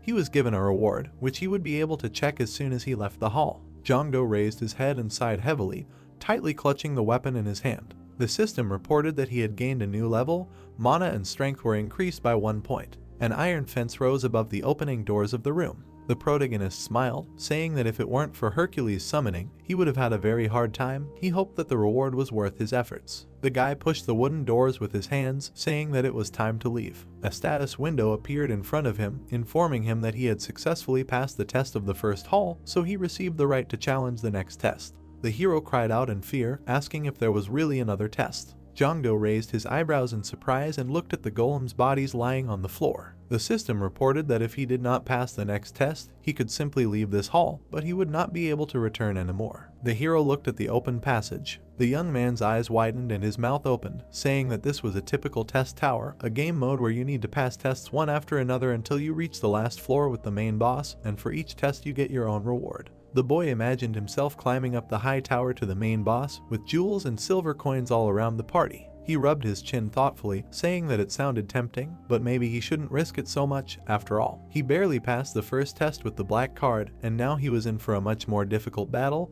His strength would be enough for 5 golems at most. The boy looked at the broken body parts of the giant birds lying on the floor. Jongdo's eyes widened and he began to thrash about, saying that this might be his only chance, and besides, the reward should be proportional to the suffering he would have to go through. The main character smiled widely and clenched his hands into fists, saying that in that case, he would rely on the linking lottery. If he didn't get a diamond card or something better, he would simply not go any further. The cards fell to the ground, making a small pile. The boy smiled happily and clapped his hands, saying that he had drawn normal cards 9 times in a row. The 10th, a gold one, came from the guarantee. He hadn't had such luck for a long time. Ixia and Lushan were behind him. Kondo smiled widely and looked at the 5 tickets in his hand, saying that in such situations, as in normal games, you just need to donate a little. The system reported that 5 attribute points had been spent. Ixia frowned, saying that the owner promised that he would continue until he ran out of mana. The hero smiled and extended his hand to her, saying that he would give up if he didn't at least draw a diamond card, but he didn't say anything about mana. Ixia opened her eyes wide, grabbing his palm. The boy opened his eyes wide and frowned, saying that with 5 cards he would definitely be lucky. He waved his hand. The cards appeared in the air in front of him. Lushan's eyes widened as a bright flash appeared on his body. The system reported that Lushan had received a level up of 6. The hero smiled and extended his hands towards the youth, saying that he had said many times before that this would still be of benefit to the boy. Jongdo's eyes widened, and there was a black, gloomy aura behind him. He smiled awkwardly and scratched his head, saying that it was so. A diamond card appeared next to him. Ixia screamed, saying that there was something behind the master. The hero's eyes widened and turned around. The youth extended his hands, saying that this was a diamond card. A strong wind rose around the hero's body. He said that he couldn't believe that anyone still needed help from this decrepit old man, but nevertheless, he would try his best to do his best. An elderly man in armor appeared in front of him, holding a blue bow. The system reported that this was a Chuangjiang, level 99, mana 128, strength 133, endurance 128, agility 150, family perception 101. Talents: archery, level 2, spearmanship, level 2, old age, level 2, mountain fighting, level 2, taijutsu, level 2, loyalty, level 1, swordsmanship, level 1. There are 7 more talents. Skills: secret martial arts, swift step, high angle stealth shooting, fast movement, strong will, and 4 more skills. Jongdo smiled happily and clenched his fist, saying that this was simply wonderful, because he was afraid that he had received someone like Yakia, but this exceeded all his expectations. The hero headed towards the passage with a bright light, saying that he needed to hurry because the second hall was waiting. Running through it, the boy found himself in a green meadow. He was surprised to find himself in a meadow. In the distance, there were dark green trees, and the shadows of creatures in the sky fell on the field. The boy's eyes widened and his mouth opened, looking up. A crowd of monsters were circling above him. He asked if they were wyverns and dragons. Purple and red creatures were hovering in the sky. Huangjong put his bow on his shoulder, saying that this was a great fortune, because with his archery skills, no flying enemy would escape the boy. In the boy's hand was a brightly shining sword. Jiangdo smiled and waved his weapon, asking the man for forgiveness, but he was not going to shoot them. The system reported that in his hands was the legendary sword Bulmum. The boy was able to sense the dragon blood flowing in the veins of his enemies. He raised the tip of the sword up, dragons and wyverns flew towards him. The system reported that in battle with the owners of dragon blood, his characteristics increased tenfold. The protagonist frowned and opened his eyes wide, raising his sword behind his head. He swung it, raising streams of wind and leaving bright traces in space. The dragons opened their mouths wide and screamed. Wangjong smiled and rubbed his beard, saying that the young man barely swung his sword, but he managed to shoot down so many dragons. The guy smiled widely, saying that this test was many times easier than he expected. Bright traces from the swing of the weapon remained around him. Streams of energy passed between the bodies of dragons and wyverns soaring in the sky. The monsters fell to the ground, blood coming out of their wounds. Ixia smiled happily and clenched her hands into fists, saying that the master was killing them so quickly as if he was fighting not dragons, but pathetic midges. Jongdo closed his eyes and smiled, saying that this was his strength. Wangjong sadly bowed his head, saying that it seemed like he was completely useless here. The boy said that this was not true at all, as his success was entirely due to the characteristics the man had lent him. The protagonist swung his sword, sending bright streams of energy at the dragon soaring in the sky, saying that this was the last one. The monster fell to the ground, its wing and one of its legs cut off. The boy smiled and raised his eyebrows, saying that this was the end. Ixia widened her eyes and pointed her finger forward, telling the master that this was not so. The corpses of the dragons were gathering in one place. It was a large pile of bodies of defeated creatures. A bright blue eye appeared in it. When the skin was shed, the skeleton of a giant dragon appeared in front of the protagonist, who screamed furiously. Jongdo covered his face with his hand from the streams of wind, asking if this was the boss. The boy smiled and gripped the sword tightly in his hands, saying that if you think about it, the only enemy worthy of being killed by a bombing is a dragon. The boy jumped into the air above the skeleton of a giant dragon, raising a bright sword above his head. The protagonist's eyes widened when nothing happened after he struck the dragon's head. He froze in front of the monster's face, the dragon's eyes wide open. The boy's eyes widened in surprise, asking why nothing happened. The dragon swung its tail, throwing the boy back. Jiangdo jumped off the ground and gritted his teeth, leaving a bright mark behind him. He arched his eyebrows and picked up the sword, asking why this happened and why the weapon didn't work since it was a dragon. Wangjong appeared behind the boy, saying that it was just a theory, but maybe the blade only reacts to dragon blood. The boy's mouth dropped open in surprise. The man asked what would happen if the hero encountered a dragon without blood and flesh, since the sword would not be able to recognize it as a dragon. The skeleton of the giant monster opened its eyes wide, looking at the hero. There were streams of dark energy around it. Jongdo worriedly opened his eyes, saying that the man was right. He summoned a bright bow in his hand. The dragon, with shining eyes, opened its mouth wide and screamed shrilly. Ixia noticed that the monster seemed very angry. The giant skeleton of the dragon headed straight for the protagonist. The guy held a golden bow and arrow in his hands. He said that he felt a catch because everything was going too smoothly. Jongdo frowned and pulled back the arrow. He opened his eyes wide, commanding the monster to attack. The giant dragon opened its mouth wide, its eyes glowing blue. The protagonist rested his hands on his knees.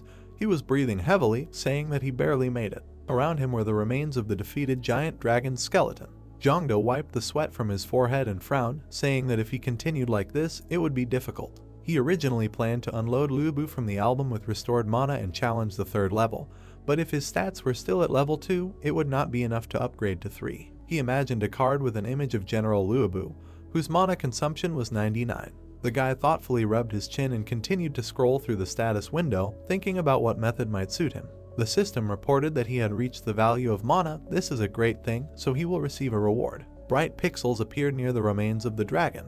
The young man raised his eyebrows in surprise, asking if there was a reward for obtaining 100 mana. The system reported that the category camp was added. Jongdo's mouth opened wide in surprise. Free cells appeared around, 2 of them were filled with a group of cards. The guy looked forward. In front of him was a window with an image of a tiger. This window displayed the cards of the 5 great generals, Zhang Fei, Jie Wangjong, Guan Yu, Ma Chao. The hero cried out in surprise, asking what kind of set this time. The system reported the difficulty level of the set, the highest set bonus, plus 30 to all abilities. The system asked if you wanted to get the special skill 5 Great Generals. There were 2 heroes to choose from, Guan Yu and Ma Chao. The protagonist opened his mouth wide and his eyes widened, saying that this was an incredible reward. Choosing only 5 characters from such a number was not easy. Lushan smiled and raised his hand, saying that it was so. He himself could not even dream of such a combination. A slot machine with 2 card slots appeared next to him. In their place was a question mark. Chongdo opened his glowing eyes wide, saying that this was it, double loading. The guy frowned and waved his hand. Lushan smiled behind him. On one side of the hero were red streams of energy, on the other side were blue. He cried out when he saw the combination of Zhang Fei and Jaeyun. In front of him were the cards of 2 generals. The machine opened its mouth, calling Guan Yu and Ma Chao to prepare to go out. Cards swirled in the sky. A man with a green bandage on his forehead and armor appeared in front of the guy. The hero asked who he was. Lushan opened his eyes wide and pointed at him, asking if his name wasn't Mad-Eye. The man's mouth opened in surprise. The protagonist raised his eyebrows, asking if they really knew each other. Lushan said that this man was his general. This is Ma Chao's younger cousin. Chongdo opened his eyes in surprise and raised his eyebrows. Lushan and Mad-Eye looked at each other happily. Green crosses appeared near them. The system reported that 2 simultaneously loaded characters were tightly connected to each other. A bonus would be provided for each personnel, the hero's stats would increase, and the character's features would be strengthened. The young man smiled and, standing in front of the machine, said that it was time to move forward. Mad-Eye disappeared, leaving behind a bright light. Lushan opened his mouth wide and reached out his hand to him. The protagonist clenched his hands into fists, saying that this time it would definitely work out. Cards rained down from the sky. A diamond card shone brightly among them all. The guy noted that this was great.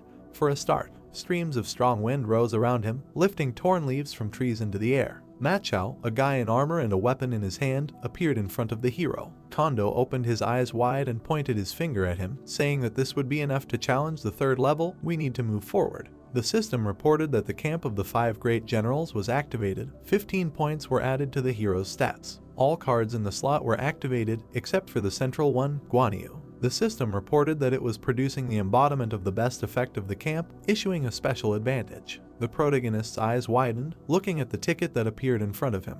The system reported that the ticket to download Guan Yu had been confirmed. On the card was an image of a warrior in green clothes. The raven opened its red eyes, telling the hero to die. It said that the enemy was fleeing. 4 giant ravens were fighting with yellow birds with swords. Jongdo raised his eyebrows and opened his mouth, asking if the 3rd trial was war. One of the chicken warriors ran up to the youth and pointed at the battlefield, saying that they had encountered an enemy. The youth smiled and took the card with the image of Guan Yu in his hand, saying that it was better to use it here. He thought that he should probably lead them. The raven raised his sword, saying that the enemy was advancing. Amidst the streams of dust raised by the wind, the tip of the blade appeared. The protagonist swung his weapon, leaving a bright trace of the weapon in space, and the crows were thrown back. The explosion from the weapon strike caused a shock wave, throwing the creatures in different directions. The chicken opened its eyes and beak in surprise. Guan Yu smiled, saying that the warrior was really good. His characteristics appeared in the system window: level 219, mana 284, strength 328, endurance 301, reaction 311, mana perception level 259. Skills: God of War, level 3, Trust, level 3, Nobility, level 2, Fortitude, level 2, Hand-to-Hand Combat, level 2, Insight, level 2, Knowledge, level 2, Divine Power, level 1.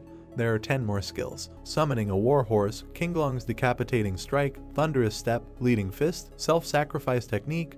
There are 8 more skills. Lushan widened his eyes and raised his eyebrows, saying that the nephew was telling his uncle. The system reported that the connection with the allies had been strengthened. The allies' abilities had increased. Guan Yu raised his eyebrows and looked at him, saying that they had indeed not seen each other for a long time. The system reported that the art of command was at its maximum.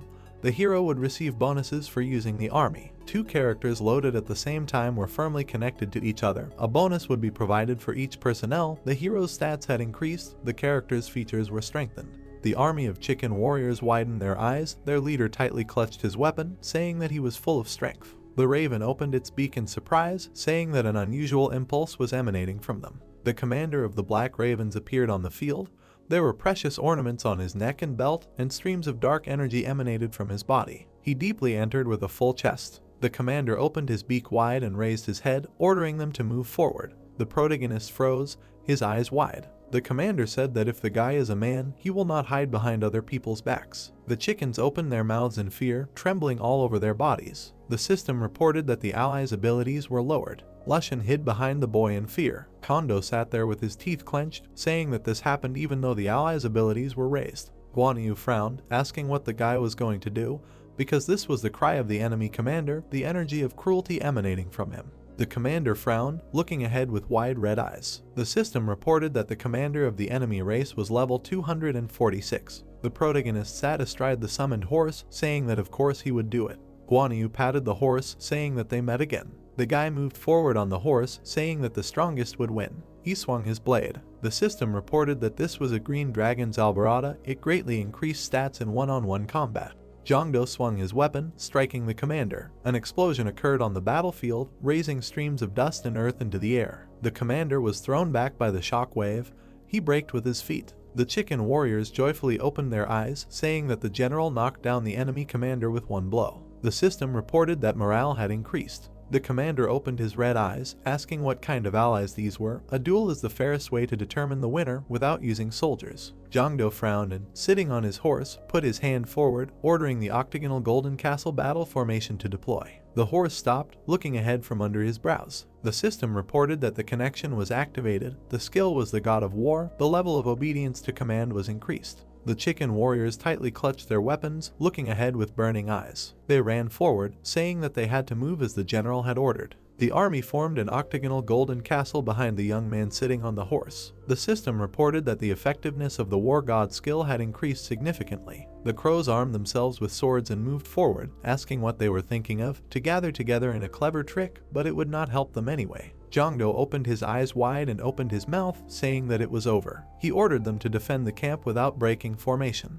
The chicken warriors fought with the black crows that had come closer. The commander frowned and opened his beak, saying that he was a bastard, because the winner was determined only in a battle between commanders. The boy smiled and raised his eyebrows, asking why he thought so. The commander was wrong, because this was not a duel, but a war. The black raven frowned. The protagonist clenched his fist and, sitting on his horse, asked if it was not worth using everything possible to win. The commander of the Black Ravens swung his club. The horse stomped its foot on the ground, kicking up sand. The protagonist gritted his teeth and frowned. The raven, whose eyes were bright red, shouted that he would see how long Jongdo could block his blows. Then the commander swung his weapon. The protagonist gritted his teeth, holding his mace with his weapon. The yellow birds emitted a blue glow, shouting that the general had blocked the enemy's attack for the second time. They ran forward, their fighting spirit rising. The Black Raven commander, who was being blown away by the sand, shouted that at this rate, his army would be destroyed. Jongdo was sitting on his horse. The raven raised his weapon, which was blazing, and shouted that he would sweep away all the enemies in one go. The protagonist's mouth opened in shock as a man with a long black beard shouted that the raven was gathering mana from all over the battlefield. The man's eyes began to emit a blue light, and Jongdo asked him to use his strongest technique. The protagonist swung his spear, using the King Long decapitation strike technique, and the bright dragon rushed forward. The black raven frowned and roared loudly that only he could be the winner. The bird flapped its wings, emitting red flames. The two animals rushed towards each other. A powerful explosion thundered, in the middle of which blue and yellow sparks were visible. The black raven stood in the middle of the sand that rose into the air. He was surrounded by yellow birds pointing sharp spears at him.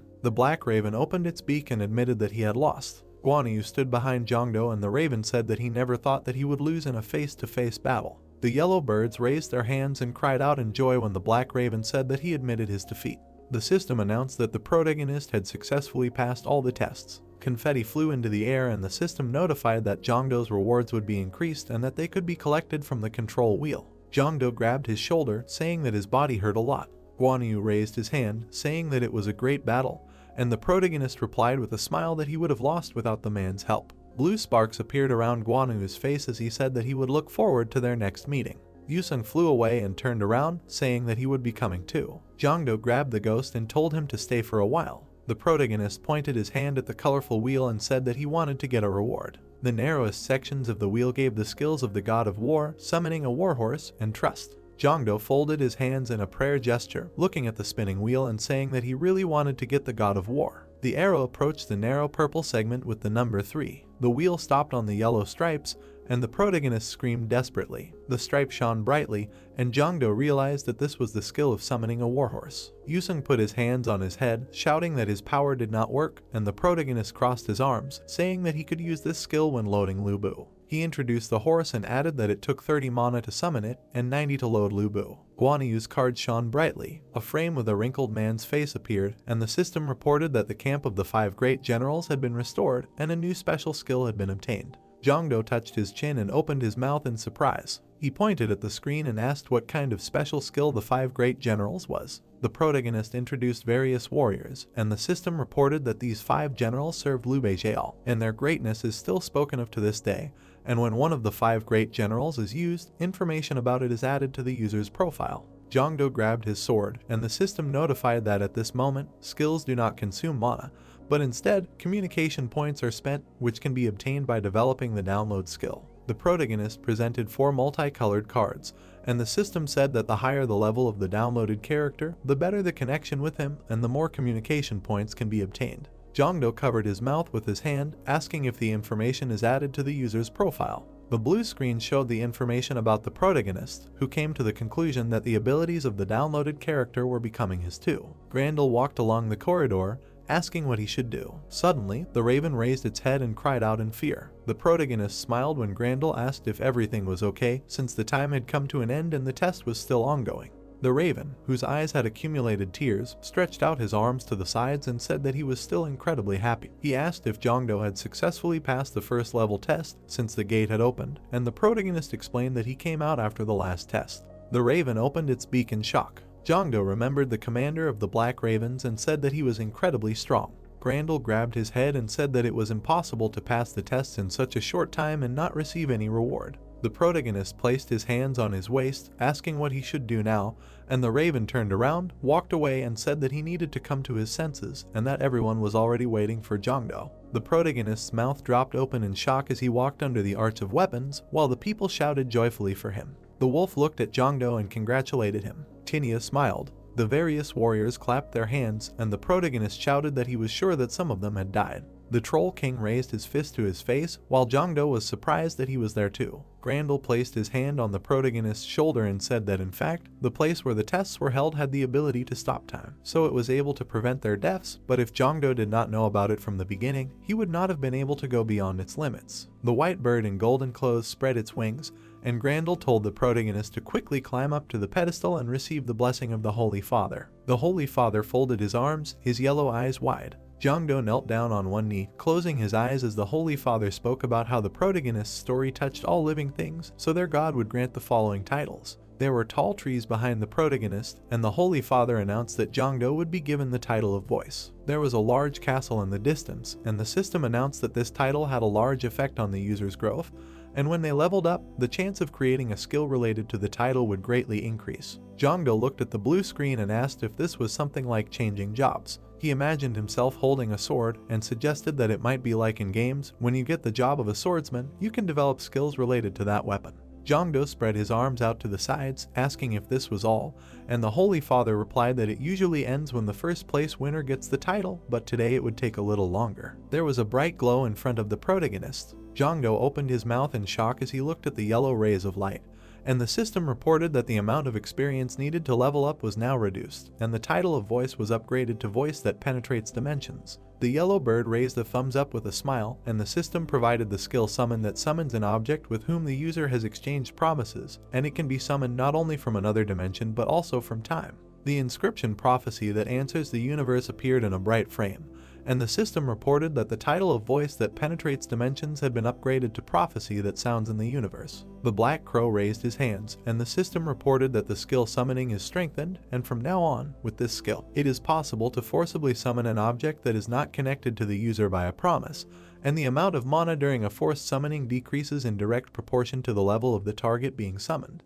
Jongdo opened his mouth wide and said that no matter how difficult it was, the reward was worth it. The Holy Father extended his arms and said that the 337 trials were now over. The yellow birds closed their eyes and began to sing, which added 3 units to the protagonist's mana sensitivity. Jongdo extended his hand and called out to Tinia. The wolf smiled happily when the protagonist asked if she would come to his aid if needed, and Tinia replied that she had not yet repaid her debt. The system reported that Jongdo had exchanged a promise with the wolf and could now call upon him at any time. The protagonist hugged Tinia, and the wolf cried out, asking to be released. There were dummies with targets. Jongdo swung his weapon, cutting the dummies. He hit the targets accurately. The protagonist extended his hand to the side and let out a tired breath. Ixia raised her hand and asked if Jongdo needed to rest, since he had just returned from the dungeon and immediately started training.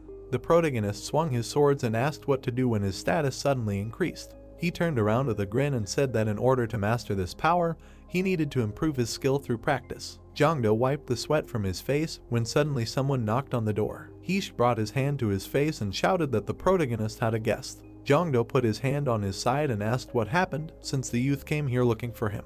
Heichin smiled when the protagonist entered the room. The protagonist opened his mouth in shock. There was a girl with long purple hair sitting on the chair, and Hetchin said that she was the vice president of Savior, the world's largest non-governmental user service organization, as well as the only level 55 user in Japan and the daughter of the current emperor Yukinomiya. Kako smiled and greeted Jongdo. The protagonist sat down on the sofa and asked him how he could help. The girl stood up and said that she heard that the Japanese government asked Jongdo to participate in the expedition, but he refused, and she came to ask him to reconsider. The protagonist crossed his arms and thought that in Japan, 5 S-Class users died while trying to close one of the dungeons, and the dungeon could not be cleared, and he found working in another country difficult, so he refused. Kako bowed, saying that there was a person in the dungeon that she wanted to save. Jongdo jumped up and shouted that the girl should not bow to him. The protagonist sweated and said that the dungeon, the clearing of which has already begun, cannot be interfered with from the outside. Kako put her hand on her chest and said that it is possible with her. The girl raised her hand, creating a blue portal. She said that the skill dungeon scissors made an SS-Class hunter from a simple user, and she can open the dungeon. A huge monster was holding a player in his hand, and Kako said that the dungeon was frozen in this state. The girl looked away and said that she originally planned to go into the dungeon herself, but changed her mind after hearing about this, and now it is impossible for her to go there because the hostage is also an SS-Class user. Jean Dark was holding a staff in her hand. She was a person locked inside the dungeon. The protagonist pressed his hand to his mouth in horror when Kako said that the monsters hit Jean, and now she cannot use her hands. The girl asked Kondo to use his power. The protagonist imagined Jean lying in front of a huge monster and concluded that if an SS-Class user couldn't handle it, then the difficulty of the dungeon was at least SSS-Class. Jongdo grabbed his head and thought that the second change had caused a greater inflation of power than he expected, and according to Kako, only he could stop it. A blue portal was visible in the UK, and the protagonist said that the second change had already begun. A similar portal was visible in the desert. A blue vortex was visible in the middle of Hong Kong, and Jongdo said that more dungeons would appear in the future, some of which would be even more dangerous than the one that opened this time in Japan.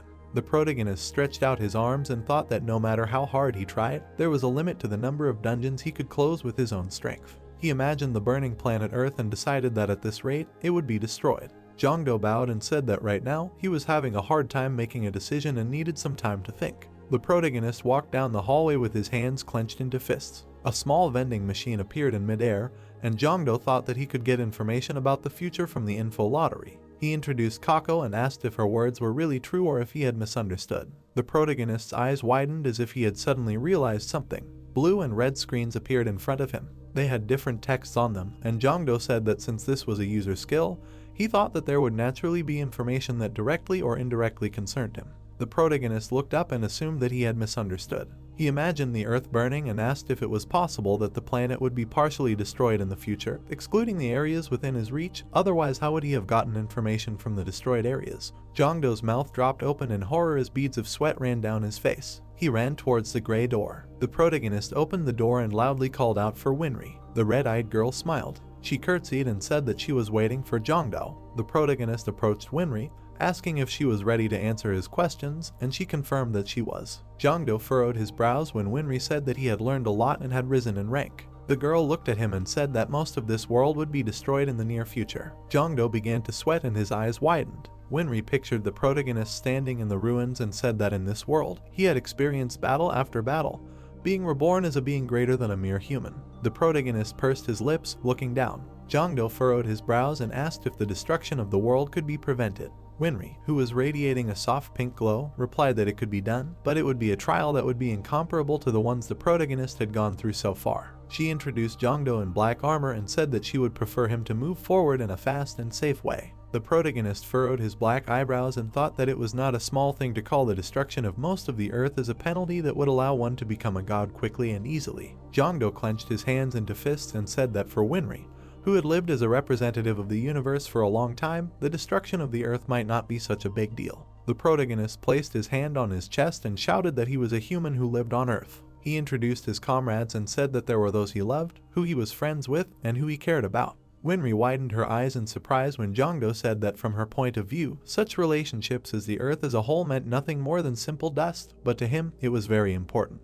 The protagonist imagined himself in a group of friends who were laughing. He placed his hand on his chest and said that the essence of communication was to understand each other without words, and that he wanted to prevent the destruction of the world. Winry smiled and said that in that case she would support Jongdo in any way she could. A blue screen showed a message saying that the protagonist had abandoned the path of business and chosen the path of asceticism. Jongdo looked up, and the system reported that instead of being afraid to live alone, he had chosen to laugh with his loved ones, and the path of a god had become longer. Jongdo breathed a sigh of relief and said that he did not know what he would have done if Winry had not listened to him, and the girl replied that she was always ready to do everything possible for him. She pointed to a small vending machine and said that Jongdo could pull out the necessary information from the info lottery. The protagonist stretched out his hands to a red capsule covered in spikes. A message appeared on the red window saying that Jongdo must reveal the truth about a strange dungeon in Japan. The protagonist imagined the Earth emitting a purple glow, and the system reported that the lock on the 37th planet of the universe was opened. Winry curtsied and said that she hoped that Jongdo's intention would come true. Someone gritted their teeth and looked up, speaking of a revelation. The man in the rabbit mask raised his hand and said that a divergence had begun, but minor ones had happened several times before. The people shuddered when the young man in black said that this time the divergence was not minor because they were losing the future. The young man raised his hands and said that it was for the best. The eyes of the masked men glowed brightly, and the young man said that from now on they would have the help of the universe and they only needed to continue their missions as always. The young man introduced a butterfly and a bear and said that they would go to Japan to test the technology they had been developing for a long time. Mount Fuji. In front of the bright portal stood a man holding a gun. Kako smiled happily, saying that she would definitely repay Jongdo for helping her, and the protagonist laughed, thinking that he was in a position where he had to clear this dungeon. He took the spear in his hand, and Kako said that she, Jongdo, and Heejin would be entering the dungeon. The protagonist's eyes turned green as he used the exploration skill. The system scanned the entrance of the dungeon and provided information. The green screen showed that the dungeon's difficulty had increased greatly due to external interference, and 2 or more dungeons had been merged. Jongdo furrowed his brows and thought that he had never seen a dungeon of SSS difficulty in destruction class. Jean put her hands together and the protagonist thought that they should help her escape from there because she could save the Earth. Heejin stretched out his hand and said that Kako said that due to the difficulty, a maximum of 3 could enter. He asked if escaping from there worked the same way and the girl confirmed it. Kako put her hand on her chest and said that if that happened, she would be the one staying in the dungeon because Jean was more important to the Earth. The girl stretched her arms out to the sides and said that they were going inside. Kako gritted her teeth from the tension. The entrance to the dungeon glowed brightly and the girl screamed that it had become even more powerful and at this rate no one would be able to enter inside. The protagonist walked up to the entrance and asked if they just needed to widen the rift. Jongdo stretched the entrance with his hands, saying that the process had already started and they just needed to add a little more strength. A blinding flash of light flashed in front of the protagonist. Kako opened her mouth in shock. Jongdo turned around and said with a smile that they could go inside. In the middle of the deserted area, 2 bright flashes could be seen. The protagonist looked around and said that he did not see Heejin. Kako covered her mouth with her hands, saying that this was the first time someone separated from her while using this skill. They walked through the dungeon, and Jongdo said that with Heejin's level, he could reach the boss room on his own. The girl raised one finger and said that depending on the dungeon, it usually takes her a day or more to use the skill again. The protagonist smiled when suddenly 2 warriors on horses appeared behind him. Jongdo turned around, grabbing a spear. The monsters were riding on horses in armor, saying that others would not be able to enter if they caught the protagonist and Kako. The green-skinned monster raised his hand and said that the girl reminded him of someone. Jongdo pierced the monster's body with his spear. He fell to the ground and his companion screamed in shock. The protagonist swung his weapon, which emitted red lightning. He threw the spear into the distance. The weapon pierced the ram's body. Jongdo turned around and said that there was no need to worry about Ihun, and Kako opened her mouth in shock. Dust rose from the monster's footsteps. They rushed forward, intending to grab Jongdo and Kako. The protagonist raised his hand to his forehead, and the girl screamed that there were too many of them, so they should escape. Jongdo's spear blade flashed, and he told Kako to move a little. He swung his weapon and cursed loudly. Knocking the monsters down, he yelled that he would kill them all. The crocodile opened her mouth in shock. The monsters flew through the air. Kako grabbed the dagger and said that she knew Jongdo was strong, but she did not expect him to be that strong. Standing in front of the palace, the protagonist asked if this was the boss room. After receiving confirmation from his girlfriend, the protagonist thought about it, saying that a dungeon of this level couldn't be that easy. Suddenly, a huge sword fell right in front of them. The huge demon screamed, taking the sword back in his hands. The system immediately notified the protagonist that in front of him was the captain of the 7th Legion of the Demon Army, level 199. Jongdo was scared, saying that the monster was somewhere between the diamond and black levels. His girlfriend surprisingly noticed the saint, who was captured by the demon as always. Jongdo turned his attention to the portal and said that most likely there was another dungeon behind it. Becoming serious, the protagonist shouted saying that they needed to finish the battle as quickly as possible. After that, he immediately summoned his horse and wolf. The demon swung his weapon and began to strike at Jongdo, which he dodged. Tinya suddenly jumped on the demon saying that there was no time for greetings. The wolf landed right on the monster's head. He swung his hand in rage and asked how the mongrel dared to jump on him. But when he struck, the wolf dodged with ease. Then she bit him in the neck. The demon screamed in pain. The protagonist, running towards the demon, praised Tinya. Taking advantage of the moment, he immediately dealt dozens of blows. The monster bowed his head, starting to get angry. He threw Tinya back, freeing his wings, and then turned around, striking her. A moment later, the blow dispersed Tinya. Unable to stop, the demon struck the ground. At that moment, the protagonist's horse appeared in front of him. The demon screamed and cut the horse in half. But looking closely at the horse, the demon exclaimed, realizing that Kondo was not on it. The protagonist smiled, standing behind the demon. A moment later, he pierced the demon with his spear. Feeling the enemy resist, the protagonist was confused because he did not die after being hit in the heart. He abruptly released his mana, asking the demon to just die. He began to cough because of the pain, after which he fell to the ground with a huge hole in his chest. The protagonist began to approach the saint, asking her to wait a little. Having approached, he decided to first remove her gag. A moment later, he freed her mouth, and she immediately screamed, seeing the daggers, asking the protagonist to dodge. He instantly turned around and reflected the daggers. They began to fall to the ground, losing momentum. Looking at the princess, Jongdo asked her if her performance was over. She was tense, holding the daggers in her hand. Frowning, she asked the protagonist since when he knew everything. The protagonist called Ixia, saying that he has a very effective lie detector, and every time she screamed from her lies. Ixia pointed at the girl and remembered all the times she lied and shouted saying that everything she said was a lie from beginning to end. Kako began to put on her mask in irritation. Then she chuckled, telling the protagonist that as soon as he entered here, half of the plan was completed. Jongdo frowned and shouted in shock, asking the girl if she was from Karma. Pointing at the guy, the girl admitted that his strength was beyond her capabilities. Summoning a blood sphere, the girl asked the protagonist if he would be able to defeat a demon that was many times stronger than before in his tired state.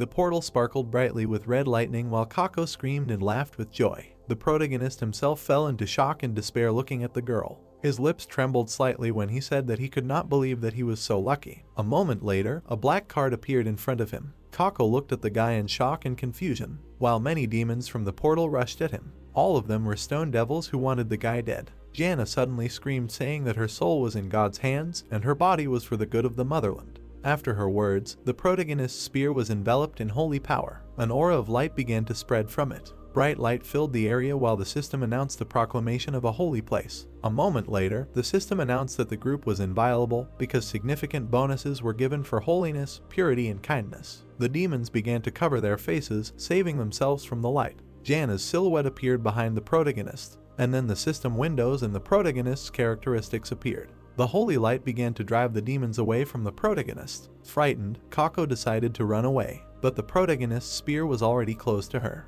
He struck his blow, forcing the girl to jump back. She immediately pulled out the daggers, furiously asking what the dead man was doing. After that, she threw the daggers at the guy, and he easily parried them. The girl screamed and pounced on him. Suddenly, the flag on the spear rushed towards her. Then, wrapping her, he tied her up. The protagonist looked at the girl and told her to sit there and not move. And when she lost consciousness, he threw the girl out. Jean came up to her and began to say that she was sorry, but they had no other choice. Suddenly, the demons began to come to their senses. The saint stood up and said that although she was weak, she would fight to the end. Laughing, the protagonist praised the girl for her ability to wield a spear, comparing her to Jeanne d'Arc. Jean herself was embarrassed that someone was looking up to her, but the demons did not give them time to talk, starting an offensive. They rushed into the attack again with screams. Jean trembled with her whole body, asking the Lord for protection. The protagonist waved his spear, after which, standing in a stance, he began to call the demons. The system immediately notified that all enemies in a certain range would attack him first. After that, the demons immediately rushed at him. Suddenly, a holy cross appeared above them, which fell a moment later, but the demons fearlessly continued on their way. Kondo, smiling, formed dozens of crosses, saying that it would be no fun at all if they escaped. After that, he lowered his hand, and the crosses began to fall on the demons, but without receiving serious injuries, they began to get up. One of them raised his head to the light that appeared, but this was a mistake. The holy light covered him. Like many other demons, the protagonist rejoiced, saying that everything was because Jean was a saint, chosen by God, and the amount of mana was simply absurd. Jean, listening to his praise, only continued to read her prayers. The demons grabbed their heads and began to beg the girl to stop. Suddenly, their heads exploded. The protagonist, standing in the middle of the dead demons, said that it was a very easy battle. The saint herself froze in horror. It took all her strength to kill at least one, but the guy called the battle easy. Suddenly, red mana appeared near them. Jean appeared in reality and said that it was bad. The protagonist immediately activated the study, and looking through the portal, he learned that the captain of the First Legion of the Demon King was walking towards him. A moment later, even the saint fell to her knees. Horrified, she said that she could not breathe because of the demonic energy coming out of the portal. The protagonist clenched his teeth and was scared, realizing that the saint did not even see the boss but could no longer fight. Looking at the portal, the protagonist tried to understand what kind of demon it was. Then he looked at the sky and saw how the proclamation of the holy place dissipated. Then he looked at the saint again, realizing that something needed to be done, but the only power here was him and the saint. Kondo decided to first check the girl's condition, but seeing her talents, he was puzzled. He screamed in shock, saying that something could be done. Then he called up a system window describing the communication skill. A moment later, the system notified about the start of communication between talents, and then a bright light burst out of the bodies of the partners. The protagonist was perplexed, trying to understand why light was coming out of her body. The system notified him about the increase in the user class. Then it reported confirmation of the presence of the second level of holiness in the saint. The saint froze in horror, not understanding what was happening. While the system began communication between talents, the protagonist immediately screamed, trying to stop the process. The light pierced the girl's body, causing her to scream in pain, while the system reported the start of forced synchronization. The protagonist became very worried, because without the stabilization necklace, the girl's body might not withstand it. It was at that moment that Kald began to emerge from the portal. The protagonist immediately turned to face him, after which he cursed with displeasure. Right in front of him stood a grinning demon, the captain of the First Legion of Demons. Jana, gritting her teeth, activated the Holy Shield and Holy Healing. The girl, straining herself greatly, asked the protagonist if she could really get a third-level talent.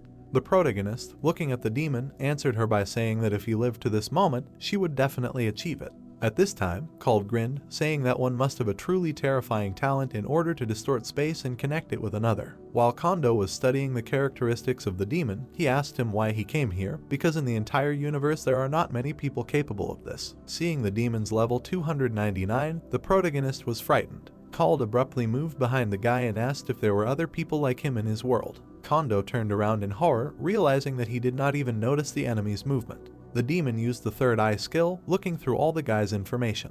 But a moment later, the talisman lit up, blocking the psychological impact, which the protagonist was notified of by the system. Kald began to laugh, happy that the boy blocked his attack. Jongdo tightened his grip on the spear, trying to figure out if he should attack now, when the enemy's vigilance was lowered. Kald surprised the protagonist by asking if he was the protector of this world, while the system was notifying him about the cancellation of the holy place. The protagonist screamed in shock. Realizing that he was not a protector, Kald winked, saying that he had a proposition for him. Suddenly, Kako began to scream in anger. She jumped up, screaming that she would not forgive the humiliation. Her necklace glowed brightly as she said that she would not forgive him until she killed him. The energy of her necklace enveloped Kald, surprising him. Then she screamed again, ordering him to kill Jongdo. Kald immediately drew his sword. What surprised the protagonist, now he realized that the girl had the skill of controlling monsters. Kako herself laughed, telling the protagonist to die, but suddenly Kald dealt a gift to her. His sword instantly cut the girl's mask. Annoyed, he asked her why she was so irritable. His eye widened sharply as he ordered the girl to go away. Streams of flame began to fill the area after his words. The fire struck the girl, causing her to scream in pain. Dispersing the flames, Kald clicked his tongue in displeasure. Then he looked at the amazed protagonist, asking him where they left off. Having formed a contract, the demon handed it to the guy, saying that he had proven his abilities, so he had an offer for him. A moment later, Kald offered to become the captain of the 7th Legion of the Demon Army. The system notified the guy that if he agreed, he would change his title and the history of the earth would be changed. Kald extended 2 fingers, telling the protagonist that he had 2 options. Afterwards, he grinned, saying that he could either become the captain of the 7th Legion or die. But a moment later, the demon laughed because of the guy who said that he had a third option.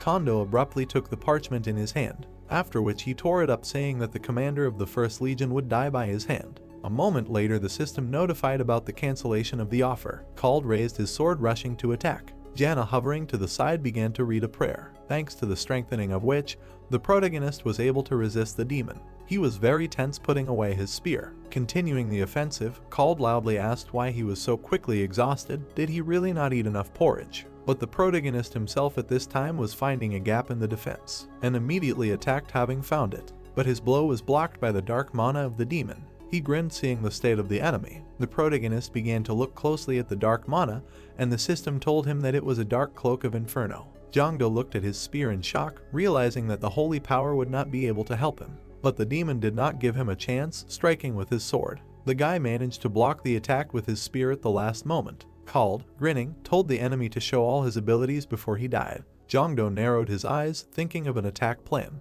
Then he rushed forward. Called laughed, calling his attack useless. But when he blocked the attack, he was very surprised. The force of the blow made the demon retreat in shock. The protagonist got into an attack stance, listening to how the system notified him about activating the ignore magic defense. Immediately after that, the clashes between the enemies continued. Called laughed. He was interested in this confrontation. Jongdo frowned, deciding to finish everything in one blow, after which he stopped using the 5 generals skill. When the system notified about the use of one communication point, the protagonist rushed to attack. The image of the general appeared behind the guy when the system reported the addition of the diamond ability. Jana smiled widely, saying that she was overwhelmed with power. Called stared at the guy in shock. Seeing the terrifying aura, the demon was perplexed, trying to understand where he got such power from. The protagonist himself stopped frowning and jumped straight at the demon. Jana began to read a prayer using holy power. Even the magical spear from Celtic mythology was used, and also the ancient Chinese art of wielding the general's spear. The protagonist delivered his blow with a scream, because of which even small tornadoes were created. Called, who was hit, screamed in pain. A moment later, a powerful explosion occurred. When the dust from the explosion settled, the system notified about the deactivation of the special skill. The protagonist began to get up. He only had 30 seconds, but he dealt with the enemy. After that, he looked at the saint and calmed down, realizing that thanks to the barrier, she was fine. Seeing her suffering state, Kondo decided to spend the rest of the time healing her. He placed his hands on her and began to heal her. But suddenly, a grinning Called appeared in front of him. The protagonist screamed in horror upon seeing him. The demon himself chuckled, asking if it was that cool. Squeezing the guy's throat, Called said that he never even thought about dying in such a place. Laughing, the demon told the guy to be proud of his murder because no one could kill him for 1,000 years. But a moment later, the demon narrowed his eyes. Looking at the trembling guy, he asked him why he became weak again. The protagonist narrowed his eyes, realizing that this was the worst-case scenario. Slightly bowing his head, the demon called the guy strange because he was like a balloon, sometimes filling with power, then deflating. Suddenly, someone attacked the demon with holy fire, and a stream of holy fire struck Haddon. The demon reflected the attack with his sword and looked away in confusion. Jana, who had reached the 3rd level, shouted that she would destroy all evil even if she used up all her mana. Called began to get angry seeing her persistence. Dodging the protagonist's attack, Called advised him not to strain himself because he couldn't hurt him anyway. Jongdo chuckled, asking if that was really the case. A moment later, the protagonist's spear flew past the demon and destroyed his inferno cloak, because of which the demon became very angry, realizing that the guy initially wanted to destroy his cloak. Immediately after that, holy fire covered them. Haddon tightened his grip, making the guy suffer. Looking at the protagonist again, asking if he really thought that he wouldn't break his neck. The protagonist smiled, saying that it should have been done when he had the strength. Jongdo, still smiling, told Called that he had lost. The demon himself froze in shock. He could not notice the huge wheel behind him, on which the proclamation of the holy place fell. The protagonist immediately used it, and a bright light filled the area. Jana, who was standing to the side, tensed up, starting the strengthening that the system notified, after which the cross in front of her increased, and the flame immediately struck Called, forcing him to look at her with hatred. Then he looked at the protagonist and asked his name. He, standing in front of the demon, said his name. Called pointed at the guy and told him not to die because they would definitely meet again. Immediately after his words, Jongdo cut the demon's body in half. The holy light began to dissipate while the system notified about the level increase. A moment later, dozens of notifications about the level increase appeared. Soon the protagonist opened his eyes and saw Jana in front of him. He frowned, not understanding what the saint was doing here. Heejun was happy to see the protagonist awaken, but his appearance immediately began to irritate the protagonist. Getting up from the bed, the guy thanked Heejun. He looked away, saying that he did not need to thank him because he did all the hard work while he was far away, and he did not think that Kako would be a traitor. Looking out the window, Jongdo asked about the situation in Japan.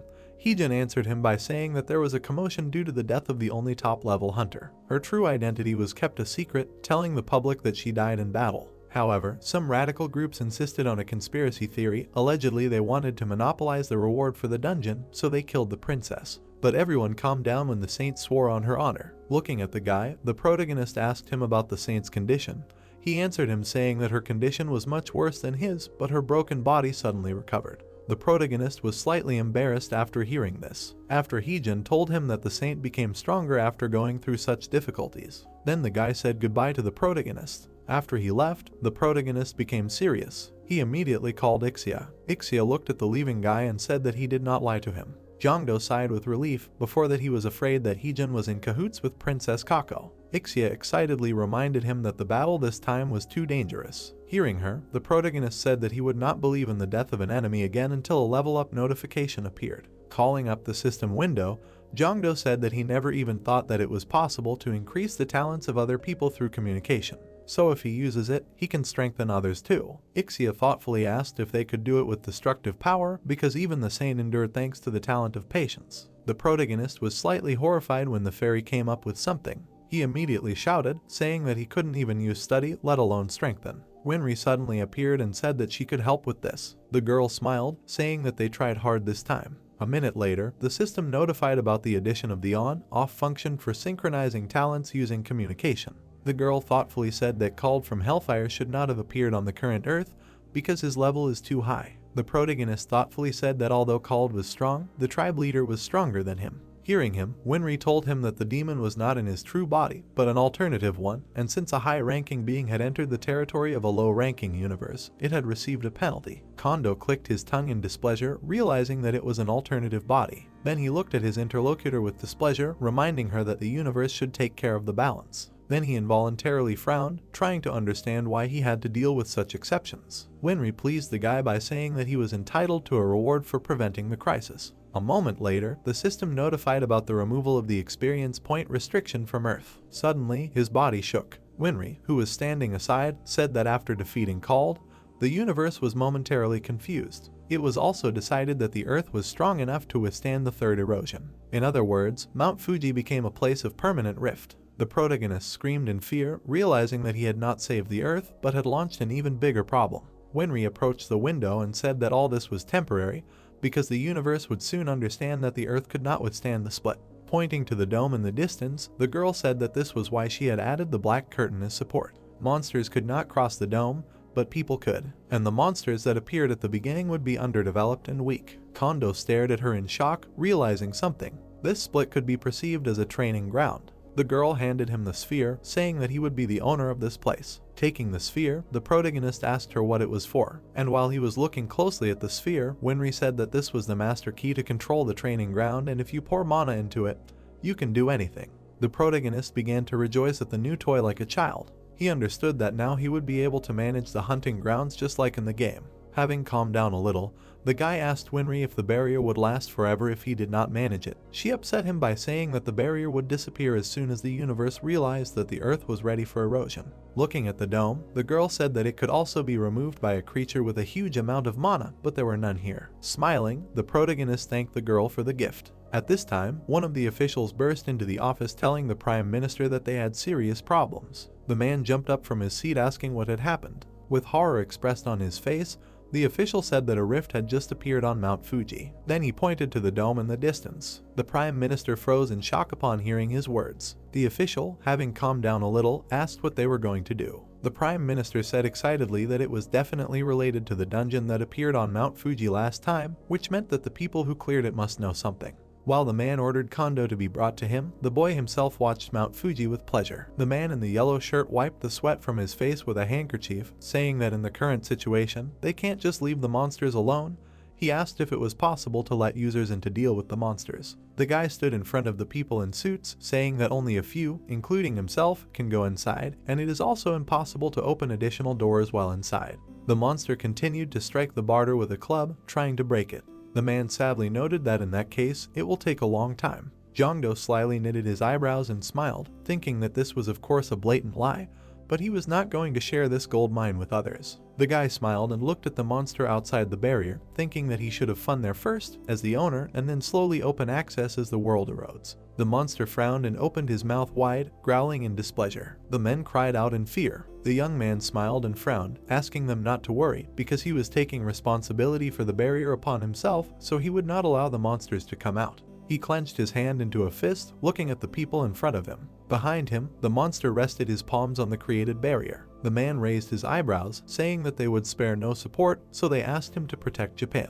The protagonist smiled slyly, saying that they could rely on him. Several cracks were visible on the dark translucent barrier. The man opened his mouth worriedly and, getting into the back seat of the car, said that everything was so good at first. He asked discontentedly how one could give the fate of the country into the hands of a foreigner, and a Korean at that. A guy was sitting behind the wheel of the car, looking forward. He opened his mouth slightly, saying that he completely agreed with the man's opinion. Streams of red energy rushed towards the hero sitting behind the wheel. He asked if there was another way to control the barrier. The man repeated his words in surprise. He raised his eyebrows, magical seals appeared in his eyes. He said that this was the correct assumption. The man opened his red eyes wide and raised his index finger, saying that the territory of a country should be ruled by the people of that country, so it would be strange if Mount Fuji was ruled by a Korean. This should be corrected. His body was enveloped in tongues of bright energy. The man smiled, saying that this was a great idea. He asked what the name of the hero in the front seat was. The guy was putting a bear mask on his face. He turned around and looked at the man with wide red eyes, asking him to call him a bear. Jongdo was warming up and looking ahead, said that it was time for him to go out on reconnaissance. A hole appeared in the barrier. The guy raised his eyebrows in surprise, looking at the mountain standing nearby and asking if this was the one he saw before. The young man smiled, saying that thanks to him, the Japanese government was so scared and everything went smoothly. The ogre opened his mouth wide and swung his club. The guy grabbed the hilt of his sword. The young man swung the weapon, cutting the monster's body in half with one blow. Kondo froze. The upper part of the mountain's body lay on the ground behind him. The protagonist smiled and raised his eyebrows, saying that he had definitely become stronger, having dealt with the ogre with one blow, which even an S-Class would have a hard time fighting. The system reported that 1 point had been added to mana and reflexes. A huge stone boulder appeared in the sky above the young man. The hero swung his sword, leaving a bright trace in space and cutting the boulder in two. The young man froze, holding the sword above himself, and the cut fragments of the stone boulder fell next to him.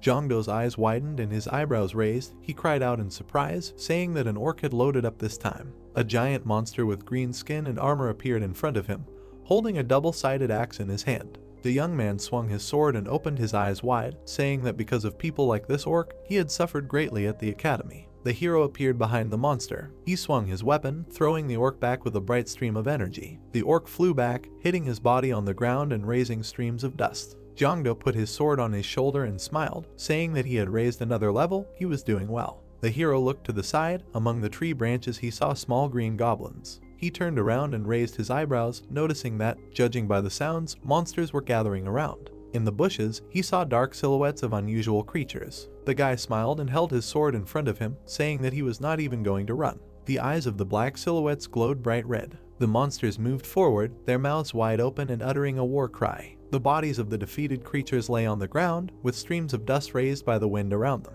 The young man sat on the body of a defeated goblin and looked out the inventory window, saying that this was simply amazing. Experience points and weapons were pouring out of the creatures. Jongdo frowned and smiled widely, saying that this was such a sweet spot that he was afraid that he would ruin his teeth. Ixia pressed her hands to her chest and laughed loudly. The fairy was removing the body of the defeated monster with bright energy. The hero rose to his feet, saying that he had hunted enough. It was time to conduct a normal reconnaissance. He called Tinya. The she-wolf appeared in streams of bright light. She raised her head, looking at the sky and saying that a spot was starting to appear in his world too. The boy raised his eyebrows, asking if there was such a thing in her world too. Tinya widened her eyes and opened her mouth, saying that it was true. If you just leave it, then more and more powerful monsters will appear here, so it is important to clear the stain as soon as it appears. There is a hidden space called the core of the stain. If you close it, the stain will disappear immediately. She imagined a place with stone monuments and a bright stream of energy. The she-wolf scratched her neck. They say that the core is well hidden and it is not easy to find it, but with her body, it is a completely different story.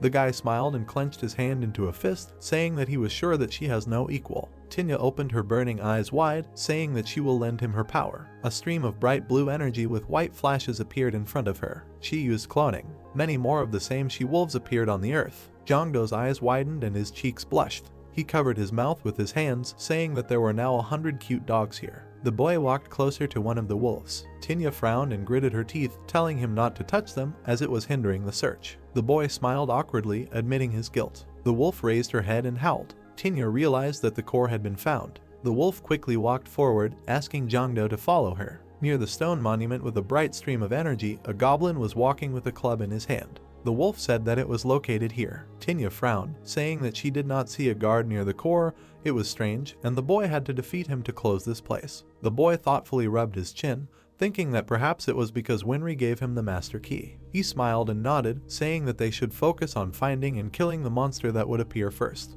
Tinya raised her paw and smiled, agreeing with his plan and asking him to be careful as there was a strong monster that could appear. The she-wolf looked up at him, saying that she had a request to make of him. The boy looked at her, asking what it was. Tinya's eyes widened and her mouth opened slightly, asking if she could settle here if he didn't mind, as the world she lived in had already ended the war, so there was no need for a guard. Jongdo furrowed his brows and folded his arms, imagining the frightened people. He said that he would be very happy, but he was afraid that the people would go crazy at the sight of such a huge wolf. Tinya's body glowed brightly, saying that she had a solution. She turned into a small, smiling dog, asking what he thought of such an image. The hero's eyes became big pink hearts. He picked her up, saying that she was very cute. Tinya frowned and opened her mouth wide, telling him not to touch her without permission. A voice called for him to appear. Above the statue of the fighting warriors was a clear blue sky with a bright sun. Tinya was lying on a stone monument. The protagonist frowned, looking at the map in front of him and saying that this was not it again. The wolf yawned, saying that she had expected them to stay on Fuji until they finished hunting. She asked what strange thing the boy had been doing since they came here. The boy frowned and turned around, saying that he had already told her about this in order to increase the chance of certain skills dropping. He needed to be near a place or an item that was directly related to the character whose skills he wanted to get.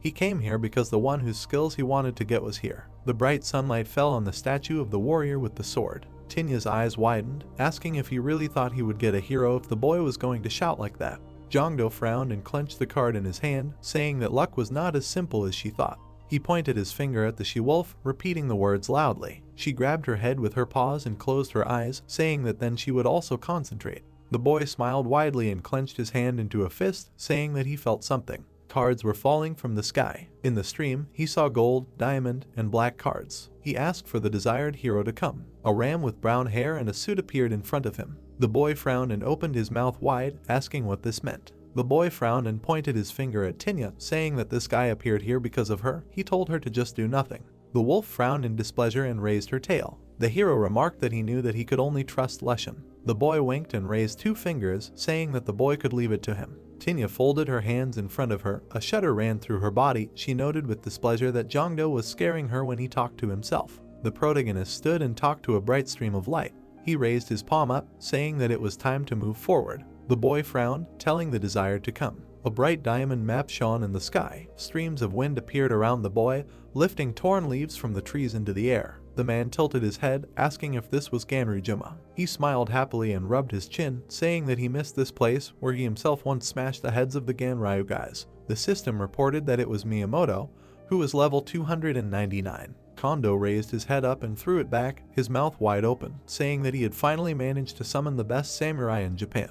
The boy's eyes widened and his hands clenched into fists, asking how he could become as strong and cool as him. The man raised his eyebrows in surprise and folded his arms across his chest, looking at him. Miyamoto smiled, saying that 1,000 days of practice is called Dan, 10,000 practices are called Ryon. Some are born with talent, and those without it have no choice but to walk the path of Dan Ryon. The samurai asked the hero to take the sword so that he could personally show it to him. The youth smiled, asking the man to take care of it. Bright rays of sunlight fell on the statue of fighting warriors. Miyamoto folded his arms across his chest and smiled. He looked at the guy standing in front of him, saying that he was smart, absorbing everything like a sponge. Kondo tightly clutched the sword in his hand, saying that it was all thanks to the man's instructions. Miyamoto raised his eyebrows and looked away, saying that the world was full of yokai. He was very sorry that he could not fight.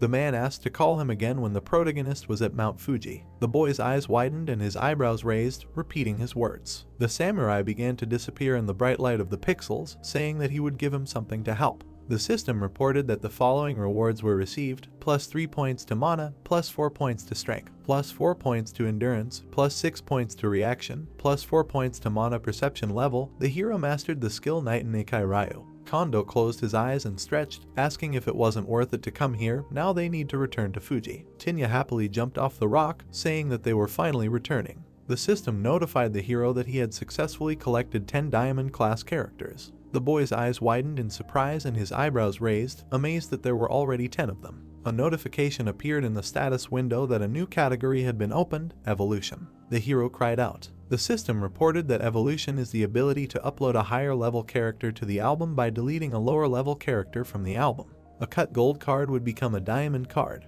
Deleting 3 gold-class characters would load a random diamond-class character. A cut diamond card would become a black card. Stinging 3 diamond-class characters would load a random black-class character. The protagonist's eyes widened and he grabbed the pop-up status window, asking if this was true. The dark silhouette against the gold card would become a diamond card. Deleting 4 gold-class characters would cause the gold-class character to evolve to a diamond-class character. The dark silhouette against the diamond card would become a light silhouette against the black card. Stinging 4 diamond-class characters would cause the diamond-class character to evolve to a black-class character. The protagonist realized that cards could evolve. The guy frowned and closed his eyes, spreading his palms and imagining a card with a character surrounded by jewels. He says that if everything were like in a normal game, then the worst probability of evolution would require a lot of resources and materials. He just drove that the universe is gigantic, since evolution with a 100% probability of success is possible. This means that even if you get a gold character, then it will also be used.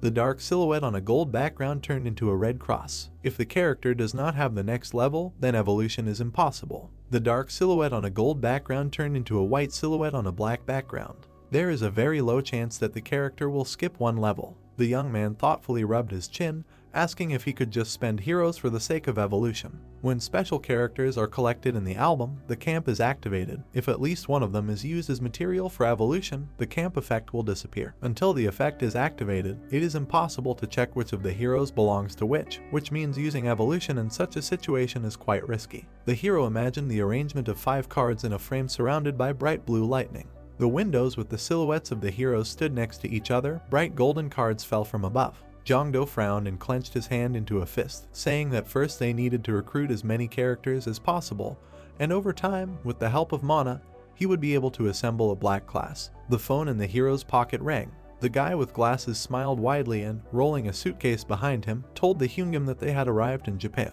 Jongdo smiled and raised his eyebrows, asking if he remembered the place the hero had told him about. They should meet there. Hisik agreed, asking how things were going with the creation of the guild he had asked for. The guy held the phone with his shoulder, loading the suitcases into the car. The protagonist replied that the registration was complete, and since he was the head of the guild, the passage for them would be free. Hisik noticed that the guild was registered for 4 members, himself, Soyan and Jongdo. The hero asked who the 4th was. The boy held the phone to his ear and walked forward, saying that he hired someone to help with the office work. He would introduce them when they were in Korea. Hisik smiled, saying that it was good. Soyun raised her hand to her mouth, saying that they would see him later. Jongdo smiled and disconnected the call, saying that it was time to return to Fuji. In front of him, he saw a man. He did not understand what the deputy was doing here. Behind the smiling man, the hero stood with a gun on his back. The deputy spread his arms, saying that the boy was just in time. He came closer and smiled, clasping his hands together, saying that he understood how hard the hero worked for the safety of Japan, but the people were very worried about the current situation.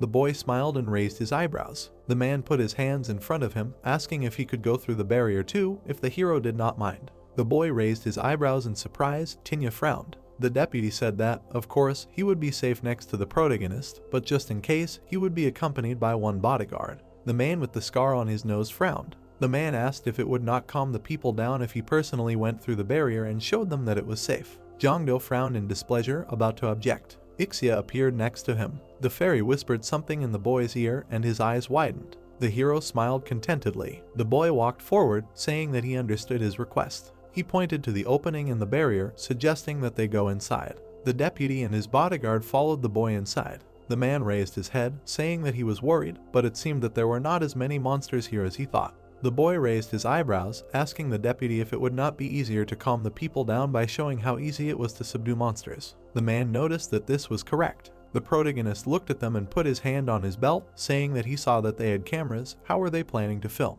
The deputy opened his eyes wide and opened his mouth, trying to justify himself. The bodyguard lowered his weapon, saying that there was no need to worry about it because the dungeon camera was recording. The man smiled awkwardly, saying that this was true. Jongdo raised his eyebrows and smiled widely, saying that he understood them, but unfortunately, due to the influence of the magnetic field, devices like the dungeon camera do not work here. The bodyguard opened his eyes wide, clenching his free hand into a fist. The protagonist closed his eyes and brought his hand to his chest, saying that, on the other hand, it would be quite enough for Mr. Deputy to simply tell about what he personally saw. The man backed away, saying that this was true. The youth said that he would now use the skill to find the monsters. The deputy put his hand forward, his bodyguard folded his arms across his chest. They agreed in one voice. The system reported that the truth room was activated. Streams of bright ancestral energy appeared around the heroes. A smiling Jaina appeared behind the protagonist, pointing her finger at the men and saying that visitors had arrived. The girl opened her eyes wide, asking if the deputy was in cahoots with Karma. The man opened his eyes wide, asking what she was talking about, because his sword would not waver if he had to go against Karma.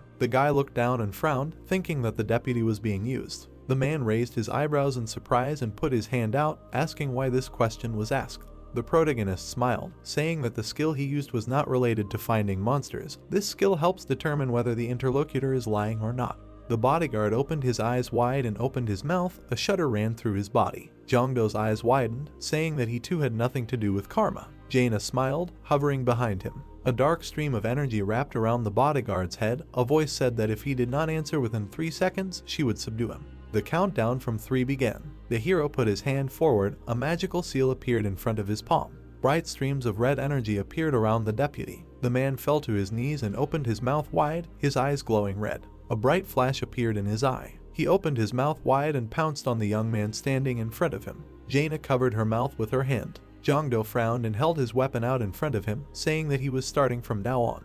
His bodyguard appeared from behind the deputy, raising his axe to attack. The deputy ended up with his chest in front of the protagonist's face. The young man held his hand out in front of him and clenched his teeth. The protagonist swung the axe, leaving a bright light in space. The young man threw the deputy behind his back, looking at the bodyguard hovering in front of him. The guy frowned and opened his mouth wide, asking if he had really been aiming for the deputy from the start. The bodyguard smiled slyly, saying that he didn't care whether the pig died or not, but the young man was a different matter. He stuck out his tongue and frowned, saying that if a sitting legislator died after Princess Kako had gotten involved with the protagonist, then no one in Japan would listen to him. The legislator stood up and arched his back, streams of bright red energy piercing his body. The man opened his mouth wide and his eyes wide, clutching his throat with his hands, asking why this was happening. The bodyguard held his weapon out in front of him and smiled, saying that he had placed a self-destruct mark on the man's body. He had ordered them to die together. Jongdo froze in place, his mouth slightly open. There were bright streams of red energy and leaves torn from trees, carried by the wind, near his body. The protagonist opened his eyes wide, saying that scum would remain scum until the very end. A crosshair appeared in his iris, projecting in front of the guy's face. The system reported the activation of the research skill. The mark has been recognized. Deactivation is in progress. The man leaned back. Bright flashes appeared near his body. The bodyguard opened his mouth wide, asking how this was possible. The protagonist swung his weapon, throwing the man back and leaving a bright trace in space. The guy noticed that they were not even trying to find a way for people to survive. The bodyguard gritted his teeth, holding the weapon above himself. It was bent. The hero put the tip of his weapon forward, saying, "No." Jongdo frowned. There were streams of dark energy around him. He said that we should find their base and destroy it. The guy opened his eyes wide, saying that he would catch them all. Not a single cockroach would be missed. The bodyguard gritted his teeth. A shiver ran through his body. He thought about the fact that he could not do anything to him on his own. He screamed, saying that this guy was dangerous. But even if he had to burn his body to ashes, the young man would die here, along with him. The man's eyes turned red. Blood flowed from them. He quickly moved, leaving a bright trace with his eyes. The bodyguard put his hand forward and ran straight towards the protagonist standing in front of him. The man opened his mouth and eyes wide, approaching the guy. Tinya grabbed his head, gritting her teeth with all her might. The man's red eyes were wide open. His head was in the wolf's mouth. Tinya growled and began to shake her head, shaking his body from side to side. The wolf raised her head and opened her mouth, throwing the bodyguard up. Jongdo and Tinya raised their heads. A bright explosion thundered in the sky. The protagonist frowned, saying that these non-humans from Karma should just wait. The hero opened his palm, which contained fragments of a red gem. The man in the bear mask looked at his hand, saying that this was a failure. The hero in the ram mask, with wide red eyes, asked how this was possible. The green-suited man scratched his head, saying that they had put a lot of effort into Mount Fuji. He asked if there was no way to remove the barrier. The raven-masked hero raised his hand to his chin thoughtfully, saying that it was impossible to dispel it since it was magic more advanced than what was known to the earth. The masked men looked at each other, saying that the butterfly was already dead. They wondered who would control the savior now. The black robe with gold patterns told them to stop discussing this. The barrier and the butterfly were important, but the existence of Kondo was more important since all their recent failures were related to him. The bear and tiger masked heroes turned their heads. The hooded man frowned, his eyes shining brightly under the shadow falling on his face. He said that at the moment, only one thing was important: confronting Kondo. The man imagined the protagonist with a weapon, standing in front of the dark silhouette in the mask. The masked heroes with bright red eyes turned their heads forward. The greatest enemy of karma, whose appearance was once prophesied, but the one who can foresee everything is unable to interfere, because this creature will bring death to them. The armored hero stood in front of the black monster, holding a sword in his hands. The man in the black cape held out his hand, saying that if the youth was truly their greatest enemy, then they would not be able to do anything to him with their own strength. He told them to stop following him, otherwise he would be able to track down their lair. Until the one who could foresee the future returned, they should all avoid Kondo. The hero opened his red eyes wide, looking at the protagonist through the magic ball. Tishik hit the monster on the head with his shield. Seeing his friend, he smiled widely and asked if he thought he had managed to raise his level. Crossing his arms over his chest, the protagonist asked if his comrade really thought he could raise his level by killing just one monster. Seeing the skill window appear in the air, Jongdo concluded that he was right and that he was still level 61. Clenching his fist, the warrior was glad that his ally had such a cool skill, because now he would not have to go to the Awakener every time to find out his level. The guy reminded that his skill consumes mana, so it is better to go to the Awakener if possible. Hearing someone call out to him, the young man shuddered. Tinya, who was held in Soyun's arms, irritably asked her master to stop this human female who was constantly climbing to hug. The wolf growled at her, baring her teeth furiously, threatening to kill her. The girl put a stick of dried beef in her mouth. Clutching the meat with his teeth and claws, the beast promised to never forget this humiliation. Closing his eyes and laughing, the player was glad that they got along. A notification appeared in the air, stating that the user had reached level 99 and would not be able to level up any further until they performed a special feat.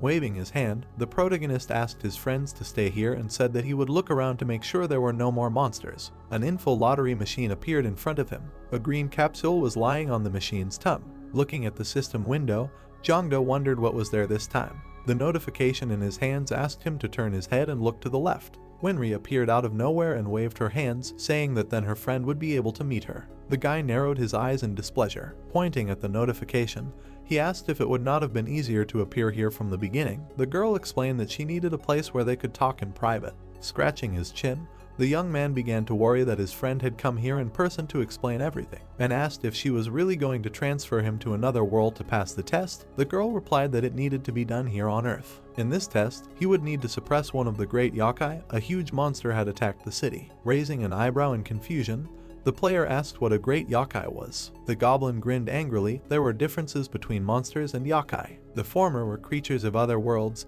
and the latter were creatures born on Earth. The monster was holding a large bowl in his hands. Several monsters left the city. Most of the yokai disappeared naturally as science developed, but some of them survived to the present day. Some of them, the most harmless, decided to coexist with people. The boy with a raccoon tail helped his grandmother hold a heavy bag. There were also some that were too strong. They couldn't be killed but could be sealed. There were many paper seals on the black urn. Hearing that he would have to defeat one of these yokai, the protagonist's eyes widened in shock. Yokai were sealed all over the world. The dots showing their locations were in Japan and Korea. There were many ropes with bows hanging in front of the door.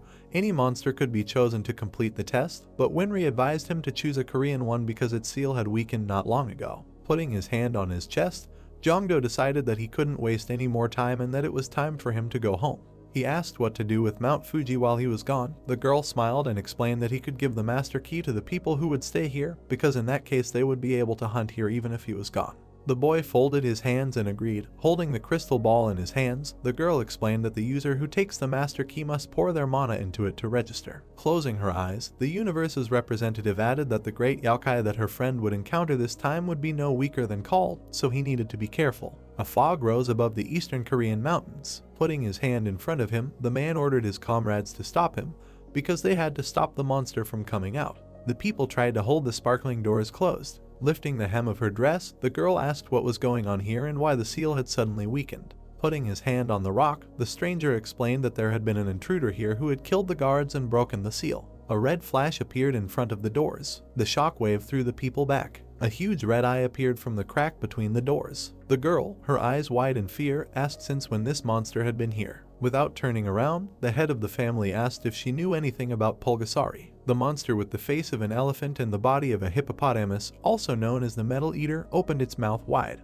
Its huge foot slammed onto the ground. The woman covered her ears with her hands. Her friend asked her to be careful. The girl, with her mouth open in fear, asked why someone locked this monster here instead of destroying it right away. With her hands clasped in front of her, the head of the family explained that it was immortal. The body of the yokai fell into a magic circle when, 1,000 years ago, the ancestors of the local people borrowed power from the Korean peninsula to create a seal in the eastern Korean mountains. The problem was that the sealed Pulgasari was drawing energy from the seal, its body gradually growing. The elephant's red eyes widened. Now it can safely be called a great yokai. Holding the cards in his hands, the man shouted that there were no more amulets and that at this rate, the seal would be completely removed in a couple of days. Frowning, the girl suggested calling the troops.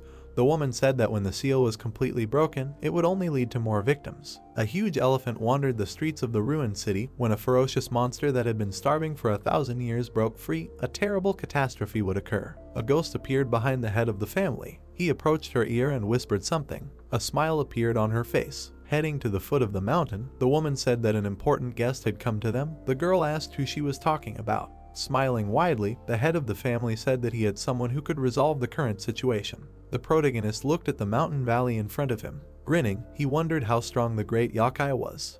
Standing in front of the door leading to the monster, Jongdo realized that he only needed to defeat the yokai. The woman folded her arms and said that they didn't even know what kind of monster Pulgasari had been reborn into. She handed him an amulet and asked him to put it around the monster's neck and run if anything went wrong, because this spell would seal him for at least 100 years. Taking it in his hands, the boy asked her to rely on him and promised not to disappoint her. A rift opened behind the door. A huge elephant came out. Clutching his sword, the boy thought that his enemy was quite bulky. Lancelot appeared behind him, and the player wondered when this would all end. The yokai's eyes flashed with fire. The monster ran forward, destroying the ground beneath it. The protagonist rushed to meet it. Frowning, the knight said that he needed to climb onto the monster's back. Agreeing with him, Jongdo jumped high into the air. Finding himself above the enemy, he swung his sword. Swinging it, the boy hit Pulgasari on the head. However, only barely noticeable marks remained on his thick skin. The sword glowed. A notification said that Azure arbitrarily ignored the enemy's defense. The young man dealt a few more blows. However, these cuts also did not cause any damage. The elephant frowned in displeasure and growled. Throwing a few stones into the air, the player remembered that his enemy was weak against fire and said that he had prepared something for him. Throwing the stones forward, he wished the monster to enjoy it to the fullest. Flames flared up on the yokai's back. Feeling the pain, the monster opened its mouth and screamed loudly. Raising his sword to strike, the protagonist realized that the time had come to deal the fatal blow. Pulgasari suddenly ran to the side. Jongdo's eyes widened in shock. The elephant crashed into the rock, throwing its opponent off. Jumping to the side, the boy thought that this monster was quite agile for its size. Someone asked him to look up. White crystals fell from the ceiling. The boy cut them with his sword. The yokai swung its trunk to attack. The powerful blow threw the player back. He managed to stay on his feet, plunging the sword into the ground. Raising it above his head, the protagonist ran forward. Roaring, the monster threw stone fragments in his direction. Cutting them in mid-air, Jongdo realized that the enemy was trying to keep his distance due to its size. Putting a hand to his chin, Lancelot was upset that they could not use magic, because with the restraining or fire element it would be much easier. The boy said that there is always a way out. Thanks to the skill double summon, Yusung appeared in the air. Pointing at him, the young man asked if he had evolutionary skills. The emperor asked if it was a luck loan. The player confirmed this and offered to test its effectiveness by concentrating energy in his hands.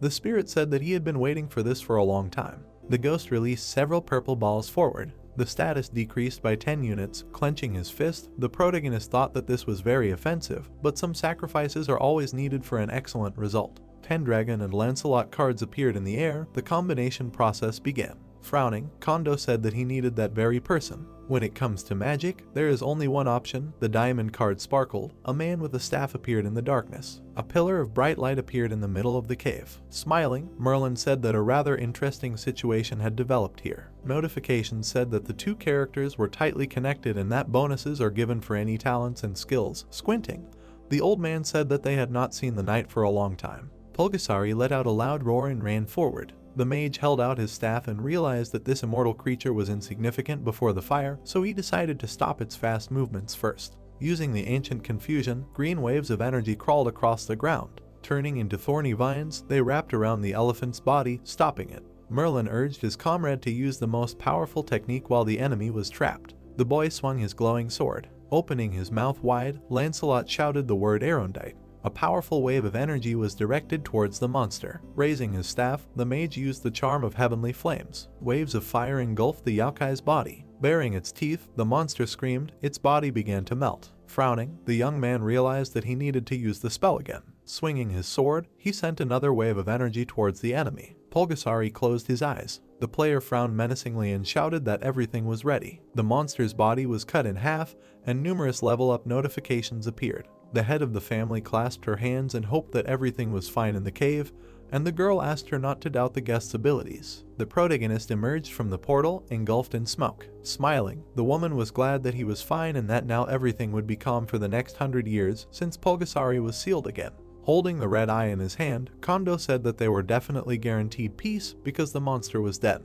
Taking the eye in her hands, the head of the family asked if this was really the essence of a yokai. The eye was enveloped in dark energy. The guy asked if there was a master here who could process it. The woman said that a human was not capable of such a thing. Putting his hand to his chin, the young man remembered his comrades and wondered if no one else could handle this. Putting his hand to his stomach, he thought that they definitely needed better armor to fight such tough enemies. Standing in the clearing, the player asked if there was anything else known about the great yokai. The head of the family replied that there were none in Korea right now and that the only nearby ones were in Japan. Hearing this, the protagonist raised his eyebrows in surprise. Imagining many snakes, the girl thought that her guest had already heard of Yamada no Orochi. Smirking, Jongdo thought that this was the next armor material. The purple gate was opened. The woman suggested that her savior was planning to make something out of the offal of the great yokai.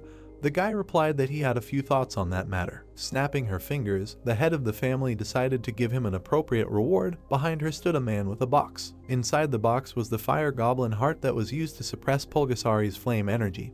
The girl explained that they could no longer process it themselves and hoped that her guest would find a useful use for it. Taking the heart in his hands, the young man thanked her. Merlin, who was hanging above his head, said that it was time for them to go. The mage and Lancelot turned into gambling wheels. Swinging his fist, Yusun hoped that they would gain a new talent. The wheel stopped. A notification informed that the user had acquired a new skill, Battlefield Analysis. Seeing the displeased face of the Emperor, the player asked what was wrong. After all, it was a good skill, especially since they had another try. Placing his hands on his waist, the protagonist froze in anticipation. A message appeared in the air, stating that the user had acquired the second-level skill, Beauty. Jongdo raised his eyebrows in surprise, asking what this meant. The sun was shining on a huge skyscraper. Someone expressed their gratitude. There were hieroglyphs on the door. Holding the phone in his hands, the guy thought that there was no better place to create things than this. Winry appeared in front of him, saying that she had been waiting for him here. The young man said that they met again. Lifting the hem of her dress, the girl explained that this meant that her friend had become even stronger. Clasping her hands together, she said that for the first time she felt proud since she had her own ego. Smiling widely, the girl said that she had prepared an appropriate reward.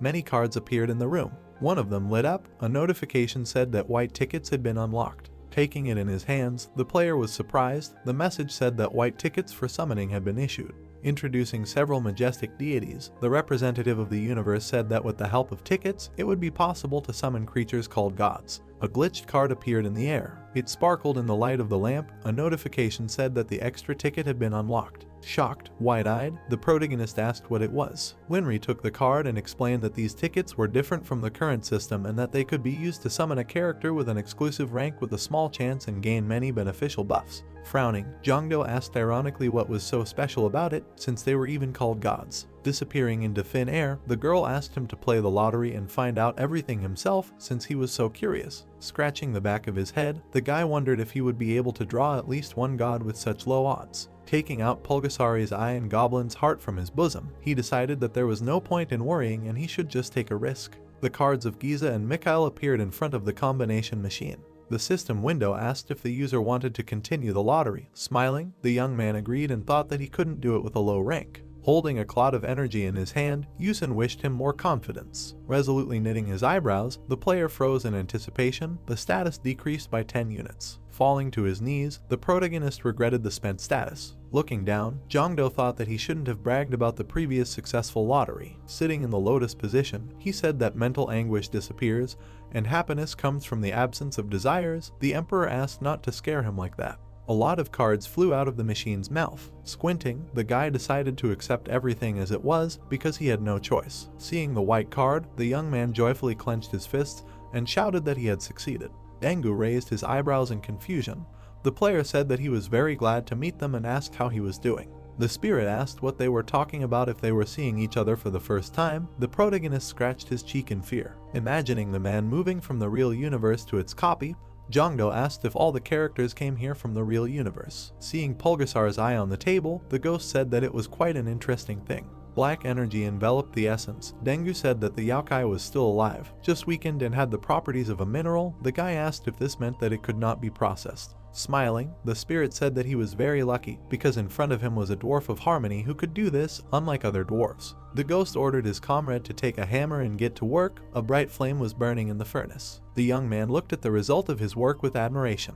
In front of him on the table stood the red-hot armor. The information window appeared, judging by which it was the mythical level flame armor of immortality. Crossing his arms on his chest, Dengu was upset that they did not finish the work, but the armor took its shape. The player wondered if the armor could be even better. Imagining himself against the background of other blacksmiths, the spirit asked his friend to find 2 more similar materials and promised to return here to finish the armor. Clenching his fist, the protagonist said that he would go to Japan for Arachi. The reward began to load. 2 wheels with the image of the Dwarf of Harmony appeared in the air. Seeing how the wheels began to spin, Kondo assumed that there were 2 rewards for the white ticket. A notification appeared stating that the user can only choose 1 reward out of 2. The guy squinted with displeasure. 2 system windows appeared in the air, describing the talent Harmony and the skill Ignore Compatibility. Raising his hand, Yusung suggested choosing Harmony as the word itself fits so beautifully into the entire universe. Pointing at him, Ixia shouted that this time they should choose Ignore Compatibility, as they can't blindly choose a talent just because the Emperor can't use a skill. The spirit said that it was all for the good of their friend. Smiling, the young man chose Ignore Compatibility. The ghost was very upset.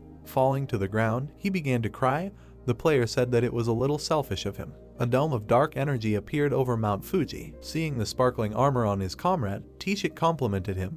The protagonist was happy about this and asked if his friend's skills had improved. Scratching the back of his head, the warrior replied that they were still far from their comrade, and noted that he gained strength when he was around. Smiling, Jongdo said that it was all thanks to the talent. A notification about the restoration of the guidance skill appeared next to Yusung. A message appeared in the air, stating that the talent's stable operation had been completed. The Emperor trembled in fear and asked if his powers would no longer be useful in battle. A werewolf with a club jumped out from the bushes. Soyun frowned menacingly and warned her friend of the danger. Shimmering notifications appeared in the air, stating that another manual was currently being used and that the communication had blocked the talent's effect. The boy's eyes widened in surprise, wondering what blocked meant. The system window reported that the allies' abilities had improved, and a powerful blow tore the werewolf's body apart. The girl looked at them in amazement and asked what just happened. The boy gave a thumbs up and said that he would be glad to continue collaborating with Yusung. Taking up the spear, the player praised his friends for their good work and said that he wanted to take a look around here, and his comrades wished him luck. Seeing Tinya behind him, the protagonist said that he had a request. Turning to her, Jongdo asked her to find a creature that emitted energy similar to the energy of his armor. A dark aura was flying over the forest. The wolf sensed something and reported that a similar creature was in the mountains. Rushing forward, she asked her master to follow her. The dark energy led them to a cave. Entering, the dog reported that the creature was here. In the dark room stood a sealed urn. Covering his mouth with his hand, the boy realized that it was impossible to breathe here and asked what kind of poison it was. Looking ahead, Tinya concluded that the seal could break at any moment, judging by the number of traces of damage. Swinging his spear, the young man decided that it would be better to send someone who could stop it ahead. If the seal fell off, the wolf asked why he had such a smug face. The spear crashed into the urn at high speed. Cracks appeared on the stone vessel. Dark energy enveloped the snake. Suddenly, she opened her red eyes. Returning the spear to his hand, the player felt an earthquake. Cracks began to spread across the ground. Opening her mouth wide, the dog shouted that the cave was about to collapse and that they had better get out of here. Rock fragments began to fall from the ceiling. The heroes ran outside a second before the collapse. A powerful explosion was heard on the mountain, raising dust into the sky. A giant snake towered over the forest. Frowning in fear, the protagonist thought that this was simply unbelievable. Opening her mouth, Orochi was glad that the seal had finally been removed. Flashing her fiery eyes, the monster cursed those people who locked her in that narrow jar for a whole 1,000 years. Imagining how people were drowning in streams of dark energy, the monster promised to destroy everyone, not leaving even a bone behind. Throwing a stone at the snake's head, Kondo said that, judging by her words, anyone could do it. The boy raised his spear and promised not to let the monster crawl away. Baring her fangs, Orochi realized that the culprit of all these events was in front of her and assumed that he needed something since he broke the seal. The spear sparkled in the boy's hands. The snake asked if he needed money or land. Raising its heads above the ground, the monster promised to give him the whole world if the man swears to serve her and breaks the barrier. Scratching the back of his head, the player replied that he did not need any of that. Resolutely knitting his brows, he said that he needed her essence, bones, scales, or poison glands. The monster's eyes lit up.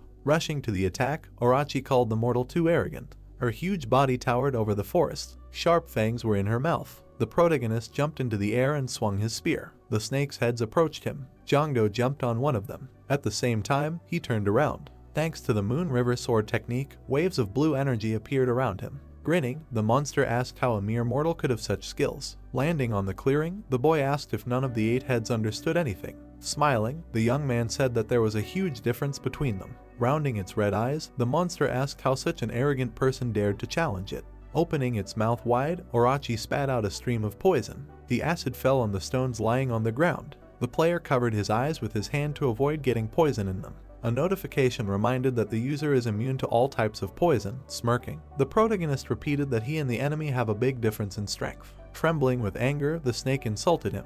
Jongdo said that it was too early to be surprised. A circle of light energy appeared under his foot. The ghostly chains bound the monster's body. The yokai asked what it was. Frowning, the boy asked if the enemy thought he was lured here for nothing, and explained that it was the best trap made with Joseon technology. Grabbing the chains with his teeth, the monster shouted that this would not stop him. The boy raised his sword above his head. A notification informed him that the Dragon Slayer sword technique detected weak dragon blood of the enemy. The player plunged the tip of the sword into the enemy's skull. All abilities were doubled. Gritting his teeth, the protagonist swung the sword. Cutting the snake's body lengthwise, he went straight for the heart. Opening his mouth wide, Kondo screamed. Looking back, Orochi realized that the situation had become too dangerous and used division. The monster's body was divided into 8 separate snakes. The reptiles ended up on the ground. They surrounded the enemy, delivering successive blows. The boy tried to hold back their onslaught, attacking each of them at the same time. Gritting his teeth, the young man realized that the enemy was getting stronger and assumed that his sealed power was returning. He needed to end this as quickly as possible. Yusen summoned several pink balls. Many playing cards began to swirl above the clearing. Raising his fan, the character was surprised that the monster from the mythical era had resurrected. Surrounded by green energy, Seimei declared that he would cope with him because this is the duty of spellcasters. Opening his fanged mouth, the monster promised to tear him apart. Orochi rushed towards his opponent. Suddenly, one of his heads was enveloped in vines. The snake screamed, "How dare they stand in his way?" The living trees came out into the clearing. Throwing them into the air, the monster ordered them to get out of here. Poison flew out of his mouth again. The acid burned the golems. Holding his fan in front of him, the protagonist was glad that there were so many trees. Grabbing the golems with his teeth, the monster ordered them to stop. Smiling, Seimei said that the preparations were complete. Raising his hand, Kondo offered to test his abilities. A fiery rain fell from the sky on the enemy. Orochi asked what was happening. His body was covered in bright flames. Opening his mouth in pain, the snake screamed that he would not die so easily. Covering his face with a fan, the magician was upset that he did not have talismans with him, and suggested finding another way to attack, continuing to hold off the enemy. Taking a black card in his hands, the guy wondered if he should use it. An unknown voice asked him to come to him. Startled, the young man asked who was talking to him. A bright flash of light appeared in the forest. Clenching her fists, Ixia suggested that it was time to continue. The player agreed. Many green particles flew out from his open fan. They wrapped the monster's heads. The monster asked if the enemy was planning to escape. Orochi stuck out his tongue and shouted that he couldn't. A golden disc flashed in the air. A notification said that Jeshna's blessing prevented the search skill. Taking advantage of the opportunity, the protagonist ran towards the direction the voice came from. He found himself in front of a dark cave. In the center of the cave stood a statue of a woman. The voice suggested that the guest had already guessed who was standing in front of him. Frowning, Kondo said that he knew nothing about her. The fairy was surprised that this was all true. The statue split. Inside it was a mythical sword. Susanoo asked the man to seal Orochi for him. The description said that this weapon reduces the magic power and defense of the yokai. The guy took it in his hands. Seimei explained that if you combine the divine sword and the spellcaster's skills, you can seal the snake forever. Looking down, the young man abandoned this idea. Raising the sword in front of him, he declared that it could be used for a better purpose. Devouring the trees one by one, Orochi ordered the enemy to show himself to him at once. Gritting her teeth, Tinya said that soon there would be no living place left here and asked if she should stall for time. Entering the clearing, the player called out to the enemy. Leaning towards him, the snake was surprised that the enemy did not run away and praised his arrogant courage. Placing a hand on his chest, the magic caster asked if his comrade was planning to destroy the yokai with this sword since it was too dangerous. Holding the shining sword in front of him, the protagonist explained that if the catalyst is perfect, then it is almost the same as a ticket.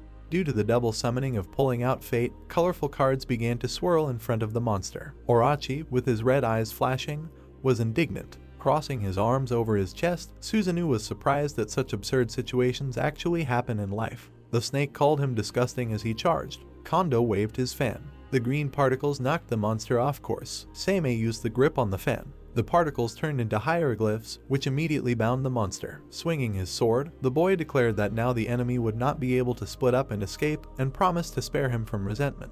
The yokai's eyes widened in displeasure. The boy struck him on the head with his sword. Seeing that the blow left no scratch, he asked what was going on.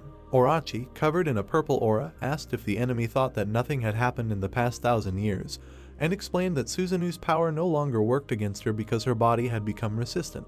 The warning stated that the blood dance reduces damage by 99%. Baring its fangs, the snake said that it would be better if the enemy used the yin-yang technique, because then the received power of the god would turn into poison. Frowning, the spirit said that the situation was at an impasse. Raising his sword, the player asked if the ghost trusted him. The answer was yes. Smiling, the protagonist asked him to transfer his power to him and promised to hit the target right on target. Extending his hand, Susanoo transferred his power to his comrade. Rushing forward, the monster said that all their attempts to resist were pointless. Pounced on the enemy, the monster wished him death. Kondo cut the air with his sword. Orochi opened his mouth in surprise and froze in place. Using the skill ignoring compatibility, the guy cut off the enemy's heads. The snakes fell to the ground. A notification said that all resistance skills were removed. Rounding his crazy eyes, the monster said that this was impossible. His body crashed to the ground with a loud thud, and numerous level-up notifications appeared. A helicopter flew overhead. A reporter reported that the giant monster that caused the earthquake near Mount Fuji had been defeated. Joyful people rushed to hug each other, rejoicing at the victory. The face of a young man appeared on all the screens of the city. Citizens came out into the streets and applauded him.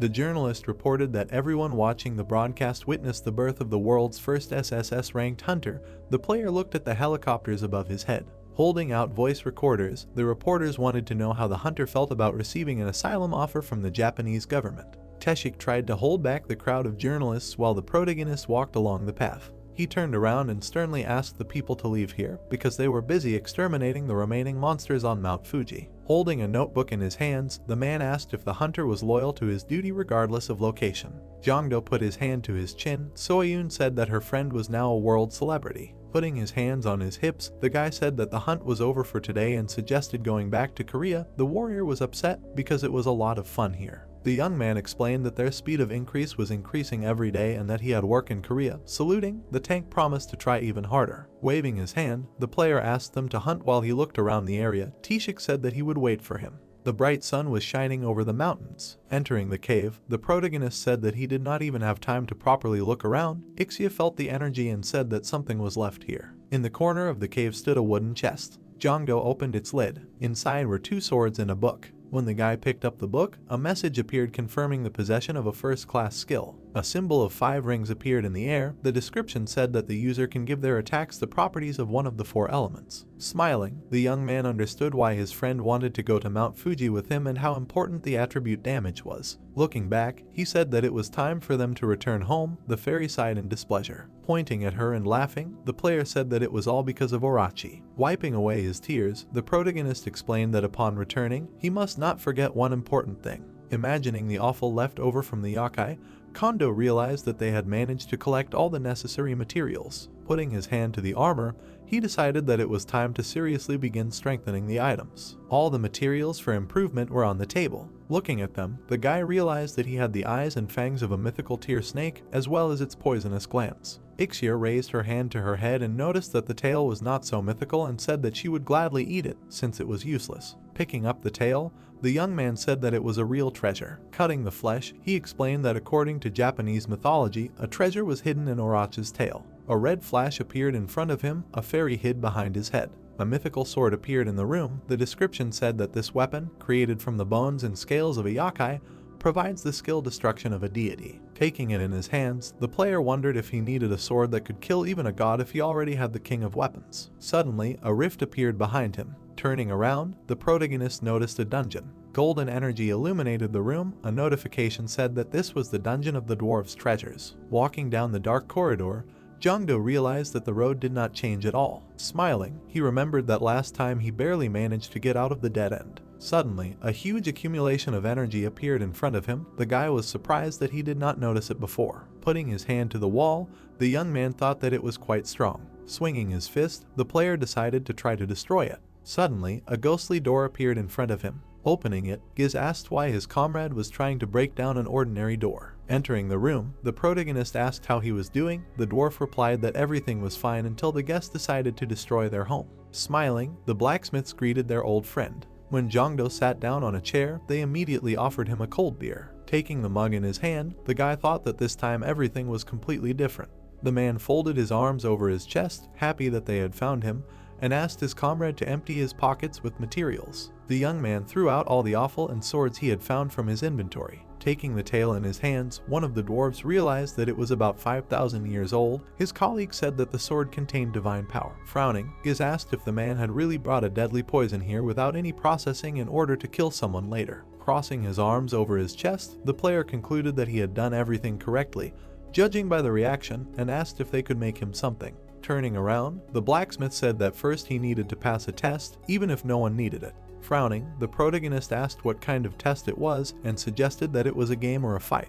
Noticing that all the dwarves had looked away, Jongdo said that this had happened before and reminded them that they had said that a fight would only be a test after 1,000 years. Dark energy enveloped Orochi's fangs and eye. The boy glared at the blacksmiths and asked how much longer he had to wait. The man frowned and expressed his desire to fight him. Jis held out his hand and asked if his friend had already forgotten about their defeat and stated that they had trained hard to get revenge. Pointing at the door, the dwarf explained that this test was also a game. There were gamepads on the table. Seeing the game room in front of him, the boy wondered if they had really improved their skills. He picked up a gamepad. Using the 3rd level game talent, the player smirked and stated that all their efforts had been in vain. His fingers furiously tapped the buttons. Looking back, the blacksmith asked how he could do it. On the screen, the character hit the opponent in the jaw, performing a combo. Looking down, the man was upset that he again failed to hit his opponent at least once. Bursting into the room, the other dwarves shouted that they would show their abilities and called on the guest not to look down on them. The ninja threw all his opponents away from him. Falling to the floor, the disappointed blacksmiths did not understand why they suffered so much. Frowning, Giz admitted defeat and asked what his comrade needed. The protagonist asked if he was sure everything was okay.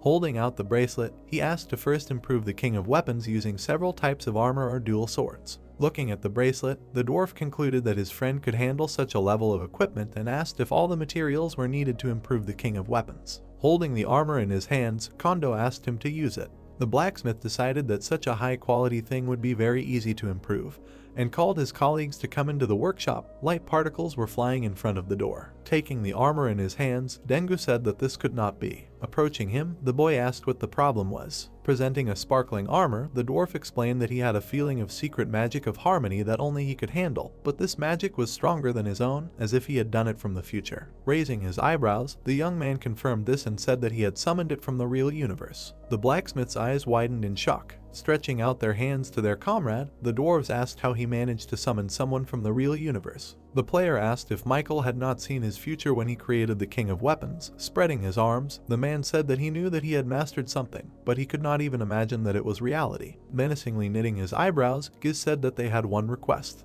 The blacksmith placed his hand on his chest and asked if their friend could summon them to the real universe, promising a great reward for it. The dwarves surrounded their comrade and begged him to fulfill their request. Raising his hands, the protagonist explained that it would require a lot of mana and that his limit was 3 times, so he would not succeed. Putting a box of potions on the table, the man said that it did not matter. Taking the bottle in his hand, Giz explained that these were elven tears that instantly restored mana, and that his friend would not regret anything if they could meet themselves in the real universe. Holding various artifacts in their hands, the dwarves added that they had elixirs and equipment that increased luck, so they were ready to provide all the necessary materials so that their guest could use his skills. Kondo smiled sheepishly and agreed, thinking that now he needed to choose an assistant.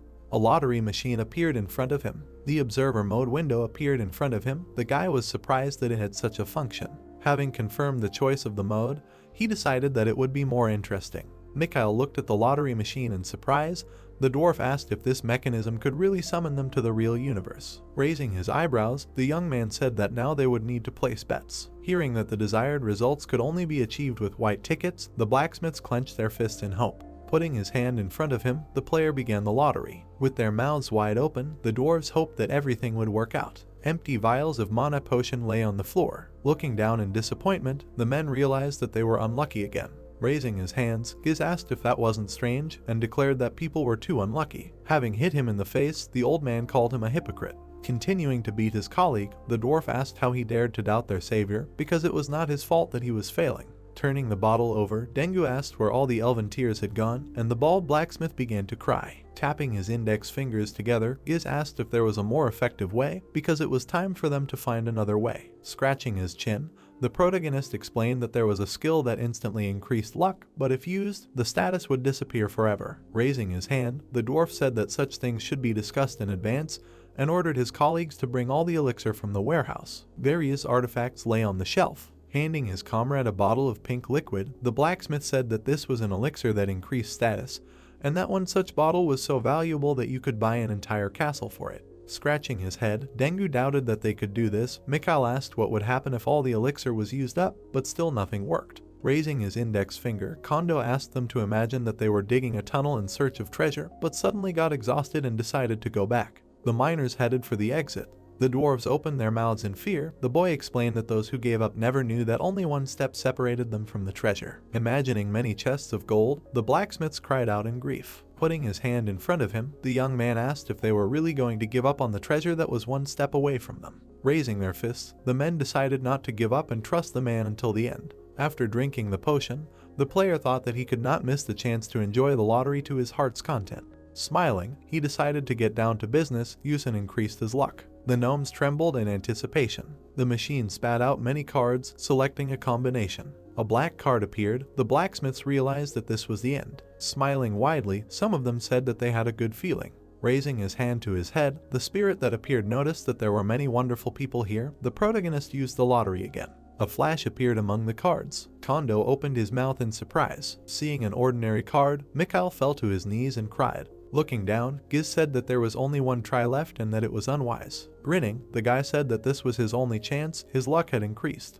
Pointing at himself, he asked his comrades to believe him and called himself lucky. Summoning pink energy in his hand, the young man realized that this was the last card. Multicolored tickets swirled in a whirlwind. The player's eyes sparkled. Dengu pointed his finger up. The dwarves cried out joyfully when they saw the white card. A cluster of white energy appeared in the room, and each of the blacksmiths hoped that he would appear there. A man emerged from the white haze. A girl in a purple robe appeared behind the player, who realized that this was not what he needed. Frowning menacingly, Lilim said that she was disappointed that those who abandoned their duty and challenged the truth used such simplistic methods. Bowing before her, Mikhail confessed to committing a mortal sin. The protagonist realized that they knew each other. The ruler of minerals explained that it is impossible to reach the truth using a shortcut. Kondo covered his ears with his fingers in displeasure. The blacksmiths widened their eyes in fear, as if they had aged 100 years. Lowering his head, Giz asked if she had really left. The guy confirmed this and asked if everything was okay. Bursting into tears, the dwarf said that, according to the goddess, this is a task that they must solve themselves. Pointing to the treasury, the blacksmith asked his comrade to take a few items from there in exchange for his work while they improved the armor and the king of weapons.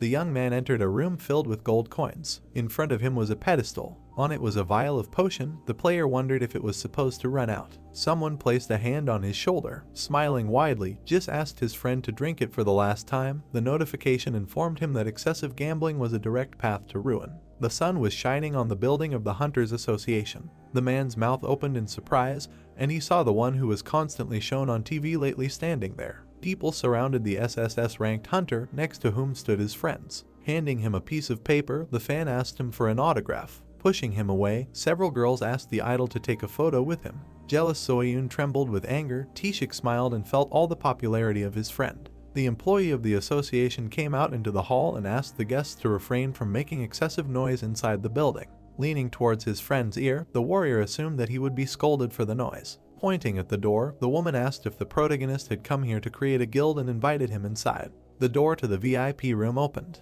The girl's eyes widened in surprise. Waving his hand, the man sitting on the couch said that they hadn't seen each other for a long time. Shaking the guest's hand, the man said that the paperwork had already been completed and that they only had to check everything and sign the contract. Taeshik asked who he was. The employee smiled. Jongdo said that he was the one who would be responsible for managing the guild. Shaking the manager's hand, the warrior said that he had heard a lot about him and hoped for a pleasant cooperation. Soyun wished them good luck. Putting the documents on the table, the man said that they only had to come up with a name for the guild. Looking around, the guy remembered that he had not yet managed to come up with a name and asked if his friends had any ideas. Raising her index finger, the girl said that she had an idea. The guys thoughtfully leaned over the documents. The tank immediately agreed with this name. On the paper was the inscription SSS Guild. Someone asked if it was too frank. His friend said that it was quite a descriptive name. The heroes clinked filled glasses. Raising their drinks over their heads, Colin and Taeshik offered to drink to their new leader. The young man asked them not to call him that.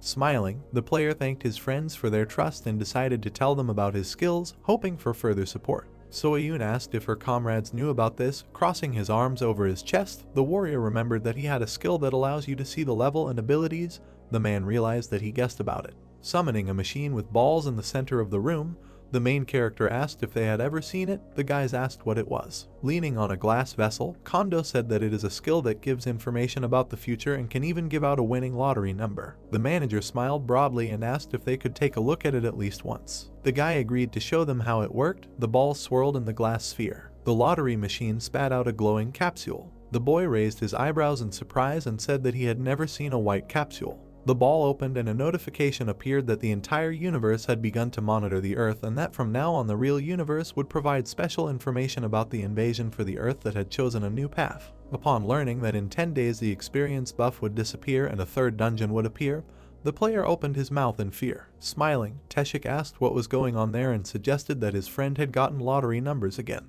Frowning nervously, the protagonist said that all his friends should focus only on leveling up, otherwise they would die in 10 days because the third cataclysm would occur. The heroes were shocked by this information. Kondo hit his armor. A bright spear appeared in his hand. Its shaft hit the ground. A description of all the effects of the flame armor of immortality, and the king of weapons appeared. The equipment glowed. The guy thought that now he had everything ready. A cloud of fiery energy appeared in the air. The flame flared up and enveloped the boy's body. Gritting his teeth, Colin assumed that the energy would explode immediately after the dungeon was created. The player, calling the sight in front of his eye, realized that only one person could enter it and decided to go there himself. Frowning in fear, Soyun suggested observing the situation and finding another option. Imagining a destroyed city, the girl said that after the explosion of the dungeon, more than one city would be in ruins. Looking back, the protagonist asked his friends to trust him and promised to return safe and sound. The fire engulfed his body. The girl sighed heavily. A sparkling portal appeared in the sky. Jongdo narrowed his eyes suspiciously. Below him, on the ground, stood an entire army. The armored men raised their spears. Their red eyes lit up.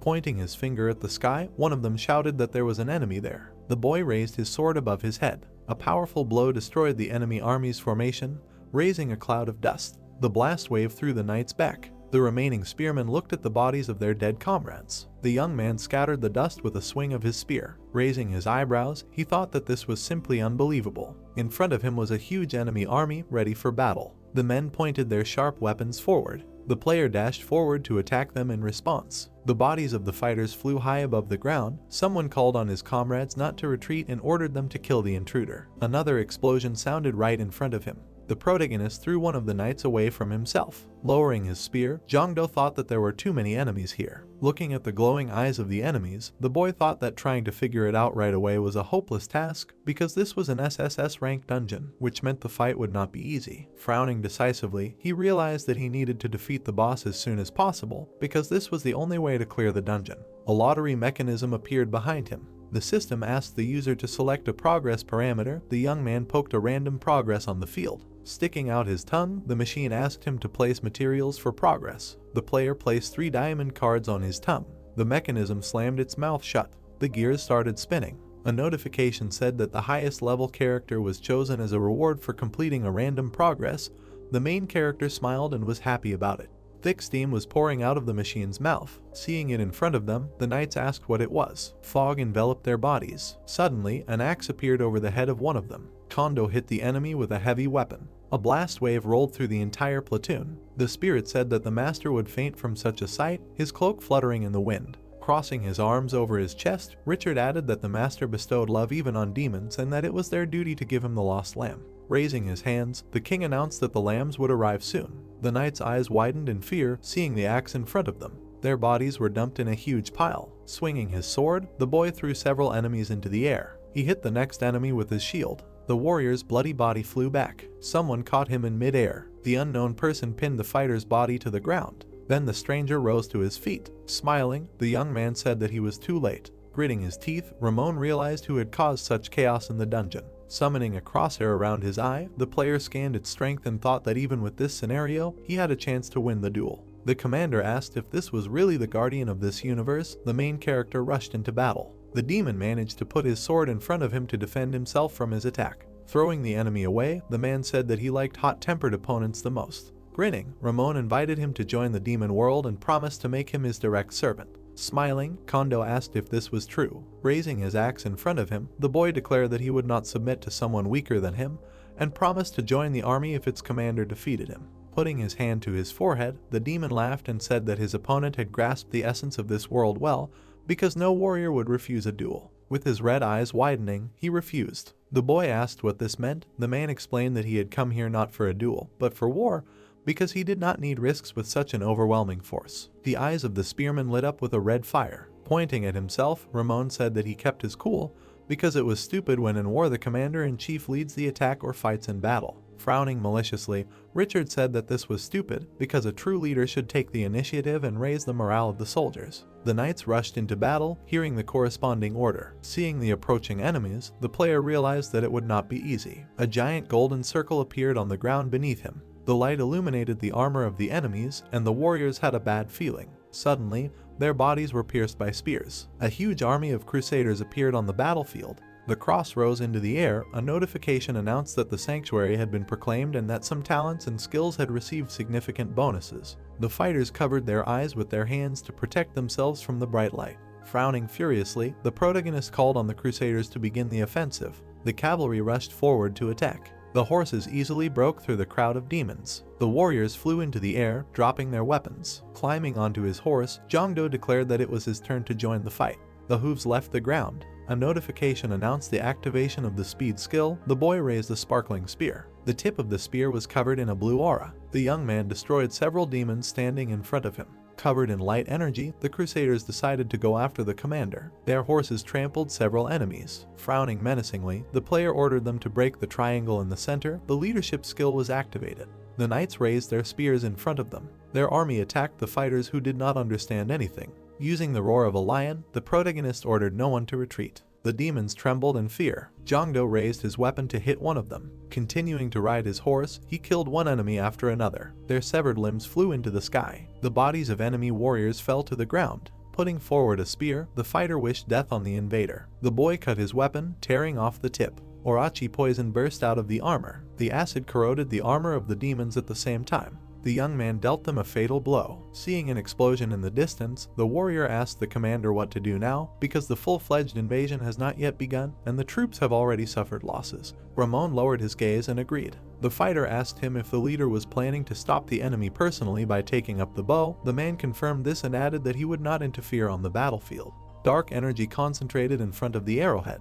The demon released the bowstring, nervously pursing his lips. The arrow passed all the knights and rushed towards the player. A powerful explosion of dark energy was heard on the battlefield. Lowering the bow, the commander asked if he had really succeeded. A bright flash appeared in the rising cloud of dust. The blast wave threw Ramon back. The protagonist rushed forward, raising his sword in front of him. Pulling back a new arrow, the demon realized that his enemy would not be able to die so easily. Several arrows were sent towards the enemy. Kondo determinedly knitted his eyebrows. His glowing shield reflected the arrows. Putting up protection in the form of warriors with a shield in front of him, the commander-in-chief suggested that the enemy try to break through them. The boy opened his mouth wide and ordered the crusaders to continue their attack. His horse jumped over the fighters with shields. The young man swung his spear, wanting to attack the enemy. Raising his sword above himself, the man beckoned to him. Their weapons met, a flash appeared from their impact. A huge cloud of smoke rose above the battlefield. Bright sparks were visible among the smoke. Ramon ducked to dodge the attack.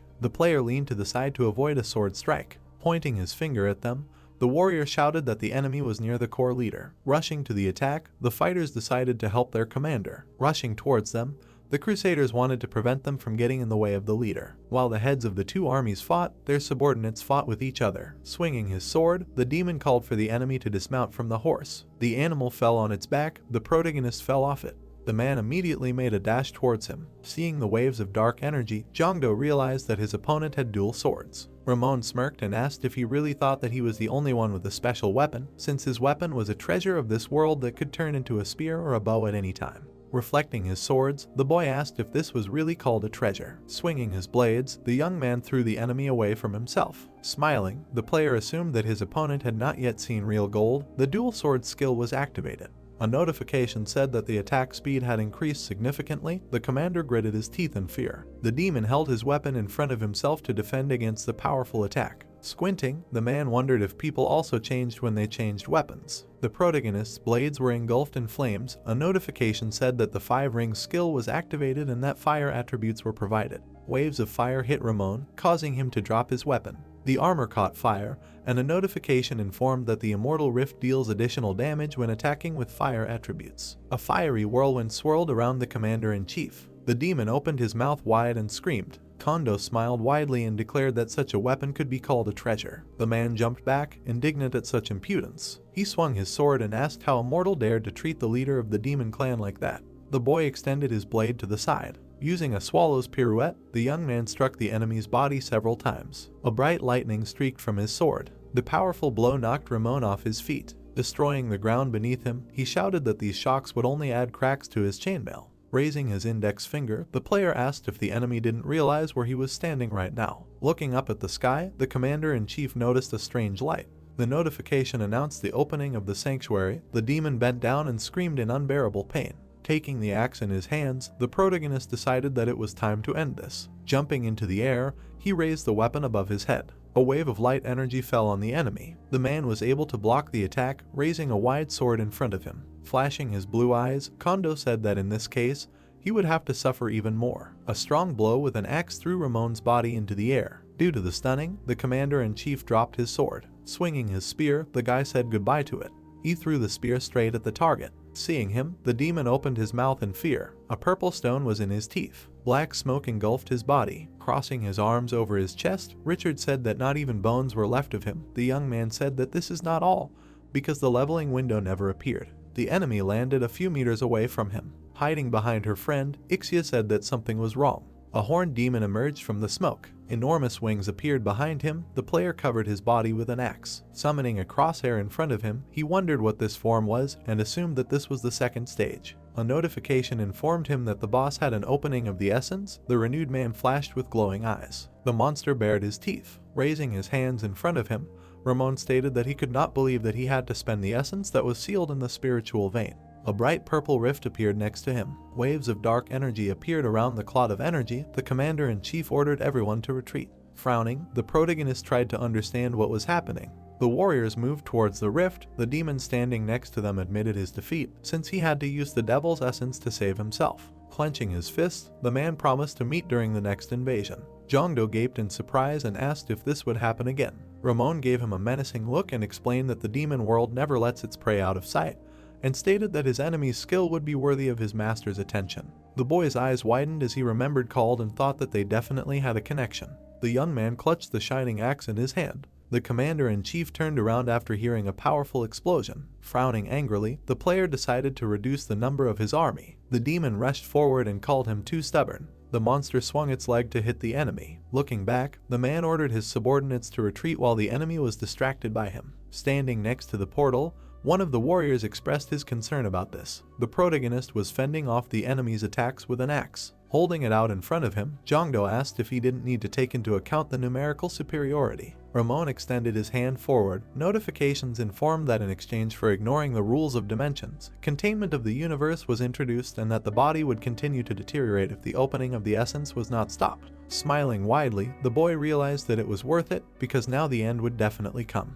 Launching a magic projectile in his direction, the knight asked his master to step back. Raising his hand, the warrior shouted that all troops had retreated and that it was time for him to return as well, otherwise the gates would soon close. Rushing to the portal, the demon promised that his enemy would definitely pay for such humiliation.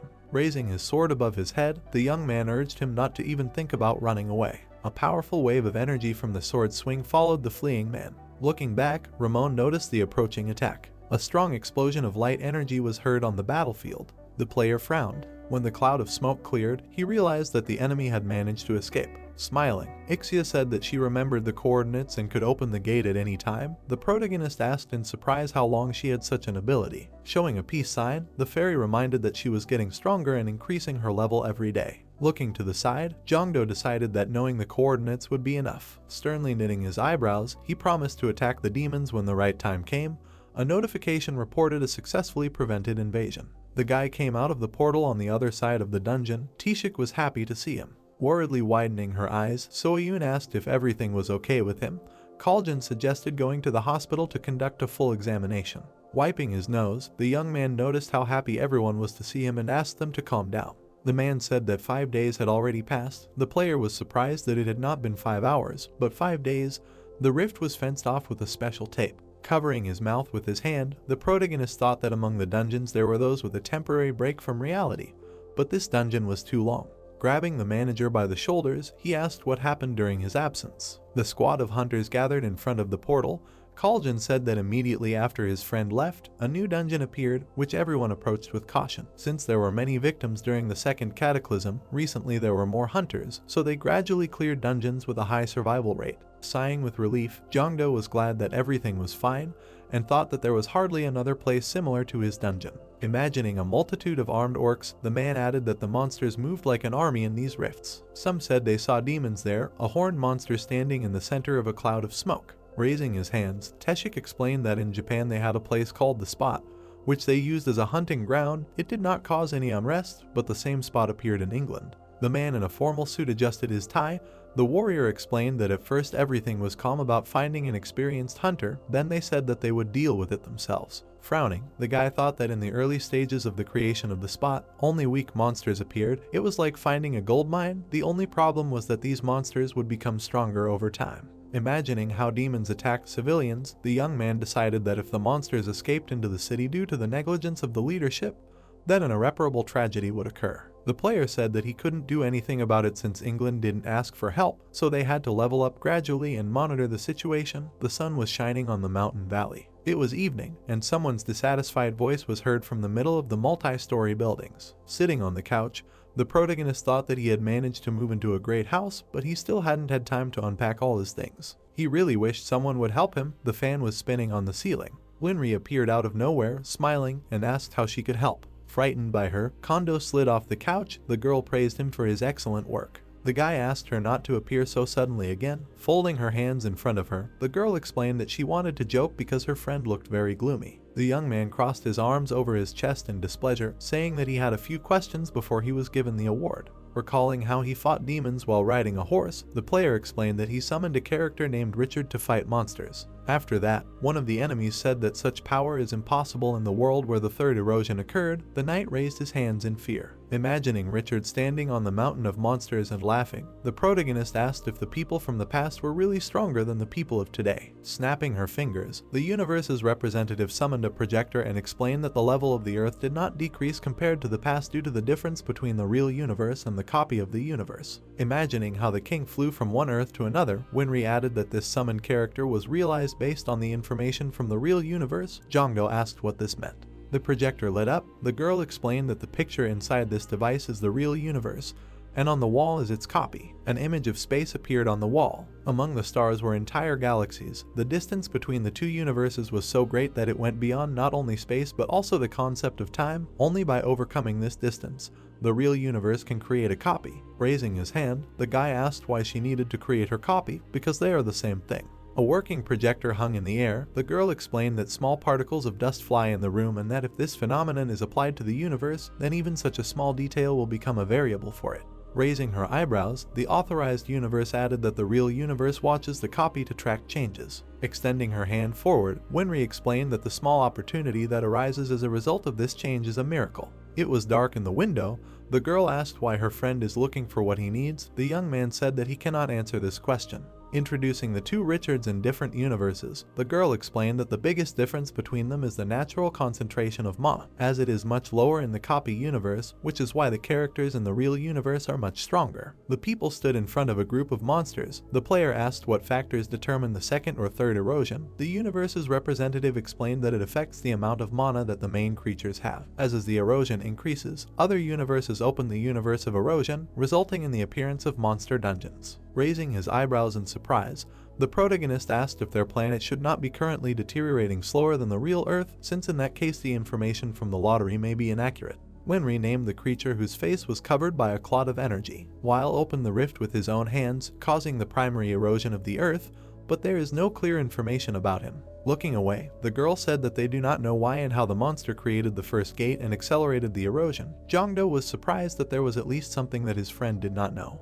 Looking at him, the girl added that she only knew that this creature contains the miracle of the beginning. The representative of the universe promised to find out as much as possible, so her friend had nothing to worry about. There were boxes with things in the kitchen. Winry asked if he managed to remember the coordinates of the demon world. Glancing at her, the guy confirmed this and said that he wanted to prepare a little and attack when the right time came. Smiling, the girl suggested that now was the best time to do so. The warrior was carrying the wounded Ramon. Invasions between universes with a large difference in level were limited, but the demon world broke the rules and began an invasion, so they were in a vulnerable position. Clenching his fist, the young man decided that he needed to attack immediately and thanked his friend. The girl asked him, frowning slyly, if he had forgotten something. The player jumped up happily, remembered the reward, and declared that they had been chatting too long. Putting her fingers together, the representative of the universe decided that this was the power of communication, because she found the conversation fascinating too. Raising his index finger, the protagonist announced that he had an idea this time and asked if his friend could combine unused skills to strengthen them or think of a use for them. Winry said that it was a great idea and promised to do her best.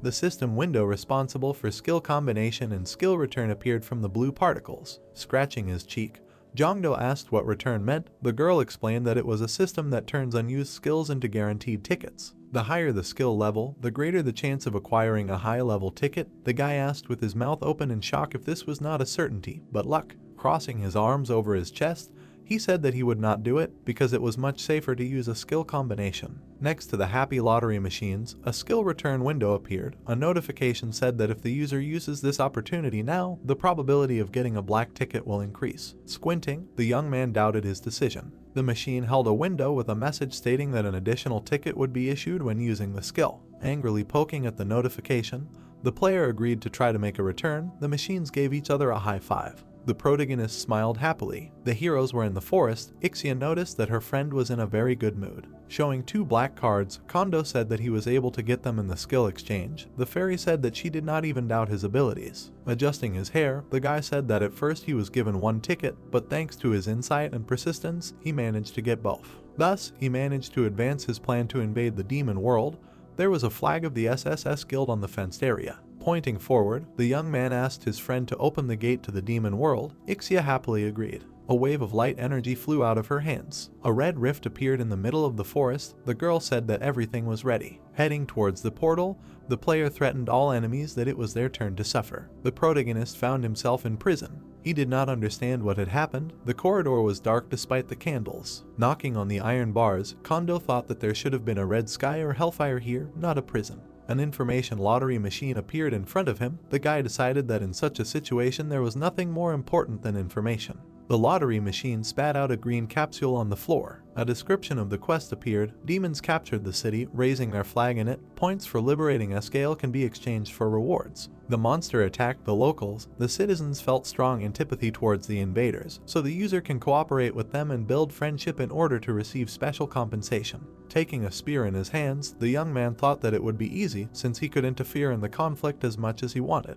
Swinging his weapon, he decided to get out of this prison first. An explosion was heard in the next cell. The elves jumped out of it, intending to find His Majesty. Scattered in the corridor, they were determined to drive away the demons and destroy them all. Taking hold of the iron bars, the player was glad that the natives themselves came to him. A huge morning star hit the ground. Stepping forward, the monster asked if the prisoners still did not understand anything. Raising their weapons, the elves decided not to surrender at all for the sake of saving His Majesty. Opening his mouth, the demon said that they cannot kill all the prisoners because this is the order of Lord Kelsat. Heading towards the enemies, the monster said that he did not understand this because it would be much better to finish them all at once. Crossing his arms over his chest, the protagonist said that it would be difficult. Turning around, the monster said that the prisoner allows himself too much. At that moment, Kondo cut him down with a spear. Seeing the body of his fallen comrade, the demon asked the prisoner who he was. Without wasting a second, the boy decapitated him. The young man walked out of the prison cell. People were surprised that he managed to defeat the enemy with one swing. Pointing at him, the elves asked who he was. Scratching his chin, the player decided that it would be strange to call himself a savior who came from another world. Dust rose in the prison. The protagonist introduced himself and said that he lost consciousness and woke up here. The locals looked at each other. Falling to their knees, they asked the savior to lend them his mighty power. Putting his hand to his chest, the elf explained that they represented a resistance group that opposes the demon world and advocates for the independence of Escale, and that they were ready to reward the savior for his help. Taking his hand, Kondo said that he did not need it. Smiling, he said that he was familiar with these feelings of anger and sadness because his ancestors also suffered. Putting his hand to his chest, the boy promised to help them and become their strength. Joyfully raising their hands, the elves declared that the hero had descended from the heavens to save Escale. A notification reported that the favor of the indigenous peoples had increased. Hearing the voice of the demons, the guys looked around. Holding a blade in front of him, the monster ordered his comrades to seize the rebels. The notification reported that 50 points were given for destroying the prison. The young man smiled and remembered that before he was given only 1 point for the head of a demon. A new notification reported that the user would receive additional points if he killed all the demons within 1 hour. A group of monsters came out into the corridor. Taking out a spear, the player said that he loved bonuses. Throwing the spear, he pierced 3 monsters at once. Seeing them, the demon shouted that they had no time and that they needed to attack urgently. Suddenly, lightning flashed in front of him. Returning the weapon to his hand, the protagonist asked if something was wrong. Raising his hand, the leader of the monsters ordered his comrades not to retreat and said that the enemy had throwing weapons, therefore, at close range they would have an advantage. At the same time, Kondo approached him. With a few swings of his sword, the boy cut through the bodies of all the monsters standing in front of him. Making a dash forward, he destroyed several more enemies. Trembling with fear, the elves could not believe that someone was capable of killing so many demons at once. A huge monster with a morning star in his hands asked how some mortal dared to do something like that. Summoning 2 guillotines in the air, the monster wished him to go to hell. Swinging his sword, the young man declared that this would not happen. A wave of light energy cut the demon's body in half. A notification appeared about receiving points for killing the overseer. Opening his mouth in shock,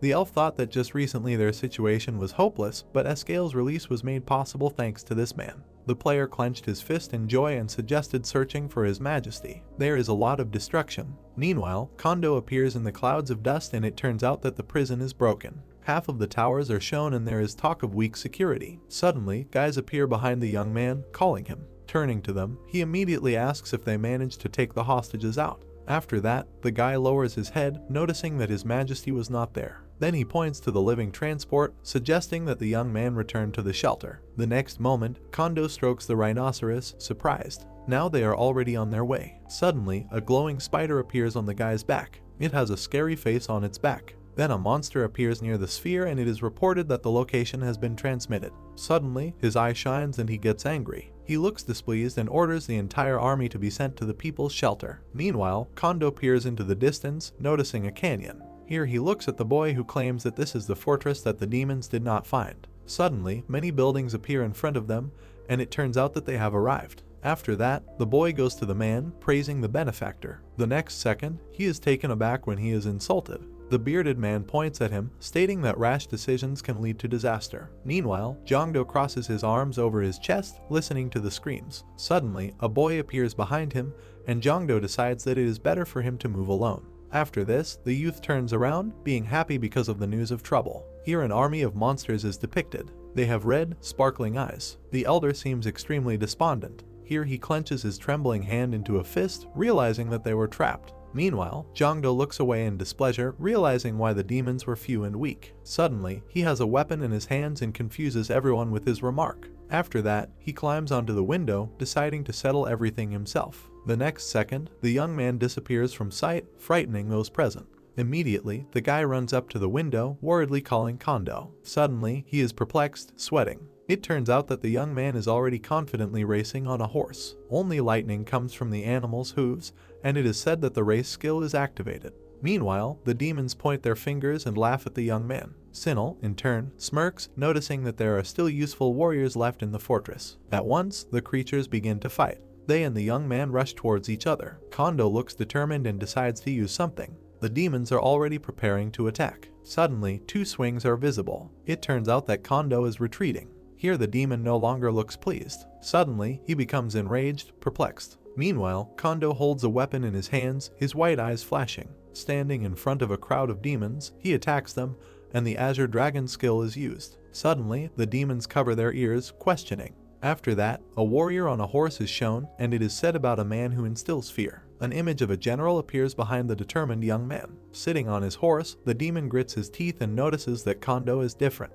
He flashes his red eyes, deciding that after his death, it will be easy for them to get rid of the others. Here the long-haired one appears, and the position of Ramon is mentioned. Here the monster clenches his jaw, ordering the man to become a victim of his success. Kondo swings his weapon while riding. A stripe appears on the demon's body, and he is perplexed. Suddenly, he is struck from behind. A warrior appears near the young man, and it is reported that the higher demon has been eliminated. Meanwhile, the others do not give up, deciding to take revenge. After this, Kondo begins to defend himself while riding. He flashes his eyes, grinning. One of the monsters is taken aback. Suddenly, many swings of weapons are seen during a 7-star divine attack. Here the guy, clenching his hand into a fist, asks why they are inactive. The elder, in turn, looks out the window, thinking that they should not leave the fortress. Suddenly, Jongdo appears on a horse covered in the blood of enemies. Smiling, he thanks the warrior spirit. Suddenly, a roulette appears in front of him, and he decides to quickly load Liu Shan. The next moment, a joyful man appears. Flying, he was taken aback and asked where all the monsters were. Meanwhile, the roulette spins. Suddenly, the number 2 appears on it.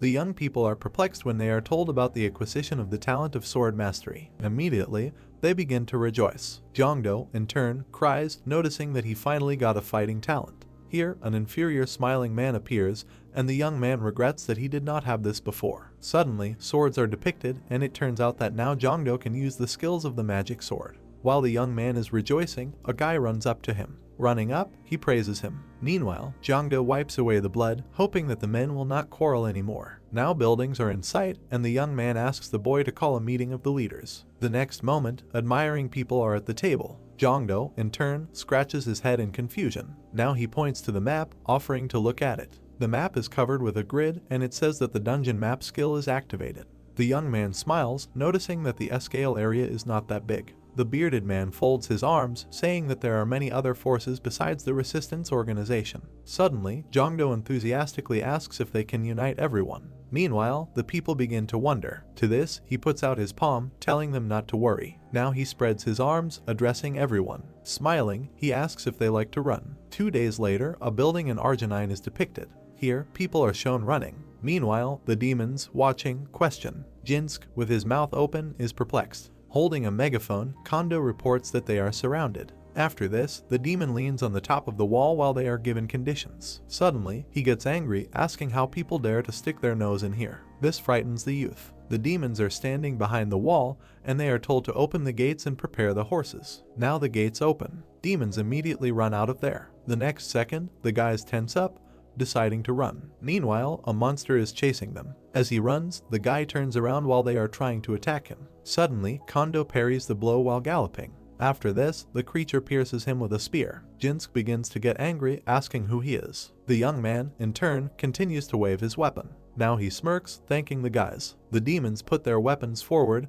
deciding to attack at the same time. The next second, Kondo easily throws them all away. The monsters continue to fly in different directions. After that, they decide to close the gate. Despite this, the young man rushes straight at them. Holding a hammer in his hands, he resolutely gallops forward. Suddenly, he jumps off his horse, swinging. Swinging his weapon, the young man orders them to open it for him. Meanwhile, the monsters are standing behind the gate, realizing that they need to stop him at any cost. Immediately, they are thrown apart. Traces of blows are visible. Kondo, in turn, with a hammer over his shoulder, tells the demons to leave here. After that, they really do run away. Meanwhile, the guy smiles, rejoicing in victory, but it turns out that this is only the beginning. Resolutely grinning, Kondo orders everyone to gather people after eliminating the remnants. Here the monster blows his horn. A crowd of demons forms around him. Meanwhile, the guy, running away, notices their arrival. Khaled raises his hand, reproaching the people. Suddenly, cannonballs begin to fly towards his enemies. They begin to destroy the fortress. After that, a hole appears in the wall and everyone rushes there. Here the monsters rush into battle, deciding not to leave anyone alive. Suddenly they stop in bewilderment.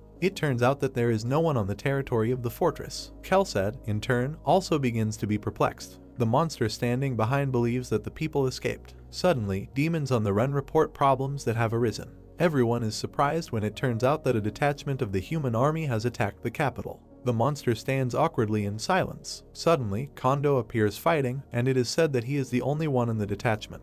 Meanwhile, Khaled holds a weapon, believing that the young man is smart. Suddenly, he smiles, deciding to return to the capital to see that loner. Explosions are depicted, and it is reported that a military warehouse is burning. Kondo lands, being satisfied. Suddenly, they begin to chase him. The next second, a monster with a sword jumps out from around the corner. Here he is waving his weapon, preparing to attack. Despite this, the young man easily cuts him down. Meanwhile, other demons are moving into battle. Suddenly, Kondo throws them aside. Here he looks at the castle, lowering his sword. A building is depicted, and it turns out that there should be a commander-in-chief worth 10,000 points there. Suddenly, the young man kicks the door open. An empty hall is shown, and a question is heard about whether the map was lying. Suddenly, something flying appears. Kondo, in turn, immediately begins to fight back. A demon appears opposite him, who says that he did not expect to see him. Meanwhile, the young man tenses up, claiming that he knew the monster was alive. The rich man appears, noting that this is hardly a coincidence. Suddenly, he breaks away. Kondo defends himself with his sword from the attack.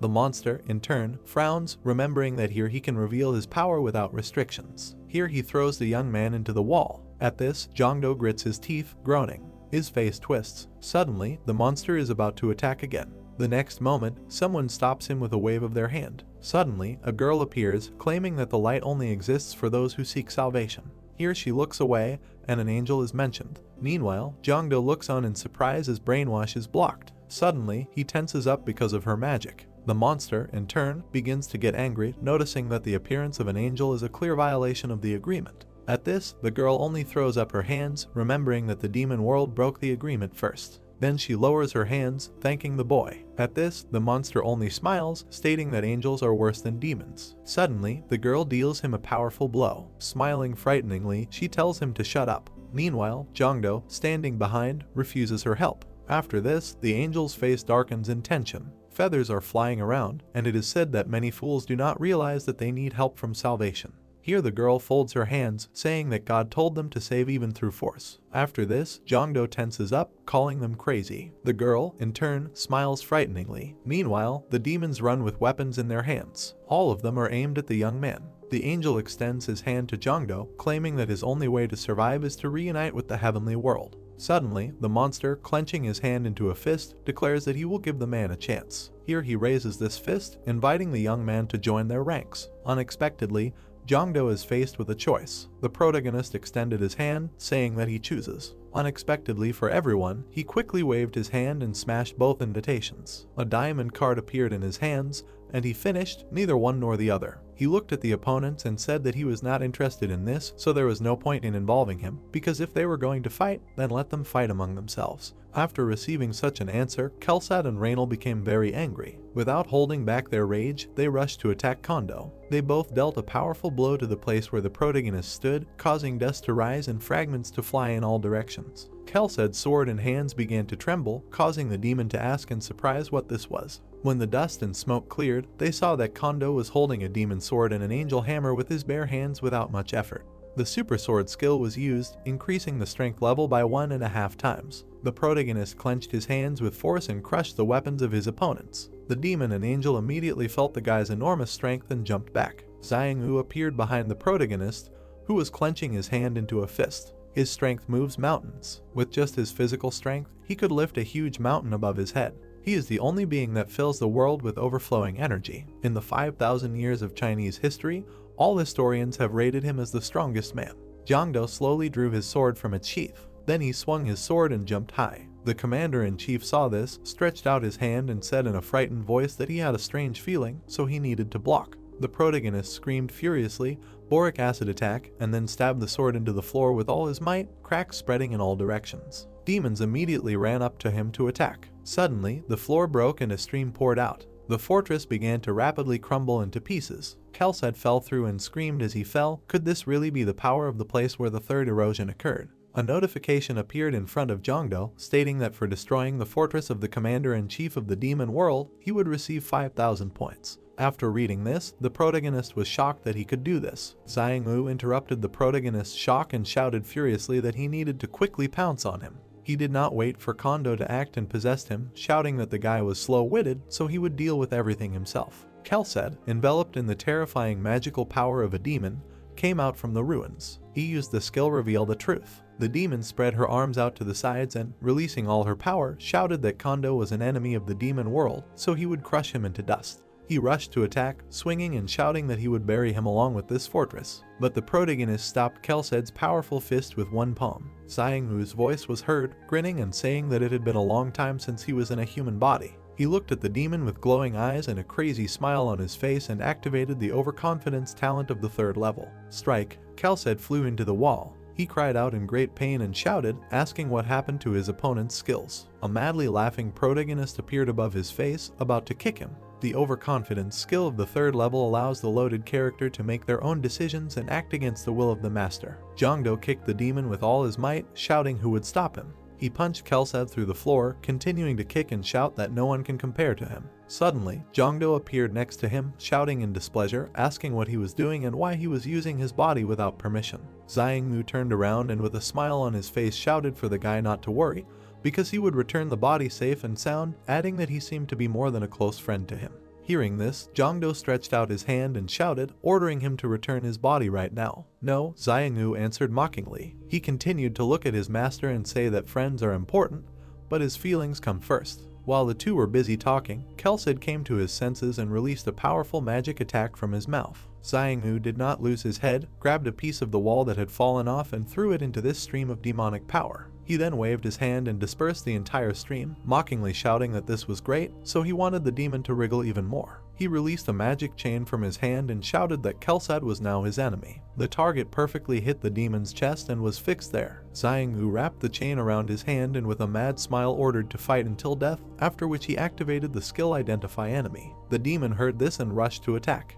He delivered a fast and powerful punch to the protagonist's face. A notification appeared, stating that they would deal damage to each other until the target died. Xiangwu turned around, laughed, and shouted that it was awesome. The next second, he swung his arm and shouted that it was his turn. He hit the demon with all his might, causing a small magical explosion. He didn't wait and continued to hit the demon over and over again, whose horns he had already torn off and who was asking him to stop. As he swung his arm, Xiangwu shouted, asking why they had already started, what was there to wait for. He didn't wait for an answer and delivered a strong uppercut, throwing his opponent up. He then immediately pulled him in with his chain and hit him in the stomach. The powerful blow sent Kelsad flying backwards, asking him to stop. Xiangwu pulled the demon in again, swung his arm, and shouted that it shouldn't dare give him orders. He delivered the strongest finishing blow from above, breaking absolutely everything beneath them. The fortress began to collapse again while Xiangwu screamed that only the world and himself existed for him.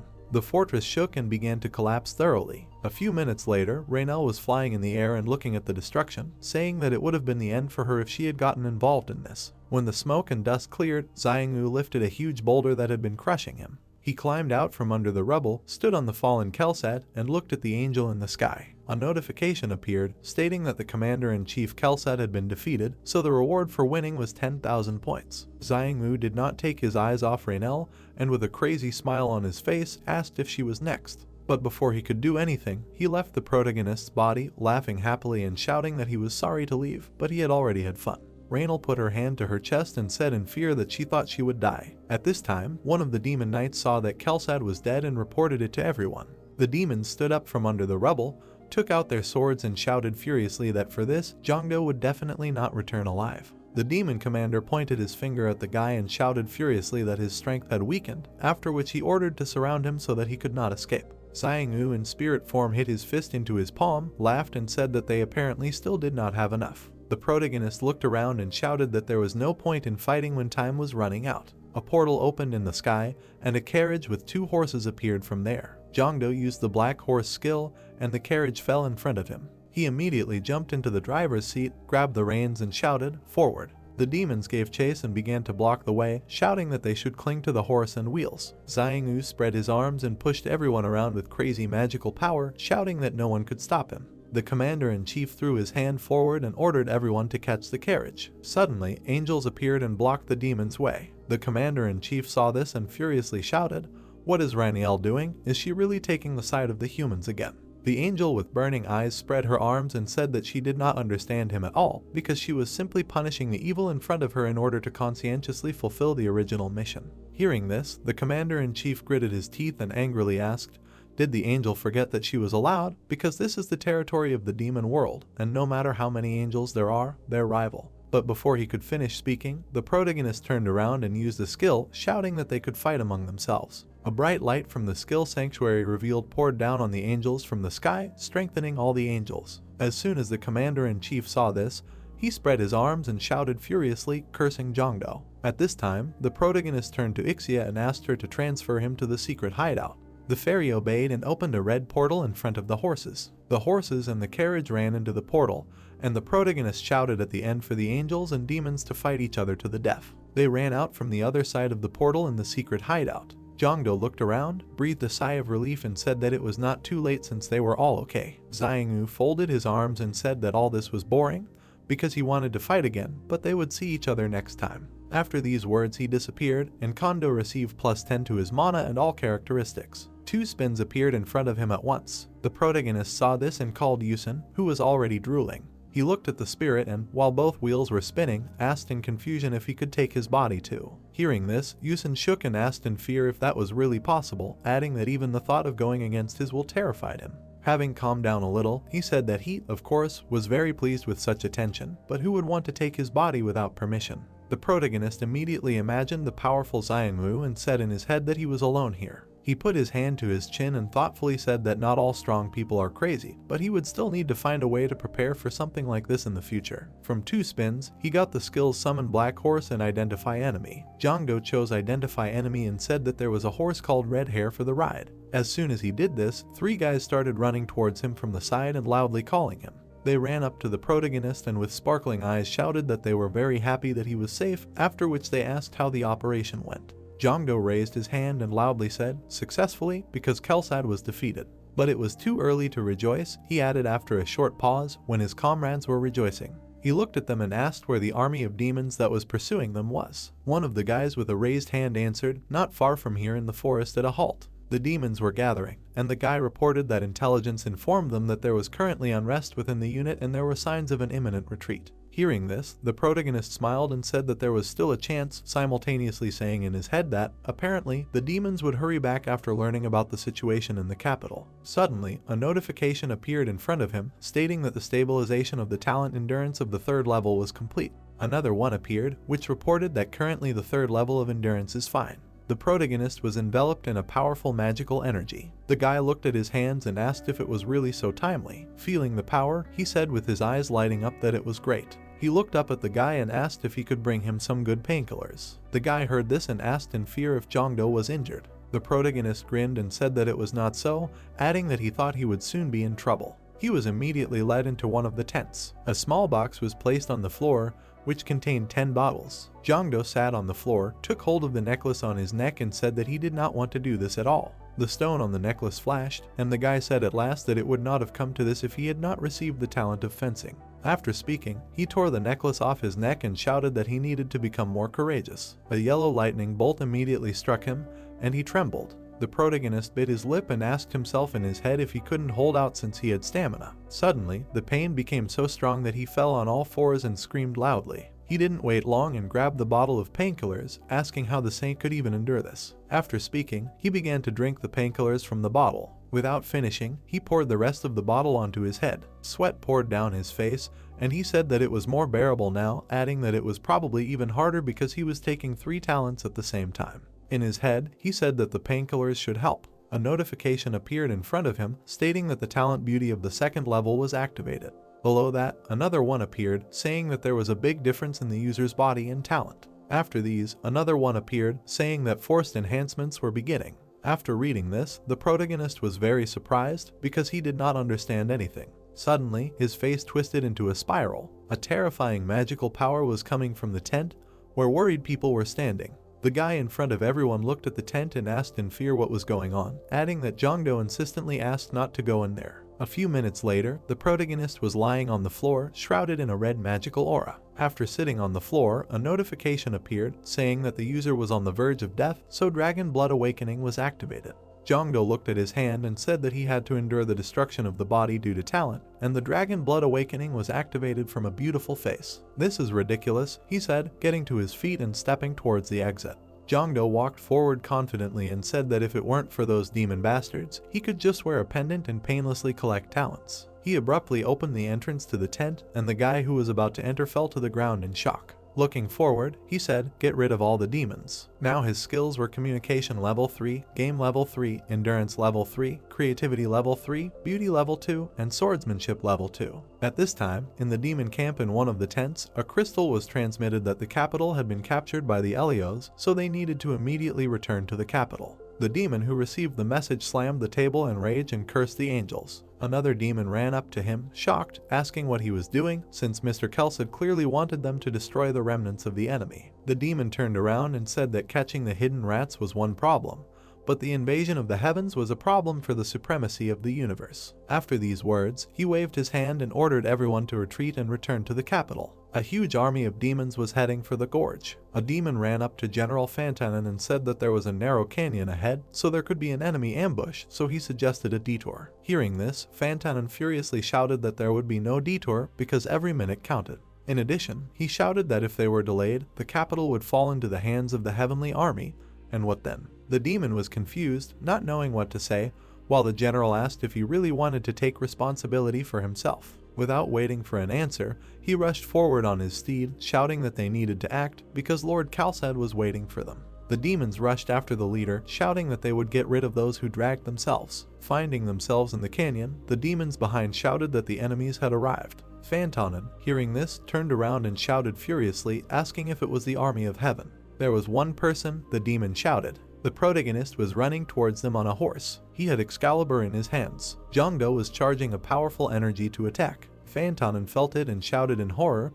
asking what kind of fierce sword energy it was. He waved his hand and ordered all his troops to quickly disperse because this energy was too unusual. The demon standing next to him turned around and said that more than 90% of the troops had already entered the canyon, so they would not be able to hide. At this time, the protagonist jumped off his horse and swung Excalibur. He released a powerful magic wall towards the demons. It hit them perfectly. One of the walls of the canyon was cut. The demons raised their heads and saw that a huge boulder was starting to fall on them. They immediately turned around and began to run in terror. Huge boulders fell on the canyon. Fantanen looked ahead in horror and did not understand how this was possible. In front of him lay many giant stones that blocked the retreat of the remaining army. One of the demons waved his hand towards the exit and shouted that the escape route was blocked, so the only thing left was to get out of the canyon in a hurry. The general looked at his crushed subordinates and furiously shouted how it was possible to lose so many troops so easily. Having calmed down, he ordered everyone to hurry up before Kondo approached again. But the protagonist was already at the top of the canyon at this time.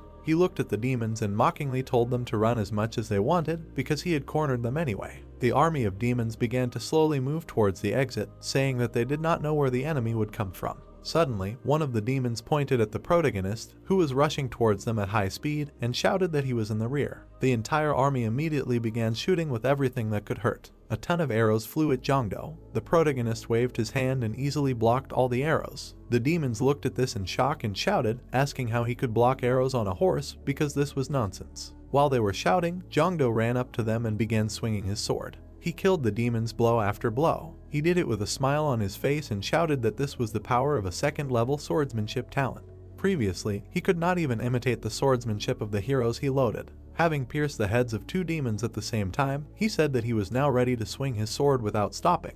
He rode his horse, destroying an army of demons, and said that he saw and felt everything. Many did not even fall apart when their bodies were repeatedly struck by Jongdo's sword. And also, the protagonist said, when suddenly a demon jumped on him from the side, swinging his sword. Jongdo turned in time and punched him in the face. The demon's blood splashed in all directions and he flew away, while the protagonist said that with the talent beauty, not only appearance changed. He clenched his hand into a fist and happily said that the bones became stronger due to the correct skeleton, so the muscles are now refined. Having said this, he swung his sword. Jongdo continued to swing his sword, killing demons, talking about that very improvement. Spear, archery, the art of fighting, there are so many more talents that he can learn. Swinging the sword around himself, he said with a smile on his face that he can become even stronger. Suddenly, the demons ran furiously at the enemy and shouted that they could use the corpses of their brothers as shields and attack. They jumped at Kondo with weapons at the ready and shouted that he would not be able to use this technique for long, so they had to attack at once with everyone.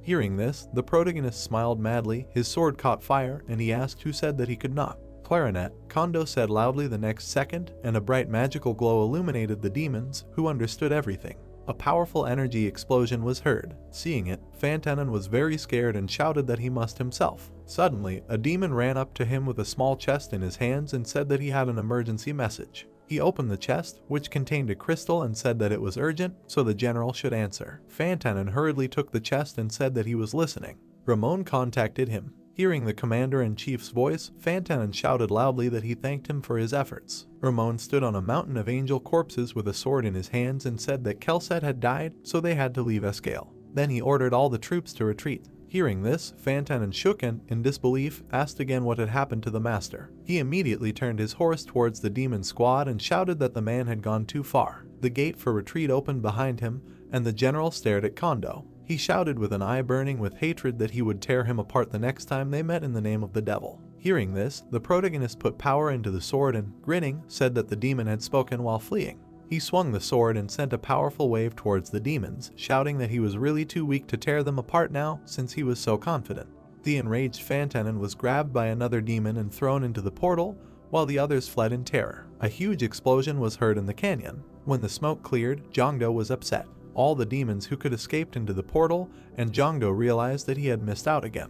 He raised his head and turned to Ixia, asking for the coordinates. The fairy looked at the portal and said, "Now." While Ixia was busy recognizing the portal, a notification appeared in front of the protagonist, stating that the demons had been completely expelled from Escale. After that, another notification appeared, stating that the hidden mission had been completed, for which 20,000 points were received. Seeing this, Jongdo asked in surprise if such a thing really happened. Turning away from the portal, he said that it was time to return to the capital because now he could confidently go to the main gate. After some time, when everyone returned to the capital, the residents were furious and horrified by what had happened. They fell to their knees in front of the destroyed imperial palace and cried out in dismay that nothing was left. At this time, an old man approached the rubble, picked up a large stone and shouted that now was not the time to lament about the destroyed buildings, because they needed to hurry and do everything possible to find His Majesty. Everyone immediately came to their senses and began to clear the rubble. After some time, one of the workers dug up a basement and shouted loudly that the energy of His Majesty was here. The guys opened the doors of the dungeons and the main character suggested going down and opening it.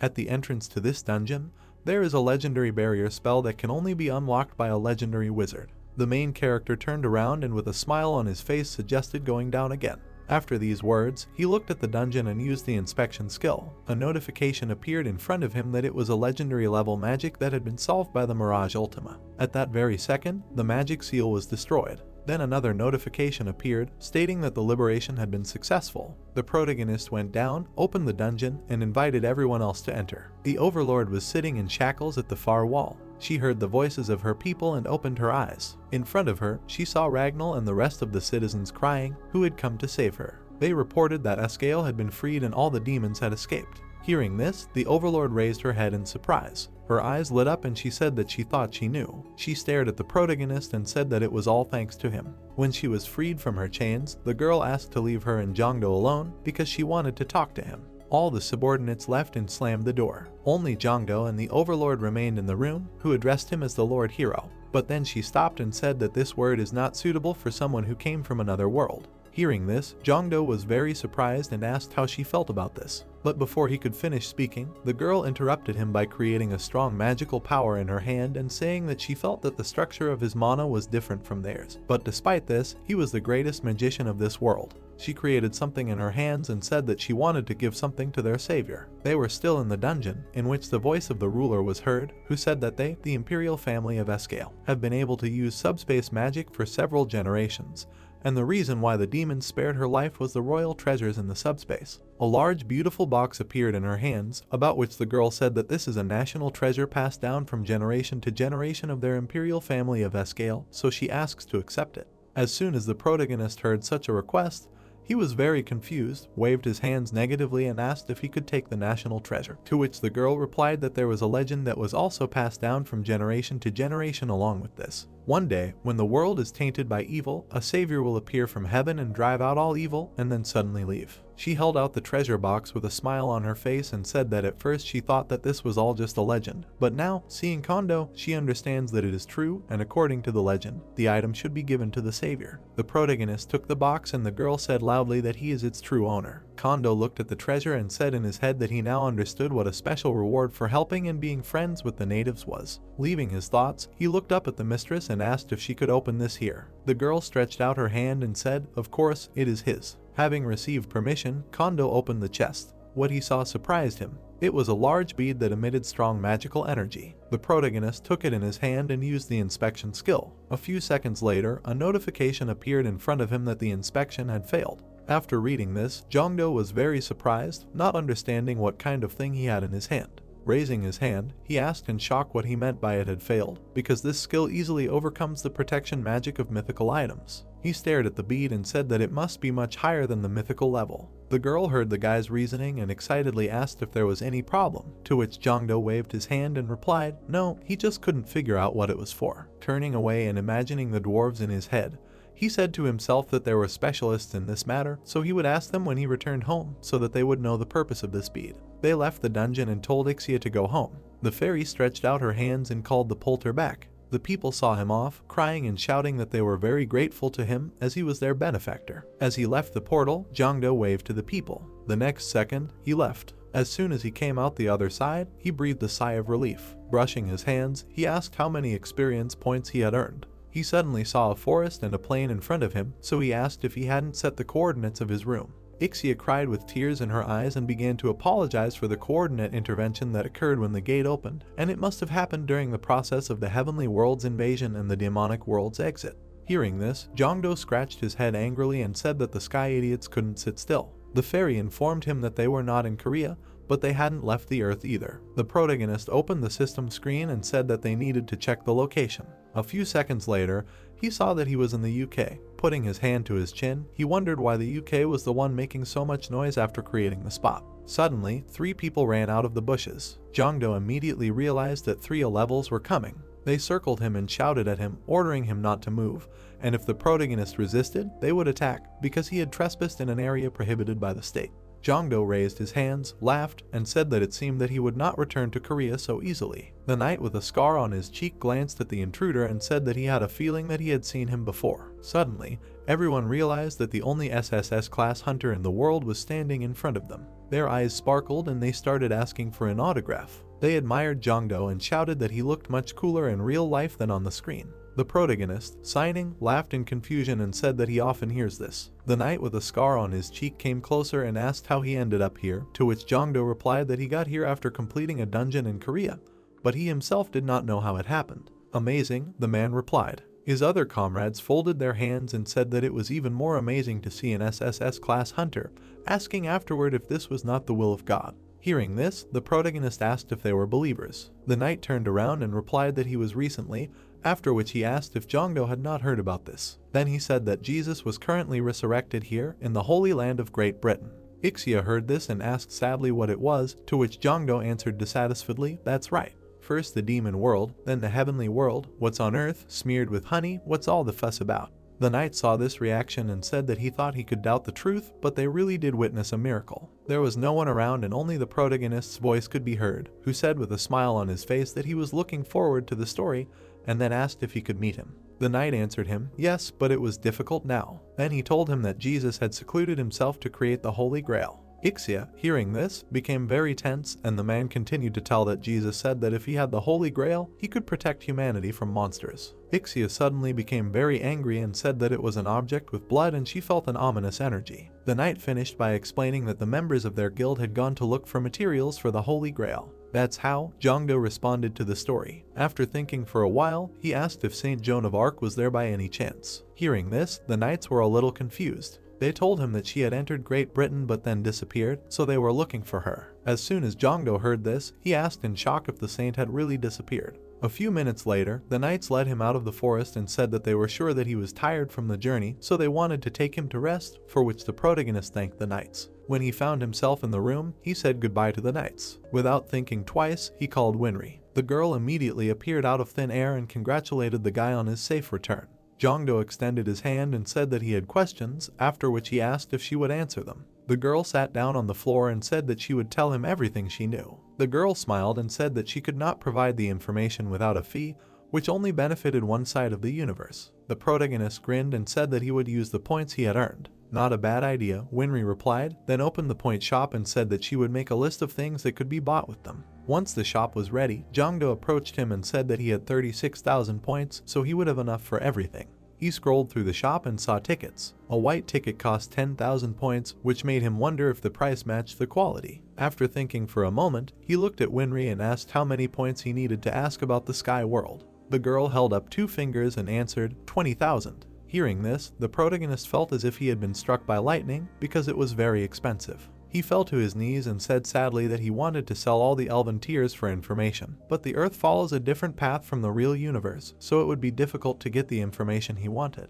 Rising to his feet, he lowered his head and quietly said that he would ask. Winry raised her finger and said that she would answer one question. Jongdo raised his head and firmly said that he wanted to know about the Holy Grail. The girl was very surprised by what he heard. The protagonist noticed this and said to himself that Ixia felt an ominous energy, which meant the information must be worthwhile. Winry smiled and said that she would answer it. The Holy Grail is a distraction device that allows beings from the upper universe to enter the lower universe with impunity. The Holy Grail is created by mixing half the blood of a person from the heavens and half the blood of a person from the universe that the heavens are trying to invade. The mixing of bloods means permissibility, but it requires special conditions. The nature of the two beings mixing blood must be similar, and the potential of mana must be excellent.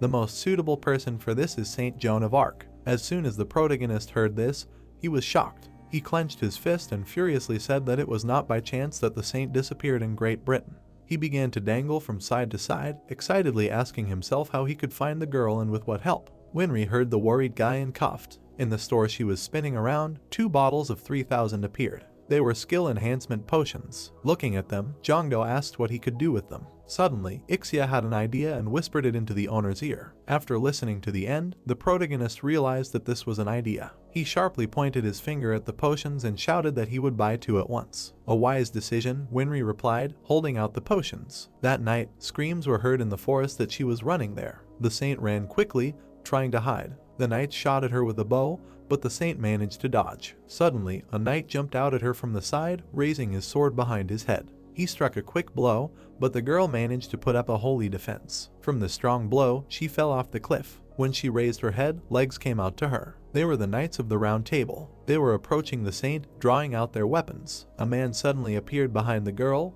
asking for forgiveness for her rudeness. The saint turned around and saw Jesus, which made her shake violently. A bright light above Jesus's head illuminated everything around him while he said that the earth was currently in danger, but with her help they could save it. Squeezing her hand, he spoke of her heart. He extended his hand and with burning eyes said that with his help they would stop the devil. One of the knights took off his helmet and shouted in displeasure, asking what he was talking about, since he thought that only a little blood was needed. An angel appeared behind Jesus, and the Lord replied that unfortunately, the devil had become so strong that a drop of blood would be useless. "What nonsense," the knight shouted furiously. Hearing this, Jesus glared at the servants and said that this was God's will, so their role was to silently follow the orders. After saying this, he ordered sail to bring the saint's heart. An angel came out from behind him, waved his sword, and said that it would be done.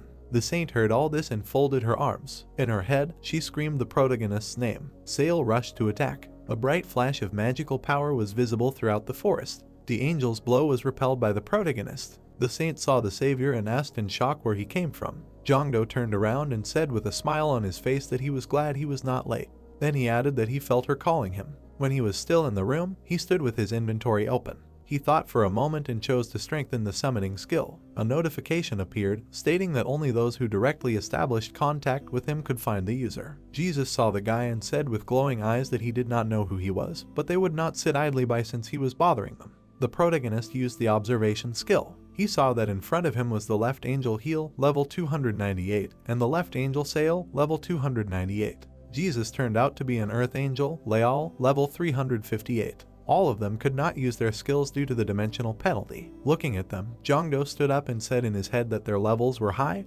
but the presence of penalties gave a chance to win. Magic circles appeared behind Leal, and he sternly ordered the guy to disappear. After these words, several magical beams flew out from the circle. They rushed at high speed towards the protagonist, who shouted in shock, "What was this? After all, he was forbidden to use an attack." Suddenly, the saint jumped out in front of him and put up a saint shield. Leal's attack easily pierced the girl's shield. The angel looked at this and laughed, asking if they really thought they could block his holy strike with this dirty defense. Jongdo saw a cross in Leal's hand and decided to find out what it was. Using observation, he found out that it was a legendary Leal cross that forcibly absorbs the mana and life force of the followers who believe in him. After reading this, Jongdo shouted in rage, asking what this madman thinks about humans. The angel proudly raised his head and with blazing eyes replied that to him, "They are material that will be used up and thrown away." After receiving such an answer, the protagonist took out an elixir from his inventory and told Leal not to even dream of a safe return.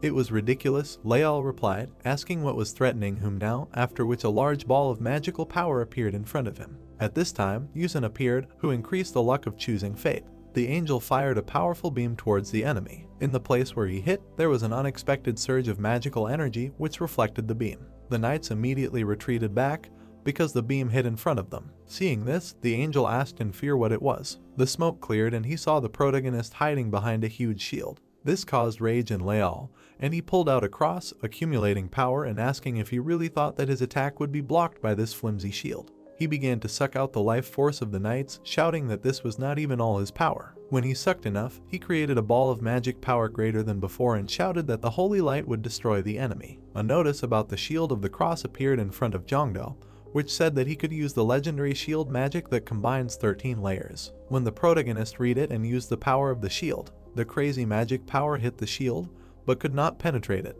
Leal waved his arms and shouted loudly, trying to defeat the guy. Unexpectedly, his beam penetrated the first layer of the legendary shield. At that moment, Galahad, the Knight of the Round Table, appeared behind Jongdo, asking him to trust him because his shield will never be penetrated. The protagonist trusted the knight and stepped forward. The angel saw this, pierced another layer of the shield and screamed as he continued to move forward, taking his attacks. Jongdo came closer and closer. When he was very close, Leal asked in horror what he was planning. The main character looked at the angel and replied that humans are not expendable materials that can be used and discarded at will. After saying these words, he hit the angel with his shield with all his might. As he hit, he shouted for Leal to eat this if he was hungry. The angel was thrown far back from such a blow. Suddenly, the angel's heel and sail pounced on the guy from both sides, saying that they considered him a dangerous person for heaven, so he must be eliminated. The main character expected this, so he immediately grabbed the sword and the shield. With a quick and strong swing of the sword, he struck both angels. They were both cut into two. Seeing this, Leal, shaking, asked in fear if he could really defeat the left angels with one swing of the sword. One day, a sage praised Galahad. Everything he does is nothing short of a miracle. The mighty Knight of the Round Table was behind Jongdo and bestowed his power on him. Therefore, no man on earth could defeat him. His armor was shining, and his strength was immeasurable. Horror and fear appeared in the eyes of the Earth Angel. In his head, he said that this was an extraordinary divine power, so he had to stall for time. He waved his hand at the knights and ordered them to kill the enemy. The knights pointed their weapons at the angel and shouted furiously, did he really think that they were his subordinates, adding that everything he did to the saint and the other lives made him suspicious. Hearing this, Leal laughed and asked if they really wanted to say that they did not care what happened to her. He also added that the knight knew that without him, he would not be able to save her life. Hearing this, the knight gritted his teeth in anger, not knowing what to do. A few seconds later, all the knights pointed their weapons at the protagonist. The guy said that somehow it all happened like this. He looked at Kondo and said that if he left, he swears on his honor as a knight that he will definitely protect the life of the saint. Hearing this, the protagonist pointed his sword at them and asked if they really called something that caused so much trouble when capturing one woman's chivalry, then added that he had a proposal. He released the terrifying power of Galahad and ordered them to leave immediately, and then he would spare their lives. The knight felt the insane power of the enemy and said in fear that he did not think that he would end up like this. One of Leal's angels crawled towards the master with his last strength and asked for healing. Leal turned around with a smile on his face and said that he was still alive. Then suddenly he picked up his comrade and pierced him through. The angel, dying, asked why. Leal, with burning eyes, answered that he was just expendable material, so he must die for him. The knight's body hovered in the air, emitting a bright beam from the wound. The other knights quickly turned away, covering their eyes with their hands. Jongdo turned away and said that this was getting boring, then asked if their kind didn't have a sense of camaraderie. The holy angel stepped onto the ground while the boy was saying that the demons were trying to save their subordinates. Leal smiled and asked if humans considered dogs bred for hunting as their companions. Jongdo looked at the split on the angel's cheek and read that as punishment for forcibly awakening the holy blood, the body would be destroyed in real time. The guards looked at him and shouted, asking if he was a monster. Leal pointed his hand forward and menacingly replied that they were making too much noise. He raised his glowing eyes and shouted for them to disappear. The protagonist rushed forward, holding a shield in his hand. The Earth Angel sent beams of mana towards the knights. Jongdo activated a protective barrier and quickly jumped in front of them, protecting them. The knight looked at the boy's back and shouted, asking why he was protecting them when the knights were pointing a sword at him. The protagonist opened his eyes wide and said that it was because human life was not so simple that it could be easily thrown away. The angel opened his mouth wide, shouting loudly. He stretched his arms forward strongly and screamed with burning eyes that all his grandiose plans had failed because of Kondo. With burning eyes, he looked forward. Leal sent more beams towards the boy and shouted that he could not be left alive. Kondo tried to stay on his feet, covering himself with a shield. A huge red beam reflected off the protagonist's protective barrier. The barrier began to crack little by little. The protagonist gritted his teeth and thought that there were only a few protective spells left, but would he be able to endure until the angel's body was destroyed? Galahad appeared behind the boy and told him to throw it away. The spirit said that when the boy had little defensive magic left, he needed to kick the shield and direct it at the enemy because sometimes the best defense is an attack. Jongdo clenched his fists and jumped up sharply. With a strong blow, he flew into the shield with his feet, pushing it forward. The shield immediately moved forward, getting closer and closer to the angel. Leal looked into the distance with his hand outstretched. He screamed loudly when he saw the shield in front of his face. The angel quickly caught the shield flying forward. The blow knocked out several of his teeth. An explosion was heard in the distance from Jongdo. The shield continued moving forward, leaving a trail of sand behind it. Galahad menacingly said that the angel was still alive, so the boy needed to catch up with him and make a firm decision. Having run, Jongdo stopped abruptly, turning his head back. He clenched his fist and said that if the knights touched Jean with even a finger, they would have a hard time. Leal lay on the ground, half conscious. He leaned on his hand and asked how he could throw a shield at him. It was idiotic. The protagonist suddenly approached the angel from behind. Leal, with burning eyes and a crazy smile, turned to him and said that he knew the guy was strong. He put his hand out to the side, activating a magic circle behind him. The circle was much larger and the angel said that victory would be his if he could withstand it. A bead of sweat appeared on Jongdo's face and he asked if Leal was trying to concentrate all his power in one point. He turned towards the shield lying on the ground and said that he couldn't even use it. The guy immediately took out his sword. He jumped, swinging the magic sword, and shouted that he needed to strike first. With cracks on his cheeks, the angel looked up at the flying guy with a smile. Ixia appeared next to the guy and shouted that this was not offensive magic. She replied that it was change magic, pointing to the red spot behind the angel. Leal laughed and said that it would be a magnificent destruction, so he would take revenge on the guy. He immediately disappeared into the portal, causing the protagonist to scream that he had missed it. After a while, the portal appeared on the top of the mountain right above the city. Leal sat down on the ground, trying to catch his breath. He said that he could not return to heaven in his previous form because it was humiliating.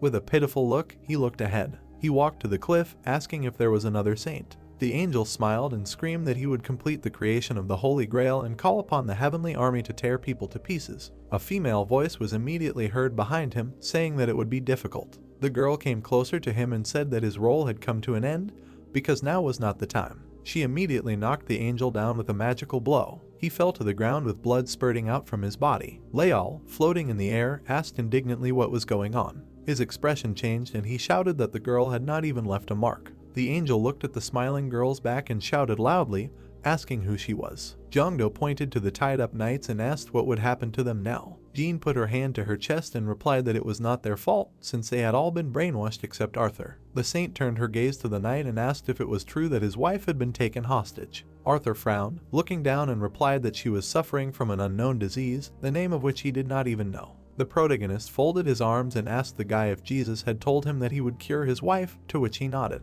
The knight looked down and said that he would accept any punishment. Jean extended her hand to him and asked if she could heal Alina. The knight looked up in surprise and said that he had caused the girl nothing but trouble. She smiled and said that all people make mistakes and it was not his fault, so she would like to help if she could. Arthur bowed his head down and tears flowed from his eyes. He immediately began to thank the saint. After some time, Jongdo said that he would stay at the hotel and then continue on his way. He called someone and they answered right away. Seo Yoon asked if the guy had gotten out of the dungeon, to which he smiled, answered positively, and asked if everything was okay with the girl. Seo Yoon replied that Hisik was constantly crying and asking when the guy would return, after which she asked if everything was okay with the guy because she thought there would be something urgent since the guy called her. The protagonist smiled and said that he was just asking how she was doing, and then thought that he was afraid that Leal would pester Soyun, who had the talent of a saint. Before hanging up, Jongdo shouted at the girl to remember to hug Tingu when she slept. The guy looked at the phone and said that there was still one more thing left. He collected the high-ranking demon wings, the emperor's orb, the jewels, and the angel wings, and then said that it was time to call the blacksmith to process them.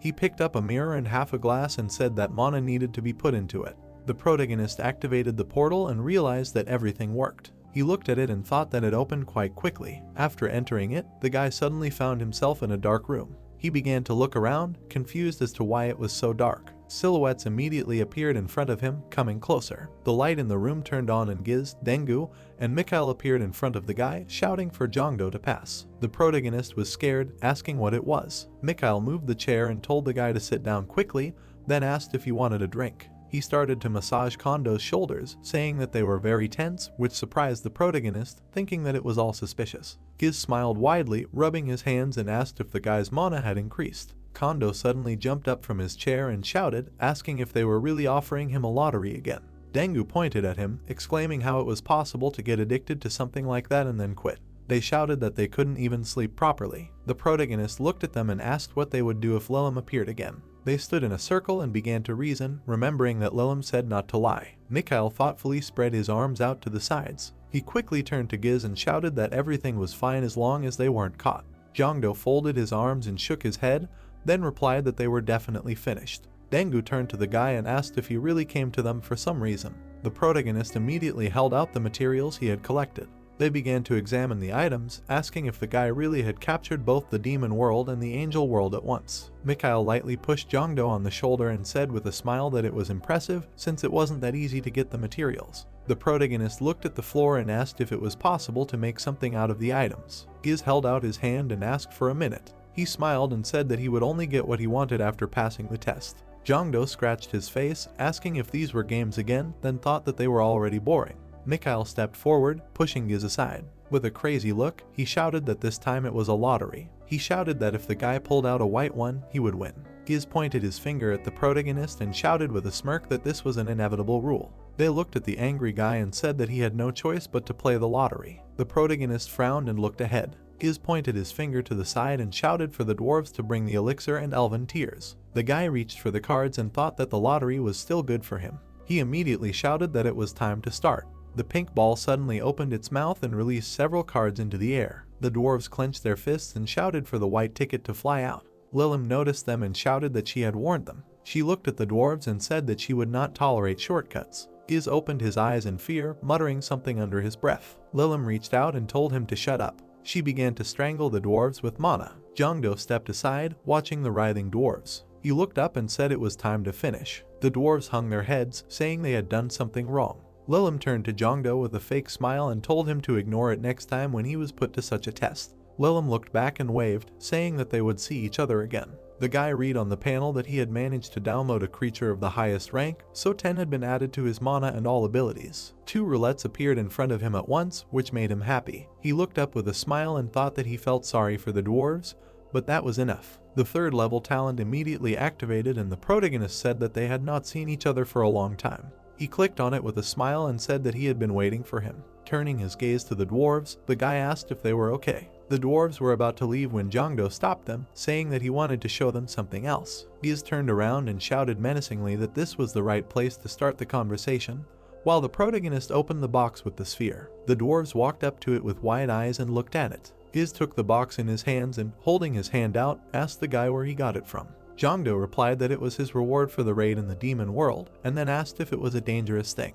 The dwarf thoughtfully replied that they did not know that, to which the protagonist shouted loudly, asking what was the matter. Giz glared at him and replied that he had no idea that such things could exist. He said that it was difficult to explain in simple terms, but choosing a word, he would call it an opportunity. Jongdo heard this and thought, this is an opportunity to succeed in becoming stronger or an opportunity to create something. Giz hid the box behind his back and told Jongdo to leave it, because they would make candy out of it. He turned around and told the guy to leave because they were busy now, which the protagonist was outraged by and asked for a minute. He asked if they should not do it right away and how much time. The dwarf angrily turned around and told Jongdo to come whenever he thought it was necessary. The protagonist exhaled heavily and said that as soon as the dwarves received the order, he was immediately no longer needed. On the panel, he read that he managed to strengthen his white level and the rewards were issued. Pixels appeared in front of his face, which scared him greatly. He covered his face with his hands, asking what kind of nonsense this was. A bright beam appeared in front of his face, blinding the guy. The protagonist covered one eye, putting his hands forward.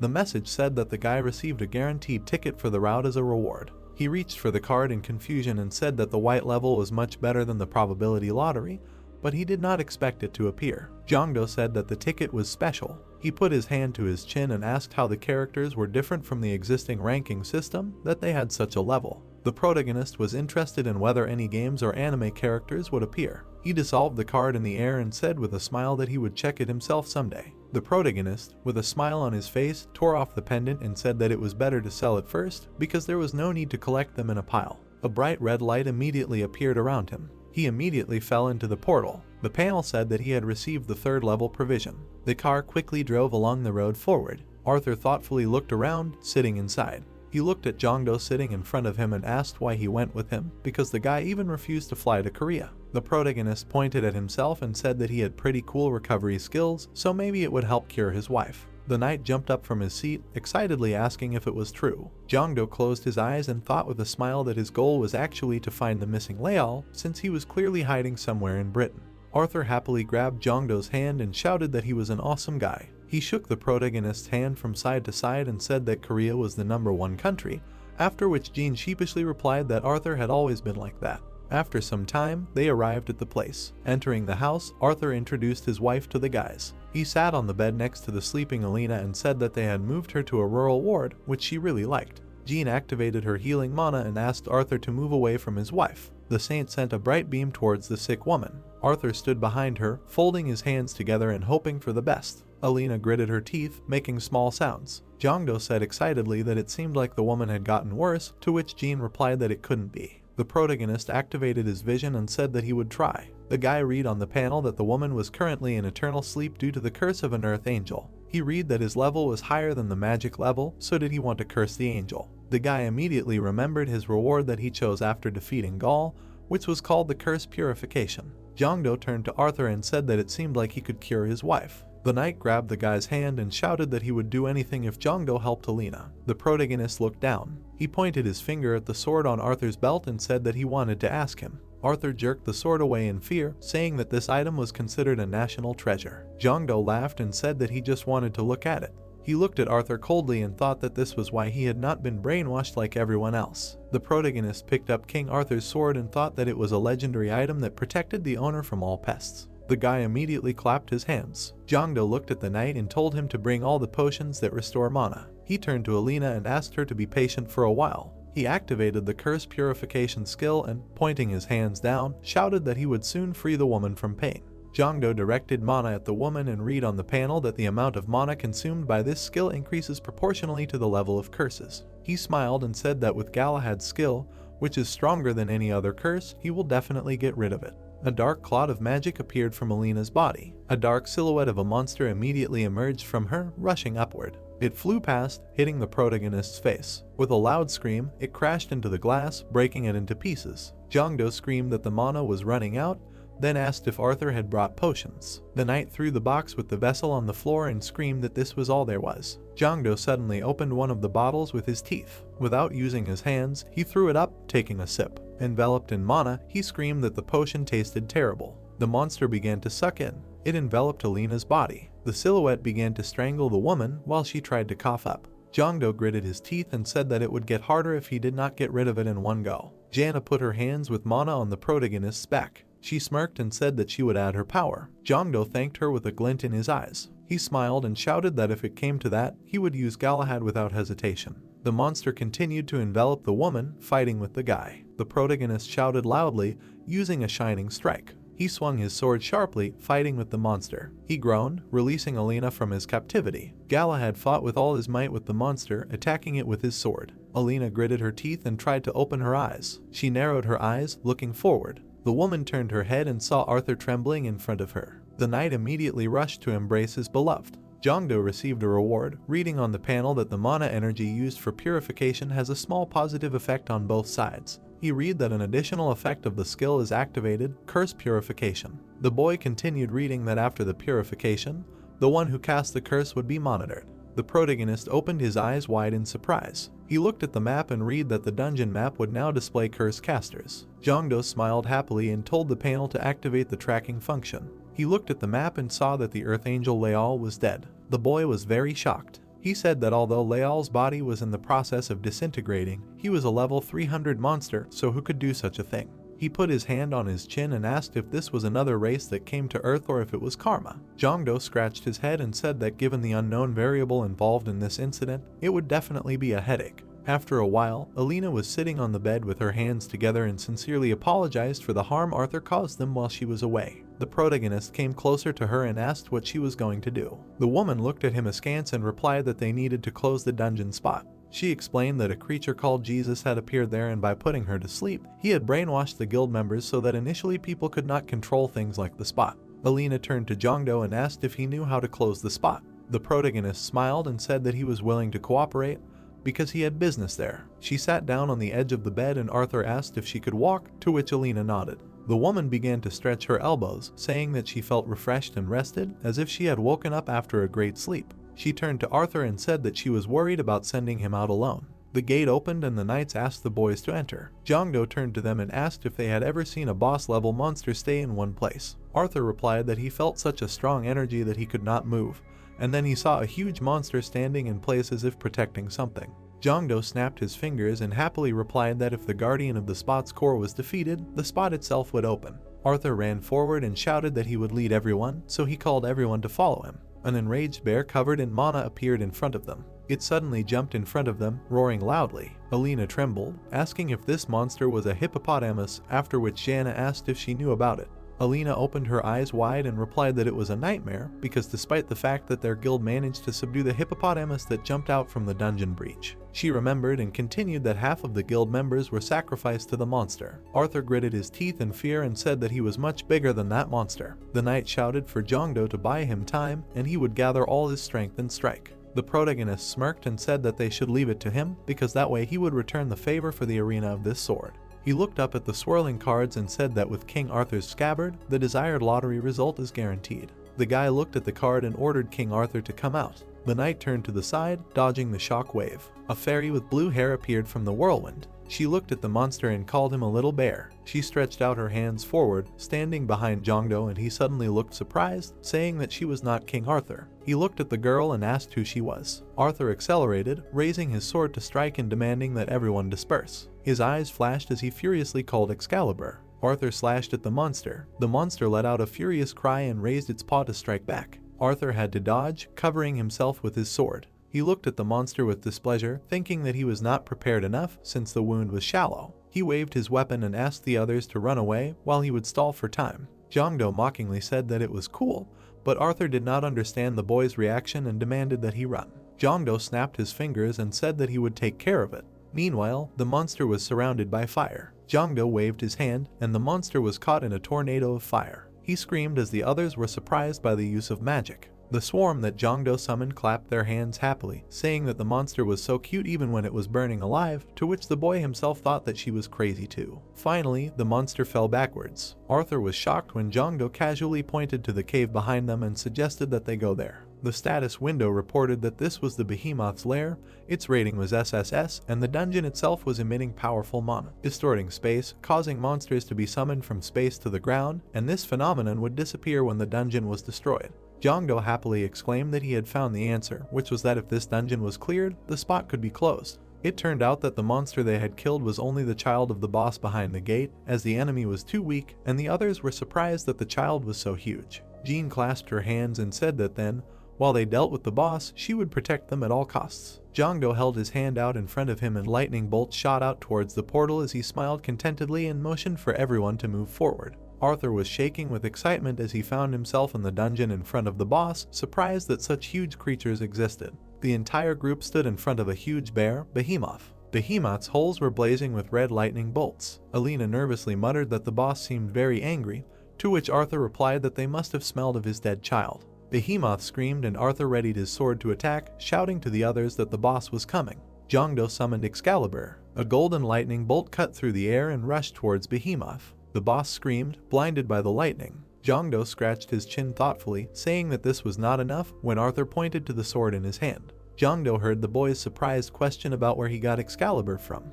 Jongdo replied that it was just a copy, but Arthur wondered how a copy could be that powerful. However, Behemoth did not listen to the conversation until the end and attacked the boys. Jongdo looked back at his teammates and asked them to stall for time a little longer, as 2 minutes would be enough. Jean readied her weapon, accepting the boy's order. The girl used Sacred Glitter. Alina swung her pole and used Entanglement. At the same time, green tentacles wrapped around Behemoth's hind legs, who was rubbing his blinded eyes. Jongdo put his hands with his weapon forward, hearing people shouting at him that it was hard for them, as the monster was too big, after which he was asked to hurry. The summoned heroine saw Yusung appear after using Dual Boot, and immediately called him cute. The cards circled around Jongdo's area when he used Fate Pull. The man who appeared cursed. The man was none other than Arthur Pendragon, who was extremely unhappy about being summoned along with his sister. His sister immediately grimaced, haughtily asking about the loser who had come to them. The space around them sparkled dangerously as Pendragon asked his sister not to overdo it, as this was their first conversation in 1,000 years and he was not in a very good mood either, to which the girl suggested that he leave, as she could handle this herself. Jongdo looked at the status window, which reported that the 2 characters loaded were related by blood, so the level of their overall talents increased by 1. The next system window reported that his swordsmanship level had increased from 2 to 3. The next system window made Jongdo disappointed, as it reported that the 2 characters loaded were enemies, so there would be a decrease in their overall talents, and the swordsmanship level immediately dropped from 3 to 2. Jongdo smiled awkwardly and asked the characters to make peace, since the last time he loaded Merlin and Sir Lancelot, they seemed to get along.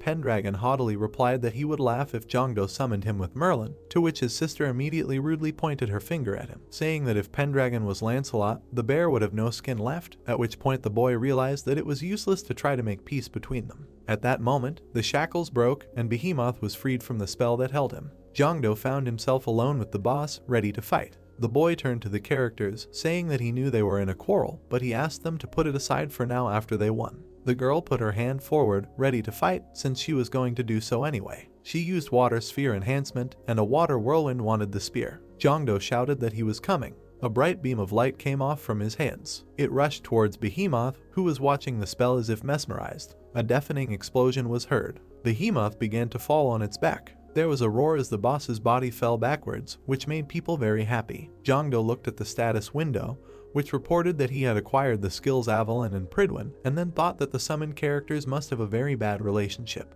The next system window reported that Jongdo had loaded 10 black tier characters, and since this was a great achievement, the system gave him rewards. The guy now had the Transcendence category open.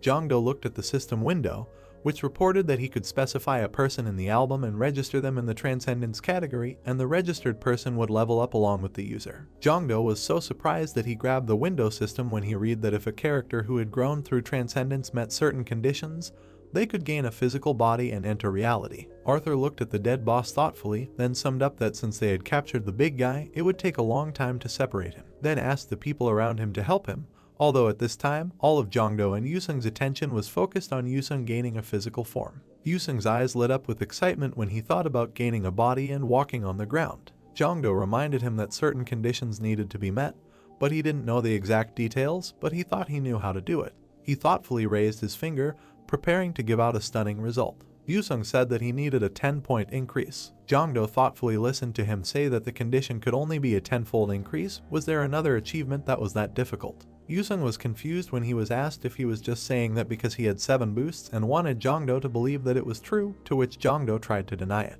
He tried to convince Jongdo that if he boosted, his abilities would also increase, so they could kill 2 birds with 1 stone. So how about using the lottery for the first time in a long time without borrowing luck? To which Jongdo praised Yusung for being smart, so if they were aiming for a boost, they should draw normal cards, so it would be better not to use borrowing luck. Jongdo called out the system window, deciding to try the link lottery. Yusung felt like his heart was about to explode, as he felt like he could no longer feel his toes, as the katas around Jongdo swirled, and Jongdo assumed that Yusung was exaggerating. Finally, a character card was drawn. Yusung exclaimed happily when he saw that it was a normal card, although Jongdo himself was unsure if he was happy about it. However, Yusung looked disappointed as there was no reaction. Both of them sighed in surprise when a character appeared in front of them. The girl who appeared spread her arms in greeting, immediately calling Jongdo an impressive person, and also saying that it was an honor to meet him. The girl introduced herself as Josian, who had the talents of a 3rd-level beauty but lacked the skills. Jongdo immediately blushed, thinking about a 3rd-level beauty. He looked at the girl and thought that from her voice to her appearance, she had a beauty that no celebrity could compare to. Jungseon turned to Yusung and asked what benefit he would get from having a body. Yusung almost burst into tears when he heard that it would be more profitable if she got the body. The window system reported that there was no penalty for changing a registered character in Transcendence, and that registration and change were possible at any time.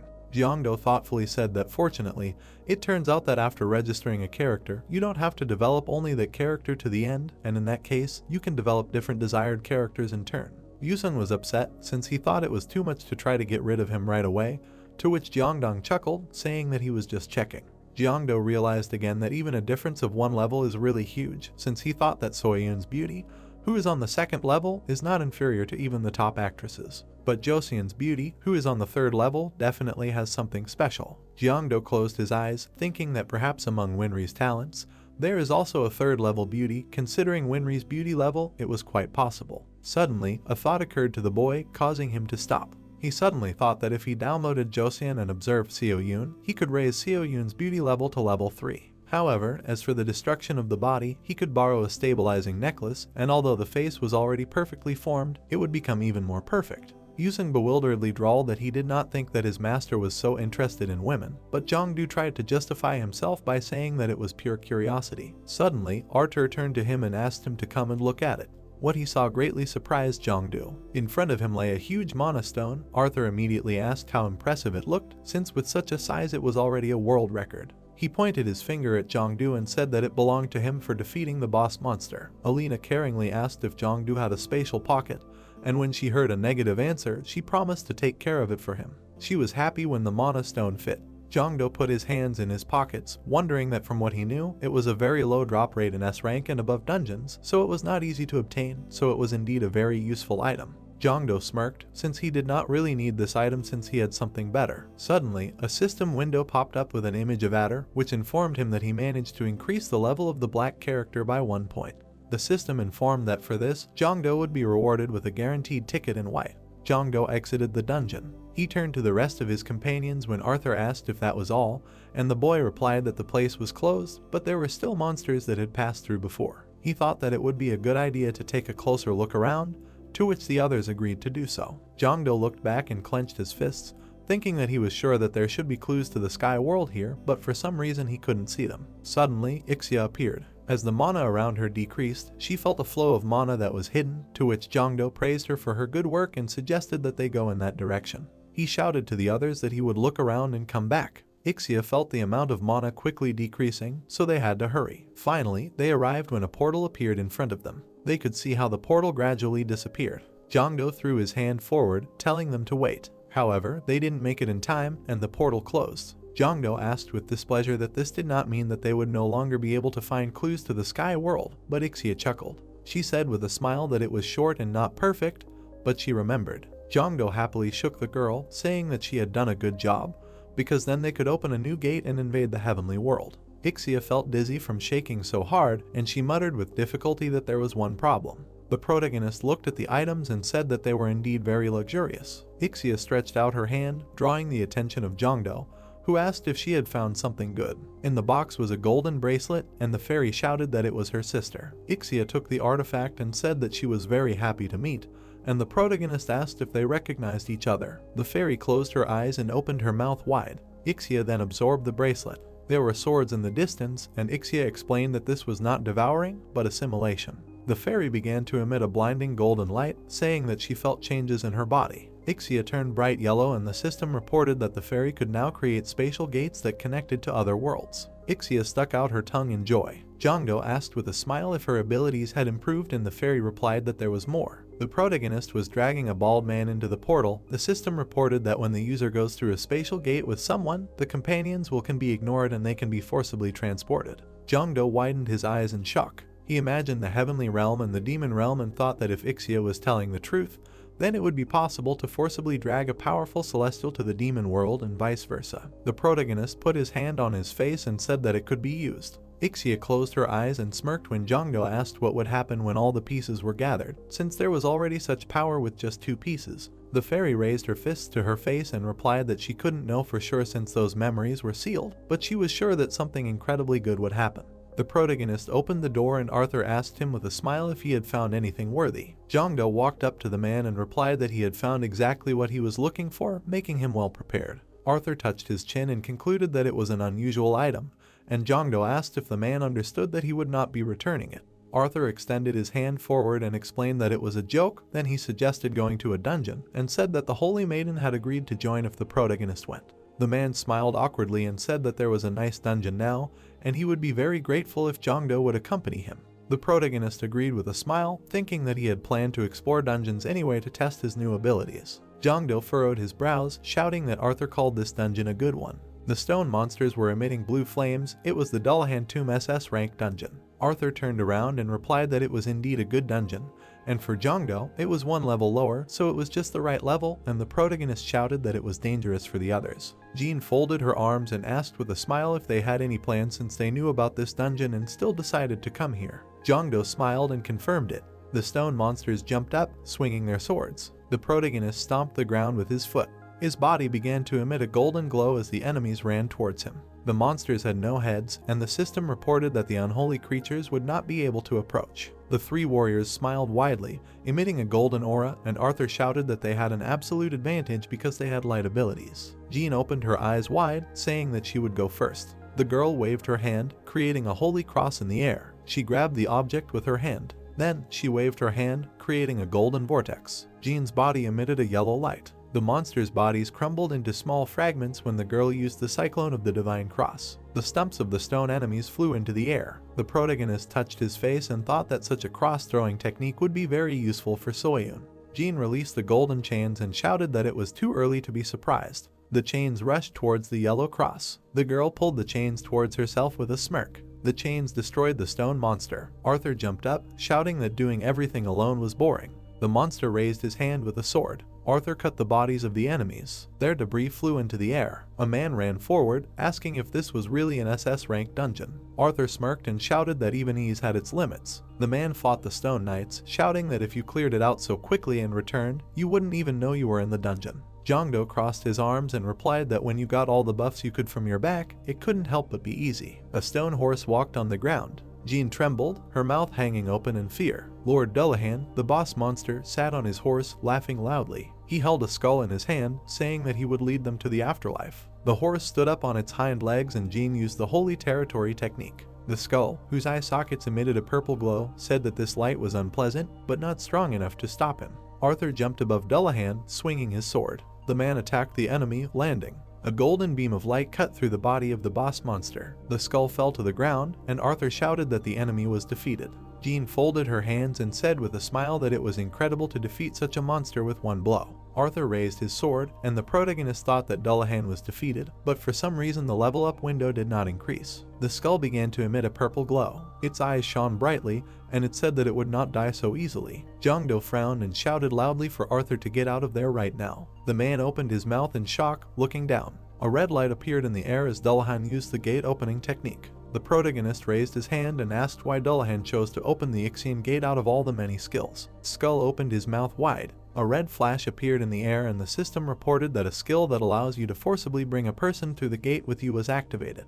Hands reached out to Arthur, who screamed in fear. Jongdo pushed him with his hand. The protagonist's eyes widened in fear. Red hands tied the protagonist and lifted him up. Jongdo smirked and shouted that he was fine, so his comrades should not worry and just wait. A bright flash appeared and the protagonist shouted that he would be back soon. Arthur and Jean were left standing alone. Skull was lying on the grass, laughing loudly. The protagonist stepped on it and asked why he didn't leave with dignity if he was going to do this. The system reported a level up. Jongdo frowned, looking straight ahead. Standing in the middle of the clearing, he asked where he was. Ixia rubbed her eyes as she sat on the protagonist's shoulder. The fairy's eyes suddenly widened. Green leaves were flying in the air. Ixia extended her hand to the side and said that this was the 11th universe called Lestinia, the place where she was born. Jongdo extended his arms to the side, asking if Ixia could tell how far they were, and the fairy replied that she did not remember everything by heart, even though this was her homeland, and besides, it had been a long time since she left this place. The protagonist touched his chin,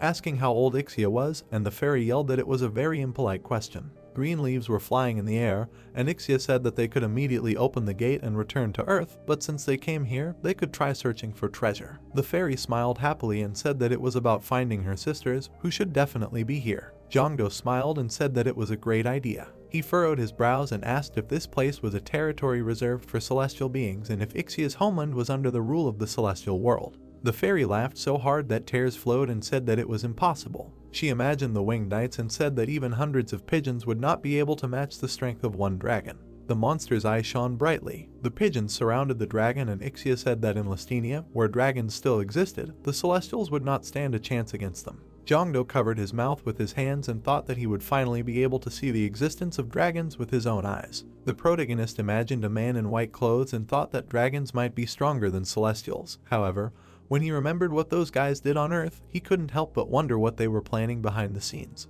Jongdo placed his hands on his waist and suggested that Ixia follow the trail of the Celestials to find her sisters, and the fairy twirled in the air, saying that it sounded tempting. The protagonist suddenly felt a tremor and frowned, asking what it was. Jongdo turned around and smiled happily when he saw a dragon in the distance. The monster ran quickly along the ground, and the protagonist realized that it was a dinosaur. Jongdo touched his chin and said that it was not at all like what he imagined, and Ixia replied that they belonged to the dragon race, which had a slight amount of dragon blood. The dinosaur opened its mouth and roared loudly, and the fairy said that despite its ferocious appearance, it was usually very gentle, but something was wrong here. There were fresh wounds on the dinosaur's body. The protagonist furrowed his brows and thought that, judging by the aura he could feel, it was about on par with the Dullahan they had defeated a while ago. The dinosaur's eyes were glowing red, and Jongdo asked what could have hurt and scared it so much. A red streak appeared in front of the dinosaur's face. Its body was cut into two. A knight in white was holding a sword in his hand. The stranger furrowed his brows as he looked at the protagonist. He then smiled and apologized, saying that he didn't know that the chosen one was present. Jongdo furrowed his brows in shock at the word. The stranger raised his hand and explained that there was no need to be worried because he was also the chosen one, and the protagonist didn't understand why the man was being so friendly just because of that. Jongdo walked closer to the knight, who realized that the protagonist had recently arrived in Lestinia. The knight turned away and said with a smile that he would take Jongdo to the nearest village. The protagonist looked at Ixia, asking if she sensed something evil, and the fairy replied in the negative. Jongdo pointed his finger at the dinosaur, asking if the knight was going to take the monster he had captured, since it must be of considerable value. The man gritted his teeth. He then spat on the dinosaur. The knight turned around and said that there was no need for the filthy remains of the vile dragon. He folded his arms and added that someone had said that dragons were the source of evil that needed to be destroyed.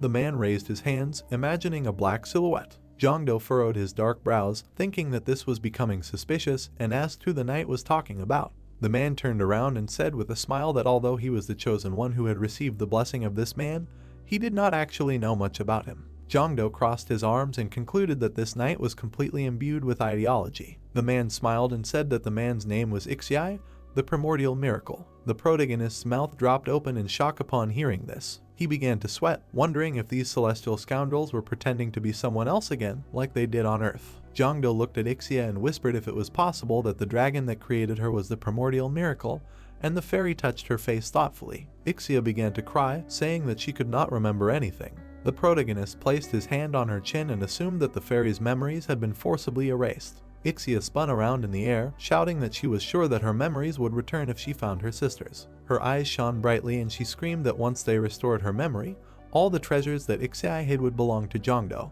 The fairy stretched out her arms. The protagonist thought with a smile that the dragon's treasure looked attractive and said that they would go to the village first. The knight pointed his hand at the gate and said that this place was called Oilan.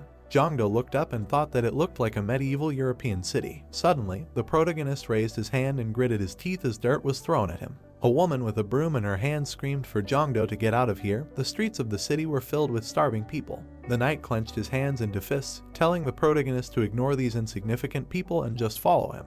Jongdo's mouth opened in shock as the woman screamed that she had been robbed. The guards crossed their arms, laughing loudly as a woman screamed for them to catch the thief because he stole her weekly food supply for her entire family. Jongdo looked at the guards who didn't care. People were sitting on the ground and the protagonist didn't understand what kind of place this was. A knight extended his hand and asked the protagonist to go there. Jongdo's eyes widened in shock as the knight said that only a select few were allowed inside the castle. Adults and children were walking around the city. A little girl was smiling while holding cotton candy in her hand, and the protagonist asked how there could be such a huge difference in life just because of one wall. Two women were laughing and a man with a dog was walking next to him. Jongdo gritted his teeth and thought that Ixia was becoming more and more annoying to him. He didn't understand why people had to be divided and discriminated against like that. The knight crossed his arms when the protagonist asked if there was a way to see Ixia, and the man replied that if he could find out, he wouldn't spare even 1,000 gold coins. He pointed his hand at the building and said that Jongdo could buy a map from that shop. The protagonist looked at the map. He smiled happily when the system reported that Listinia had been added to the dungeon map. Ixia slapped Jongdo on the cheek and pointed her finger at the map, shouting that she knew the place. The fairy pointed her hand at the Brendai Mountains, the location of Ixia's lair. Ixia raised her eyebrows awkwardly, saying that she remembered the location of the lair when she looked at the map. Jongdo crumpled the map and said that in that case, they now had a destination, and when they got there, Ixia's sisters or the dragon's treasure would probably be there. The protagonist's cheeks turned red and he said that his heart began to beat faster. He imagined knights and monsters, thinking about traveling to the dragon's lair. Jongdo imagined a princess with blonde hair and asked what kind of interesting fantasy story awaited him. The protagonist furrowed his eyebrows in annoyance and said that it was very boring. They walked through the cave, and Jongdo said that it was very spacious, but they did not meet any monsters along the way, and Ixia said that it was good that they got there so easily. In the distance, a stone door was visible. Suddenly, the monster raised its hand. It hit the ground, and the protagonist managed to jump back. The stone golem, whose eyes were shining brightly, said that this was the domain of Ixia, the dragon of wisdom. Jongdo grabbed a shining sword, saying that without a guardian, this would not be a dragon's nest. Ixia opened her mouth in shock. The golem's eyes emitted a golden light. Suddenly, it moved away from the door and invited Jongdo to come inside. The protagonist clenched his hands into fists, standing in the middle of the fog. In a spacious room, a book was floating in the air. There were patterns on the cover, and Ixia said that she also saw it for the first time. Jongdo reached out his hand to the book, asking if this meant that anyone who saw it should read it. The protagonist grabbed the book, sending yellow pages flying around. Jongdo looked up, and a voice said that if the protagonist was reading this book, it meant that the author's last attempt had been a success. Jongdo's mouth dropped open in shock as the voice called his name.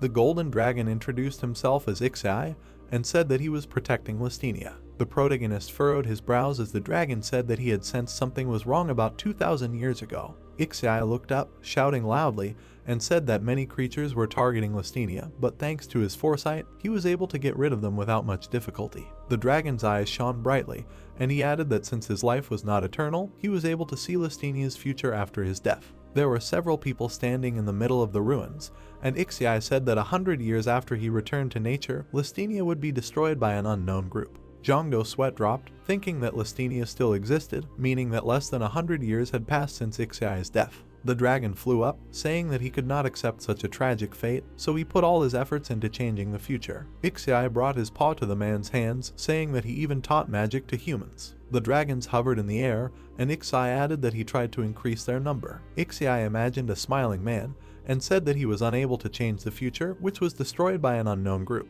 Golden constellations were visible around the dragon, and he added that although he could not change the outcome, he managed to delay it. And he looked into the future thousands, tens of thousands of times, looking for a way to avoid Lystenia's destruction. The dragon looked at the bright flash. He said that when he delayed the destruction for almost 2,000 years, a miracle happened. A male silhouette was visible, and Ixiai said that this was the first moment when the future that showed only destruction began to show a new future with the inscription unknown. And the hero of this unknown future was a man from a small, distant universe. The protagonist smiled slightly when the dragon said that this man was him. A yellow flash appeared in Ixiai's chest, and he said that before returning to nature, he created an artifact that would be of invaluable help to Jongdo. A golden beam of light was visible in space, and the dragon said that he sent this artifact to Earth using his last mana. Ixiai's mouth opened in shock when the dragon said that he infused the artifact with a part of his essence. The dragon's paw fell towards Jongdo as Ixiai said that he did not know if his last gamble would succeed, but he left 6 versions of himself here. The dragon presented a black silhouette and said that once the protagonist collected all 13 versions of Ixia, they would have access to information about the unknown group and everything the dragon had. A bright flash of light appeared in Ixia's paw. The protagonist looked at the burning book in shock as the dragon said that Lystenia's fate was in the protagonist's hands. The book fell to the floor and Jongdo said that he had just heard an incredible story. The stone golem sat by the door. The monster raised its head and said that only the chosen ones could enter Ixia's domain. Ixia and Jongdo turned around as they heard a loud sound outside the door. Rocks flew through the air. The protagonist grabbed his sword and loudly asked who was there. Someone was standing in the doorway. The long-haired man smiled widely and shouted that he had been waiting for Jongdo. Shuriel extended his arms and said that it was worth it to restore this place because he knew that sooner or later someone would come here. The protagonist frowned and Ixia called out to him. The shackles on the man's hands and feet glowed brightly and the fairy reported that she felt a strong aura of his sister emanating from the man. The system reported that the archangel Shuriel was equipped with 6 parts of Ixia. Shuriel pointed his hand at the beam of light and asked if Jongdo had found the book that was there. The archangel smirked and said that even with his abilities, he was unable to handle this item. He extended his hand to the side and said that he would show the protagonist some mercy since he was in a good mood. Red seals appeared behind Shuriel and he demanded that Jongdo hand over the book and his weapon in order for him to live. The seals emitted bright beams. The protagonist smiled silently. Looking at the archangel, he said that he was eager to communicate with the celestials, and now he appeared with the Ixia equipment right here. Jongdo took out a blue card. A magical vortex swirled around him. The protagonist asked with a smile if he should thank Shuriel. The archangel opened his mouth wide and shouted loudly that Jongdo was so crazy that he did not even understand his situation. Shuriel released red streams of magic. The blue vortex served as a shield. An image of a face was visible, whose eyes were shining brightly, and the system reported that the protagonist had completely realized the mythical weapon. The shield reflected the red rays, and the system reported that this completely reflected all light-based magic. The rays hit the ceiling. Then they rushed towards Shuriel, who froze in shock. A powerful explosion thundered, and the archangel screamed loudly. Shuriel stood in the fog, surprised that his own attack was reflected back at him. The fog was cut by a golden blade. Shuriel's eyes widened as Jongdo placed the sickle on his back. The system reported that this weapon cancels the enemy's immortality property. The protagonist swung the sickle, and a shield appeared behind the archangel. Perseus smirked, saying that it was a pity that Shuriel could not be finished off in one blow like he did with the jellyfish. Jongdo stood in the fog, saying that there would be another chance. Shuriel clenched his hand into a fist, asking how the protagonist dared to attack from behind. He extended his hand to the side, creating a green vortex of magic. The archangel dispersed the fog, asking if Jongdo thought he could hide. The protagonist clutched the sickle in his hand. Shuriel rushed towards him. The protagonist smirked and said that the archangel never learns. Shuriel's attacks ricocheted and rushed towards him. The archangel smiled and thought that he wanted Jongdo's weapon that turned into a shield and soared more and more. Shuriel's leg began to emit a red light. He jumped towards the protagonist, smiling widely and shouting for him to give him the weapon. Jongdo frowned and shouted that he admitted that the archangel had a fine taste for quality. Their swords crossed, and the protagonist shouted that a scoundrel like Shuriel should not even think about it. The archangel, whose eyes shone brightly, shouted for Jongdo to not come near him. A red stripe appeared on his neck, and Shuriel said that the protagonist's will does not matter. The archangel took out an axe. Jongdo repelled Shuriel's attacks. The archangel smiled madly. He swung his sword and shouted that all the rare and valuable treasures in this world were meant only for him. A huge explosion thundered. A stream of dust flew out of the door. This explosion pierced the ground. The sword in Shiriel's hand shattered into many fragments, and he said that he should have kept the weapon intact, but he could not control his power. Jongdo appeared behind the Archangel, and Shiriel gritted his teeth in shock. The protagonist furrowed his brows and said that the Archangel's movements were so blurry that it was easy to dodge. Jongdo swung his weapon. The shield pierced the wall, the explosion sending dust flying into the air. Shiriel turned around, screaming desperately as Jongdo attacked him. The Archangel began to emit a blinding light. His hands trembled, and he was terrified of how strong the protagonist was. The shackles on his hand cracked, and Shiriel screamed that he received this thing from a god. The protagonist raised his hand, saying that without any abilities, the Archangel only relied on his equipment. Jongdo smiled and said that without his equipment, Shiriel was nothing. The Archangel gritted his teeth in anger as the protagonist said that he couldn't even swing his weapon properly. Shiriel raised all of his weapons and screamed that Jongdo was begging for death. The shining weapons rushed towards the protagonist. Jongdo began to swing his swords. He raised his hand to his face and said with a laugh that he must have offended Shiriel since he was so worried about trifles. The Archangel frowned, shouting that this was the end. A loud explosion thundered. Jongdo jumped towards Shiriel. The protagonist smiled widely and said that the Archangel really did not understand anything about fighting. Shiriel frowned in shock and cursed loudly, looking at the golden whirlwind. Jongdo cut the Archangel's body, and he screamed loudly in pain. Bright lines were visible in the air. Shiriel fell to the floor, coughing up blood. He clutched his chest and cursed loudly. His shackles cracked, and he said that he had reached his limit, and this equipment could not withstand any more. The Archangel wrinkled his nose and said that there was no way he could defeat Jongdo right now. Shiriel spread his wings and screamed that he had no choice but to retreat and wait for another opportunity. The protagonist furrowed his brows and asked where the Archangel was going. Shiriel flew up, groaning in pain. He looked to the side and yelled loudly that Jongdo would regret this. He then flew away, leaving behind red feathers. The protagonist furrowed his brows and Ixia asked what they should do. Perseus snapped his fingers and smiled, telling Jongdo not to worry. The protagonist suddenly rose into the air, his mouth open in fear. Talaria appeared on his feet, allowing the user to move through the air as if it were solid ground. Shiriel turned around and said that he could relax a little now. He clenched his teeth in rage and shouted that he would mobilize the entire army of heaven if necessary and destroy the entire human race. The Archangel's eyes widened when he heard a familiar voice behind him. Shiriel turned around, indignantly asking who dared to interrupt his speech. The protagonist smiled madly, swinging his swords. Jongdo slashed the Archangel with crossblows. Shiriel fell to the ground, causing dust to rise into the air. The Archangel trembled, letting out painful breaths. Jongdo crossed his arms, shouting that this was the end. Shiriel, who was missing several teeth, shouted loudly that he would give the protagonist all the information he needed if he spared him. Shiriel swung his swords. He landed next to the Archangel. Shiriel opened his mouth, covered in sweat, and Jongdo said that he was listening to him. The Archangel sat down, asking if the protagonist wanted to know about Ixia. Jongdo raised his sword and said that he would ask 3 questions, one of which he already knew the answer to. The protagonist's eyes shone brightly as he added that if Shiriel were to lie to him, he would immediately lose his head. The Archangel furrowed his brows in fear, thinking that he was about to give Jongdo false information. Pointing his weapon at Shiriel, the protagonist asked how many Celestials above the Seraph rank were currently in Lystenia, and Shiriel replied that there were 3, including himself. He introduced 2 Celestials, and the protagonist asked where the other 2 were. Mountains were visible in the distance, and the Archangel replied that one Celestial was in the capital, Proyan, and that he did not know the location of the other. Shiriel raised his hands in fear, asking how he knew that Jongdo would not kill him after he knew the answers to his questions. The protagonist frowned in confusion. Shiriel smiled and explained that he needed some kind of guarantee for his safety and provided an artifact that made promises to be kept. He asked Jongdo to just put his hand on it and promise to spare the Archangel. Shiriel frowned, imagining the angel artifact piercing a person, and thought that if the protagonist did not obey, it would tear his heart apart.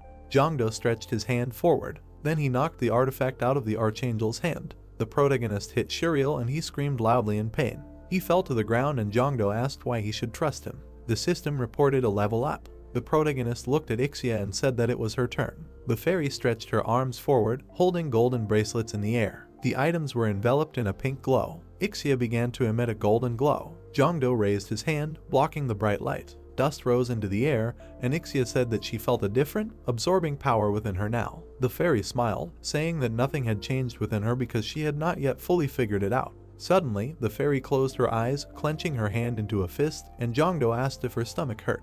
Ixia looked at the mountains and shouted that she could feel the aura of her other sisters in the distance. She flew forward, and the protagonist ran after her. 2 wheels appeared in the air as the system notified that a reward had been received, and Jongdo said that he could not refuse. The blue screen showed the words immunity to petrification and weapon master skills. The protagonist flew into the air using the wing shoes, saying that thanks to the weapon master skill, he was able to use them the first time he put them on. Jongdo pressed his finger on the selected skill. People were crowded at the stone gate.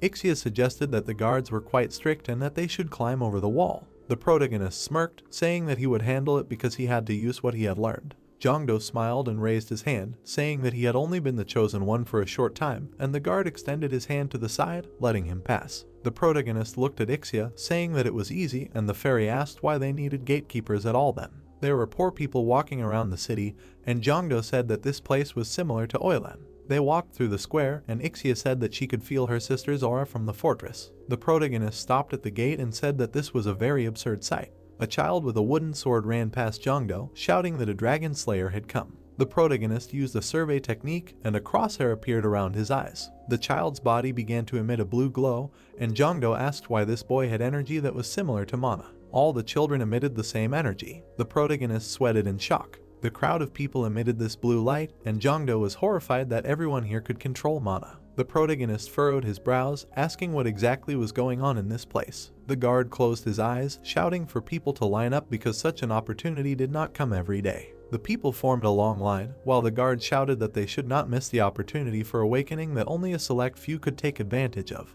Jongdo looked away, surprised by what was happening. He approached the guard and asked if he could take part in this awakening if he followed the instructions, and the man replied with a smile that he should just wait. The line stretched to a tall tower. Jongdo widened his eyes and suggested that it would be faster to check this place out with his own eyes to satisfy his curiosity. The maid invited the protagonist in with a smile. Jongdo entered the large room, and the girl said that the process was the same as being chosen, and that one simply had to channel their mana into the crystal ball in the center. The doors then closed, and Jongdo was left alone in the room. There was a golden ball on the stand, and the protagonist thought that it looked familiar. Jongdo remembered touching the same ball with a smile when he awakened as a mana user. The protagonist scanned the item and said that it was too early to jump to conclusions. Suddenly, Jongdo's eyes widened in shock. The system provided information about the awakening device. The protagonist imagined the knight and the boy with the sword and thought that he now understood what it meant to be chosen and why the local people hated dragons so much. The golden ball was shining brightly, and Jongdo guessed that it was here because someone stole this technology that was developed by McDowell. Suddenly, an old man with bright purple eyes approached the protagonist and asked if he was going to do the awakening. Jongdo turned around, not understanding how the old man managed to get in. The stranger raised his hand and laughed and said that there was no need to be so careful. He put his hands behind his back and said that he came here because he was curious. The old man's eyes dazzled as he added that this was the first time since the awakening orb was created that someone had come in, looked around, and not even touched it. Jongdo furrowed his brows, saying that the old man was the same person known as Ixia that people extolled. The old man brought his hand to his face, laughing, saying that was what they called him here. A message appeared on the red screen saying that information about the object could not be obtained. Jongdo's eyes widened in shock. The system reported that the old man was the original miracle. The man turned away and raised his hand, saying that he shouldn't show himself too openly, but there was a reason why he came here. He smiled, saying that he only had one question. The protagonist froze in shock when the old man asked why he smelled Shuriel's blood on him. The old man put his hands behind his back, and Jongdo replied that he did help the man who coughed up blood and fainted, but he didn't know it was Shuriel. The old man furrowed his gray brows and asked why he also smelled Liol's strong scent that wasn't in Lestenia.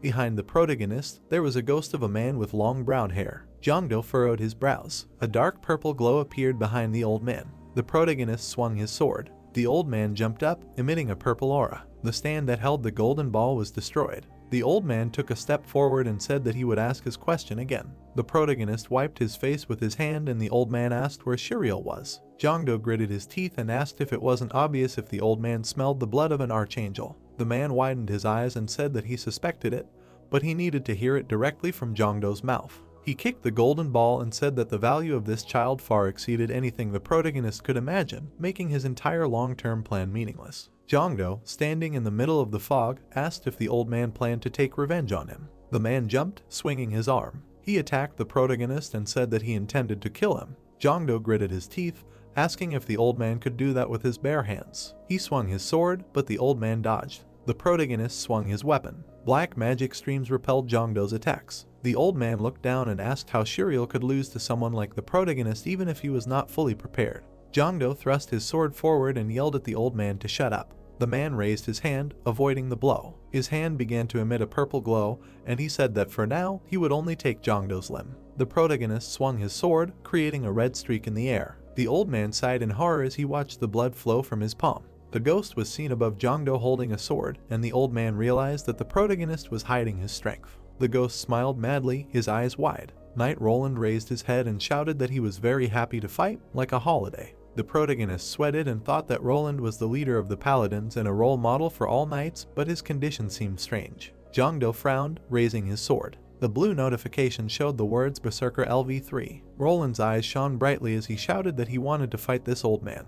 The knight smiled widely, and the system reported that the downloaded character was now out of the user's control. Roland's eyes turned red. He pointed his sword at the old man, calling him to fight. The man furrowed his brows and asked if the knight had gone mad. Roland leapt into the air, screaming loudly. The old man clenched his fist, emitting purple energy. He punched the knight in the stomach, screaming that he was like an open book. The old man pushed Roland away, leaving black streams of magic in the air. A huge explosion thundered from the knight's fall. Roland stood up, laughing loudly. He grinned widely, screaming that it did not hurt at all. The old man stretched his arms out to the sides and said that it was funny because the knight was not an ordinary person. His eyes shone brightly, and he said that he wanted to see how long Roland could entertain him. A chain of explosions went through the room. Roland raised his sword to strike. He swung the weapon, grinning widely. The old man stretched his arm forward, attacking the knight. Roland smiled as streams of blood flowed from his mouth. He punched the old man in the face, asking if he called it a blow. Blood spurted out from the cut on the man's cheek,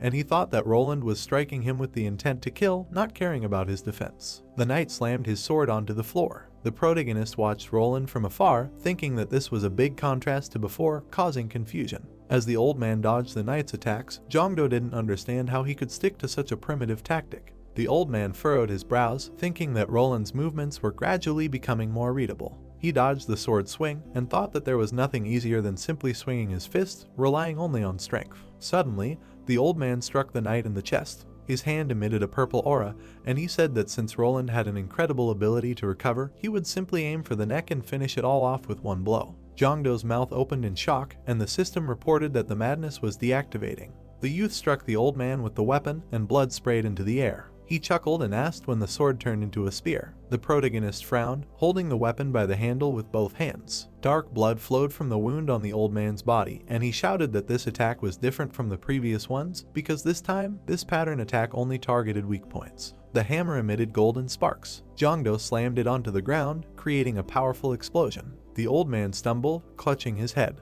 Blood stains appeared on his face, and he laughed, saying that he did not know such a strange tactic existed. Roland touched his head and apologized to the protagonist for his strong madness, and Jongdo asked if there was a way to get rid of it. The knight blushed in embarrassment, saying that he was usually calmed by a close comrade, and the protagonist asked how exactly it happened, because he could try. Roland closed his eyes, saying that if he revealed this secret, he would have to die, and Jongdo indignantly asked if he was kidding. Suddenly, the knight's eyes turned red, and the system reported that madness was activated. Roland raised his sword and jumped up, screaming loudly. The old man looked up, asking if the knight had gone mad again. Roland slammed his sword onto the floor, and the old man flew into the air, not knowing what rhythm he should follow now. The knight's eyes emitted a red light, and he said that he would not use the same technique twice. The old man clenched his hand into a fist, realizing with horror that the knight had predicted his movements. Roland stretched his hand forward, emitting red lightning. It pierced the old man's body through and through. The knight put his hand on his head, apologizing for going crazy again, and Jongdo replied with a smile that they won anyway. The system reported a level increase. The old man's body was lying on the floor, and the protagonist was indignant that his level had only increased by 1 since they had defeated such a strong opponent who was a primordial miracle. There was a loud knock on the door, and someone loudly asked if everything was okay. Jongdo turned around and said that they would have to look for the back door. The old man smiled and said that they could leave. The protagonist was enveloped in a bright light, asking how the old man could become. A beam of light pinned the man to the floor. Knocking sounds were heard behind the door, and the guards shouted that they were about to enter. The old man, with a red spear sticking out of his chest, yelled that he asked not to enter. Jongdo frowned in shock, horrified that his opponent was still alive. The system reported a level downgrade. The spear fell to the floor, and the old man said that something really made him happy for the first time in a long time. The hole in his chest began to heal, and he said that as expected, even the protagonist was unable to kill him. Jongdo sweated in shock. The old man raised his shining hand and told the protagonist to watch carefully. He then cut off his own head. Dark blood sprayed into the air, and Jongdo frowned in confusion. The old man's head fell to the floor. He smiled and asked if the protagonist was surprised. Pools of blood spread across the floor. The head flew into the air, and the old man said that Jongdo would only believe him if he saw it himself. The old man connected the head to the neck and said that it was time to stop meaningless resistance, even if the protagonist might find it regrettable. His eyes shone brightly, and he concluded that this body was immortal. Jongdo gritted his teeth in horror, thinking that this wasn't super regeneration, and this was different from the time reversal when he fought the Troll King. A drop of sweat rolled down the protagonist's cheek, and he assumed that the old man was a god. The old man put his hands behind his back while there was a bright yellow light behind him. He smiled and replied that it might look like that. He reached for the golden ball and explained that he was not a god or a celestial like Jongdo initially thought. A purple screen appeared in the air, and the old man told the protagonist to look at it. Jongdo's mouth dropped open in horror. He furrowed his brows, not believing his eyes. On the purple screen was the writing about the talent immortality. The protagonist looked at the first word and asked if it was the original miracle. The old man took the golden ball in his hand and asked if Jongdo was going to continue this pointless resistance since he could never kill him. The protagonist was in a stance, holding his sword in front of him. He mentally asked if immortality was really possible, then mentally said that he should gather more information first. With his mouth wide open, he asked how old he was. Putting his finger to his face and looking up, the gray-haired man thoughtfully replied that it had been too long since he had given importance to that concept. Pointing his finger at the protagonist, Takujin stated that this was why he envied talented people like him. Putting his hand to his chest, one of the primordial miracles said that, as he had probably noticed from his level earlier, despite the fact that he had spent an eternity, this was the limit that he could reach. At the end of his sentence, an information window appeared, stating that he was level 125. The man, still standing on the stone floor, stated that since he could not increase his level and stats, only after thousands, tens of thousands of punches was he able to gradually increase his stats. An image of the white-haired man, shrouded in a purple aura, appeared, standing in front of a high stone wall with a huge number of marks from punches. A system notification appeared about the increase in the stat strength by 1 point. Looking forward seriously and slightly pursing his lips, the protagonist mentally said that he heard that there was a way to increase stats through training that literally wore down one's bones. The protagonist mentally added that he heard that this method was so difficult that even after 10 years of training, it was unknown whether there would be a result, so no one chose it. Placing his hands behind his back and closing his eyes, the old man who pretended to be Ixion Lestinia stated that it was not rational, but for him, it was the only way. Raising his head and throwing up his hands, the gray-haired man, imagining books, food, girls, books, and various musical instruments, said that other than that, he was not particularly interested in nothing because he believed that it was possible to develop in another direction. Looking up, the man stated that he had enough time to achieve everything, but after he achieved everything he could achieve. Placing his hand on his chest, the white-haired man, destroyed inside, stated that he wanted to die. The protagonist silently looked at him.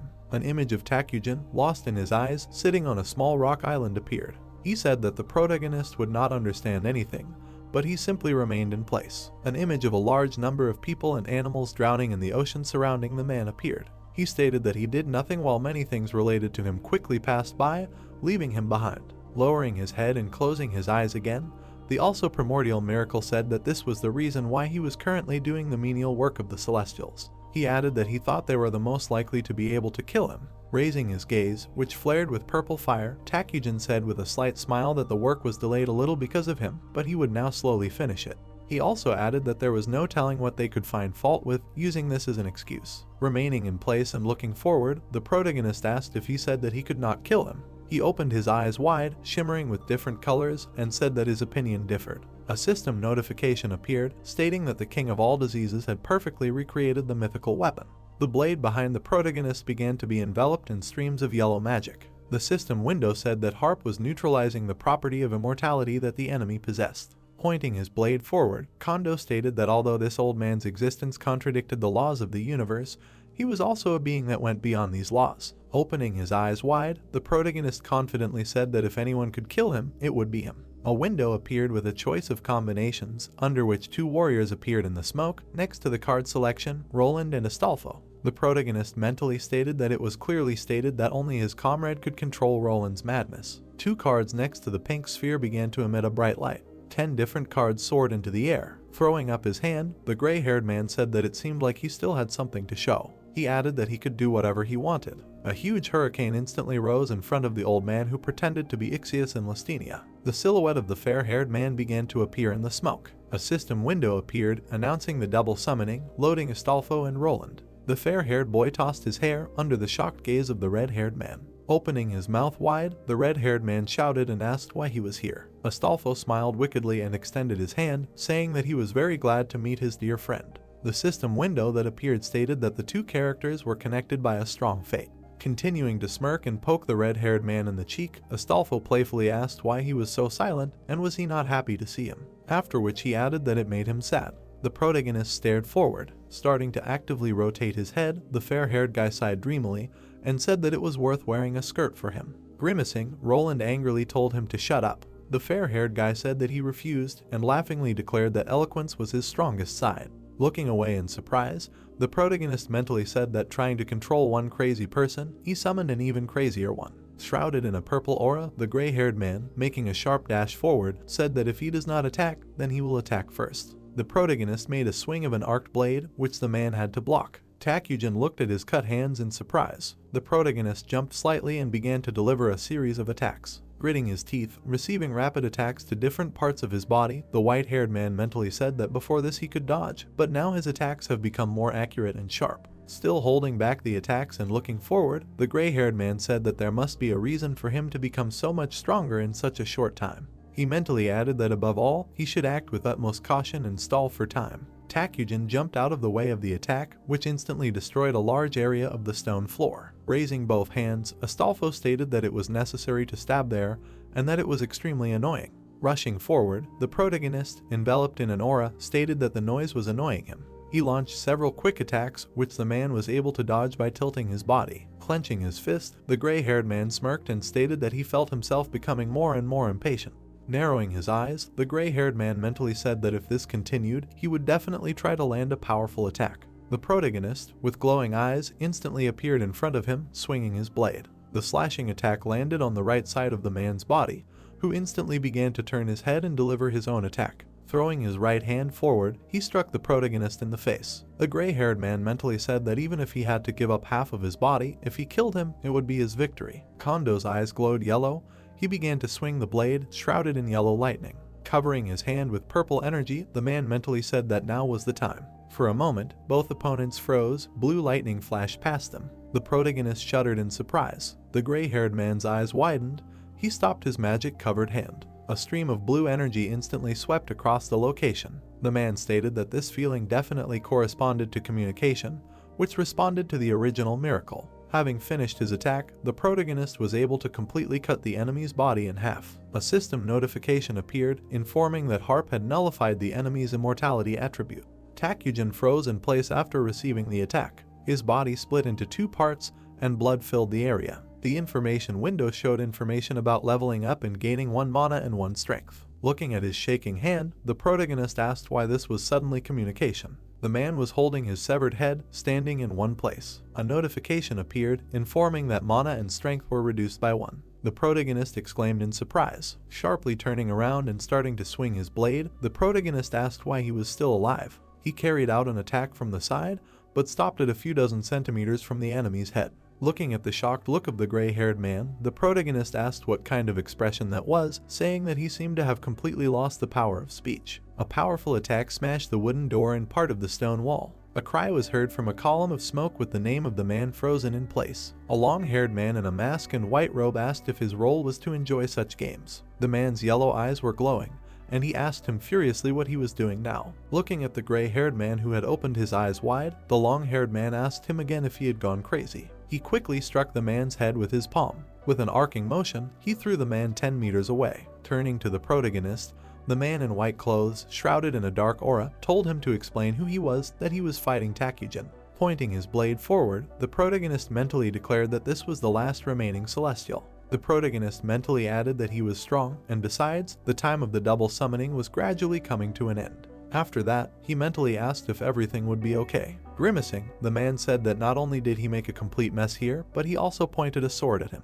A stream of powerful fiery aura surrounded the Celestial's body. Gritting his teeth, he began to form a dense fireball in his hand. He stated that this sin could not be atoned for by his meager life alone. While still holding the blade in front of him, the protagonist gritted his teeth and mentally stated that he felt a strong energy that he could not sense before, and asked if he should use the X-Class ticket. With a slightly mad look, the long-haired man coldly told him to die. Grabbing his arm thrown back, Takujin told Serial that it was difficult. Raising his head, the Celestial told him not to do anything that was beyond his authority. He added that if he continued to irritate him, the deed he so desired would be delayed more and more. Closing his eyes, the gray-haired man laughed lightly. Opening his cold eyes, shrouded in purple magic, the man asked if his nose was for decoration, asking if he could smell that thick scent of blood. Serial looked at him in surprise, asking again. A stream of red aura was approaching him from behind. His eyes widened sharply as the red energy approached his face. An image appeared of a smiling, waving yellow-haired elf, saying that he was going to find a treasure. The Celestial asked if it was Shiriel. The long-haired man instantly grimaced in genuine rage. Gritting his teeth,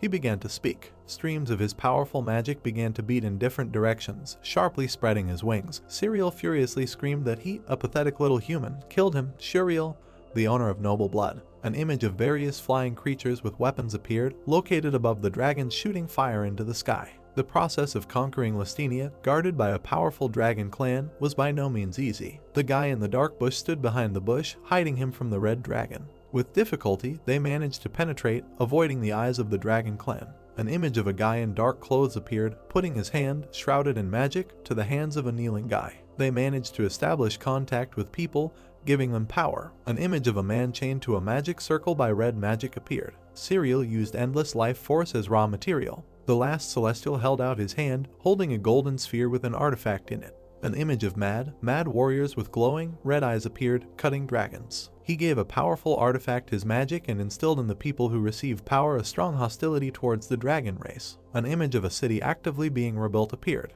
The speed of human development and their strong ability to reproduce exceeded all expectations. An image of a dragon skeleton appeared, with a blade near its eye. The decrease in the number of the dragon race was only a matter of time. An image of laughing people and a fence separating them from others appeared. In addition, by creating a system of discrimination, they had prevented humans from uniting with each other in advance. The Celestial, surrounded by a powerful, chaotic aura, clenched his fists and mentally declared that such a perfect plan was about to bear fruit.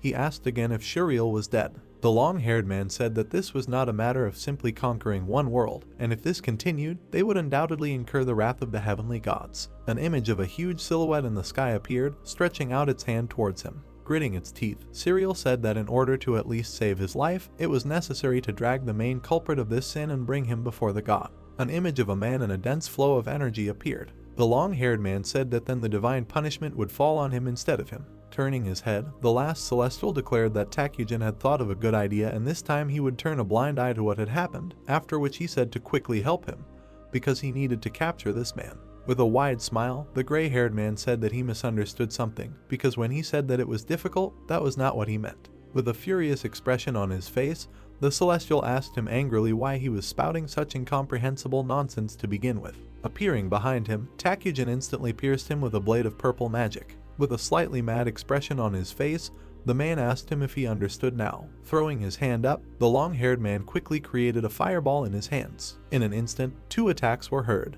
The 2 warriors ran through each other, delivering attacks. Blood sprayed out from the Celestial's body. Lowering his head and starting to tremble, Serial asked why he did not care about his own desires. Looking at him with burning eyes, the gray-haired man laughed and asked how this was possible. He added that he simply found a higher probability, that's all. The protagonist stood silently in one place. Gritting his teeth, the long-haired man furiously shouted the gray-haired man's name. Creating a large fireball above his head, he rushed at the enemy with true fury. Looking at him with a smile, Takujin declared that their cooperation was over. The gray-haired man's hand wave enveloped the location in purple magic and instantly incinerated the enemy. The protagonist, with his mouth slightly open, asked what kind of trick it was. Stepping onto the stone floor, Takujin asked if he didn't feel something when he hit him. Then he added that he was talking about that sudden feeling. An image of a bright flash appeared, covering everything for the duration of the protagonist's attack. The protagonist mentally declared that although it only lasted for a moment, but at that moment he really thought that he could die. The gray-haired man looked ahead with a smile. Lowering his gaze, he declared with burning eyes that unfortunately it is not over yet. Stepping on the golden sphere and breaking it,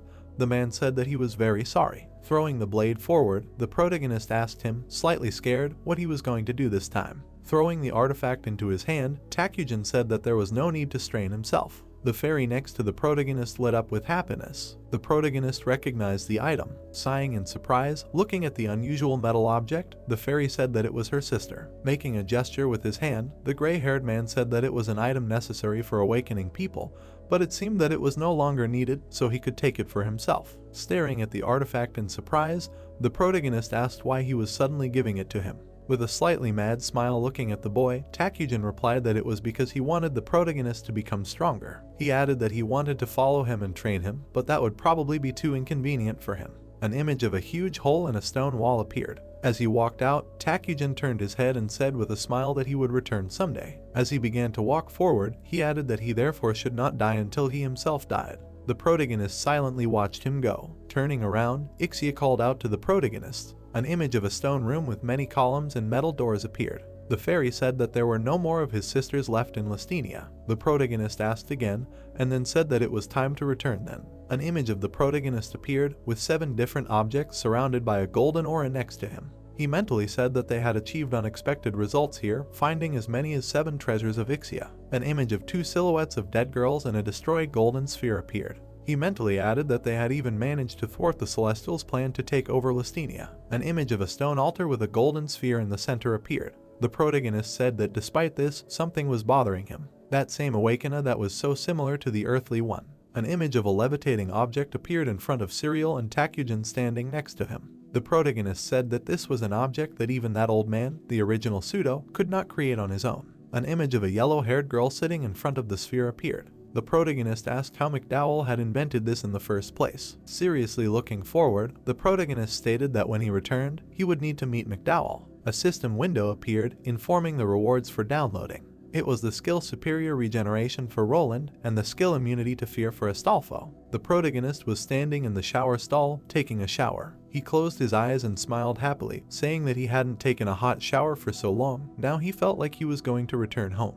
The guy stood with his feet on the soft mat, saying that he felt good now. Jongdo took the phone in his hand, and the other one wiped his hair with a towel. He smiled, asking if he should order delivery of the food he hadn't eaten for a long time. The time was 3 hours and 58 minutes, and the notifications on the phone screen were overlapping each other. A message came from Chialian. He was dissatisfied with the fact that the boy should have been told that he had returned here. Next came a message from Soyun. She asked if everything was okay with Appa. The man sent a message apologizing to Triple S because it was his fault this time. He would definitely send him one for this favor. Sanhee wrote to Jongdo that it was her. The protagonist stood in the middle of the room with a towel in his hand and smiled. He put the phone down face down, saying that he didn't even have time to take a little break. The young man put his hands in his coat pockets and opened his eyes wide, admiring what he saw. Lushan raised his eyebrows, looking ahead in amazement. Lushan turned to the protagonist and gave a thumbs up, saying that the young man had really succeeded, asking if this building really belonged to him.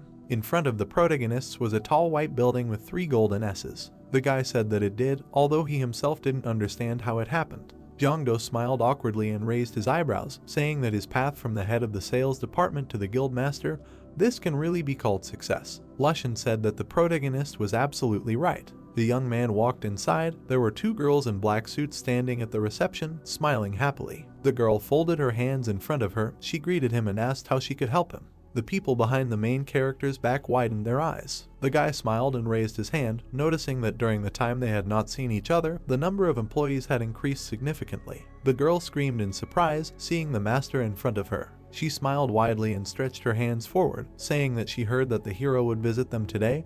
The girl said that she would take him to the top floor. The young man smiled and bowed to the people standing next to him, thanking them for their hard work. The guy in the suit pressed his hand to his chest, saying that Kondo bowed so low even to such simple employees as them. The young man closed his eyes and smiled. The man said that the higher the rank of a person, the more arrogant they are, but their master, despite being the only SSS rank in the world, was polite and dignified. The boy raised his eyebrows and smiled widely, thanking him for such warm words. The girl pointed her hand forward, saying that the hero should come here. The hero in the gray suit opened his eyes wide and clenched his hands into fists, saying that he would give his life for this guild. The boy standing next to him smiled, saying that he would do the same. The screen in the elevator showed the arrival on the 7th floor. The iron doors opened. The protagonist opened his eyes wide, looking forward. Kalyan frowned and clenched his hand into a fist, asking what he, the so-called master, was even doing. Soyun opened her eyes wide, asking if Appa was okay. Tinya opened her mouth wide and rushed forward, asking why he got here so late. The protagonist remarked that they seemed to have worked hard while he was gone. The characters followed the boy. Kalyan frowned, saying that he couldn't even imagine how much of a commotion there was while they were looking for him. Youngdo put his hands in his pockets and smiled, saying that this could happen when you go into dungeons often. Soyun raised her eyebrows pitifully, saying that everyone was genuinely worried about the Appa. She was worried that he would also be absorbed into the dungeon. The guy raised his eyebrows in surprise, asking what her words meant. He asked if the girl was talking about someone being absorbed into the dungeon. The heroes lowered their heads guiltily and closed their eyes. Hisik frowned, saying that his brother had not been able to return from the dungeon for 25 days. The protagonist frowned and opened his mouth wide, asking if he was talking about Hee-chun. The guy asked what rank the dungeon was. Hisik said that even though it was an S-rank dungeon, they had fully prepared and even sent 2 SS-rank people. One of them was Hee-chun and the other was Ellie. The 2 of them entered the dungeon. He imagined a guy with blonde hair and glasses standing in front of a crowd of people. The girl with a gun in her hand smiled, raising her eyebrows high. The protagonist frowned, frozen in place. Soyun brought her hand to her chest, asking if the 2 of them could definitely clear the dungeon. Shio Lion scratched the back of his head, saying that it was depressing. Because they couldn't do anything from outside the dungeon, it would be good to at least make sure that they were alive. Jongdu closed his eyes and frowned sadly. He opened his eyes wide, saying that there was such a way. The boy put his hand forward, asking if Soyun could get him a pen and the biggest piece of paper she could find. The girl raised her eyebrows, asking if it was necessary to do it right away. The hero said that it was, asking her to do it for him.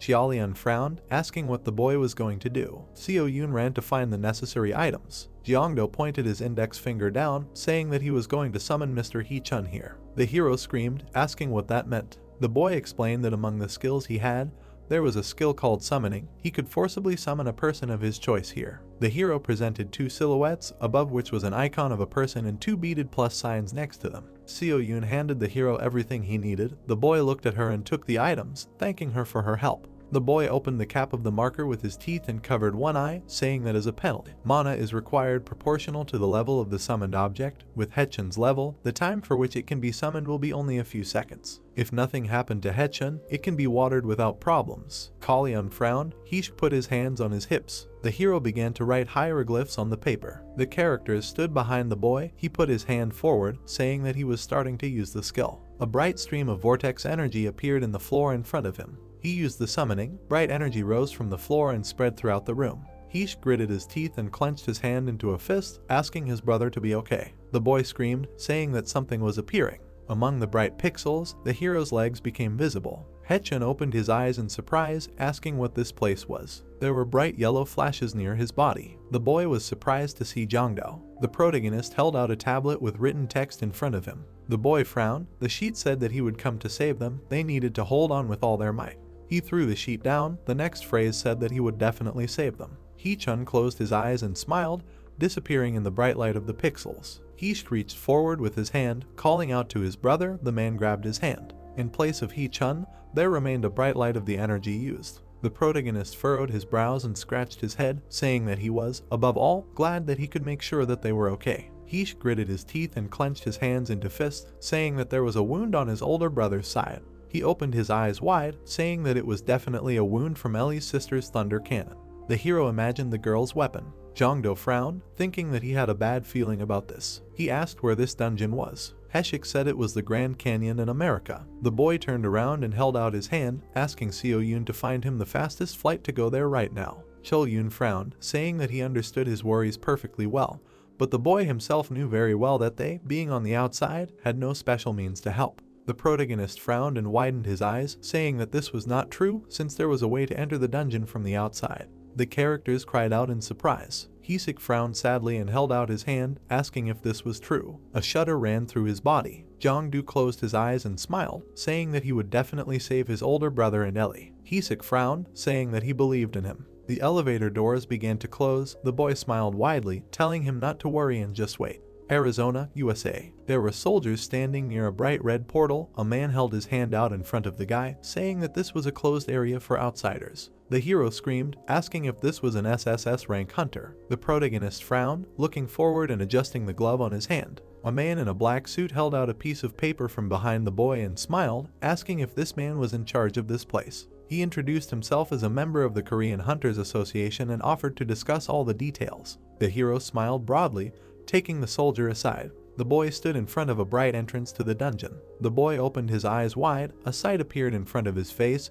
He used the skill, Research. The system reported that this was an S-rank dungeon. Loneliness, a special type of task, a monster appeared, a hidden boss. There was a bright red flash in front of the boy. The system reported special details. People who entered this dungeon will see other people in the image of their nightmares. This is an unknown curse. This dungeon is considered cleared when there is only one survivor left. The last survivor can get a huge reward. The protagonist gritted his teeth and frowned, saying that this is an ominous dungeon. He needs to hurry inside before it is too late. A stream of blue cards appeared in the air. They circled around the boy's body. He put his hand forward and pointed his finger at one of them, using a summon. His target was Princess Kako. The purple-haired girl appeared among the bright pixels. She is the only SS rank hunter in Japan and a member of Karma, tried to capture Coward, but instead lost her life. Kako stood among the stream of fiery energy and rising smoke. The boy frowned, looking at her and saying that when he recalls that moment, he does not even want to see her face, but now only the skills she has are important. Kako frowned and folded her arms across her chest, turning away from him. Jongdo furrowed his brows and extended his hands forward with a bright stream of energy, using the opening of the dungeon. He dealt a magical blow to the gate. The bright pink energy mixed with the red tongues of lightning. Bright flashes of energy approached the hero's face. He opened his mouth, asking Haechan and Ellie to be patient for a little while longer, because he was already on his way. The boy walked forward over the gray walls of the labyrinth, tightly clutching the weapon in his hand. He raised his head and opened his eyes wide, saying that it seemed like they had entered a labyrinth-type dungeon. The hero was in the center of an endless labyrinth. Destruction-type dungeons usually only have straight paths or forks, but in the case of mission-type dungeons, such labyrinth-like structures are common. He imagined a tall gate with a bright red light. In the middle of the labyrinth, he figuratively imagined two heroes in different parts of it. Finding the path takes a long time, companions can get separated, there is a risk of senselessly losing life due to hidden traps and so on. Because these dungeons are difficult, many of them avoid. He imagined a group of heroes trying to find a way out of the labyrinth, while their comrade falls underground, falling into a trap. The boy thought that this does not apply to him because he has a guide. The hero frowned, turning to Ixia, who appeared next to him, and saying that now is her exit. The fairy smiled, saying that the master can rely on her. Ixia widened her eyes and headed forward, saying that her intuition has improved after absorbing the sisters. The boy followed her, asking if this means that synchronization is almost complete. Ixia continued to fly forward. She turned her head to him, saying that only half is complete so far, but despite this, the changes in her body are already significant. It seems that after the synchronization is complete, something even more amazing will happen. The guy ran forward, clutching his weapon tightly and saying that he would look forward to it. The system notified that the unknown owner of the dungeon suddenly showed interest in the unexpectedly appeared user. A large dark silhouette of a man with brightly glowing red eyes appeared above the labyrinth. The hero froze in place. The system reported that a mental charm of an unknown level was being activated. Jongdo opened his eyes wide. Bright streams of energy appeared around his body. Information appeared in the status window that the images of other people were embodied in the form of personal traumas in the mind. The man opened his eyes wide, looking at the large spider on the web in front of him. The protagonist frowned, understanding what was going on, because this was the reason why Ellie attacked Mr. Haechan. The system reported that Jasuna's protection was being activated. An object on the guy's chest began to shine brightly.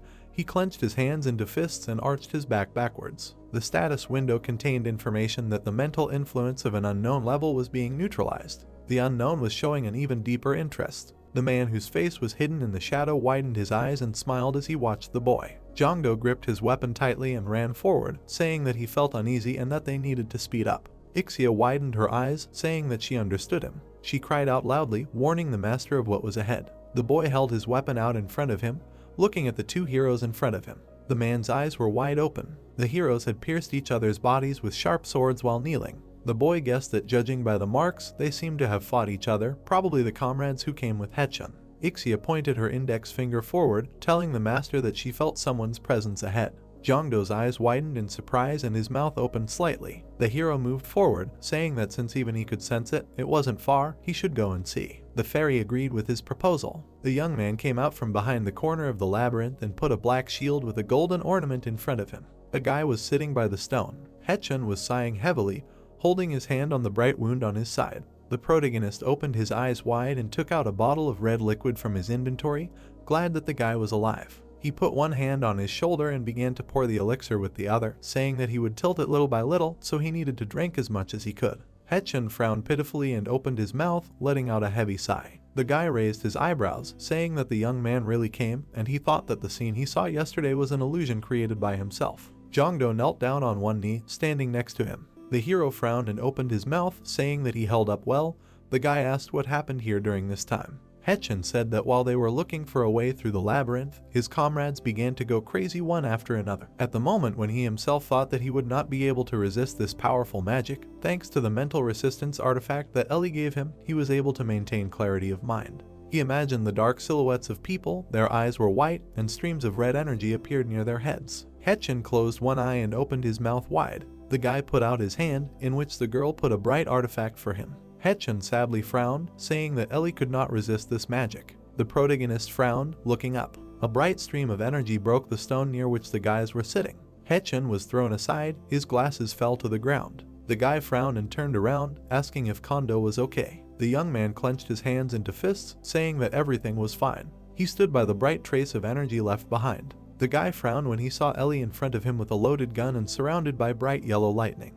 The girl said that it had all ended a long time ago. She frowned and opened her eyes wide, tears streaming down her cheeks. Ellie asked how long he would appear in front of her and continue to torment her. The hero noticed that she really didn't look very well. The entire labyrinth shook. The guy frowned and looked away, asking if the terrain was changing. Haechun stood up and pressed the wound on his side, saying that he of course tried to avoid conflicts with Ellie, but hiding in the labyrinth was useless. Since the terrain periodically changed, living people inevitably met each other as if the labyrinth was pushing them to fight. Ellie opened her eyes wide and opened her mouth, pointing the cannon forward, charged with bright streams of energy, and telling the hero to disappear. The protagonist clenched his hands into fists, standing in front of the girl, saying that he could not just stand and watch this. Haechun put his hand forward, asking Jongdo not to hurt Ellie. The boy frowned and summoned a shield with an image of the Gorgon Medusa, asking the hero to trust him. Ellie pointed the gun forward, shooting a bright stream of energy from the cannon.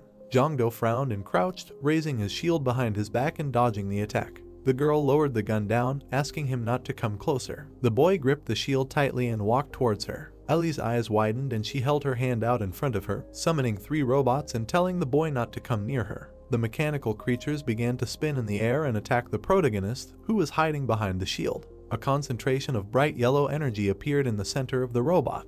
Haechun screamed, asking the hero to be careful, because these were lasers. The boy's eyes widened and he frowned. He held the shield out in front of him, blocking the laser beam coming from the robot. The system reported that the divine shield Aegis was able to completely reflect beam magic. A stream of bright energy came out of the eyes of the Gorgon Medusa depicted on the shield. The boy abruptly raised the shield. The mechanical creatures were struck by a stream of laser energy. Ellie's eyes widened and she pointed a cannon with charged energy at the hero, telling him to die. Jongdo held the shield out in front of him. The bright stream of energy was stopped. The force of the blow threw the guy back. He stopped with his feet. The young man frowned and clenched his teeth, saying that if he reflected it now, it would hit Ellie, which meant he needed to somehow change the direction. The hero let out a war cry and raised his shield up, directing the reflected energy into the air. An explosion was heard in the sky. Clouds of smoke appeared. Jongdo gritted his teeth in displeasure and raised his head, looking at this. The labyrinth territory was surrounded by a red barrier. The voice hissed in displeasure. The unknown one smiled widely and his eyes widened, saying that rules exist to be followed. His giant figure stood above the labyrinth. He said that everything was becoming completely chaotic. He smiled widely, saying that in this case he had no choice but to intervene. The hero placed his hands on the walls of the labyrinth. Streams of bright energy appeared next to him. He said that it was his turn to look at the vaunted abilities of the protagonist, which he boasted about so much. Jongdo frowned and raised his fist, saying that it would hurt a little. He punched Ellie in the stomach, lifting her into the air. The girl's eyes opened wide. Ellie fell to the ground unconscious. Haechun clenched his hands into fists, saying that even seeing everything that was happening, he did not think that the young man would be able to cope without a single scratch. The hero thanked the young man. Jongdo said that there was no need for thanks, he was glad that they were okay, and now they needed to go out. For this he used the skill opening the dungeon to forcibly open the entrance. Haechan screamed. Hearing about this skill, he asked when the hero managed to get it. Near the dark walls of the labyrinth, clouds of dust rose from the battle. The protagonist put his hands forward, saying that he was opening the passage. Haechan was carrying the sleeping Ellie on his back. An unknown person appeared next to the heroes. A bright stream of vortex energy began to appear in front of the characters. The guy smiled widely and rubbed his chin, saying that this was the reason why the hero could interfere with his labyrinth. The young man widened his eyes, hearing an unfamiliar voice. Jongdo turned his gaze with burning eyes to the man and frowned, wondering since when had he been nearby and how he could not feel even the slightest presence until the unknown person came so close. The guy with his hair tied with a red ribbon put his hands on his hips, standing surrounded by smoke. The young man imagined how the master of the labyrinth cut off his head, leaving a bright trace in space. The hero thought that if the unknown person decided to kill him, he would already be dead by now. The guy nervously pursed his lip and brought his hand to his neck. He looked at Haechan standing behind him, who was carrying Ellie. The hero thought that if they fought in this state, it would be dangerous for everyone. Kondo opened his eyes wide, a projection of the sight appeared in front of his face.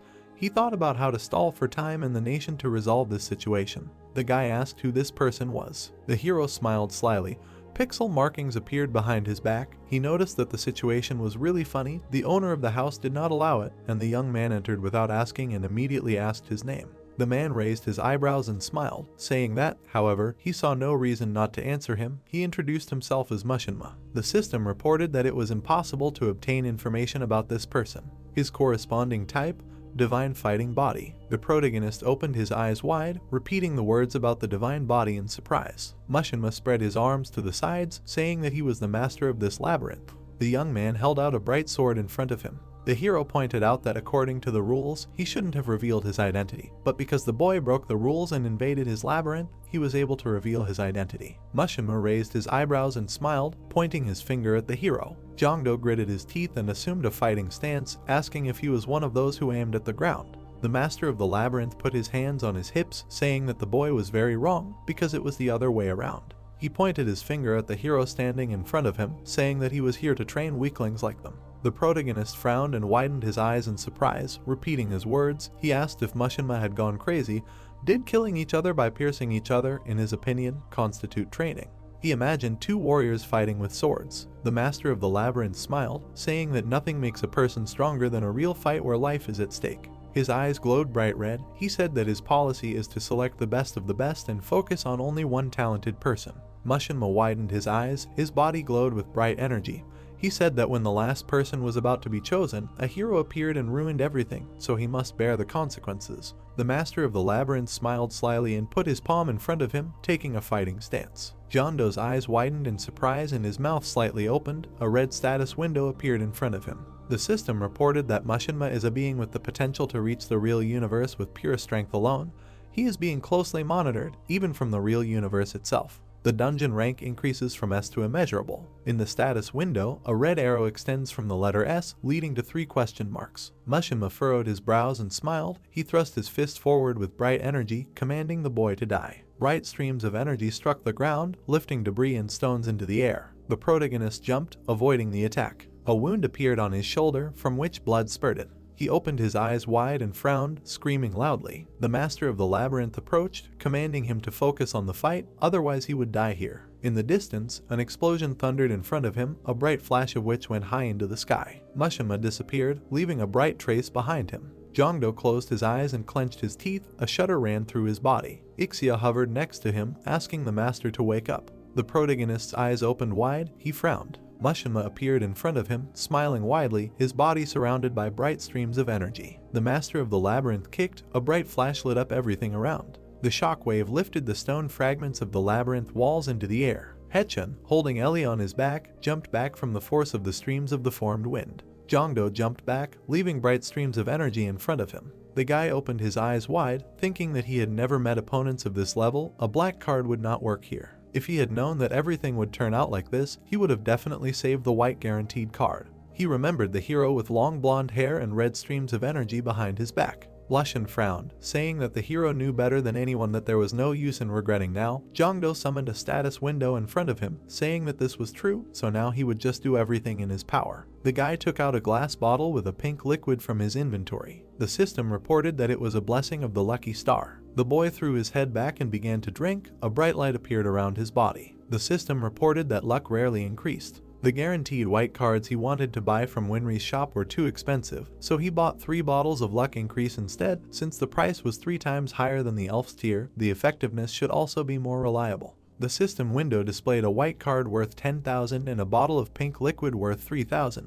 The hero presented a bottle of blue liquid, the price of which was 1,000. The bottle with the blessing of the lucky star was surrounded by a bright stream of energy. The protagonist raised his hand. In front of him was a stream of summoned cards. Mushima raised his head and smiled, asking what kind of strange thing the boy was going to show him this time. Lushan clenched his hands into fists. Jongdo opened his eyes wide and raised his head, looking at the card in the air. The black card glowed brightly. The hero said that he should quickly draw it again. Mushima smiled widely and approached the boy, raising his fist to strike, asking if he hadn't waited long enough. The master of the labyrinth frowned and extended his fist, glowing with bright energy. He asked if he should wait a little longer. Mushima struck. A bright explosion appeared in front of him. The silhouette of the main character was visible in the curtain of dust. The master of the labyrinth laughed, asking if he could really withstand that blow. The hero in white robes pressed his hand to his chest, saying that the flooring could stop the problem for a while, but it could not solve it. Behind Kondo was a monk in white robes, holding a staff in his hand. The system reported that it was Gandhi. Munima's eyes widened and he froze, extending his hand forward. He noticed that the atmosphere had changed. The master of the labyrinth assumed that the boy's physical abilities had noticeably decreased. He asked how he managed to block the attack. Bright streams of energy surrounded Kondo and Gandhi, who was behind him. Mushima stepped forward, asking if it was an accident or skill. The master of the labyrinth appeared in the air, raising his leg to strike, saying that he would be able to find out if he checked. Bright traces of the rising streams of energy remained in the space. Gandhi held his staff in front of him, saying that true courage lies in defending yourself without violence. The system reported that this skill is non-violent resistance. It ignores all damage received for a certain time. The skill is deactivated when attacked. The protagonist opened his eyes wide. Standing in place, bright flashes appeared near his body, which was protected by a pink barrier. Flashes from the master of the labyrinth strike appeared on the ground behind the guy. The young man frowned and put his hand forward, saying that this action is amazing because all attacks are completely blocked. Lushan frowned and clenched his fists, saying that now was their chance. While the enemy couldn't touch them, they needed to quickly turn out the best card. Jongdo smiled and picked up a bottle of pink liquid, saying that it was a good idea. The boy threw his head back and began to drink the contents. His eyes widened, saying that in the end, in order to defeat Mushima, they also needed to attack. The system reported that the increased luck was overlapping. The master of the labyrinth folded his arms and smiled, asking if the boy was still acting the same as before. Perhaps he had something else interesting that he hadn't shown before. Lushan raised his fists and smiled, telling the master that this time the feeling was completely different. Multicolored cards appeared in the air. Jongdo opened his eyes wide and smiled, saying that he felt it too. He raised his hand to the brightly shining diamond card, saying that this time, it seemed like something big was coming. His body was surrounded by bright flashes of lightning. That's how this video ends. If you have sat through to the end, please don't forget to press the subscribe button and leave feedback. See you in the next video.